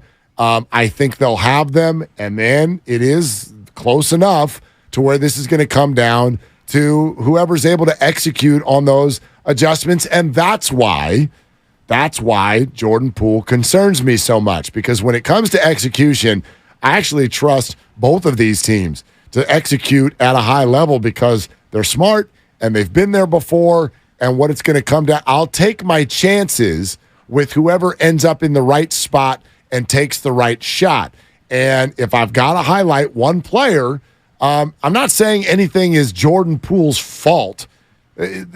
Fault is a funny thing to ever put on one person. In a team game, team sport, right? There's so much going on. The Roger Craig fumble, by the way, is maybe the biggest example of. Right. We're going to blame one guy. One play. We're going to disparage his entire career over one play. We're not going to look at the whole game where The Niners probably made a bunch of other mistakes in that game, but you say Roger Craig, and half the people who weren't alive then, he had the fumble, right? Yep. Kyle Williams. I mean, we can do it. And that's the nature of sports. That was his fault. Anyway, point being, sorry. You get that's the way this works, and so I understand that. But if there's one Warrior who I don't want, if I had to say, dude, go make the right fork in the road call, it's Jordan. He struggles with that. I don't think that that's some insurmountable criticism. He's 23 years old, and it's not all clicking yet when it comes to decision making. And that's why I point out, like I did in the crossover, look around the NBA right now. There are 8 teams left. At one time or another, all 8 of them have looked like they're playing at a very high level in these playoffs. That's why they're still playing.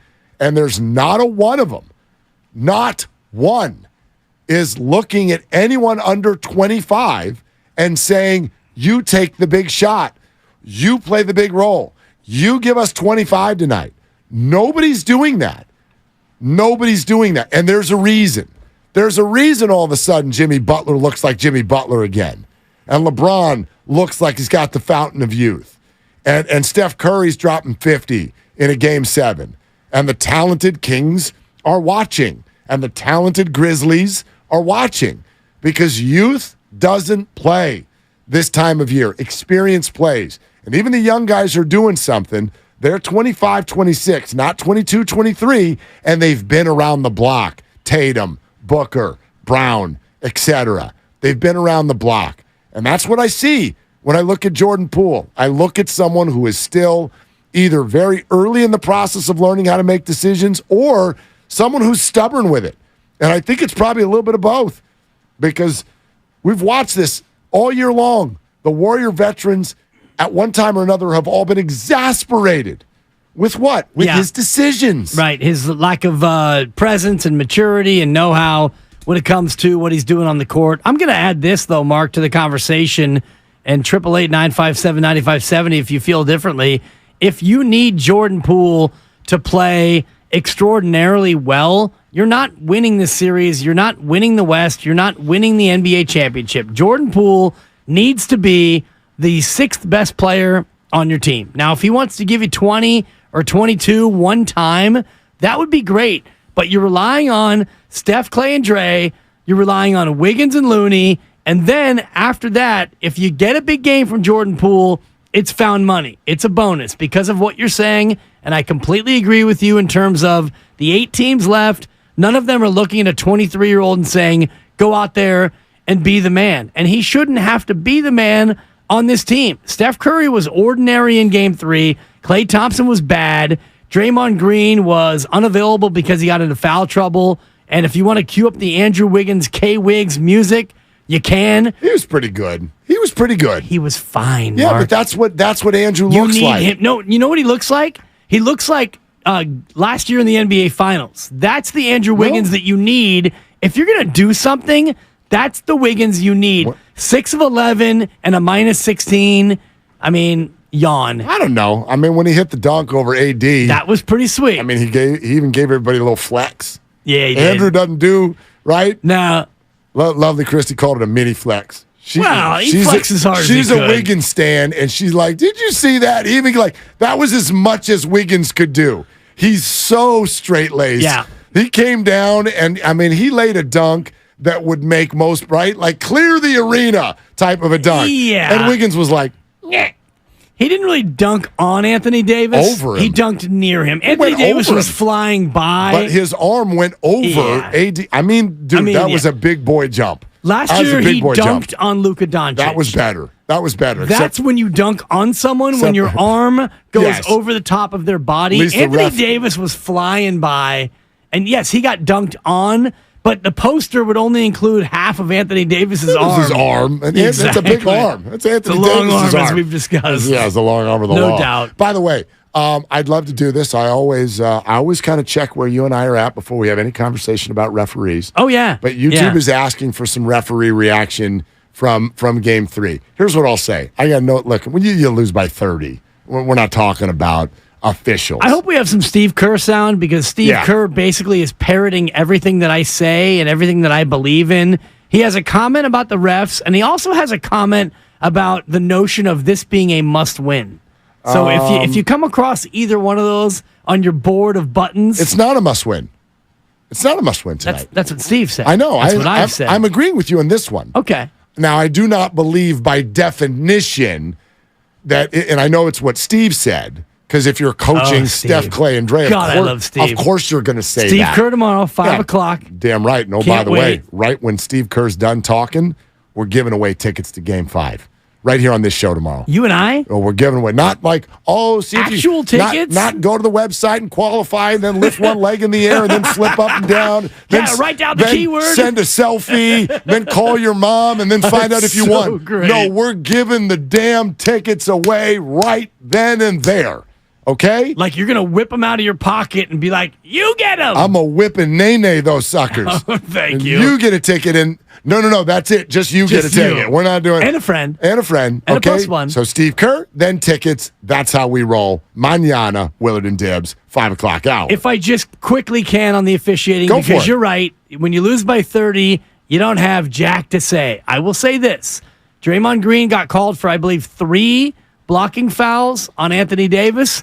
I thought 2 of them were charges. I agree with you. I thought one of them was a definite block. I thought the other 2 were, I thought he was set, and Anthony Davis just flat. He was definitely set.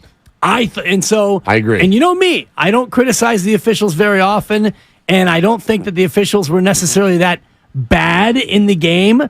Those are big calls, and I do believe that 2 of the 3 that went against Draymond were erroneous. But that's just the way it goes. Yeah, sometimes. erroneous calls don't bother. Of course, guess what? Everybody get ready. I got a spoiler alert for you. You're not going to like some of the calls again tonight. That's what Steve the way said, it works, okay? That's the way it works, especially in the playoffs where everything is magnified. I'm going to like them all because Scotty Foss is blowing the whistle. Because you got like romantic elevator I should music. have worn my 48 right? today, my Scotty Foster throwback. Do you have a separate TV that just does referee slow motion action during the game? Do you do that during side by side? But I'll say this because I'm watching the game, and sometimes I have the baby, and sometimes I have the wife. Sometimes I have the wife and baby. I got 3 kids and a bunch of problems. Wait, you hold the wife during the game too? If I can. Man, I know. During some of those TV timeouts are 3 minutes. Get a few things done. done. Kids and a bunch of problems. Get a lot done. I will say this: when Steve Javi comes on the screen, oh god, it gets paused. The room gets silenced. Steve and I have a moment. Because a lot of times I will agree with what Steve is saying. I'm glad you're balancing me out because when I see Steve Javi, I pause, go to the bathroom, and come back so I can fast forward his face. Oh. Steve comes on the screen, and I shush the room. I grab a binky, and I slap it in the baby's mouth, and I say, you know what? Come on, man. Uncle Steve is talking. I'm still triggered by Steve back from when he was actually officiating. Oh, boy. Oh, and I couldn't stand that guy. But anyway. He was pretty inflammatory. Here's why. Did your cousin must have refed with Steve. Oh, of course. Yeah. For years and years and years. Good. Yeah, they were kind of on the same track a little bit. Yeah, okay. But anyway, here's why the officiating thing is in good shape for the Warriors. Stop with it's rigged and no, it's not. The NBA is not rigged. The NBA is not going to make this a 7-game series because, damn it, they want to. Here's what I do think is true. There's a natural reaction to every action with officials. Officials know that, for instance, when Steve Kerr is asked the other day about refs, even though he's like, we got no problem here. Why are we talking about refs? Well, why are we talking about refs? Because the reporters are asking. They're not asking about the refs at Laker practice. They're only asking about the refs at Warrior practice. And that sound ends up all over the internet. And the refs, because they're human beings, and the NBA, human beings, they see that, they hear that. And even though they don't go, okay, that means we're going to go rally the Warriors back tonight on Game 4. No, but there's a natural, it's in the back of your mind. Right now, the Warriors, if you're just talking about officiating, whether it's true or not doesn't matter, they feel like the victims. What do we do for victims? We try to help. And so the Warriors are probably going to get a friendlier Rhodes Scott Foster whistle tonight because it feels like it's their turn. And then it goes back and forth and back and forth. Not because they're out to create some sort of long series that shouldn't be, but just because they're human beings. And you get caught up in that. It does. It feels like Draymond got hosed the other night. And so he won't tonight. That's how it usually goes. Couple 50-50 calls. And if you flip a coin 3 times and it comes up tails 3 consecutive times, it doesn't mean that the next time it's going to come up heads. It just means that 50-50 call, you got beaten 3 straight times, and it was maybe unfair. Now, these are more dramatic than a coin toss because this is your only viable AD stopping defender. And when he has to go to the sideline because he's in foul trouble and he didn't even play 23 minutes, and I know a lot of that was because we got into garbage time, but Draymond was neutralized in that game because he got into so much foul trouble. Yeah, absolutely. So the other one, the defensive 3 in the key, where DiVincenzo, he clears the key literally 3 times. 3 times he steps out of the key. With 1 foot. Which is all you need to do. That's all you need to do, yes. To clear the key, and then they, boop, 3 in the key. It's like, okay. That's where it kind of felt like they were out to get him. So the Warriors feel like the victim, and all that means is tonight you're in better shape, and they lost by 30. So if they hadn't been the victim the other night, they would have lost by 20. And then what? You wouldn't feel like the victim. Give me the 30-point loss and refs who feel like they owe the Warriors something, as opposed to a 20-point loss, and it feels like it was even Steven. So, yeah, the Warriors are the smaller team. They're not going to the free throw line for obvious reasons. They don't go inside, and the Lakers do. Right.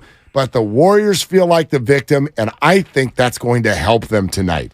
That's all I got to say about the refs. Were there some calls I didn't like? Sure. Has there ever been a Warrior game in history where I didn't bark at my television because of the refs? No. Not in the playoffs. Game 2.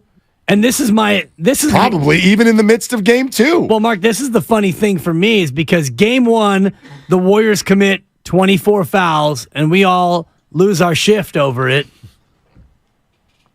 Because you almost caught me off guard right there. You're in mid-sip. It's Monday. It's kind of my new go-to. Dog. And we all, sorry about that. You and I agreed that I wouldn't make you laugh. So we all lose it over 24 fouls. Game 2, the Warriors commit, wait for it, 24 fouls. And we don't say a word about it because the Warriors boat raced the Lakers. They motorboated them. As much as I would be frustrated with the refs, be frustrated with the Warriors for not being able to defend without fouling. Yeah. Now, there are a few things going on here that I will point out. And we said it already last week. Hey, Schroeder, keep your damn feet. I believe the NBA needs to do something, especially in the age of review. If we can go look and see if it's a flagrant, then you can go look and see if it's a flop. And if it's a flop, we're not going to undo the foul. We're going to call it on you. There needs to be a penalty for this stuff. How about something that's a little bit more intricate? Hey, D'Angelo Russell, stop the James Harden move. The officials caught up with it with James Harden. They haven't done it with Russell yet. This maneuver where I'm dribbling with my left hand and I see a defender's arm that's somewhere in this space in front of me, as if like where the hell else is his arm supposed to be? So I'm going to stick my right arm underneath it, and now I'm going to lift up and act like I'm shooting even though I'm not. The refs are still calling that. Stop it. Well, here's the counterpoint to that, Klay Thompson. Stop defending with your arm draped over the offensive player. Fair point. Because you know that he's going to bait you. He's the master at such maneuvers, as I don't complete it because I've already worked a little bit too blue this segment, but you know it's coming.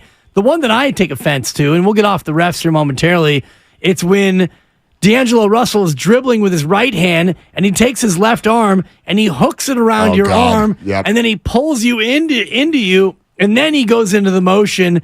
And that's a hard one for the refs to see. On replay, it's like, it's difficult. My God. It's difficult. Yeah, and I wish we could, it would ruin the game. I wish we could stop and review everything the way we get to do. 4-hour games. It would ruin the game, but the bottom line is there's so much going on behind the scenes, so much trickery that players have learned through the years. It's tough. It's tough for officials to see it. It's tough for us to see it in real time, but it's one thing that I wish there was a way to legislate out of the game, which is players that have learned how to make the refs think something happened that didn't happen.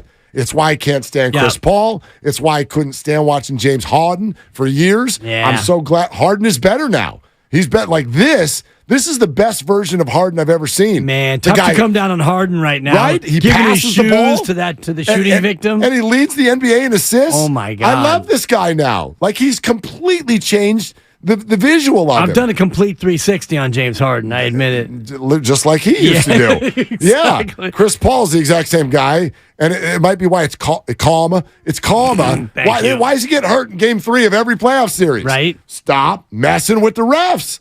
Stop messing with the refs and go. You're too good of a basketball player. Go play basketball. Stop this. Look, hey, this guy's arm. Like, stop. It's just a bad watch. I get it. If it works, I can't hate on you. If my guy did it, I'd love it. But I can't stand watching it in the NBA. The other piece, drives you nuts. and I'm just going to throw in one more as we tag the referee portion of the program. It's the pass and crash, where I drive the lane and I jump and I'm clearly passing the ball out and you slide in front of me. So now I've passed the ball and I crash into you and it's an offensive foul because you knew that I was going to throw the ball out to a 3-point shooter, and yet you jumped in front of me and absorbed the contact, so it's an offensive foul. Even though I didn't have the ball, I wasn't trying to shoot the ball. The pass and crash is another one that we need to eradicate. I agree. I wish more often officials would institute the no call on some of these where a guy goes flying through the lane, takes the charge, tries to, whether it flops. Some of these are a no call. Just because someone fell down, it does not mean it has to be a foul. Because someone falls down all the damn time. Poole. Back to Jordan. Jordan, can I stand up?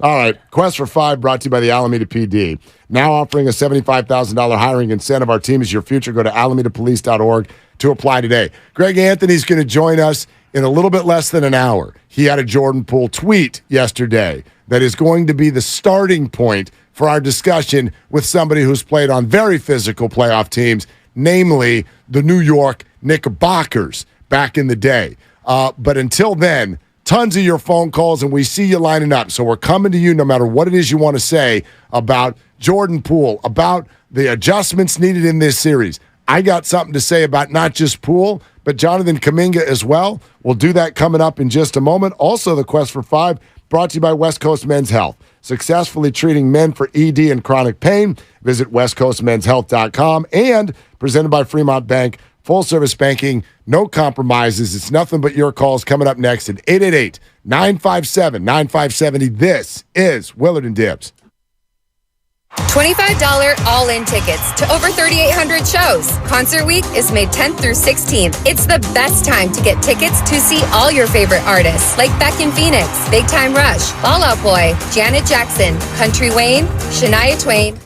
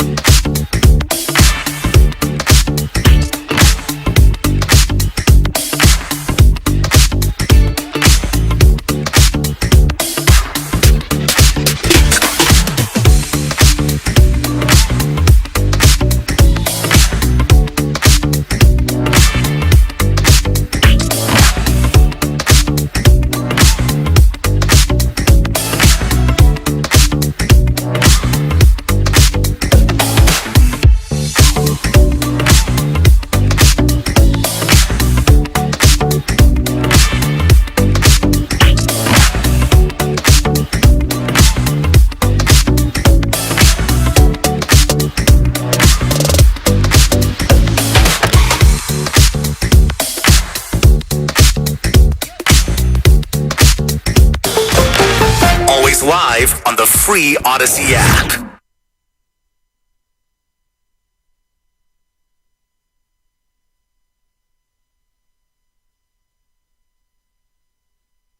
It's JP with the Golden State Warriors. Now back to Willard and Dibbs.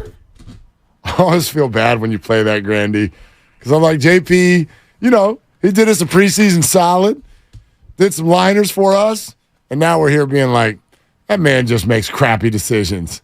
And he's probably sitting there going, you're damn right I do. I made the decision to help you out at the beginning of the year. You suckers. But anyway. It's JP with... Yeah, hey JP, how you doing? I mean, this is all I want to say. Then we'll go to the phones. But I just we got to stop with begging for young players to go out there and show out in the playoffs. This is why I think the Kuminga discussion, quite frankly, for me, is over. Anybody, and you're welcome to call in. I'm not telling you, but if your opinion today is, I think the Warriors need more Jonathan Kuminga. Oh God, no, they don't. No, they don't, because it's not going to happen, Mark. It's not going to happen, and B, it shouldn't, and C, there's a reason that it won't. Steve Kerr is not a buffoon, despite the scores of you who somehow think that after a decade plus of brilliance as a head coach. I'm still not sold on Kerr. Okay. I'm a 5 titles and show me 5. I'm a show me 5 guy. Thanks, Dylan. I've always thank you. Till you light me up for 70 points a night. Totally. What have you really done? Thanks. Hey, Kerr, till you give me 5 parades, then, Steve. Come on, man. Like, they're watching and they know. And look around the playoffs. You don't summon a 20-year-old in the playoffs to save you. You don't do that. They tried, and again, look at them at the beginning of the year. If the Warriors made a mistake this year that I want to point out, it's that they set out with too much reliance on young people. They wanted James Wiseman to have a role. They wanted Kuminga to have a big role. They upped Jordan Poole's role to be the heartbeat of the bench, and they wanted Moses Moody to have a role. Some of them do have a role, but Wiseman's not even on the team. Kuminga's got no role. Yeah. Jordan Poole is disappointing, let's be honest.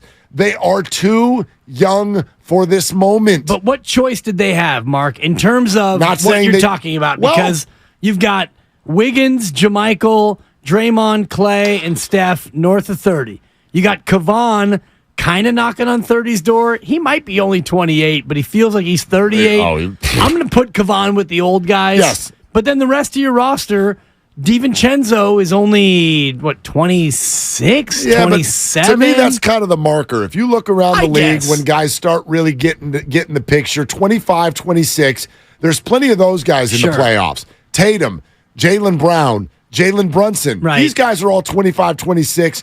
That's 2 to 3 seasons from now. Dante's for 26. Jordan Poole. Yeah. So he's fine. But even at that, I mentioned 7 guys who are veteran, quote-unquote, people, and then you've got 20, 20, 20, 21, 20, 19. The rest of your roster is babies. So you had to play some of them. You had to see what you have with these youngsters. No doubt. I'm not saying the Warriors necessarily had a great chance or a great other option where they ended up. Now, you could go backward in time 2-3 years ago. Huey Lewis in the news. And you could say, hey, should we have looked at maybe trading one of these draft picks or going in a different direction and giving the guys more veterans? I think we've been through that story. The Warriors thought that the dynasty might be at its end, and they were going to start preparing for what's next. And then the veterans reminded them that they still had a championship in them, and they've admitted that surprised them, and it changed course.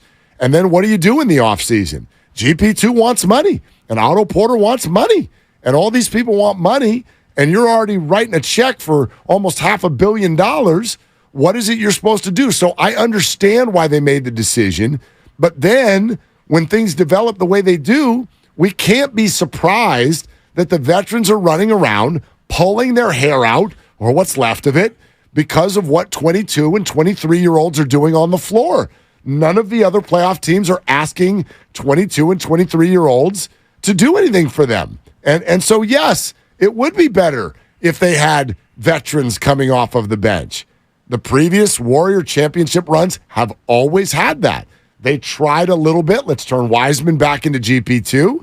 But yeah, there's only so much they could do at a certain point of the season. Right, and this year was never going to be about having veterans on the bench. You had Dante DiVincenzo, you added JaMychal Green, and that was going to be it. You brought back GP2, and if you look at Gary Payton II and what he's done in this series, not a lot, unfortunately. And Not a lot. That to me is more of a conversation piece than Jonathan Kuminga. Jonathan Kuminga is a non-starter. I mentioned this to you. It might have been to JD and Whitey as well. If you were going to play Kuminga in this series at all in a meaningful way, it would have been game one, late first quarter, early second quarter, and you would have put him out there and said, all right, Jonathan, you're going to be in this rotation.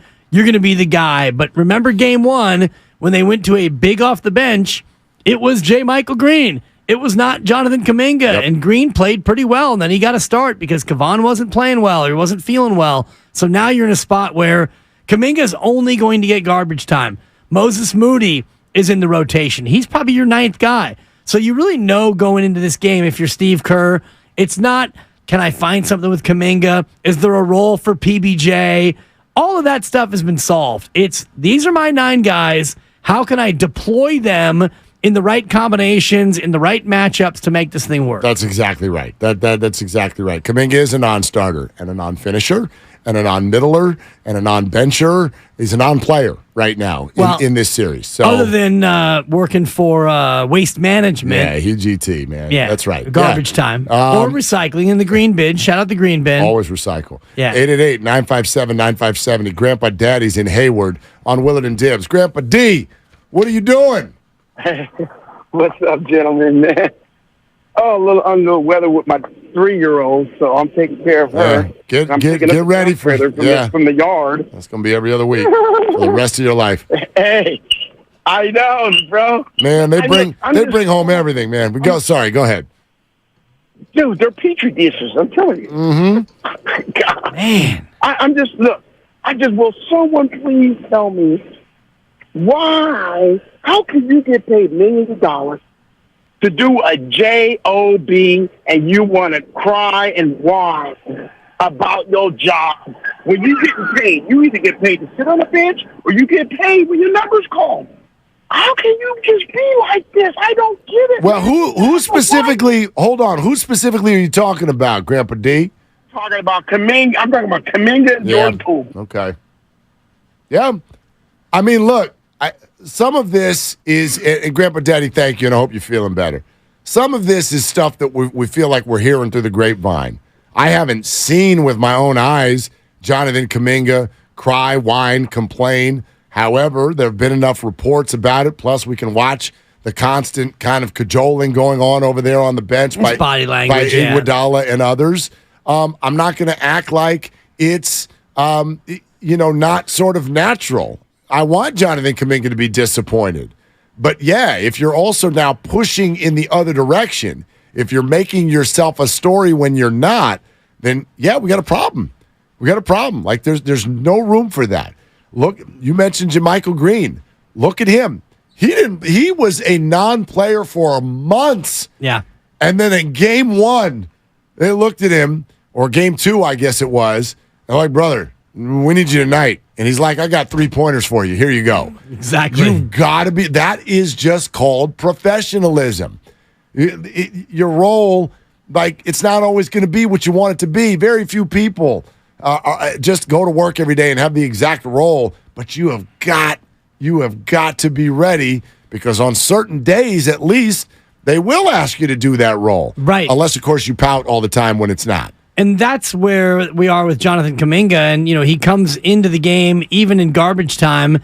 That would be an opportunity for you to show just how badly you want to play and to show the coaching staff what a big mistake they're making by not playing you the entire time that you're out there. But he hasn't played in these garbage time spots with that same veracity. Now, he did in game 3 a little bit more. Yep. He played with a little bit more heft, and he played with a little bit more interest. He had 10 points in that garbage time shift, but he obviously hasn't shown enough between the end of the year and where we are now to earn rotation spots, whereas Moses Moody, a guy who's about 3 months older than Jonathan Kuminga, to your point, it's like, hey, Moses, we need you in this role.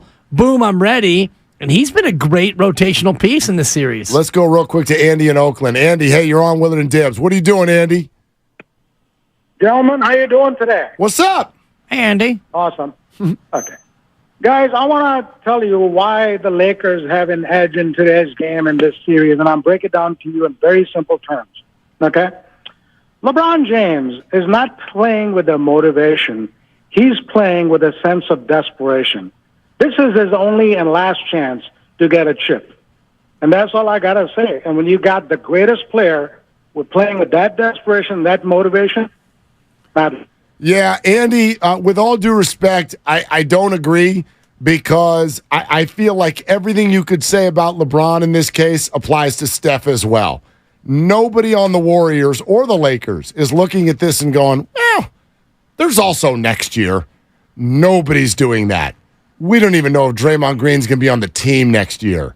And they're both at the height of their powers, seemingly, at least at this time. They're both playing great. 8 days ago, Steph Curry dropped 50 in a Game 7. And now we're like, well, I'm not sure if he's playing. He's playing fine, and he's plenty motivated. All right? More of your calls coming up for sure. We're sponsored by the Valley Transportation Authority. Looking for a fulfilling career with opportunities for job growth?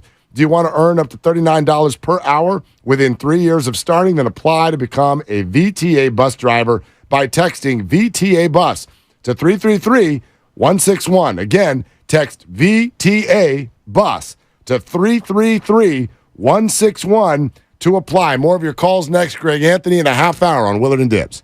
San Francisco, partly cloudy. Overnight low dipping down to 52 degrees. Weather brought to you by Total Wine & More. At Total Wine & More, save big on what you love this month with hundreds of deals on amazing wines and spirits. Love what you find.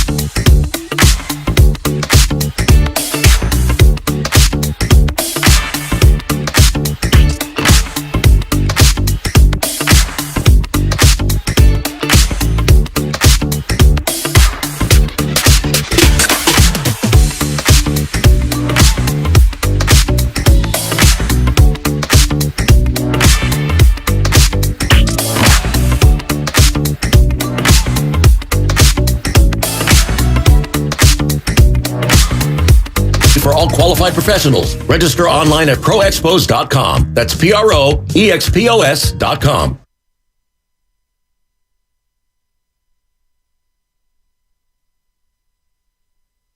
Davis up top. Hand off to Russell. Russell fired over to James. James for three. It's up and good. 64-50, largest lead of the night goes to L.A. Golden State in real trouble here on the road. Now, back to Willard and Dibs on 95.7 The Game. Woo! You know, it's funny. Come playoff time, it's always the yin-yang. Like when your team loses, you think they played like crap, but when your team wins, you think they played great. You don't really ever take into account what's going on with the other team. In other words, we all expect Draymond Green to stop Anthony Davis. You should slow him down at least. Right. You should play good defense on him. However, we're not going to give credit to the idea of any Laker playing good defense on the Warriors. You're supposed to make all your shots. That's the way it works. Well, I think you got to see it through a little bit of a bigger lens. And if I had to point to one player who is the indicator so far in this series, it's Anthony Davis. If he plays well, they win. If he plays bad, they lose. And that's often been the case for them throughout the year and even throughout the years that he's been a part of the Lakers. So I do think that's a massive key tonight, but too many people, I think, just put that on Anthony. Like, he's so big that you're like, just play well. And his shots are either going in or they're not. I think Draymond Green plays a massive role tonight. Keep your composure. Let the rest of the team see that. I think the whistle will be kinder tonight.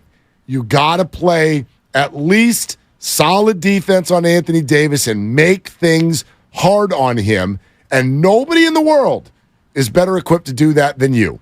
That would be my message to Draymond. Not that he needs it, but I think that's maybe the matchup that my eyes are on tonight. It's everything for me because, and I think it was Steiny who said this earlier, or somebody else might have mentioned it, that LeBron James is now Robin to Anthony Davis's Batman. Huh. That's the way that this Laker team goes. Some ways, yeah. I mean, if Anthony Davis plays well, the Lakers are going to win. If LeBron plays well, you're not necessarily going to win, because unless LeBron goes for one of his classic 40 or 45-point nights, but he doesn't seem to be even trying to do that anymore. He seems, to me, to be content to be the number two in this dynamic because Anthony Davis is largely unguardable. I look at it a little bit more like the twosome, the pairing in the movie Men in Black.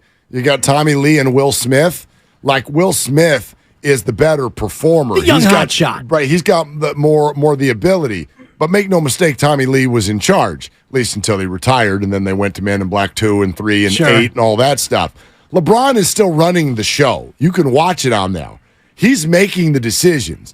But who is deployed to go be the most powerful offensive force? No doubt, Anthony Davis. He has more to offer right now in terms, especially in this matchup, in terms of his size, his abilities, whether or not the Warriors have somebody to guard him. But LeBron is still... he's LeBron. He's making plays, and he's very, very important to everything they're doing. Let's keep going. 888-957-9570. Greg Anthony is going to join us in a little bit over 20 minutes. Had one hell of an interesting tweet about Jordan Poole yesterday, so we're going to dive a little bit deeper into it with him. Steven in the city here on Willard and Dibs. Steven, thank you for calling. What are you doing? Let's go. I'm ready to have a good conversation. First off, thanks for having me on the phone. Dibs, I love your show. Keep up the great work. Well, it's our show, but, go ahead. Well, Dibs, I love your show. Willard, I'd love it if you just stopped talking. Yeah. Now that that's over. Okay, I know. Yeah, Steven, do you know what would happen to the radio show if one of us stopped talking? Have you thought about that No, take? I heard it yesterday. It was awesome. Or Friday. No, you didn't. Yeah, that was Sunday. Anyway, go ahead, Steven. You're off to a good start. Go. I apologize. The trickery. Here's the deal. Curry does it for the longest time every time he shoots a three. And every time he shoots a three, 80% of the time it goes in. But every time he shoots it, he falls down. And you're starting to see that with your boy Jordan Poole because he does the same thing looking for the call. Also, you're seeing him argue with the refs. He got that from our boy Draymond. So Yeah, I get it. The trickery's always been around. It sucks. It's part of the game. And please do me a favor. If you can have LeBron sub himself out after a 6-minute stretch, I'm tired of watching him walk down the court like he's a 45-year-old man in the JCC league. That's it, and I'm out. Steven. Thank you, Steven. Go ahead and rack that guy and then put it in the back. Anyway, I don't care who your favorite host is on any show, but I say this no matter who your favorite host is, I don't like that take. I'm not going to blame Steph Curry and Draymond Green for Jordan Poole's behavior. Sometimes we talk about the young guys as if they're 5 years old. Right. 23 is 23. That's young in terms of NBA experience. That's old enough to be responsible for your own damn behavior. He's not mimicking Draymond Green and Steph Curry. And by the way, Steph Curry does not fall down on every three-point shot. That's a ludicrous take. Jordan Poole is definitely the one of the Warriors who complains, I think, the most. Draymond complains the loudest. Jordan seems to complain on every drive. At Draymond, too, I would say. I don't think. I think Draymond's volume in terms of the loudness and also the quantity, double volume for Draymond Green, he complains the most and he complains the loudest. Jordan Poole complains more than he should based on his station and where he is in his career. But do you think that Jordan Poole complains to the refs because Draymond taught him? No, I don't. They all I think get Jordan to be. Poole complains to the refs because it is a useful technique in the association. And you look at Dennis Schroeder complains to the refs, and they all complain to the refs. Russell. Clay does. I mean, even Clay Thompson. They Clay all was do. getting. Clay usually just like waves his hand and stomps away. Right. Clay often doesn't go to the ref and complain. He complains, but he usually walks it off. Yeah. And I don't know if that's something that your guy Michael Thompson said. I don't ever want to see you getting at the ref. But he is a little like old school that way. Put it this way, Michael. If the Warriors lose, Michael is not going to blue sky anything. He don't want to talk about the refs. I don't want to talk about the opponent. He's like, you guys be better. That's very much like get to drip drop. We've texted after every game. We've texted. You have? Yeah, we texted after every game. Even in Yosemite. Okay. There's a couple of hot spots. Can I get a signal? Couple of hot spots. Gotta text my guy Michael. He said what he said after game one, and for obvious reasons, it wasn't the kindest to the Warriors because they had lost. Yeah. And it's a bottom line business. And so all I did was text him after game two, better? Because remember, it wasn't just that the Warriors won by 30. Clay hit 8 threes, right. 8 for 11. And he texted back, all caps, much, ! And that's it. So I'll put it this way. Like, here's all I'll say. People get it twisted with Michael because he was a Laker and he's a Laker broadcast. Don't mistake who Michael Thompson wants to win this series. His son? Michael would like his job to end at the end of this week. You're saying he's choosing his family over his employer? It's funny to me. Who among us would do that? Seriously. I mean, it's funny because he wore the jersey and because he's synonymous with the Lakers. And Clay grew up a big Laker fan and all that stuff. Yeah. What would you do? What would you do? Who would you root for if your kid was out there playing? Of course, Michael is dying for the Warriors to win this series. It's his son. And he gets very ticked when the Warriors don't play well. And he's the type that if Clay goes 2 for 9, he's not going to come out the next day and be like, well, he played well in the last one and they did a good job defending him. He's the type of dad that'll be like, make your shots. Make your shots. Now go to bed. That's the way he is. And did that help create Clay? Did it help motivate Clay? I don't know. That's their family dynamic. Right. Clay's, they're very close. But that's I'm sure Michael, after game 3, texted his son and said, stop turning the ball over. Stop traveling. Stop throwing the ball away. Stop committing silly fouls. Klay Thompson did not have a good game in game 3. Nobody, he doesn't want to hear excuses. And I don't think we do either. Nobody played well in game 3. Yeah, they lost by 30 points. It's not rigged. It wasn't the ref's fault. They lost by 30 points. They were up by 11 and then went through 2 quarters that might have been the worst stretch of basketball I've watched them play all year. And they scored about 28 points in 2.5 quarters. They were dreadful in every angle, every individual out there. While we're here in that stretch, Moses Moody and the flagrant foul call when he grabbed Anthony Davis's leg. If that's a flagrant, then to me, the Dennis Schroeder knee grab from game 2 should be a flagrant. So if that's not a flagrant, how is this a flagrant foul?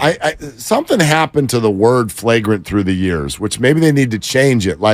Because what Moses did was it was an inappropriate foul. Sure. Right? Because it was on purpose. It was a grab. Inappropriate one. Yeah, inappropriate. But the word flagrant used to, at least in my mind, it meant that's violent. Right. That's too much. You got to calm down, brother.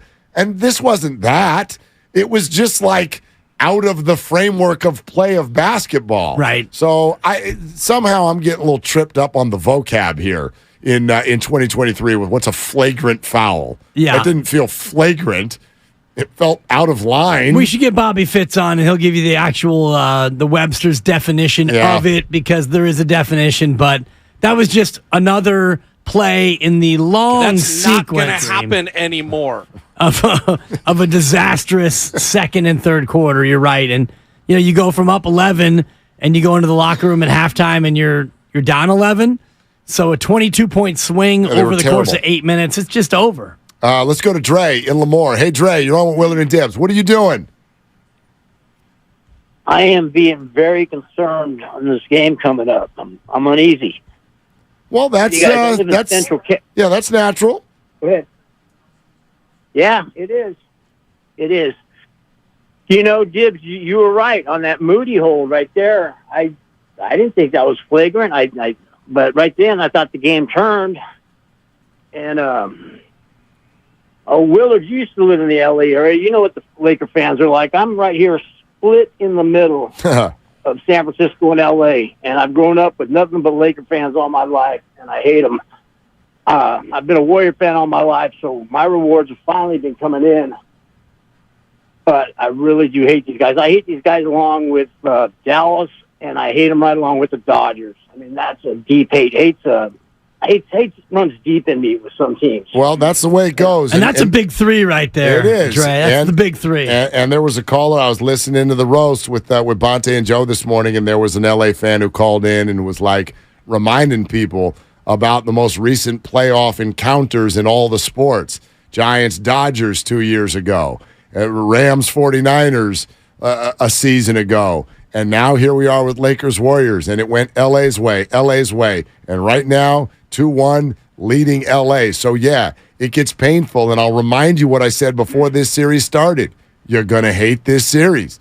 You don't think you're going to hate this series, but you're going to hate this series because it's going to pick its scabs, and it's going to annoy you in ways that you don't see coming. When the Sacramento Kings took a lead on the Warriors, there was concern because it was round one, and you're a Warrior fan. But outside of Sabonis, I still believe, I challenge any of you to really actually be like, I hate that guy.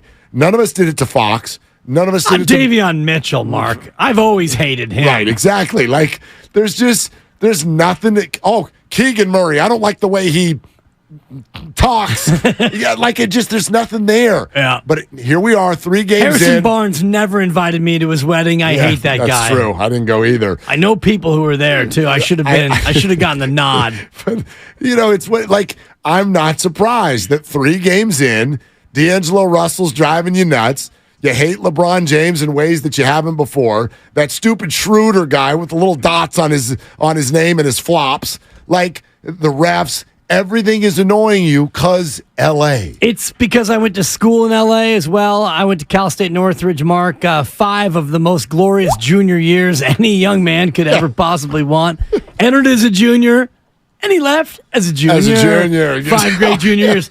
So I have a large cadre of friends who I haven't heard from, by the way. Didn't hear from them last year in the NBA playoffs, and I didn't hear from them during the bubble because they all know that bubble chip was a joke. But all of a sudden now, Lakers go up 1-0 in the best of 7, and my phone is full of my LA buddies. Oh, you got to get a rebound, and you got no answer for AD, and you may want to hit something in the mid-range, and don't try to go to the rim on us. It's now it's us and we and all the rest of it. So you're right. I don't hate this series. The Warriors lose tonight. Ask me tomorrow how I feel about the series. I tell you what's bothering me about it, and no one wants to hear this right now, although if the Lakers win this series, they're really, really not going to hear it. This is one thing. I guess maybe it's not bothering me about this series, but it's bothering me about the LA fan base, which is stop acting like these are your guys. These aren't your guys. They're wearing your jersey. And so it counts. This isn't me taking anything away from this Laker team. Fan has been a Jared Vanderbilt fan for a long time, Mark. The homegrown player on this team is, go ahead, fill in the blank. I asked you earlier before the show, and I don't know if there is one because Vanderbilt was acquired at the deadline. Mm-hmm. We know that LeBron James is far from it. AD acquired. He's been there a couple years now. Austin Reeves, I don't think they drafted him. Was he an undrafted free agent? Austin Reeves. Yeah, he was undrafted. I mean, this is his first season. He might be the guy. I mean, yeah, he's technically D'Angelo Russell, homegrown. Yep, he was drafted there. Now had been to about 5 different teams or something like that. Now he's back. Hachimura recently acquired. Mm-hmm. Dennis Schroeder acquired. Remember him? He was a hawk. I got Lonnie Walker. How about Wenyen Gabriel? Sure, he's big. I got nothing against. I got nothing against acquisitions. You're allowed to acquire players. Iguodala, Durant, we can go on and on. But I can't remember a basketball team that went on to do something special that literally did not have anything that was traditionally homegrown that mattered.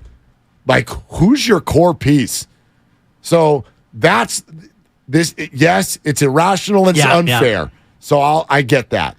But I look at this and I'm just like, stop, Laker fan. These aren't your guys.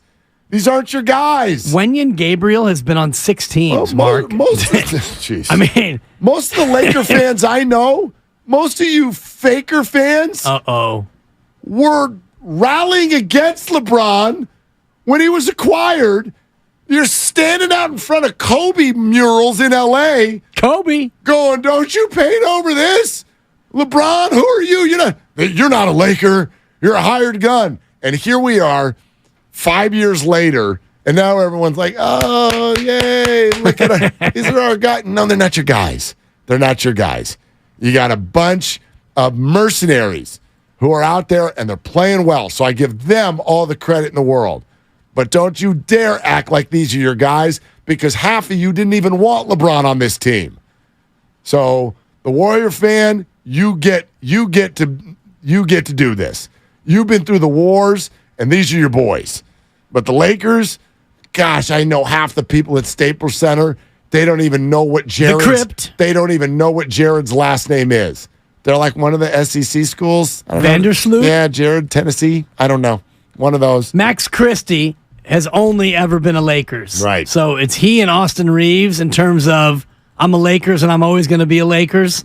It's hard to compare it, though, to the Warriors because the Steph, Clay, and Dre experience. Well, there's nothing like it. And Kevon Looney. Yeah. There's nothing like it. I mean, there's nothing like it. To have that core have been here in Steph, Clay, and Dre all 10-plus years with the same organization and that level of success. So this is not to compare this to that, but you're right about the Lakers and the fact that these guys are all, except for Reeves and the aforementioned Max Christie. Yeah, they've all been elsewhere. I know that's petty, but that's it. That's what's going on in the heart. Yeah, you're damn right. I got receipts and everything. Yeah. It's because I need reimbursements. Anyway, let's go to L in Pacifica on with Will and Dibbs. Hey, L, what are you doing? Hey, guys. Heading back home, actually, from work, so I'm almost at Pacifica. Not a bad. But enjoy the show. I love this show, guys. A couple things. I wasn't sure Dibbs was mispronouncing flagrant on purpose, or really that's how he says it, flagrant, because he does this a lot, so I had to ask that one. But my call really was just for AD. Like, as far as defense for the Warriors, we're going to have a problem trying to stop AD, but why don't we turn offense into defense? Why are we not seeing AD in more pick-and-roll situations and one-on-one situations? Is tire him out. Put him in against a quicker guard, a quicker player, and just have him go one-on-one or draw and dish, and just get him out of the game, you know what I mean? Get him out sooner, and then in the offense, just put Draymond on him, get him some elbows, and body him up until he's really, really, just beat up. We don't want him injured, obviously, but we do want to tire him out, and I think that could work for the Warriors. Well, L, I mean, Thank you, L. You might be on to whatever their effort is going to be in terms of adjustments tonight. It's not as easy as snapping your fingers and saying just put him on who you want to put him on. They're doing their own chess match the same way the Warriors are doing theirs. And in Game 3, they had him on JaMychal Green for that very reason, because JaMychal Green was not going to be involved in pick-and-roll action. So the Lakers know what you know, L, that Anthony Davis will get tired out if he's involved in a lot of pick-and-roll action, which is why they did not put him on Draymond Green. So that's something that Darvin Ham figured out. So now the Warriors need to find a counter to that, and I think that the counter will be to not have JaMychal Green on the floor to start the game. Yeah, you think Looney's back to the lineup? I do think so, yeah. I'm fine either way. I know some people are like, look, you got to dance with the date you brought, right? You get all the way to the end, you got to go with your guys. I'm not a believer in that thought. I'm a believer in going with your best matchups in that moment. But the JaMychal Green adjustment, and I know that it seemed when it happened like it was because Looney was sick, and maybe it was. But I even thought, like, this feels a little bit strategic as well. Like, they need somebody who can shoot a three-pointer in that spot. Well, the Lakers have now adjusted to that. So, as Steph Curry said at practice yesterday, the other adjustment, whatever the reaction to the action is, that's coming tonight. I mean, they made an adjustment in terms of their matchups to try to take away our pick and roll in the pocket, passing, and that 4-on-3 advantage we have in the backside, and Draymond being in a sweet spot. Like, they obviously understand that's when we're at our best. So we'll make adjustments. All right, and that came with a big wry grin. So here comes a new adjustment, and if that's Looney back into the starting lineup, maybe it is. And I'd be fine with that too. Like, I'm not that tied to whoever starts. I'm tied more to who finishes, right? And I'm tied to whatever lineups out there is working. And if it's not, then try something else. And I think that half-court offense is going to be a little bit different in terms of how you use Steph Curry, because they've done a great job when Steph is out top in the screen and roll, double-teaming him and getting the ball out of his hand. So I bet you're going to see a lot more off-ball screen action, a lot more of Steph Curry running baseline to baseline with some of those baseline picks to free him up to some corner threes, and same thing with Klay Thompson to get them freed up off the ball a little bit more, because the Lakers have adjusted to that high screen and roll play. Not done with your calls, but also this coming up. This can be really interesting. Greg Anthony with, I don't want to call it needling, but it's a pretty interesting tweet, a suggestive one about Jordan Poole. So we will dive into that with Greg Anthony coming up next. Also want to remind you that the Quest for 5 is brought to you by West Coast Men's Health, successfully treating men for ED and chronic pain. Visit westcoastmenshealth.com.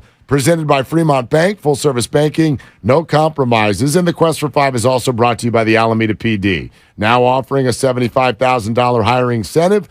Our team is your future. Go to alamedapolice.org to apply today. Why is Jordan Poole playing the way he is, and is he miscast? That is all on the table with Greg Anthony, NBA analyst, obviously former player with the Knicks and beyond. That's all coming up next on Willard and Dibs. There's something about that polished green.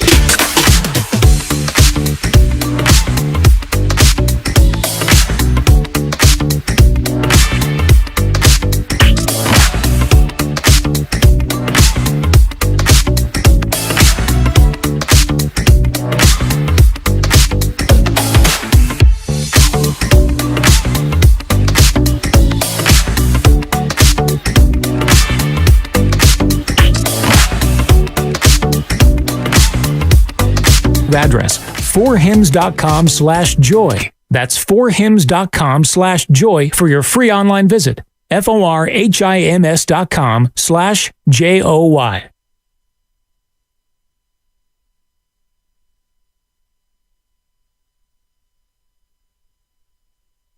You don't know Jordan Poole.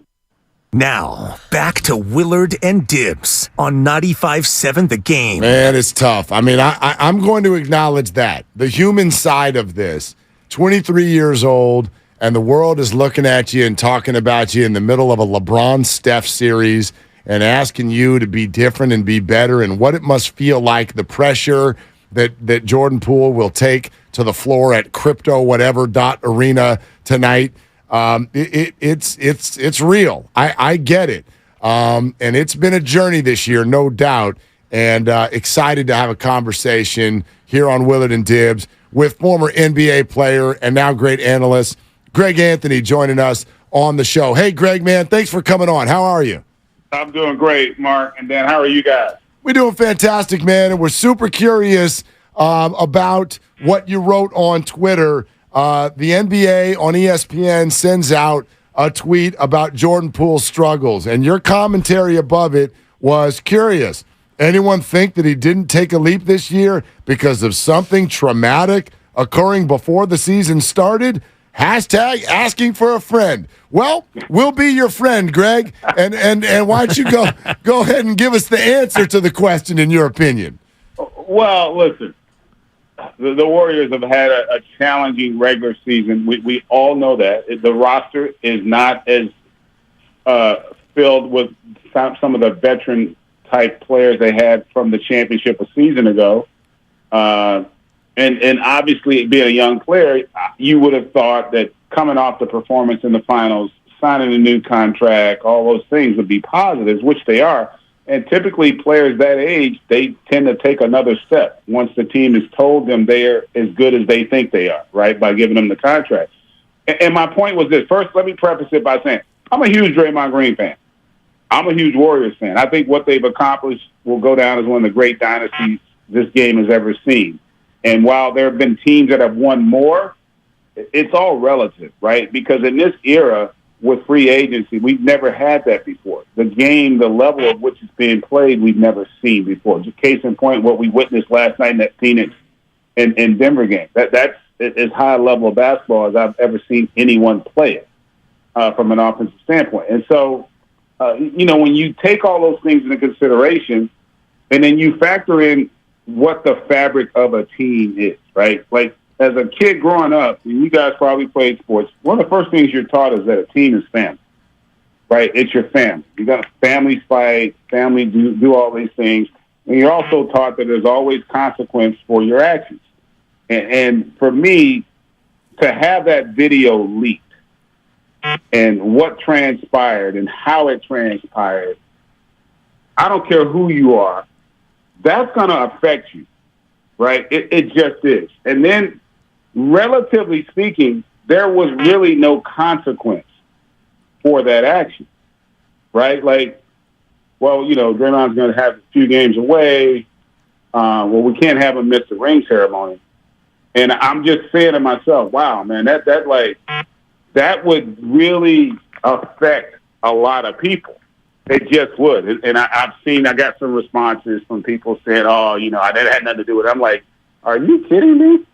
Like, I don't even know how you could not think it would have something to do with it. And I went and looked at his numbers. I was like, man, he's down across the board on all his numbers. In a situation where you would have thought coming in, he'd have the highest level of confidence, right? You just won a championship. You just got your bag. They're telling you how important you are. I was like, you're familiar with the system, the role, the responsibility. And I started thinking about it. I was like, man, and I felt this when it happened, and I said it when it happened. I thought that this would have long-term consequences. I felt like it could have an impact on that team because going through stuff like that, man, just didn't happen. You fight, right? Siblings fight, teammates fight.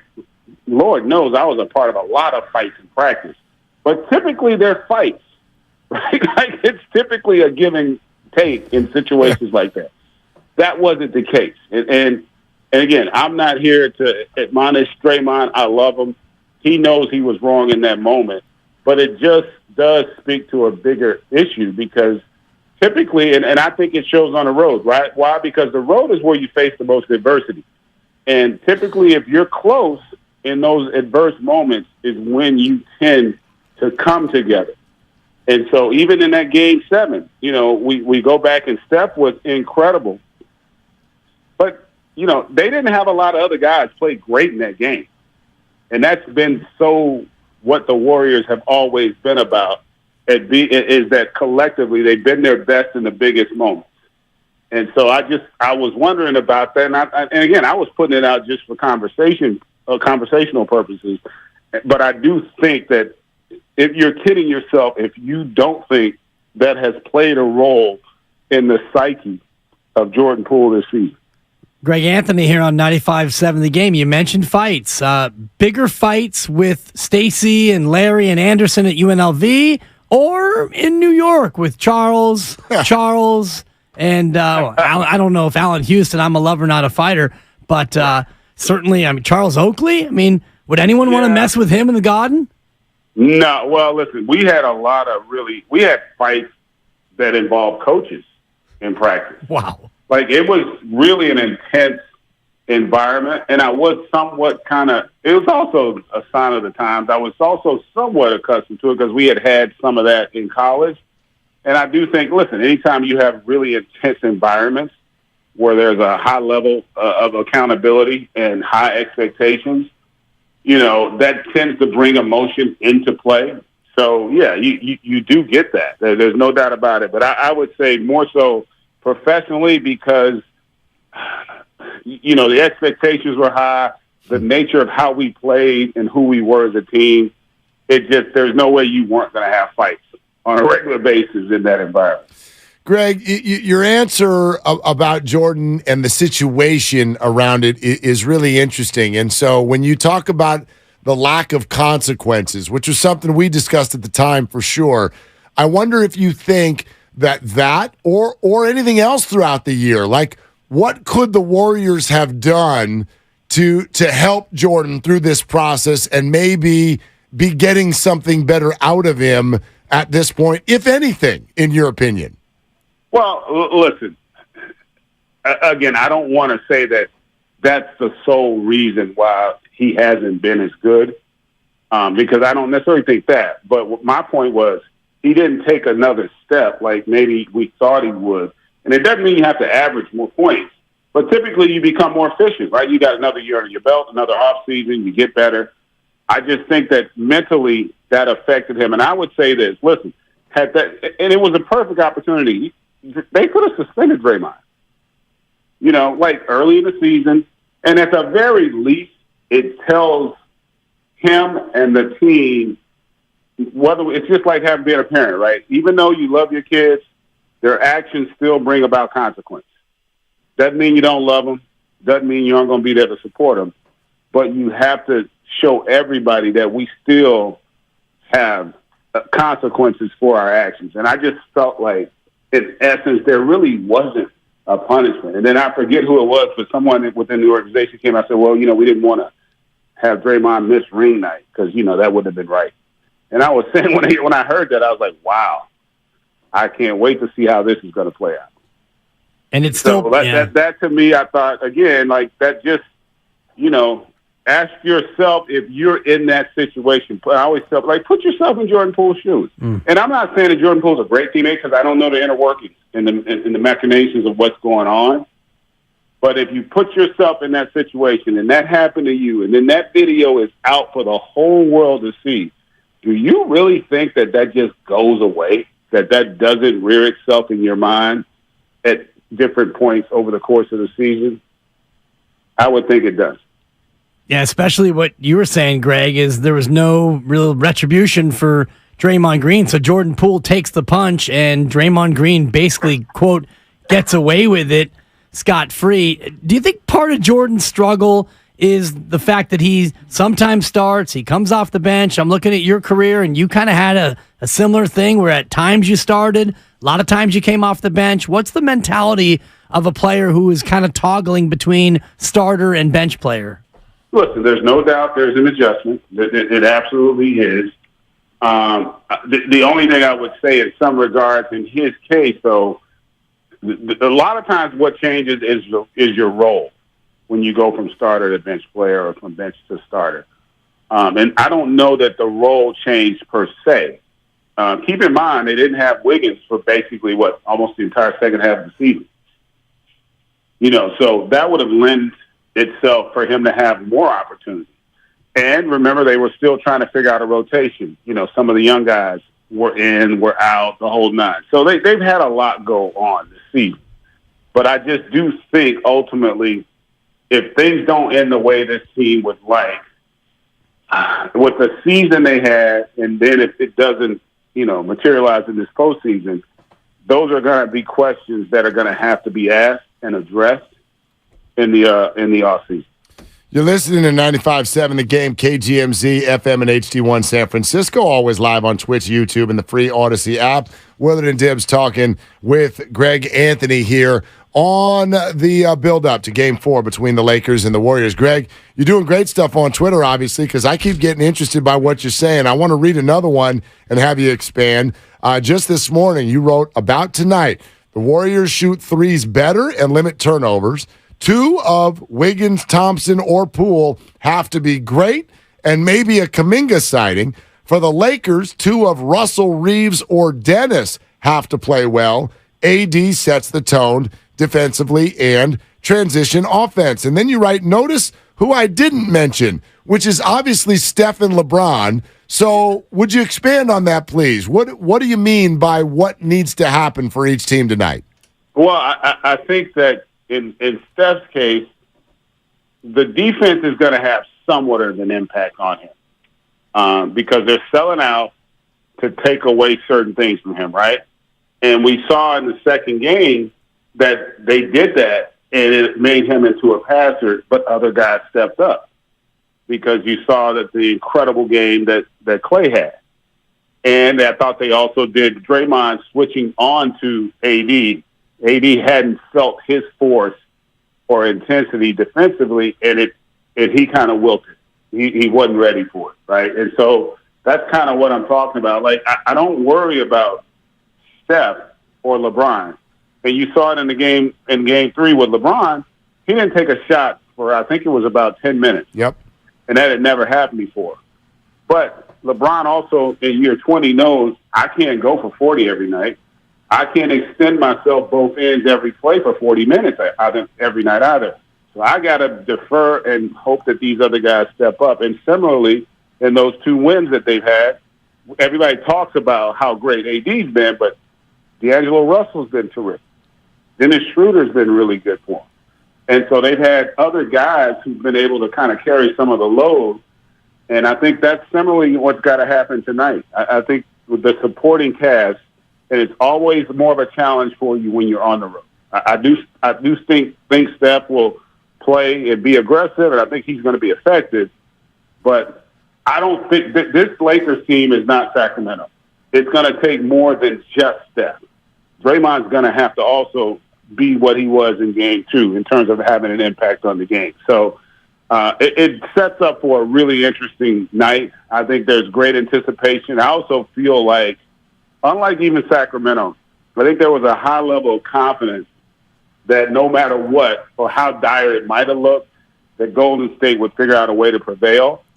And I felt like they had the smarter players in the game play for Golden State. That's not necessarily the case when LeBron James is on the floor. And so I think that creates a little more anxiety for Golden State because you don't know if some of those guys, you talked about it, Jordan Poole, we don't know what kind of impact he's going to have. Does Kuminga get an opportunity because they could use a little more athleticism, right, out on the floor? It just sets up, I think, for the chess match between Kerr and Darvin Ham, and we'll have to wait and see how it plays out. How tough is it for a 20-year-old Kuminga who's been mothballed for the majority of this series other than garbage time? How do you get him dusted off and ready to go for actual meaningful minutes in a series this high profile? Listen, when you're 20, you don't have to dust off.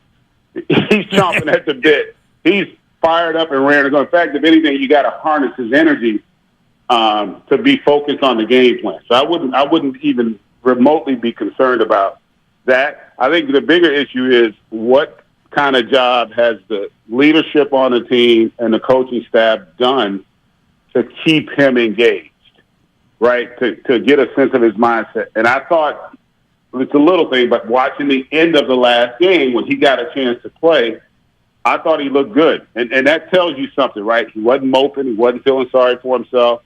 He came out and he was really trying to put forth great effort and play and have a positive impact. So that's a positive sign. And I think that's something that you're going to have to see if you're Steve Kerr. They're going to have to do something differently, right? They put the ball in Steph's hands far more in game 2. And he was a facilitator and guys made shots and they played at a really high level. The last game, it was the turnovers and it was the inability of anybody else to have an impact on the perimeter. And so I do think that you could see a scenario where he gets an opportunity, maybe early in that first half, just to see, where you can't lose. You're not going to lose it in the first half, right? You might see him come into the game and just to see if his athleticism can have an impact on the game. So, Greg, you're alluding to it a little bit, but do you feel the adjustment is out there or not? What do you think happens eventually in this series? Oh, it's still wide open. I really do feel like the winner of tonight has the best chance to win the series. Let's face it. And I'm not going way out on a limb, but that means if Golden State goes 2-2, that puts them back in the driver's seat, right? Makes the best 2 out of 3 with 2 of them in the Bay Area. So I think both teams understand that, and I think the both best players really understand that.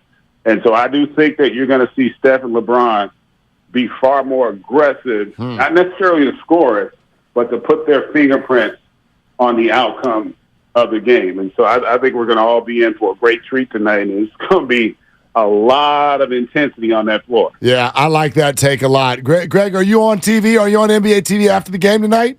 No. I'm off. I'll be watching like everybody else. Okay, man. Looking forward to it, though. Kick your feet up and make some good food and enjoy, man. Appreciate you coming on. Thanks. Okay, good luck, guys. All right, there he goes. Greg Anthony with us here on Willard and Dibs. And that's exciting to me, what he just said there at the end, which is, Steph and LeBron. And we know from the story of last weekend, meaning, not this one that just passed, but 9 days ago, we know going into Game 7 that the greats of the game, they do strategically enter into some games differently than others. Yeah. And Steph says, look, I will deliver this Game 7 victory for you if you get on the bus, Gus. And so if this is truly Steph and LeBron going, okay, it's foot pedal to the metal time, yeah, man, this could be a hell of a classic. Yes, tonight especially, and I think Greg makes a good point in terms of the winner of this game likely wins the series, because if the Lakers win, they go up 3-1. You just need to win one of the final 3, including one game at home. But the Warriors, if they win this game, you just need to win 2 of 3, and 2 of those games are at home. So you don't have to win in L.A. again. You just have to win in L.A. one time if you're the Warriors. However, if you lose this one, you may not get another shot to play in L.A. because you'd be down 3-1, and if you lose Game 5, that's it. So I don't necessarily prescribe to the notion that the winner of this wins the series, but the way Greg laid it out, it does make a lot of sense in terms of 2-2, Warriors get home court back, or 3-1 Lakers, and oh boy, that's not good. Whoever wins tonight does certainly have a pronounced edge. I don't think there's any question about that. Quest for 5, brought to you by Merrill West Credit Union, working for you today, tomorrow, together. Back to the phones. Let's go to Vince in the city. Hey, Vince, you're on with Willard and Dibs. What are you doing? I'm on my way home. Sweet. But I wanted to talk about, I hate to say it because it feels like everybody's just piling on Jordan Poole, but Jordan Poole is the main guy of the others, as Shaq referred to mention. These others, these younger players, I feel like they're a little bit spoiled because they did taste success last season. And, again, Jordan Poole being a guy right now, he made all this noise in the offseason at the end of the run, talking about, I'm about to get a bag, and all this and that. It seemed like, what are your intentions with this team? Was it to come here and to just, get a big contract? Was that your goal, or is it to win games? Because right now, I feel like he wants it to be about him a little bit. He does it, like, with his dribbling. He's trying to make too many plays. He's forcing it. There's no natural flow to his game, but when there is a natural flow to his game, that's where he was last season. He was killing. And it's just, I don't know, I see a lot of pouting, and it's like he's a child. Yeah, Vince, I'll say this. I think that too often we put thoughts in Jordan's head. In everyone's head. Right. I mean, all athletes, like yeah. we sit here and go, he thinks he's Steph. I don't think Jordan Poole thinks he's Steph. I think he thinks he's Jordan. Well, game one, he thought he was Steph, and he played like Steph. No, he was great. Like, I don't know what Jordan thinks or what, and I don't know Jordan Poole. I don't, and I certainly don't take it out on Jordan when we're like, oh, he was focused on wanting a bag. They all want a bag. Yeah. So do you, so do I. That's what careers are. We're looking to maximize our worth. I have no problem with any of that. The issue with Jordan Poole is, while I stand by my take that NBA teams are not putting all of their chips into a 23-year-old's basket for the playoffs, I stand by that take. At the same time, I can say that at this point in his career, Jordan should be soaking in more of the NBA smarts than he is. He's been around the Warriors for a long time. And the evidence of that, I'm not putting thoughts in his head. I'm watching the behavior of Steph, Clay, and Draymond, who have periodically throughout the year been exasperated on the floor and beyond with the decisions that Jordan makes. I think that's what's fair to say. Jordan should be further along by now in his decision-making process as a basketball player. The word is maturation to me. It's decision-making. On the court, if you're making mistakes because you're too aggressive, that's something you can learn in time. And maybe it's just the way Jordan Poole plays, and you can't coach that out of him. Just like we talked about Klay Thompson earlier this year, how he's hunting shots, he takes bad shots, he shoots too much. That's the essence of Klay Thompson's game. So if you want to get Klay Thompson to not shoot the ball as often as he's going to shoot the ball, well, then you're going to drive yourself crazy. If you want Draymond Green to not bark at officials and play the way Draymond Green plays, you actually had this comment many times this season. If you're asking Draymond Green to behave other than the way he behaves, then you're going to drive yourself crazy trying to get him to be somebody that he's not. And maybe Jordan Poole is the same kind of player where this is the way Jordan plays. He plays thinking in terms of, I've got the ball. How can I break this guy down? How can I score? I think that's the nature of Jordan Poole's game. Well, that's an interesting comment. I'd love to discuss that a little further. Is that the comp? Draymond's behavior sort of emotionally, Jordan's decision-making as a basketball player.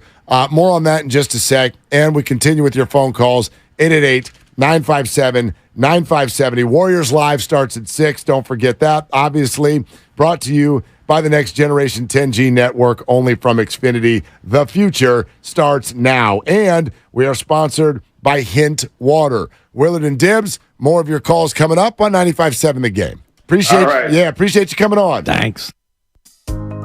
Hint Water, delicious fruit-infused water with zero sugar.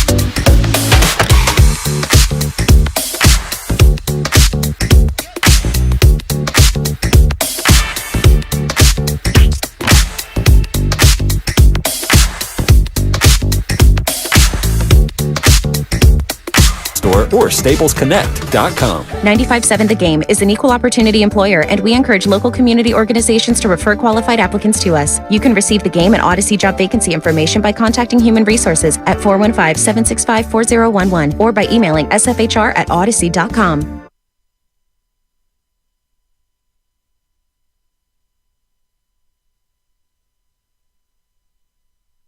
What'd you have? A Truly? Trying to get a nice little buzz. Now, back to Willard and Dibbs on 95.7 The Game. All right, ladies and gentlemen, we have a situation. And it's not the loss of Dan Dibley's voice. Thanks. I don't know what the hell happened. You actually replicated. That was a replication sensation. That's a buck. We were saying thank you to Greg Anthony. When did you turn into a mob movie bag boy? Like you all of a sudden. Get the papers. Get the papers. Give it to me again, Grandy. Thanks. I don't know. Dude, I got to tell you. It's like the guy, it's like that lady in the Don't Smoke campaign with the trach ring. We've had enough. I should have quit smoking years ago. We've had enough stories through the years of broadcaster slip-ups. Yeah. When you talked like that, I literally thought I said something wrong to Greg Anthony. I was like, why is Dibbs talking like that? Like, what did you did I do something wrong? I don't know what happened. I'm like, all right, Greg, thanks for coming on. Thanks. I'm like, oh no. I don't know what happened. I don't know. The whole tone in the room changed. So thankfully, it was just that somebody ate your throat. I can relate. Up. I can relate. Yeah. It was a seize. You choked on the open net. Totally. All right. First of all, the Quest for Five is brought to you by the Alameda PD, now offering a $75,000 hiring incentive. Our team is your future. Go to alamedapolice.org to apply today. Tibbs, you were right. But how right were you? Wait, I was actually right about something? Well, because we love to highlight when I'm wrong. Oh, well, that's how it works. That's how it works on this show. Which is why. What are we going to do? Highlight when I'm wrong? What are you, crazy? That one caller kind of came down your road. It's not the contract that I signed. That's true. It's not what we're doing here. Thanks. We're not doing 80. All right. Thanks. Okay. God, I hate Mark Randy. You guys are supposed to not make me laugh today. Sorry. I'm not going to cry, Roy. Totally. Anyway, you're right. There is a starting lineup change for the Golden State Warriors. However, I would like for you, Dan Dibley, to guess what that change is. So, Mr. Dan Dibley, guess that lineup. All right. Yeah. Here's our contestant. His name is Dan. He's from Moraga, and he works in radio. Yeah. And he's known sometimes for doing voices. All right. Here you go, Dan. Thanks, Mark. All right. How you doing there, Mark? Thanks. Oh, gosh. Okay. Fire away. What's that lineup? Well, starting at guard from Davidson, number 30, Stephen Curry. That's one. At the other guard from Washington State, number 11, Klay Thompson. Klay Thompson is in the lineup. Yes. At forward, Canada, number 22, Andrew Wiggins. Andrew Wiggins is in the lineup. Yes. And at the other forward, boo! I'm trying to replicate the crypto crowd. Day-day. From Michigan State, by way of Saginaw, Michigan, Draymond Green. Draymond Green is in the lineup. I'm 4 for 4. Yeah. But number 5. Well, now, do you want me to guess what I was going to guess, or do you want me to guess what my guess has become based on Mark Grandy and his cute little rejoiner that was replete with, would you have a truly? Because I think that Mark Grandy, who wasn't in on the bit, was tipping his hand because the Grandy man can and does know exactly what's going on. I think you're thinking too much is what I think. But you answer however you want to answer. Well, then I'm going to go with my hunch because the Grandy man wouldn't have played GP2 coming back if he wasn't the 5th starter. So starting at whatever position you want, Gary Payton II. Okay, hold on. Before I tell you whether you're right or not. GP2. What were you going to guess prior to you overthinking the Grandy man? What were you going to guess before that? Would you have a Moses Moody? Oh, were you really? Yeah. I mean, you've been saying all day, put Looney back in the lineup. Why didn't you guess Looney? Because the way our producer, Lucas, assistant PD, he's squatting in my office, should be mine, a new building coming up. There are no offices. But the way he bebopped and skiddly bopped on in here, it didn't feel like it's just a regular old Looney's back kind of a lineup. So something when different. Lucas said, guys, we have breaking news, I was, whoa. Why is Lucas got to be nasally? Why'd we do that? Hey. I know you're a king That's of the other voices. guy. Sorry. Yeah, Lucas That's the is guy that who used to nasally. have his office. Yeah. Just breaking news, Dims. Means I love him. Danny Fry, you know I love you. Hey, I told you not to make me laugh. I sound like I've been smoking 18 packs a day for the last 30 years. Lucas Anyway, would not have come in sing-songy and bippity-boppity boopity All right. if it was just going to be Kevon. So I was thinking, it feels like a curveball. I would have gone Moody, but then Grandy played What'd You Have, a Truly, so I'm going with GP2. Okay. Looney and Moody ride bench. Yes. Looney and Moody ride bench. You're right. Neither one of them are in the lineup, and indeed it is. Yes. G Thank you, Grandy. to the P. My fault. With a double. Yeah, it is your fault. No, I did not realize this was all part of a bit we were all doing. Can I get the bell? Because you're so quick with the buzzer when I'm wrong. Hit the bell. Or hit the buzzer. Give me a second. Hold on. Or just hit his little... Yeah, thanks. Thank you. Thanks. Yeah. GP2. I mean... It's even worse than I thought. It's so bad. Now we've got like 14 of them because we've been doing it for the last 5 minutes. I would have thought Moody. Honestly, I thought it was going to be Looney. Yeah. But Looney and Moody come off the bench. Well, and wow. I'm a big fan of, I don't know how this is going to work out, but I'm a big fan of at least this concept. Here we are telling the Warriors for the last week and a half, well, the Lakers are too tall. And the Warriors are like, let's go even shorter. Interesting. Yeah. Highlight your strengths. It is not fight fire with fire. It's go the other way. You yin, will yang. You got Anthony Davis, Jared Vanderbilt. You're going to put trees out there? Fine. We're going to put squirrels out here and try to run up your trees. So listen to this starting lineup. Steph Curry, GP2, Klay Thompson, Andrew Wiggins, and 6'7" Draymond Green will be the biggest man on the floor for the Golden State Warriors. And they're going to try to run around the Lakers and surround the entire three-point line with movement and at least guys who can threaten to knock down a three. So what do you do defensively now? We know that it's going to be Day-Day. Draymond on Anthony Davis, Wiggins on LeBron James, and you're left with D'Lo, Vanderbilt, and the hillbilly Mamba, Austin Reeves. I think you're obviously putting GP2 on D'Angelo Russell and trying to stop him from getting off to a quick start. Right. And then I've got Steph and Klay to handle whatever's left, whether Reeves that's Vanderbilt, and Reeves, Vanderbilt. that's fine. Vanderbilt, they have sent the note to Jared Vanderbilt, if you'd like to shoot a three, my man, you go right ahead and you let us know when you're done, and we'll be over here to try to pick up the board, if there even is one, because it seems like on some of your threes, you don't even hit anything. Yeah. So just it's called an airball, Mark. Duck, and make sure it doesn't hit you in the head. So you don't need to worry about him too much defensively. I would imagine that's at least to start, that's going to be where Klay Thompson is. And then you put Steph Curry on Austin Reeves and let him chase a little bit. Yeah, I like that. Austin Reeves is bigger than Steph, but they're not going to go post up Austin Reeves and worry anybody. There'd be plenty of defensive help on that. Yeah. So I think that's the way it'll look. And I think that's kind of intuitive. That's not bad. It's not bad. And I also like the cross-match part of it where the Warriors have the ball, and now if you're the Lakers, you don't have two non-shooters on the floor at the same time with Draymond and Kevon both out there. So the Lakers are going to have to respect GP2 in the corner three. You haven't been able to knock one down yet. No, but has he hit a three in this series? I will confirm it. Yeah. You go ahead and talk amongst yourself. No, he hasn't, Mark. Yeah. 0 of 1, 0 of 0, 0 of 2. He's only played 34 minutes combined, and game one, it was only GT, as you like to call it, garbage time. Right. So if you take out the GT minutes from GP, he's only played 22 minutes in 3 games total. Yeah. It's actually one of the things I like about this, which is you're throwing a completely different look. And obviously, you're going to get a very activated GP2, the same way you got a very activated JaMychal Green when this first happened. This is a big moment for him. And he does play bigger than his size. So to say that the Warriors are so undersized, sure they are.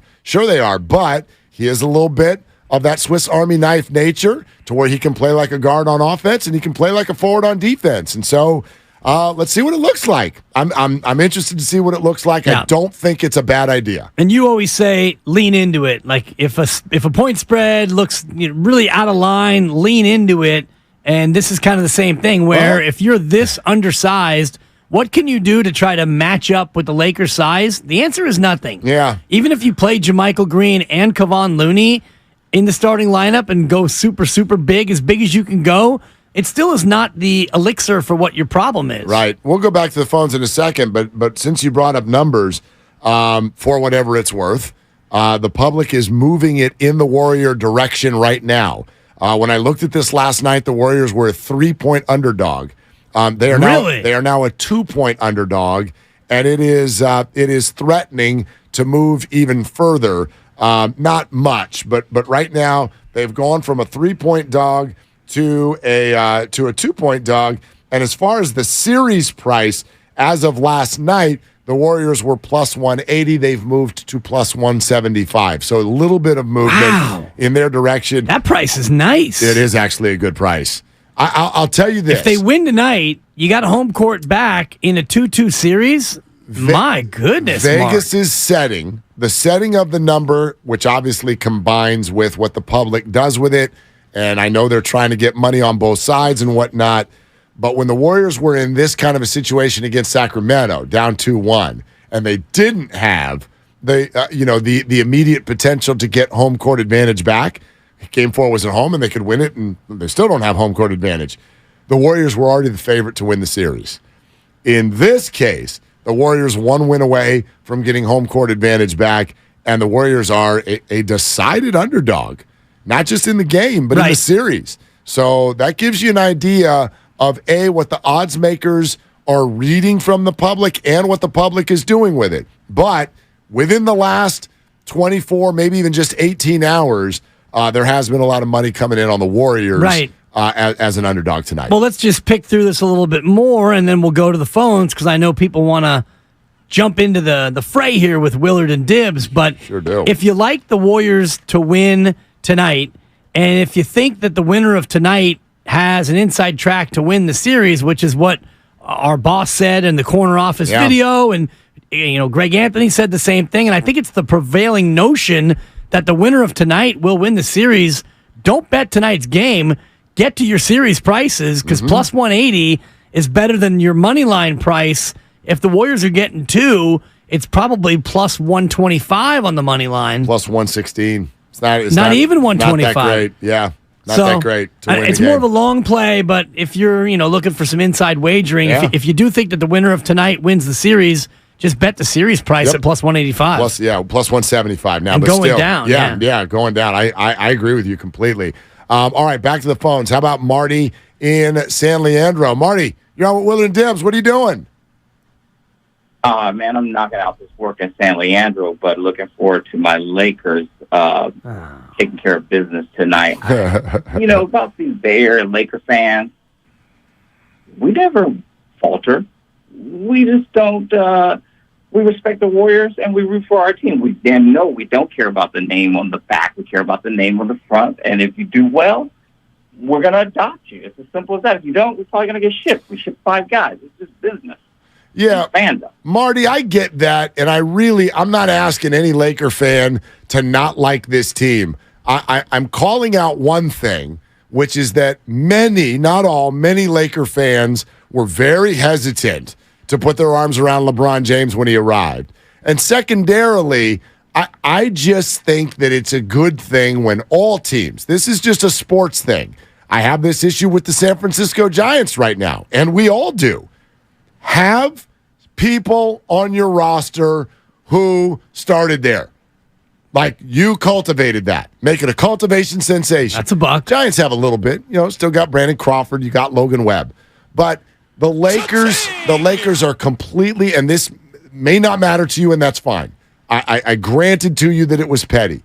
But this Laker team is completely devoid of anything real that was cultivated there, that came up through that fan base, and really was something that they've rooted for with regularity. Right. They don't have that.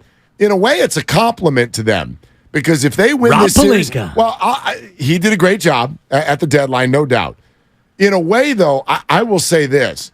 One of the reasons I liked the Warriors in this series, and one of the things that would disappoint me greatly if the Warriors lose this series, is how is a team with so much continuity going to lose to a group that just got together 2 months ago?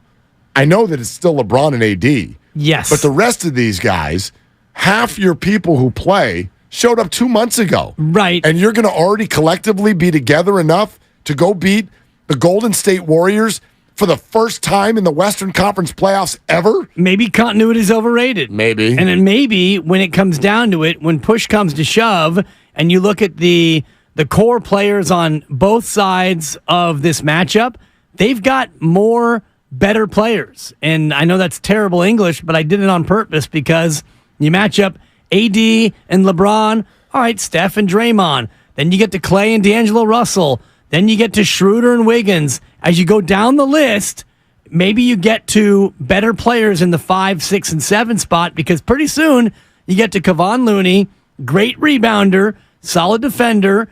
Then you get to Jordan Poole. Then you get to GP2, a guy who you just acquired from Portland. Yeah. I think you faster with the Warriors get to niche role players than maybe you do with the Lakers. Interesting. I think the Warriors are decidedly more talented than the Lakers. The Lakers have two great players. But who's been the best player in the 3 games so far? Well, overall 3 games, I think it's been Anthony Davis. It's Anthony Davis, but he's terrible in one of the 3 games. Fine, but right? he was the dominant player. He would be if there were a series MVP in a 3-game series, and it wouldn't be close. Be Anthony Davis. I don't think it'd be close. Correct. And I agree with then you. The second best player would be Steph Curry.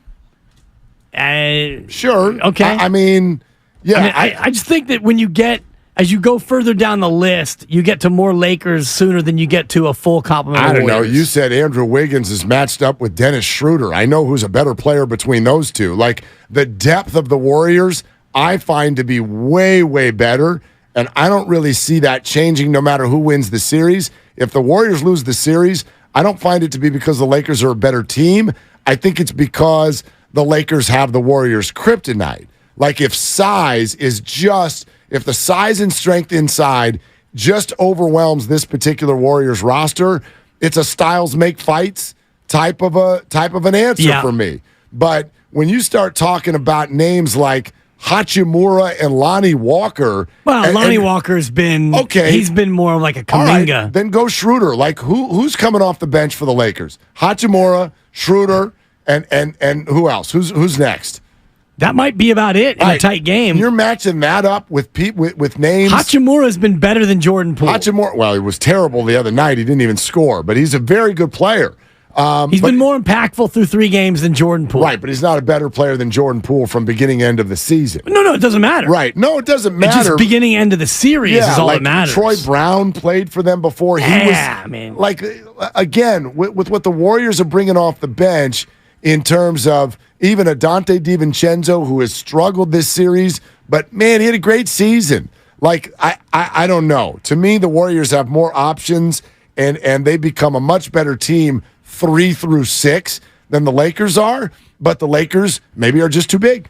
I can't wait to see this adjustment because it's what the Warriors need to do. Something needs to bother the Lakers' size and length. Yeah.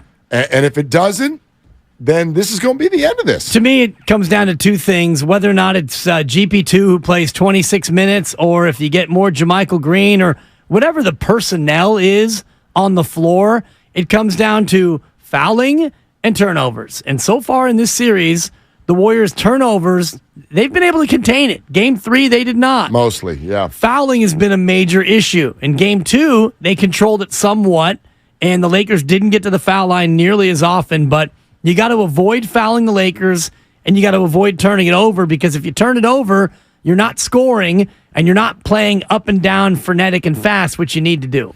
I think the other thing to look for tonight is this, and it is the final score from the perspective of how close this game is. Your point, it's not a must-win tonight. Here's what it is a must. It is a must that this is at minimum a very, very, to the end, competitive, tight game. And I'll tell you why that's important. If you see this thing just spiral downhill and get out of hand like it did the other night, then the Lakers are. I'm sorry, like that. The Lakers are too much because, as we just heard from Greg Anthony, this is a night where champions will rise and go, okay, it's gas pedal time. So you're going to see everything the Warriors have in terms of adjustments, in terms of effort. It's all going to go into tonight. And that doesn't mean they're going to win. And it doesn't even mean that they have to win. But if that equals losing by 25, I probably would throw my hands up and be like, I don't think that the Warriors can come back in this series. But, go back to the Kings series. We now just brush that off like, and the Warriors came back and they won in 7 and they're amazing. Harrison Barnes put the ball in the air and it could have gone in. And if it did, we're done. We're like breaking down the Washington Nationals who are in town. Schedule comes out Thursday. Do you know what I mean? NFL schedule. Yeah. How's Trey Lance's leg look? Let's go. Geez. So that's how close this stuff is. Yeah. And that's how close tonight has to be. And so they've got to have a chance to win this with 5 minutes left to go. And then if they do, you take your chances with how it starts to play over the next 2, 3, 4 games. But even if they don't, to that end, if you lose a game to the Lakers tonight, but Anthony Davis plays 44 minutes and LeBron plays 42 minutes, and you get to that spot, even if you lose and you go down 3-1, you at least feel good coming home that you can win Game 5. Now, winning 3 in a row is very difficult. I think 14 teams have come back from 3-1 down. The Warriors have done it and had it done to them in the same postseason. So we know it's possible. But to your point, if you lose 127-97 again and LeBron plays 32 minutes and AD plays 33 minutes, then I think it's night-night. All right, Quest for 5 brought to you by Alameda PD, now offering a $75,000 hiring incentive. Our team is your future. Go to alamedapolice.org to apply today. Let's go to Lee in Walnut Creek. Hey, Lee, what are you doing? Hey, what's going on? Just driving home from the gym. Oh, look at you. Fancy. Trying. Hey, so my question is actually related to what you guys were just talking about. Curious to your guys' thoughts on the shifts in momentum. Game 1 was super close. Lakers take it. Game 2, Warriors kind of blow them out. Game 3, Lakers blow out Warriors. Just curious as to what you guys think contributes to these big momentum swings and what you guys think will happen tonight. Well, yeah, Lee. My answer is that I attribute those to the fact that they're not about momentum at all. I'm a believer in momentum within games. I'm not a believer in momentum over a 48-hour period when you've been in a hotel room for 2 nights. Like, I don't think Game 3's got anything to do with tonight. And if you look back at the Sacramento series, there's your proof. Like, the team will look different tonight. I attribute what's happened so far in this series more to the energy of the situation. That's one of them. The Warriors were depleted and tired energetically coming off Game 7, near miss Game 1. Then you've got the Game 2 desperation. Bang, they win. Game 3 energy to another building is always a big thing. And the Lakers did it well, and they won. So it's more to me about adjustments. There's the other one. And the energy of the moment. I don't even need to speak. You just look at me, because I had 2 words that I was going to answer Lee with, and it was energy and adjustments. And I agree with you about momentum. There is no momentum game to game, but Anthony Davis in Game 2 had no energy, and the Warriors made great adjustments. And so tonight, GP2, Gary Payton II, into the starting lineup. There's your adjustment. Can the Warriors play with energy? Because they had energy in Game 3 until midway through the second quarter, and then they just fell flat on their face. Energy and adjustments. Quest for 5 brought to you by West Coast Men's Health. Successfully treating men for ED and chronic pain. Visit westcoastmenshealth.com. And we're presented by Fremont Bank. Full-service banking, no compromises. All right, here we go. Back to the top. Warriors-Lakers Game 4. What is the adjustment? What do you think needs to happen tonight? We'll get into everything with as many of your phone calls as possible as we hop into our final hour and push toward the start of Warriors Live. So let's go. Let's hear from you. 888-957-9570. This is Willard and Dibbs. Attention facility professionals, property managers, and building owners. Earn free education credits and network with the top professionals by attending the West Coast Buildings and Facilities Management Conference this May 23rd and 24th at the Alameda County Fairgrounds in Pleasanton. Sponsored by BOMA, IFMA, ABC, and NECA. This event is your one-stop shop for all things.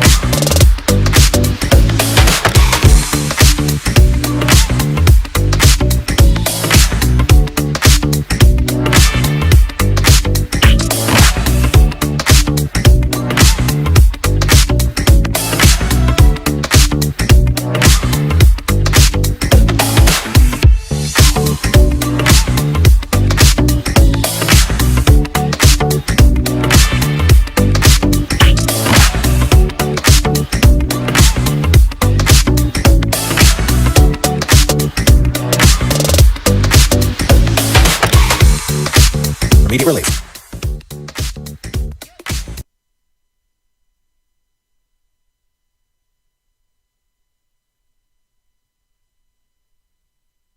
Yeah, that's a party foul. Now, back to Willard and Dibbs on 95.7 The Game. Okay, it's about that time.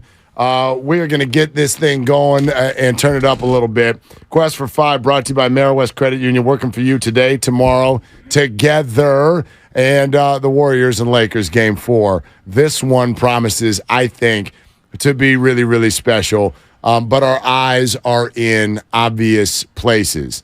Coming in today, I'm hearing some things from Steiny and Goo and listeners that you can't argue with it when someone goes, look, this is about Steph, Clay, and Dre. Well, sure it is. But we got to go deeper than that. And for me, today is a good day to try to define what we mean by a basketball player playing well or not playing well. Yeah. Now, one thing, and I'm not telling anybody else how to fan. You can have. You better not. You better look out now. You better be careful. You better listen. So you can come out a game and have any take that you want, but for me, I know it's NBA culture to be like, you got to make that shot. This is a big game. They don't always make that shot. Kobe didn't always make that shot. MJ didn't always make that shot. MJ passed up on that shot sometimes. LeBron James didn't always make that shot. So when I watch Steph Curry and Klay Thompson, no, I don't ever say, you got to make that shot. Because if it's the right shot, you take it. And by definition, some of them are going to go in and some of them are not. And when you've won 4 rings and you have that cachet and you've made so many big shots in your career, my man, look, play the game the right way and trust that the right outcome will happen. For me, not playing well means making poor decisions. It means not understanding how to play within a team concept. And I'm just going to be honest with you. This is not trying to pick on the guy. It's trying to call what I see. There is one player who, when I watch right now, I go, I don't like those decisions. You don't look like you're playing within a team concept. You seem to, more often than not, struggle with what to do in what situation. And I'm obviously talking about Jordan Poole. And if the Warriors are going to be better, that's what needs to change. I don't need him to score 25. I don't need, you got to make this. If you miss them all, but they're good shots, just like in game 1, going to have your back. But, dude, the decision-making needs to change starting tonight in this series if the Warriors are going to rally back. That's the way I see it. Okay. I see it in that way somewhat, but I also look at it a little bit differently, and this is the way I look at it, and I'll try to break it down for you as best I can, because if you're Jordan Poole, you have one thing really that you're supposed to do for this team, and that is score. You're not in there for defense. You're not in there to pass or really rebound. You're in there to score the basketball. So for me, when you're looking at Jordan Poole, that's the standard that he has to meet. So he has to actually make shots for me if you're going to play well. And I agree, part of it is the decision-making and the times he decides to give up a corner 3 and drive the ball in on LeBron James, who is a pretty good little defender, doesn't really make a lot of sense. And so that bad decision leads to bad offense, and it leads to, I believe that was a turnover. I don't know if they called that one a block shot or not. He had 4 turnovers in the game. That's bad. Klay Thompson is in there to do a lot of different things. He had 6 turnovers. So I look at the way Klay played, and even though he was 5 of 14, and yes, all the shots aren't going to go in, there are also things that Steph, Klay, and Draymond have to do.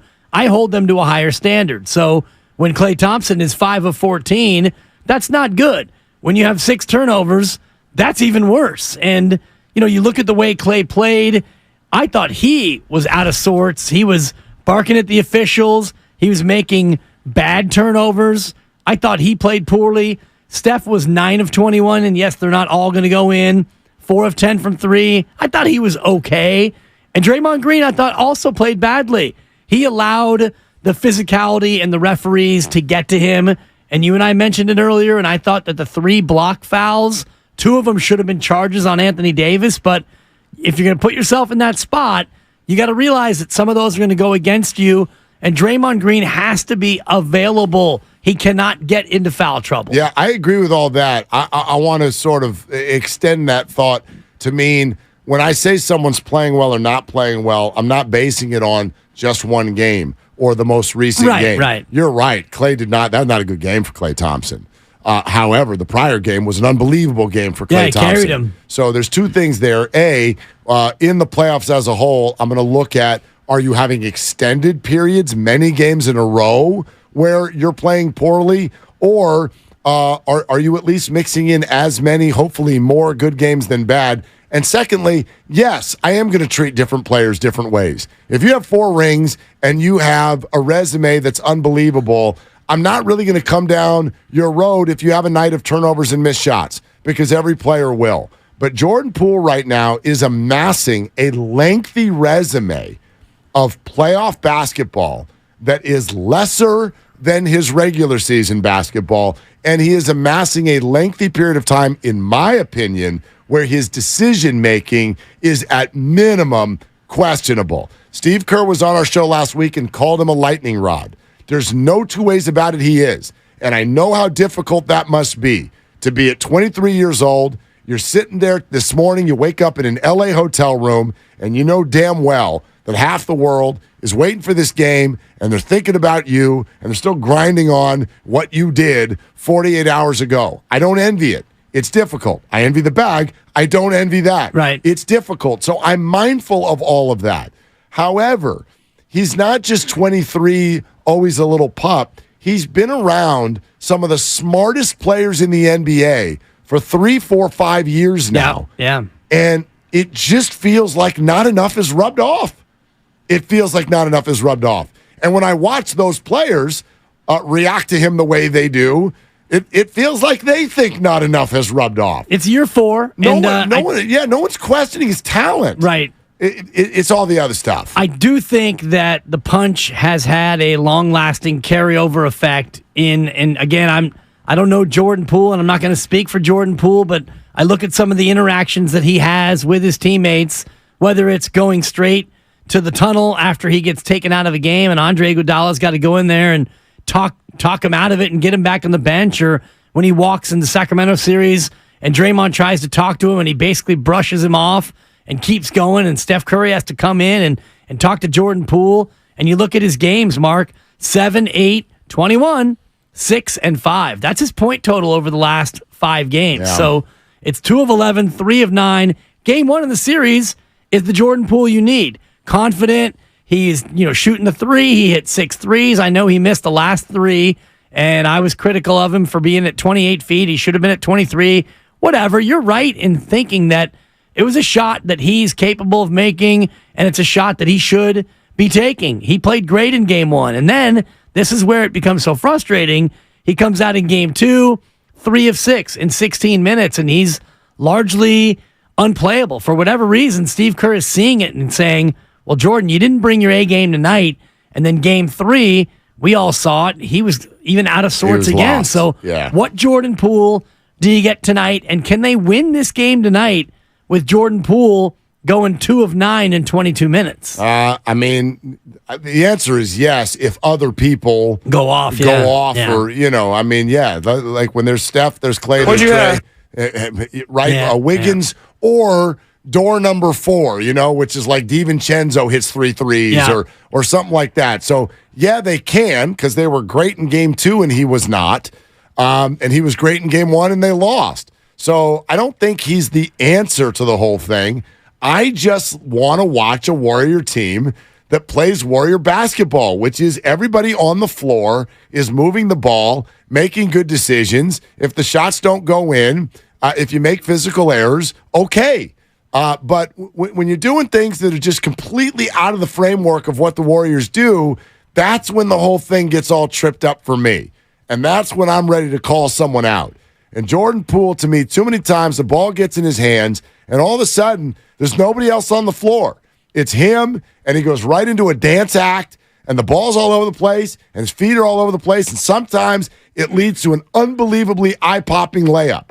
And other times he's on the floor, and the ball is rolling out of bounds, or somebody on the other team has it and they're running the other way, that percentage is too high. And I think that is incredibly fair for any fan, for any observer to say with regard to the way he's playing basketball right now. And it doesn't really fit with the way the rest of the Warriors tend to play, which is dribble, penetrate, kick, ball movement, screens, player movement. When Jordan gets the ball, there's the sense that Jordan is going to do what Jordan can to score. You don't often see, when Jordan gets into that mode of dribble, behind the back and through the legs, I'm going to make a move and I'm going to score on somebody. That's not really Warriors basketball. And sometimes it can work. Jordan can get hot and he can start drilling threes and he can go on a heater second only to Steph Curry. And Klay Thompson can get in that same mode, but Klay's are almost robotic the way he does it. Yeah. Like, Klay gets it, it's like, oh, he's shooting a three. And if Klay's got the heater going from three, he's unguardable. Steph, too. But Jordan, it feels like when he starts to feel it, then he forgets everything else on the floor. He's a capable passer, too, by the way. He's a very capable passer. You see it from him, and I wish he would look for it a little bit more. But the Warriors, with the whole penetrate, whether it's penetrate and score, penetrate and kick, that game, they've got to be very careful with it because these Laker arms, they just seem to be everywhere. They're in the way of everything. And so, we see tonight what adjustment the Warriors have for that. You are listening to 95.7 The Game, KGMZ FM, and HD1 San Francisco, always live on Twitch, YouTube, and the free Odyssey app. A quick reminder to each and every one of you listening that at this time tomorrow, you have got to be with us for multiple reasons.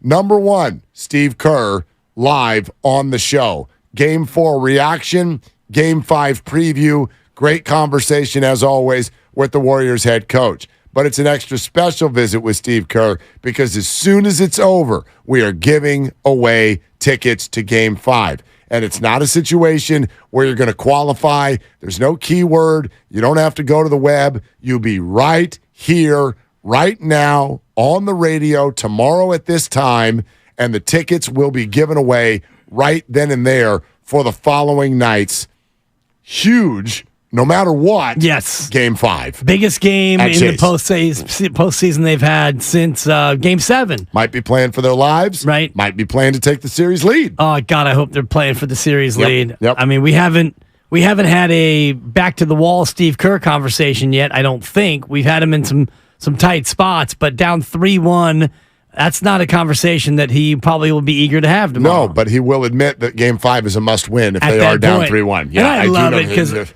that little quote got passed around yesterday after practice, how he said, it's not a must-win. It's not. In any way. It's kind of like when you asked him last week, you said, well, down 1-0, what would you call this game? Game 2. Game 2. He called it Game 2. Game 2. I was like, my man. Yep. Coach Kerr. By the way, they had to win that one, though. And they did. Well, because they've never come back from being down 2-0 before. At home?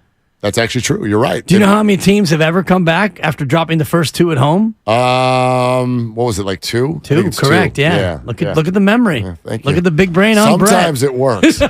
Only 2 teams have ever dropped both at home and come back to win a best of 7. You can help me with something. You know when you do have a mental block and you're just like, I can't remember a damn thing? Yeah. Can you help me with something?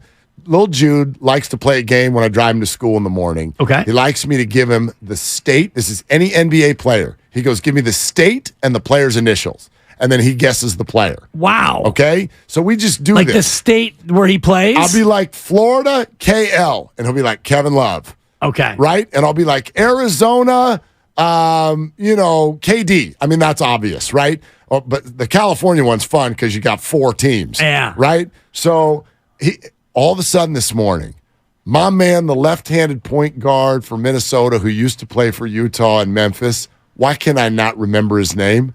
Left-handed point guard. So I'm Minnesota now. Mike Conley. Thank you. MC. All day, I'm picturing, man, he's got his gap tooth. I just had a block. I'm like, I can't remember Mike Conley's name. So he quizzes you and you quiz both him. Ways, you go back and both forth. Ways, okay. Yeah, but he's way better than me because he's sitting there watching this stuff. Like I'm not Johnny League Pass. Sure. If you're like rocking the 8th player on Orlando, I'm like, it's Paolo Banchero, and I'm pretty much out. Like I don't have Orlando's roster memorized. I don't care. It's Orlando. He stumped you with Mike Conley. Yeah, well, I gave him, but see, I got old man strength, right? So sometimes I'll give him a little bit of a trick question. Last week, I threw Michigan JW at him, and he was locked up right there. He's like, well, I went, no, Cade Cunningham, and what JW, and he was stumped. Hi, this is James Exactly. Wiseman. I'm like, man. This is James Wiseman. He goes, oh, wait Dude, a minute. that's so dirty. He goes, is that where he got traded? I'm like, man, see, old man still knows a couple things. So Did you do the James Wiseman? Hi, son, this is James Wiseman. This is James Wiseman. I said, no, this is your dad. Totally. And I just got you. You got served. That's right. You served up your 9-year-old. That's You got served. Now go learn Get into school. Totally. Go learn yourself something, boy. All right. 888-957-9570. Hey, John in L.A., what the heck are you doing? Hey, guys, you guys have ironed out all the wrinkles from the game plan, so I'm going to call you WD-40. Thanks, man. We hope. Okay. All right, it's a 2. For taking my call, but guys, it's not about the X's and O's for the players. We really have to look at the free throw disparity. If you look at the 12 quarters of action in the West semifinals, the Lakers have been averaging or getting 4 fouls, basically a quarter, about 3.75 to be exact. Yeah, John, your phone is tough to listen to, so let us jump in the free throw disparity. Look, I think there's a conversation here, but I will remind everybody that both of us told you at the beginning of the series, don't get triggered when the Lakers shoot more free throws.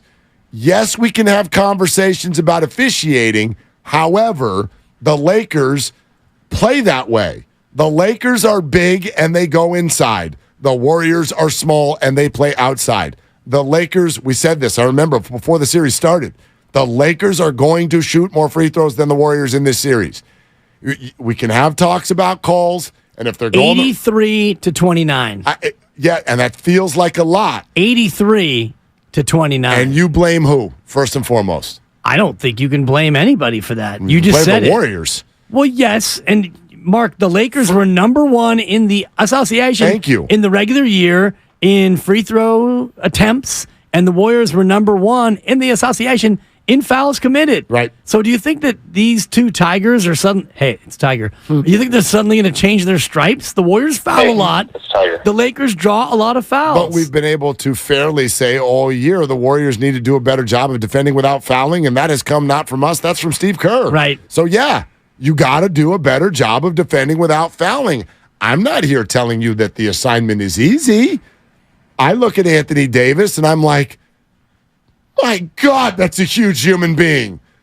So, yeah, defending that guy who can go inside and outside and shoot and fade away and is that talented is insanely hard. But these are the Warriors, and this is the NBA, and it's the playoffs, and they can do hard things, and that's the assignment. So, yes, the Warriors have got to do a better job of going to the basket, and the Warriors have got to do a better job of defending without fouling. And by the way, that's still going to lead to the Lakers shooting more free throws than the Warriors, but the disparity does need to shrink. Yes, the Lakers shot 26.6 in the regular year, first in the association.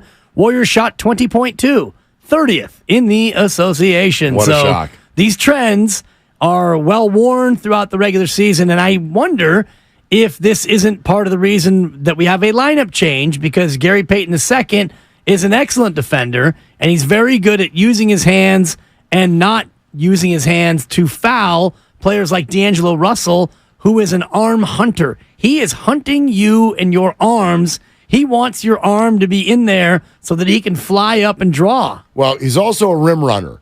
And one thing you lose if you're the Warriors when Kevon Looney is not in the starting lineup is you lose your offensive rebounding, which was so incredibly key in the series against Sacramento. It's something that GP2 is very, very good at. He's very good at following misses on the offensive end. If he can get a couple of putback dunks, if he can get one of those drives from the corner to dunk one from the side that you don't see it coming, that's what he's in there to do.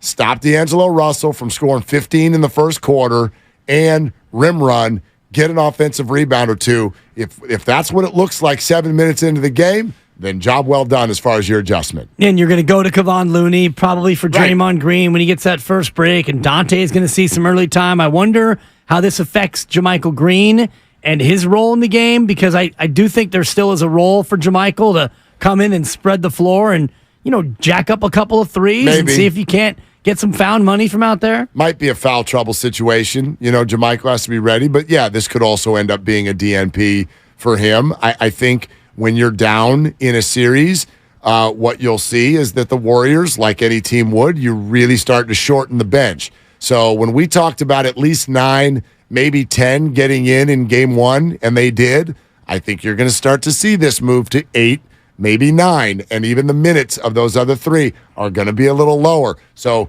could GP2 end up with 17 minutes tonight? Kevon Looney gets about 20. Jordan Poole gets his compliment, and then that's about it.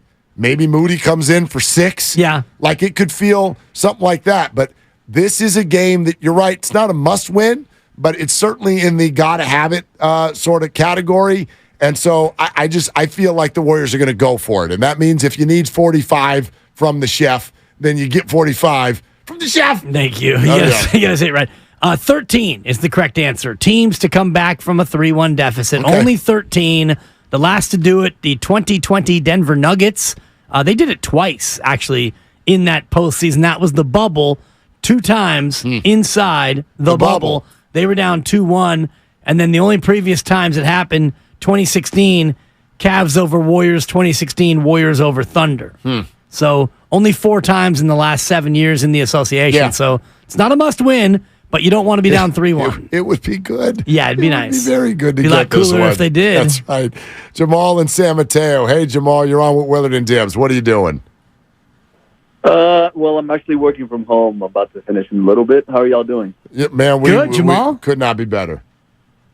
Good. I'm a Laker fan, Bay Area native, a Laker fan. Well, suddenly getting worse. Yeah. Ask again. How we doing? Yeah, Ask yeah. again. Yeah. Yeah. So I just want to talk about you all underestimating the ending of the Lakers season. Like they were on a run. They were 17-9 to end the season. They were without LeBron James for 13 of those games, and that includes the games that they were dismantled. Like basically, they didn't have anybody playing that they lost. So they should. It was more like 17-8. It should be 17-8. But I just think there's an underestimation going on. And another thing is, you, Mark, mentioned how about criticizing Laker fans. How we were not quick to welcome LeBron James. Except LeBron, yeah, absolutely. And I feel it's the same thing for you all for Durant. I felt like sometimes there was overly criticism. Hey, we brought him in. We already won a championship. Yeah, this is a bad comp, And Jamal. and you don't listen to the show because I was the one, Jamal, before your cute little 18-8 finish to say don't sleep on the Lakers. So it's not an underestimation sensation on this program. Mark and I both. I was begging him not to sleep on the Lakers, and he finally has awoken to the reality that they are for real. I am going to point out an intricacy. What? I am going to point out an intricacy. You're a man of nuance. Not a delicacy, but an intricacy that I know not many will accept, but I am going to enforce it to the best of my ability, and that is every time we had that conversation, it was pre-trade deadline. Oh, no. It was. Oh, no. I never Mark the dismissed tape. them. Let's go to the tape. I never dismissed them after the trade deadline. After the trade deadline came, like they were obviously very improved. And, I mean, I predicted this to be a 7-game series. There's no underestimation going on there at all. There's no sensation going on there at all. There's none of those things. Not a buck. No. But the other comp is a bad one. And The Kevin I feel Durant like comp. I can speak on this to a high level because when Kevin Durant came to the Warriors, I lived in Los Angeles. And when LeBron came to the Lakers, I was transitioning to the Bay Area. I've lived in both of these markets. I've covered both of these teams. I've worked for both of their flagships. Thank you. I think I probably deserved like 2 in there. Anyway, thank you. So, like the Warriors fan base never, ever did to Kevin Durant what the Laker fan base did to LeBron James upon arrival. They may not have accepted KD as Steph Curry's 1A, but who would do that? That would be like if LeBron joined the Lakers when Kobe was still there. That would have been the comp, and we would have seen how that was handled. But Kevin Durant was absolutely welcomed. Nobody was like, oh, I don't know. I don't think this person's worthy of our jersey. The dynamic that played when LeBron joined the Lakers was literally beyond dismissive for many. It was literally like repellent. Like, get out of here. You're challenging the legacy of Kobe Bryant. Yeah. And don't tell me I'm wrong because I lived it. I watched it. You covered it. I watched it. You talked about it day in and day out because that was the story. The only thing that the caller says that is a good point about Kevin Durant is that Kevin Durant never was made to feel like he was one of us. And he came in, and even when he won the first chip, by the time he was going on to win that second championship, you had the Draymond Green, Kevin Durant spat, that's why I'm out of here. Yep. And when they were going back and forth, Kevin Durant never felt like he was fully embraced by the Warrior fan base, and I understand why. He was not born here. Like, you look at Vegas and their sports teams, the Golden Knights, their slogan is Vegas born because they were never anywhere else. And so even though the Raiders are now there, the Las Vegas Raiders is what I think they're going by, but they don't have the same level of love because they've been in like 5 different markets, and the Golden Knights are Vegas born, and that's kind of how KD was here. Steph, Clay, and Dre would always be more beloved because they were drafted here and they were raised here. So even though Kevin Durant was as good as Steph Curry, and if you do your all-time player rankings, you could have Kevin Durant over Steph. I don't know if you can defend it anymore like you used to be able to. Yeah. Well, if Kevin Durant wins one in Phoenix, in a month we might have this conversation a different way. Maybe. The point being, there's a conversation there, yet Warriors fans would never think about Kevin Durant in the same way as Steph Curry. It'd be amazing if Kevin Durant wins one in Phoenix, but Devin Booker gets named the NBA Finals MVP. Who are you? Yeah, exactly. You know? Yeah. Although the way Booker's playing. Yeah, Booker has been better. Like, KD was amazing last night. They both were, and needed to be, or else they would have lost that game because Denver was right on him. But Booker's been the better player. Booker's stats the last 2 games, he's shooting like 80% from the floor. It's insane. It's insane. And I can't hear his name either without thinking Booker. Every time, dude. Every time. Every time. And if you don't get that, then that's our boss. Yeah, you're. Make sure you follow Matt Nahigian. Oh yeah. Corner Office, episode 5 coming tomorrow. He'll tweet at you 67 times a night. Here comes Nolan in Pinole. Hey Nolan, what are you doing? I was just driving home, but I just wanted to say that if you would only watch the Warriors, you're just introduced to them in the finals this season, you would think we just have, like, we're supposed to have 3 stars, like 3 players who could put on star performances, Curry, Clay, and Wiggins. And we just have, like, Clay and Wiggins as some, like role players who have hit their ceiling, and an up-and-coming star in Poole who just, like, can't play. And then, like, Curry just having this, like, crazy load, and he's not even the primary ball handler. And it's just, like, we just, like, look like a bad team. Like, we just don't have any real depth. Like, we have, like, all these role players, like, who can put up, like, 10 points max per night and a good rebounder. Wait, but Nolan, can I ask you a question? Do you believe that that's what it looks like over a 3-game series, or are you referring to Game 3? I'm referring to, like, this whole, like, even the King series. You really? I mean, well, Game 7 was certainly a Steph signature piece. Yeah, they all have different signatures. The same way Game 2 was a Clay game. Like, I just think too often we end up painting with a broad brush based on what we most recently watched. That's what it feels like to me. The playoffs are different. Numbers usually don't go up, they go down. Defenses are better. Things are harder to come by. But they're still playing. They're still playing. So the idea that the Warriors have not had good performances from their top players, I don't know. I reject it. I thought the King series, Steph was magnificent, and not just in Game 7. And in this series, there haven't been enough games for me to make any broad statements. Jordan Poole was fantastic in Game 1.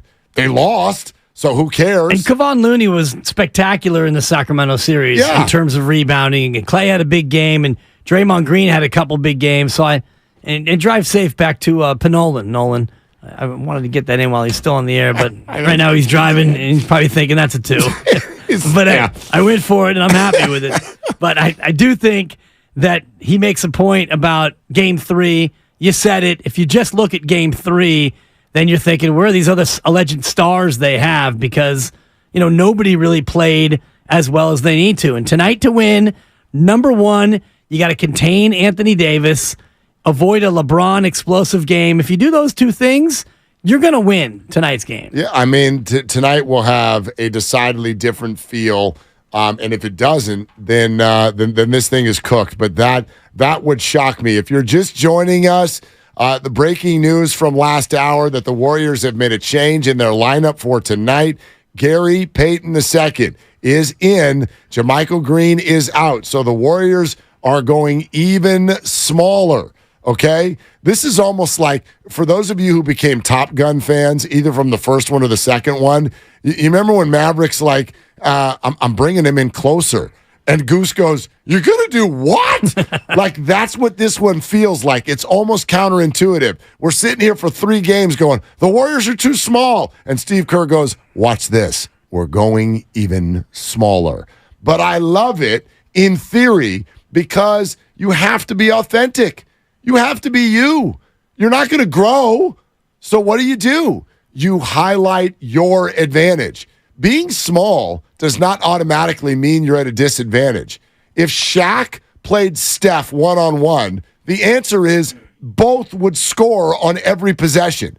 So in other words, yes, bigger is an advantage at one end, and smaller can be an advantage. The Warriors can be faster. They can be craftier. And I think this is an adjustment on defense because Steve does not like the way that D'Angelo Russell started that game last week. So if Draymond is preoccupied by Anthony Davis, D-Russ starts to cook. So get someone in there who can lock out D-Russ. Nobody better than GP2. I can't wait to see it. I can't either. Yeah, I don't know if it's going to work, but I get it. Well, I get what he's doing. It'll work if Anthony Davis is contained by Draymond Green. And Draymond's done a good job on Anthony Davis.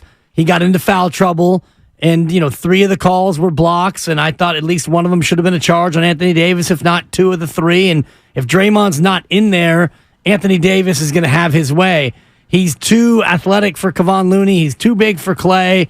JaMychal Green's not a good enough defender. It's Draymond or bust. So if you have GP2 guarding D'Angelo Russell, I think he can do a good job with his length. And Wiggins has done pretty well on LeBron James. LeBron has not really had a lot of easy shots against Wiggins.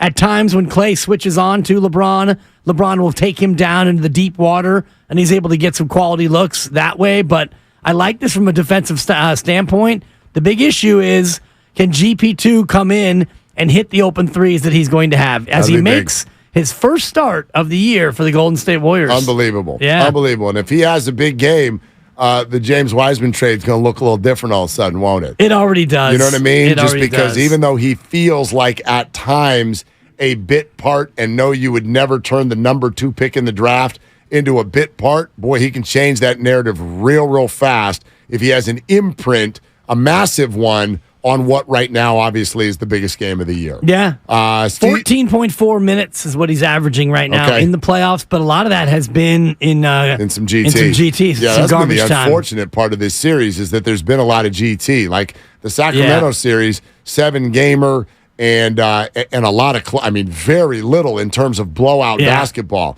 This one, outside of game 1, we've gotten 2 total fourth-quarter snoozers. Yeah. You know what I mean? And so feels like this one's going to mirror game 1. I feel like that's actually over for the whole series. No more blowouts. No more blowouts. No more blowouts. No more 20-plus point wins unless you get... Don't even say it. Well, no, I think the Warrior home games, like the Lakers right now, are largely focused on games 4 and 6. Not that they're not going to try on the other ones, but that's the normal formula for someone who's in their shoes. So sometimes you could see where, let's say the Lakers get tonight. Could they let 2 nights from now slip away and like whatever, we'll go back and load manage that rest. thing. Right? Well, look, both teams have done that within the game. Yeah. Right? Like, that affects you. What happened in Game 2 allowed AD and LeBron to rest up for Game 3. Now what happened in Game 3 could allow Steph and Clay and Dre to rest up for Game 4. I mean, the problem is the Lakers kind of did it too. They rested up also. But, yeah, there's load management within games because one team's been up by 30. Steve in the city, you're on with Willard and Dibbs. Hey, Steve, what are you doing? Hey, guys, I'm actually still at work. But love listening to you guys while I'm here, and thanks for taking my call. Yeah, thanks, man. I think, they just got to get back to what worked, and I know it sounds, simple, and maybe I'm trying to oversimplify it, but, they got to lock down D right off the bat. That's why Peyton's going to start in this game. You can't let D'Angelo Russell just come out of the gate and drain, 11 points in a row to open the game. You gotta get back to the mid-range jump shot for our offense. And I still think that Anthony Davis is going to have one of those flustered games where stuff doesn't click for him. And I see it happening for these guys in this game tonight. Steve, thanks. I mean, a lot of people are following the arc of Anthony Davis in the playoffs, and it mostly, not all the way, but it mostly does feel like one good game, one bad game, one good game. But so a lot of people are like, well, tonight that means bad game. And actually, if you do look at his numbers, odd-numbered games and even-numbered games, it's stunning.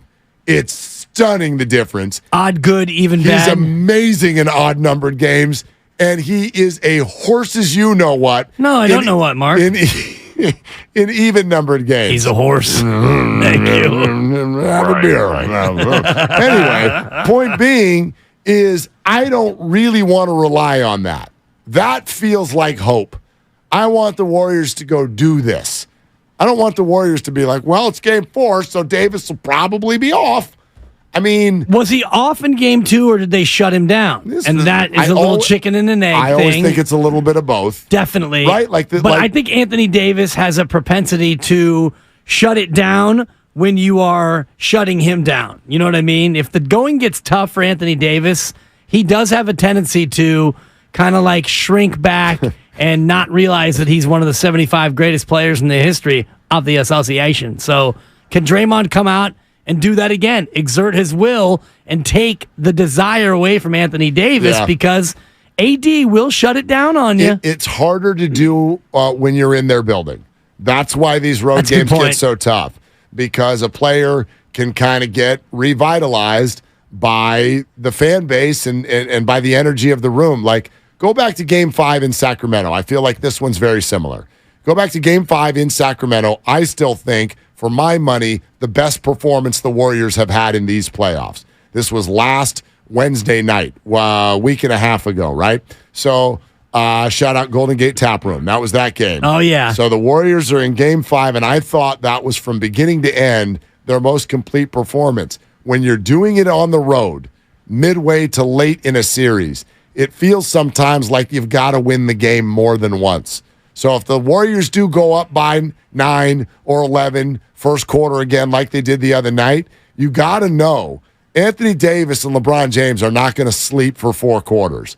That's going to come back at you, and then you got to go do it again. And then it's going to come back at you, and you got to go do it again. That's why when I walked out of that Game 5 performance, I was so impressed, because I'm like, man, the mental fortitude to keep pushing Sacramento down in the big moments was really great. That's tonight. That's tonight. The assignment is huge, and it's hard. But that's what you got to go do. And the good news is, when you're a Warrior fan, you've watched the Warriors in these situations answer the bell every time. Game 6, Clay, and OKC. The win over Houston in Game 7, where you had to come back on the road and win that one. Game 7 against Sacramento this year, where you had to dig down deep and beat a Kings team that had flummoxed you. I guess I shouldn't say every time. They lost to the Cleveland Cavaliers in the finals. But most times. You stepped in it there. Yeah, well, I mean, but like one of these times is going to be the end.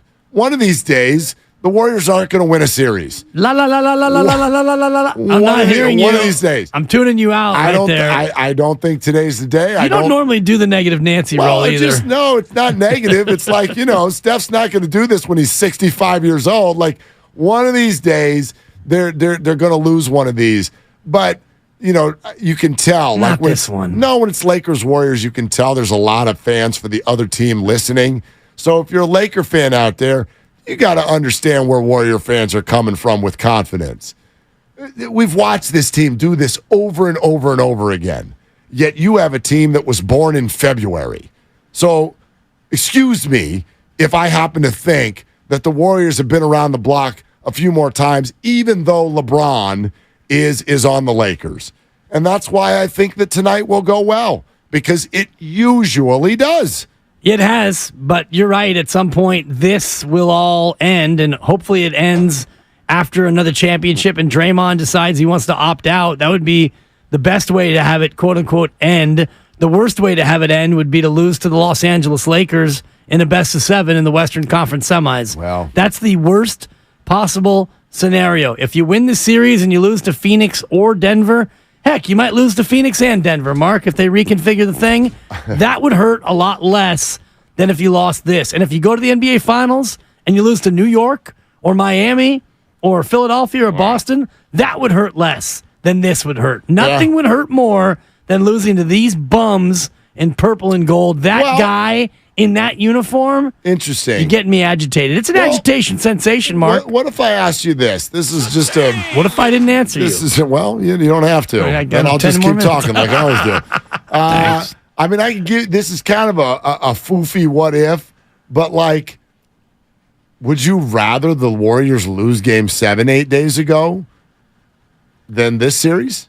Then lose to this team? Would you rather lose in round 1, but it not be LA, or round 2 and it's LA? Those are my only two choices. Yeah, you said nothing hurts more than this. Yeah. I'm asking because that actually might hurt more. Well, right. Damn beam. I mean, it's our beam, by the way. Exactly. We need to light that thing. Yeah, we did. Well, our beam is gone. That was a one-trick pony. That beam. It was a 1 hour pony. Totally. It's pretty fun when we lit the beam.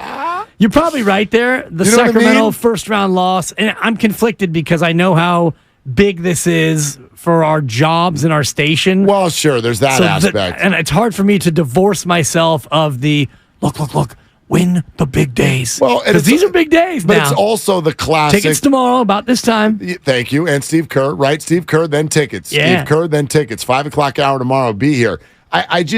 I wonder if this isn't that classic question of would you have rather loved and lost than never have loved at all.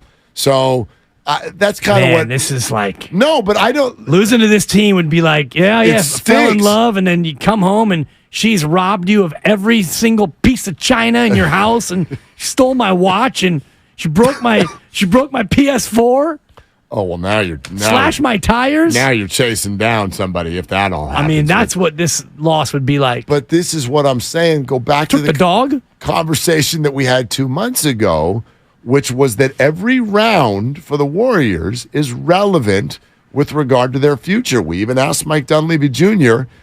When we sat with him at the Warriors shop just over a week ago, and he admitted that the answer was yes, thank you, and we'll be at the Warriors shop again on Wednesday. Every round is relevant to the Warriors' future. Steph Curry's even talked about that. This almost feels like, let's say you get to Game 7 of this series, and I'm not even going to talk about whether you win it or lose it. Oh, boy. But if you get to Sunday and you're still playing basketball, doesn't that feel almost like a par when compared with what we were talking about a month and a half ago before the playoffs even started? We talked about you not make the playoffs or you're a first round out, forget it, your roster is dust. But if you make the Western Conference Finals or the Finals, that's evidence that, hey, you're still a contender. If you get to Game 7 of round 2, like you're sort of... No, you're not. I gave you an over-under. I don't know if you remember this, but maybe it was a couple months ago, I gave you over-under Warriors playoff wins at 8.5, which would mean you win... Are they going to win 2 series? 8.5. Okay. Are you going to win 2 series or not? And then at least one game in the next round? You would figure you're not getting swept by Phoenix or Denver, And I think you took the over, but it was right on that line, which makes me think. Of course you always did. bet the over. I put the line at 15.5. I had the over. Yeah, But, exactly. I thought about it in terms of where par would be. And I'm sorry, but having a Laker team with home court advantage, this would not be, for me, would not be okay to lose in 7. No, it's not okay, but it's a dismantling. It's a dismantling. I already think, and I'm on the record as saying this, I don't believe that Jordan Poole and Draymond Green are on this team next year. You have said that. And I'm curious, I believe that more and more than ever. Yeah, this is obviously a conversation for a different day, but you are saying if the Warriors do not succeed this week, that it's a roster dismantle. Correct. Okay. Yes. I mean, I get it. I don't know how feasible it is, but I get it. Well, it's a two-piece. It's Draymond in or out, and if Draymond is in and he either picks up his player option or you get him an extension, then you look at Jordan Poole and you say, pack your bag. And I don't mean your suitcase, I mean your money bag, because you're on your way on a one-way trip to... this is James Wiseman. Maybe you get Sadiq Bey back. Bonte said this morning that maybe a change of scenery would be good for Jordan. I think it would be. I don't see how Jordan Poole comes back. If you lose this series, and again, I don't even want to talk about it because I'm so invested on Game 4 tonight and the Warriors continuing this dream run, but you do have to think about the what if, and I can't see if this thing continues on this trajectory with him playing this way. I can't see it, Mark. Look, I get what you're saying because, and this is, again, something that here in about an hour and a half we're going to be taking a close look at, which is Warrior basketball. And I don't mean that in this obvious, yes, it's a Warrior game. What the Warriors have struggled with all year long is at times they don't play Warrior basketball. Think about every time this year we went, wow, that was out of character. Think how many games the Warriors lost in the last minute. Think how many times somebody drew even with them and went to overtime. And that's when Steph and Clay and Dre and everybody would just kind of put their pedigree on somebody else's chest and win the basketball game. And this year they didn't do that. And it certainly changed what could have been a 50-win season into a 44-win season and the 6th seed, and struggling to get to the playoffs, even all the way down to the end. And you think about, okay, what was different? And there's all the things that Steve Kerr has said through the year. Well, it's not the same team. Yeah. It's a younger bench. And, okay, let's talk about that younger bench. Is that actually the reason? And whether you think that that's about a punch or relationships or whatever, the bottom line is, for me, because Steph, numbers just as good, better. Clay, numbers better than last year. Draymond. Yeah. Bottom line is this. Do Steph, Clay, and Dre still look like the same effective players, yes or no? I think in a short playoff series, yes, but over the course of the regular season, as you were discussing, and as you were laying all that out, I think it's two things: younger bench, older core. And your older core didn't play 82 games, and so they didn't play 82 games. The regular season was largely unimportant to them, which led them to a 44-38. But couldn't I say that was true last year too?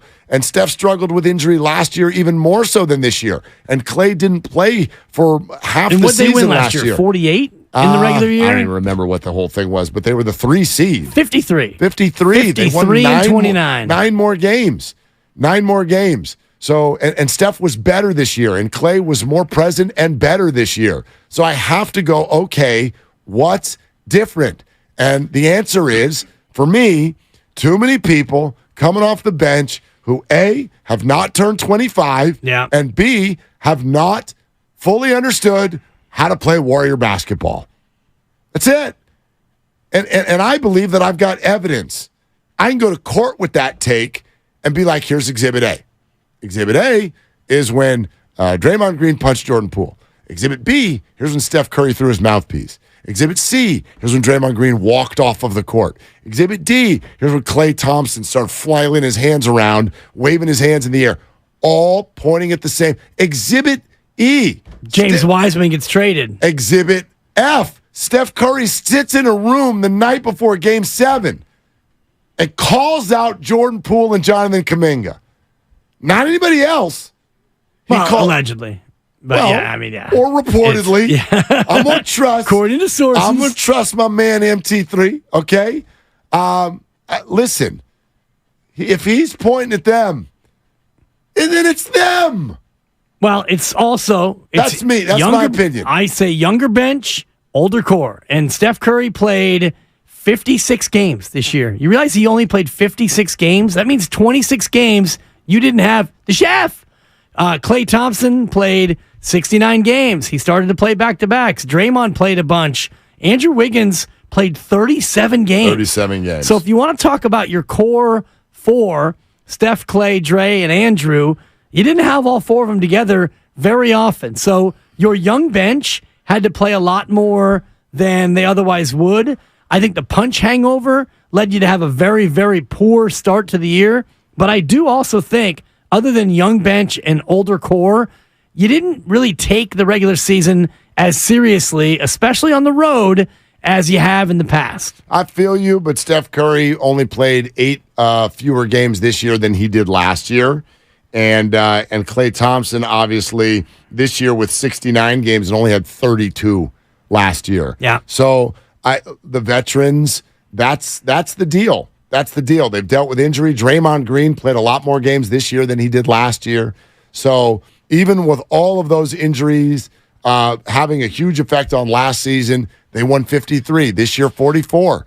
For me, yes, nothing is ever one reason. Yeah. But the main thing I'm going to point to is too many young guys on the bench who don't understand how to play Warrior basketball. It means that James Wiseman can't even be here anymore. It means Jordan Poole, his role is limited. It means Jonathan Kuminga is not even allowed to get off the bench. And it's also, I think, part of it being a championship hangover. And as you know, Mark, every team is going to come in and give the Warriors their best punch.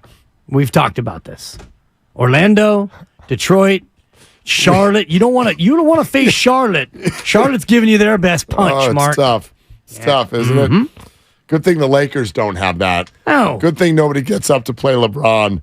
The quest for 5 is Hang in brought there. to you by West Coast Men's Health, successfully treating men for ED and chronic pain. Visit westcoastmenshealth.com, and we're sponsored by calhope.org. Coming up next, more of your phone calls, and no doubt, Grandy playing some of our snorts. I'm sure that's right around the corner here on Willard and Dibs. Thanks. Life is uncertain. It's okay to feel stressed, anxious, worried, or frustrated. CalHope can help. Access CalHope's free and secure mental health resources. Call 833.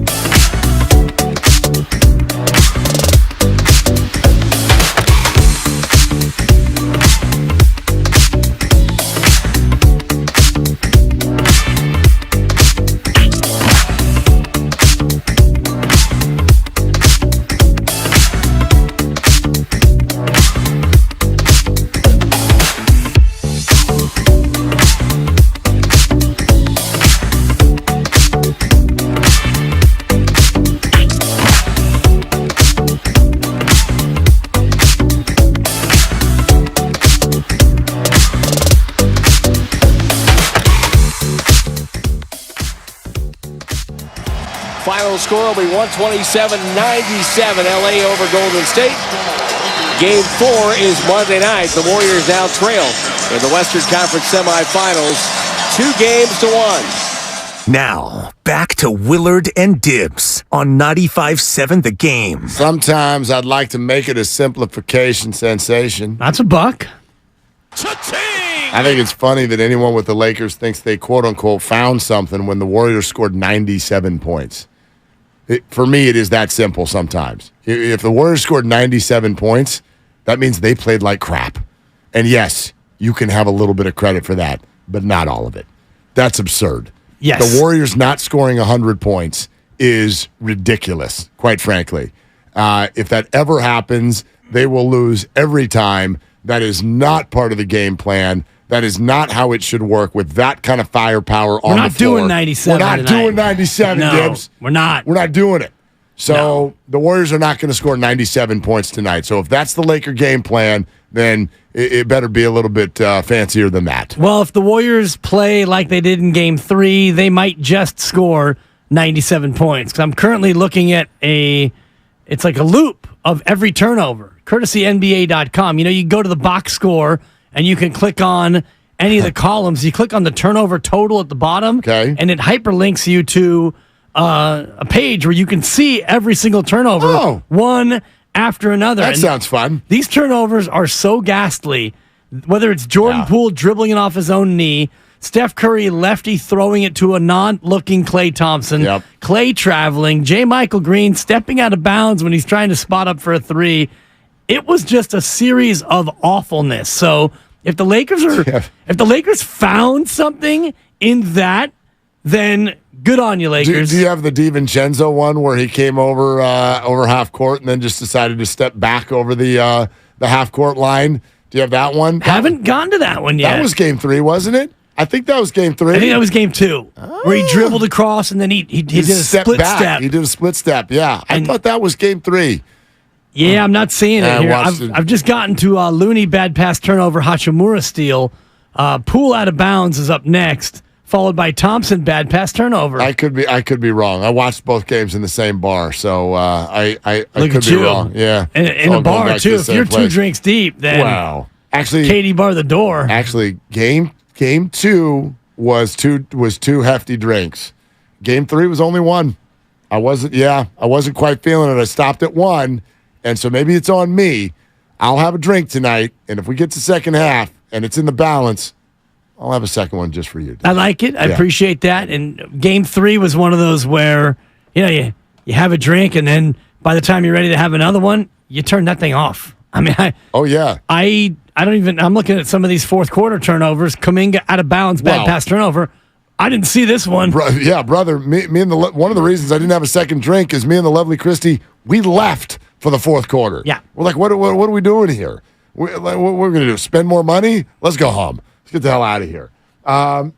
Speaking of coming home, the Warriors will be doing that after this game. But first things first, and again, we had the breaking news an hour and a half ago that Gary Payton II is into the starting lineup. You even asked, and I think this was during a commercial break, but you're like, that's interesting that this got out. Steve Kerr doesn't usually like to share this.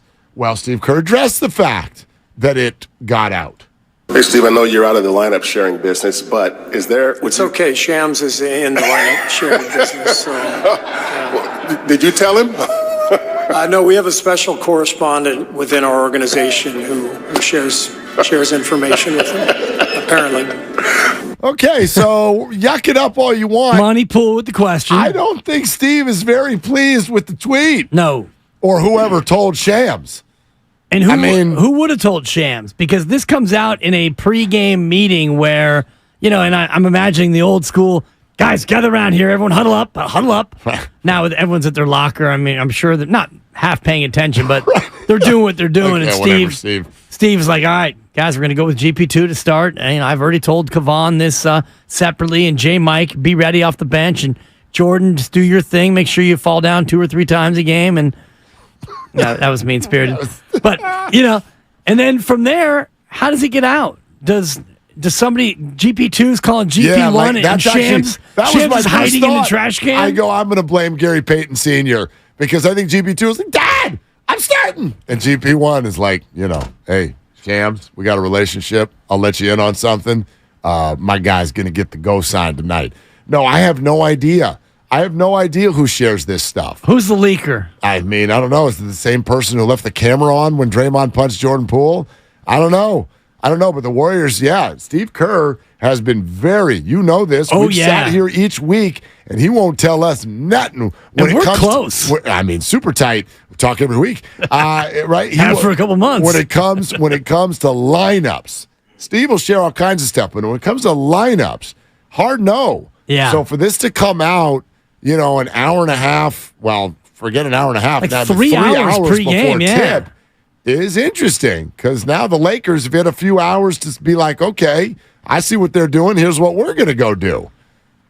It's interesting. No, I'm sure he's angry. And, that'll be my first question tomorrow after they win and overcome this.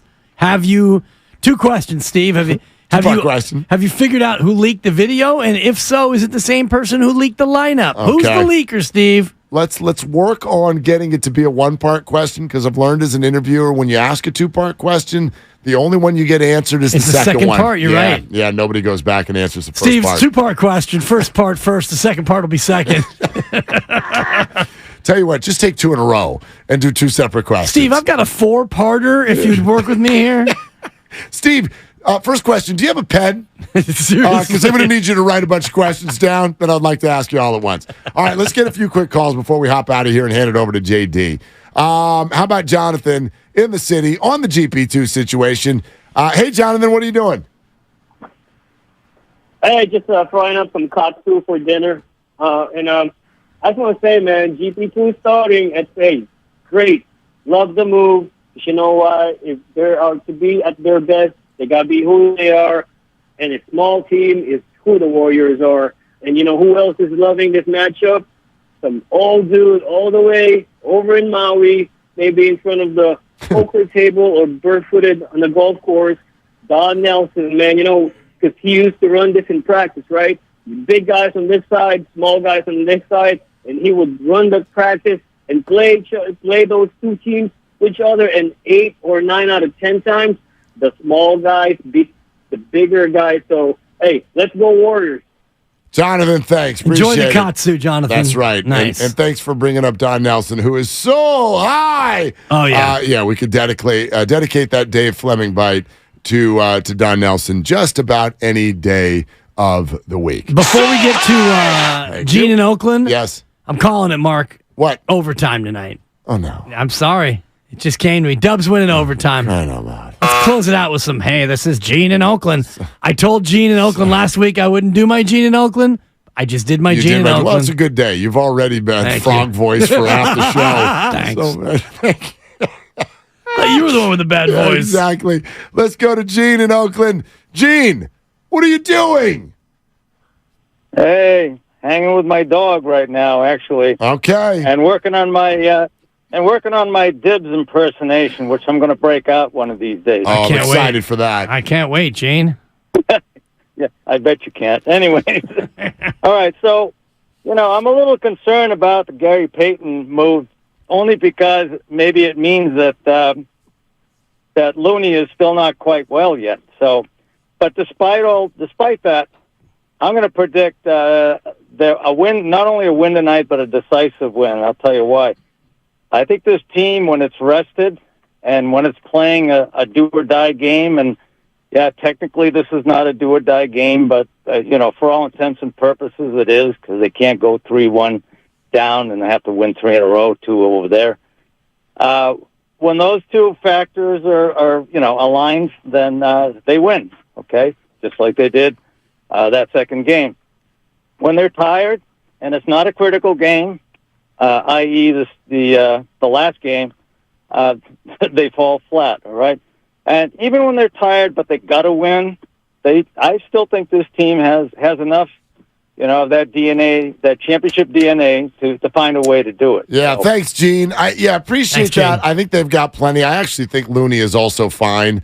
I think at this point it's strategic. And obviously, like there is a matchup disadvantage with with AD and his inability to be an outside shooting threat. That's all that is, but Looney's role in this series is going to be just fine. All right, my friend. My man. I can't wait to talk to you tomorrow about this one. My brother. Yep. We'll be texting. Yes, we will. And I probably won't be responding until the game's over, but we will. All right. What's coming up on the game is brought to you by Fremont Bank. Full service banking, no compromises. It's Warriors Live, obviously, with John Dickinson ahead of Game 4 from L.A. For Dibs, for Grandy, for Lucas, I'm Mark. Here comes Dubs. Game 4 against the Lakers. Could say this to all the players. Shoot your shot. That's all you got. Mom, Dad, Sis? Here we go again. Why are you in a suit? Picture, if you will, a world with the best network imaginable. I'm talking about the Xfinity 10G.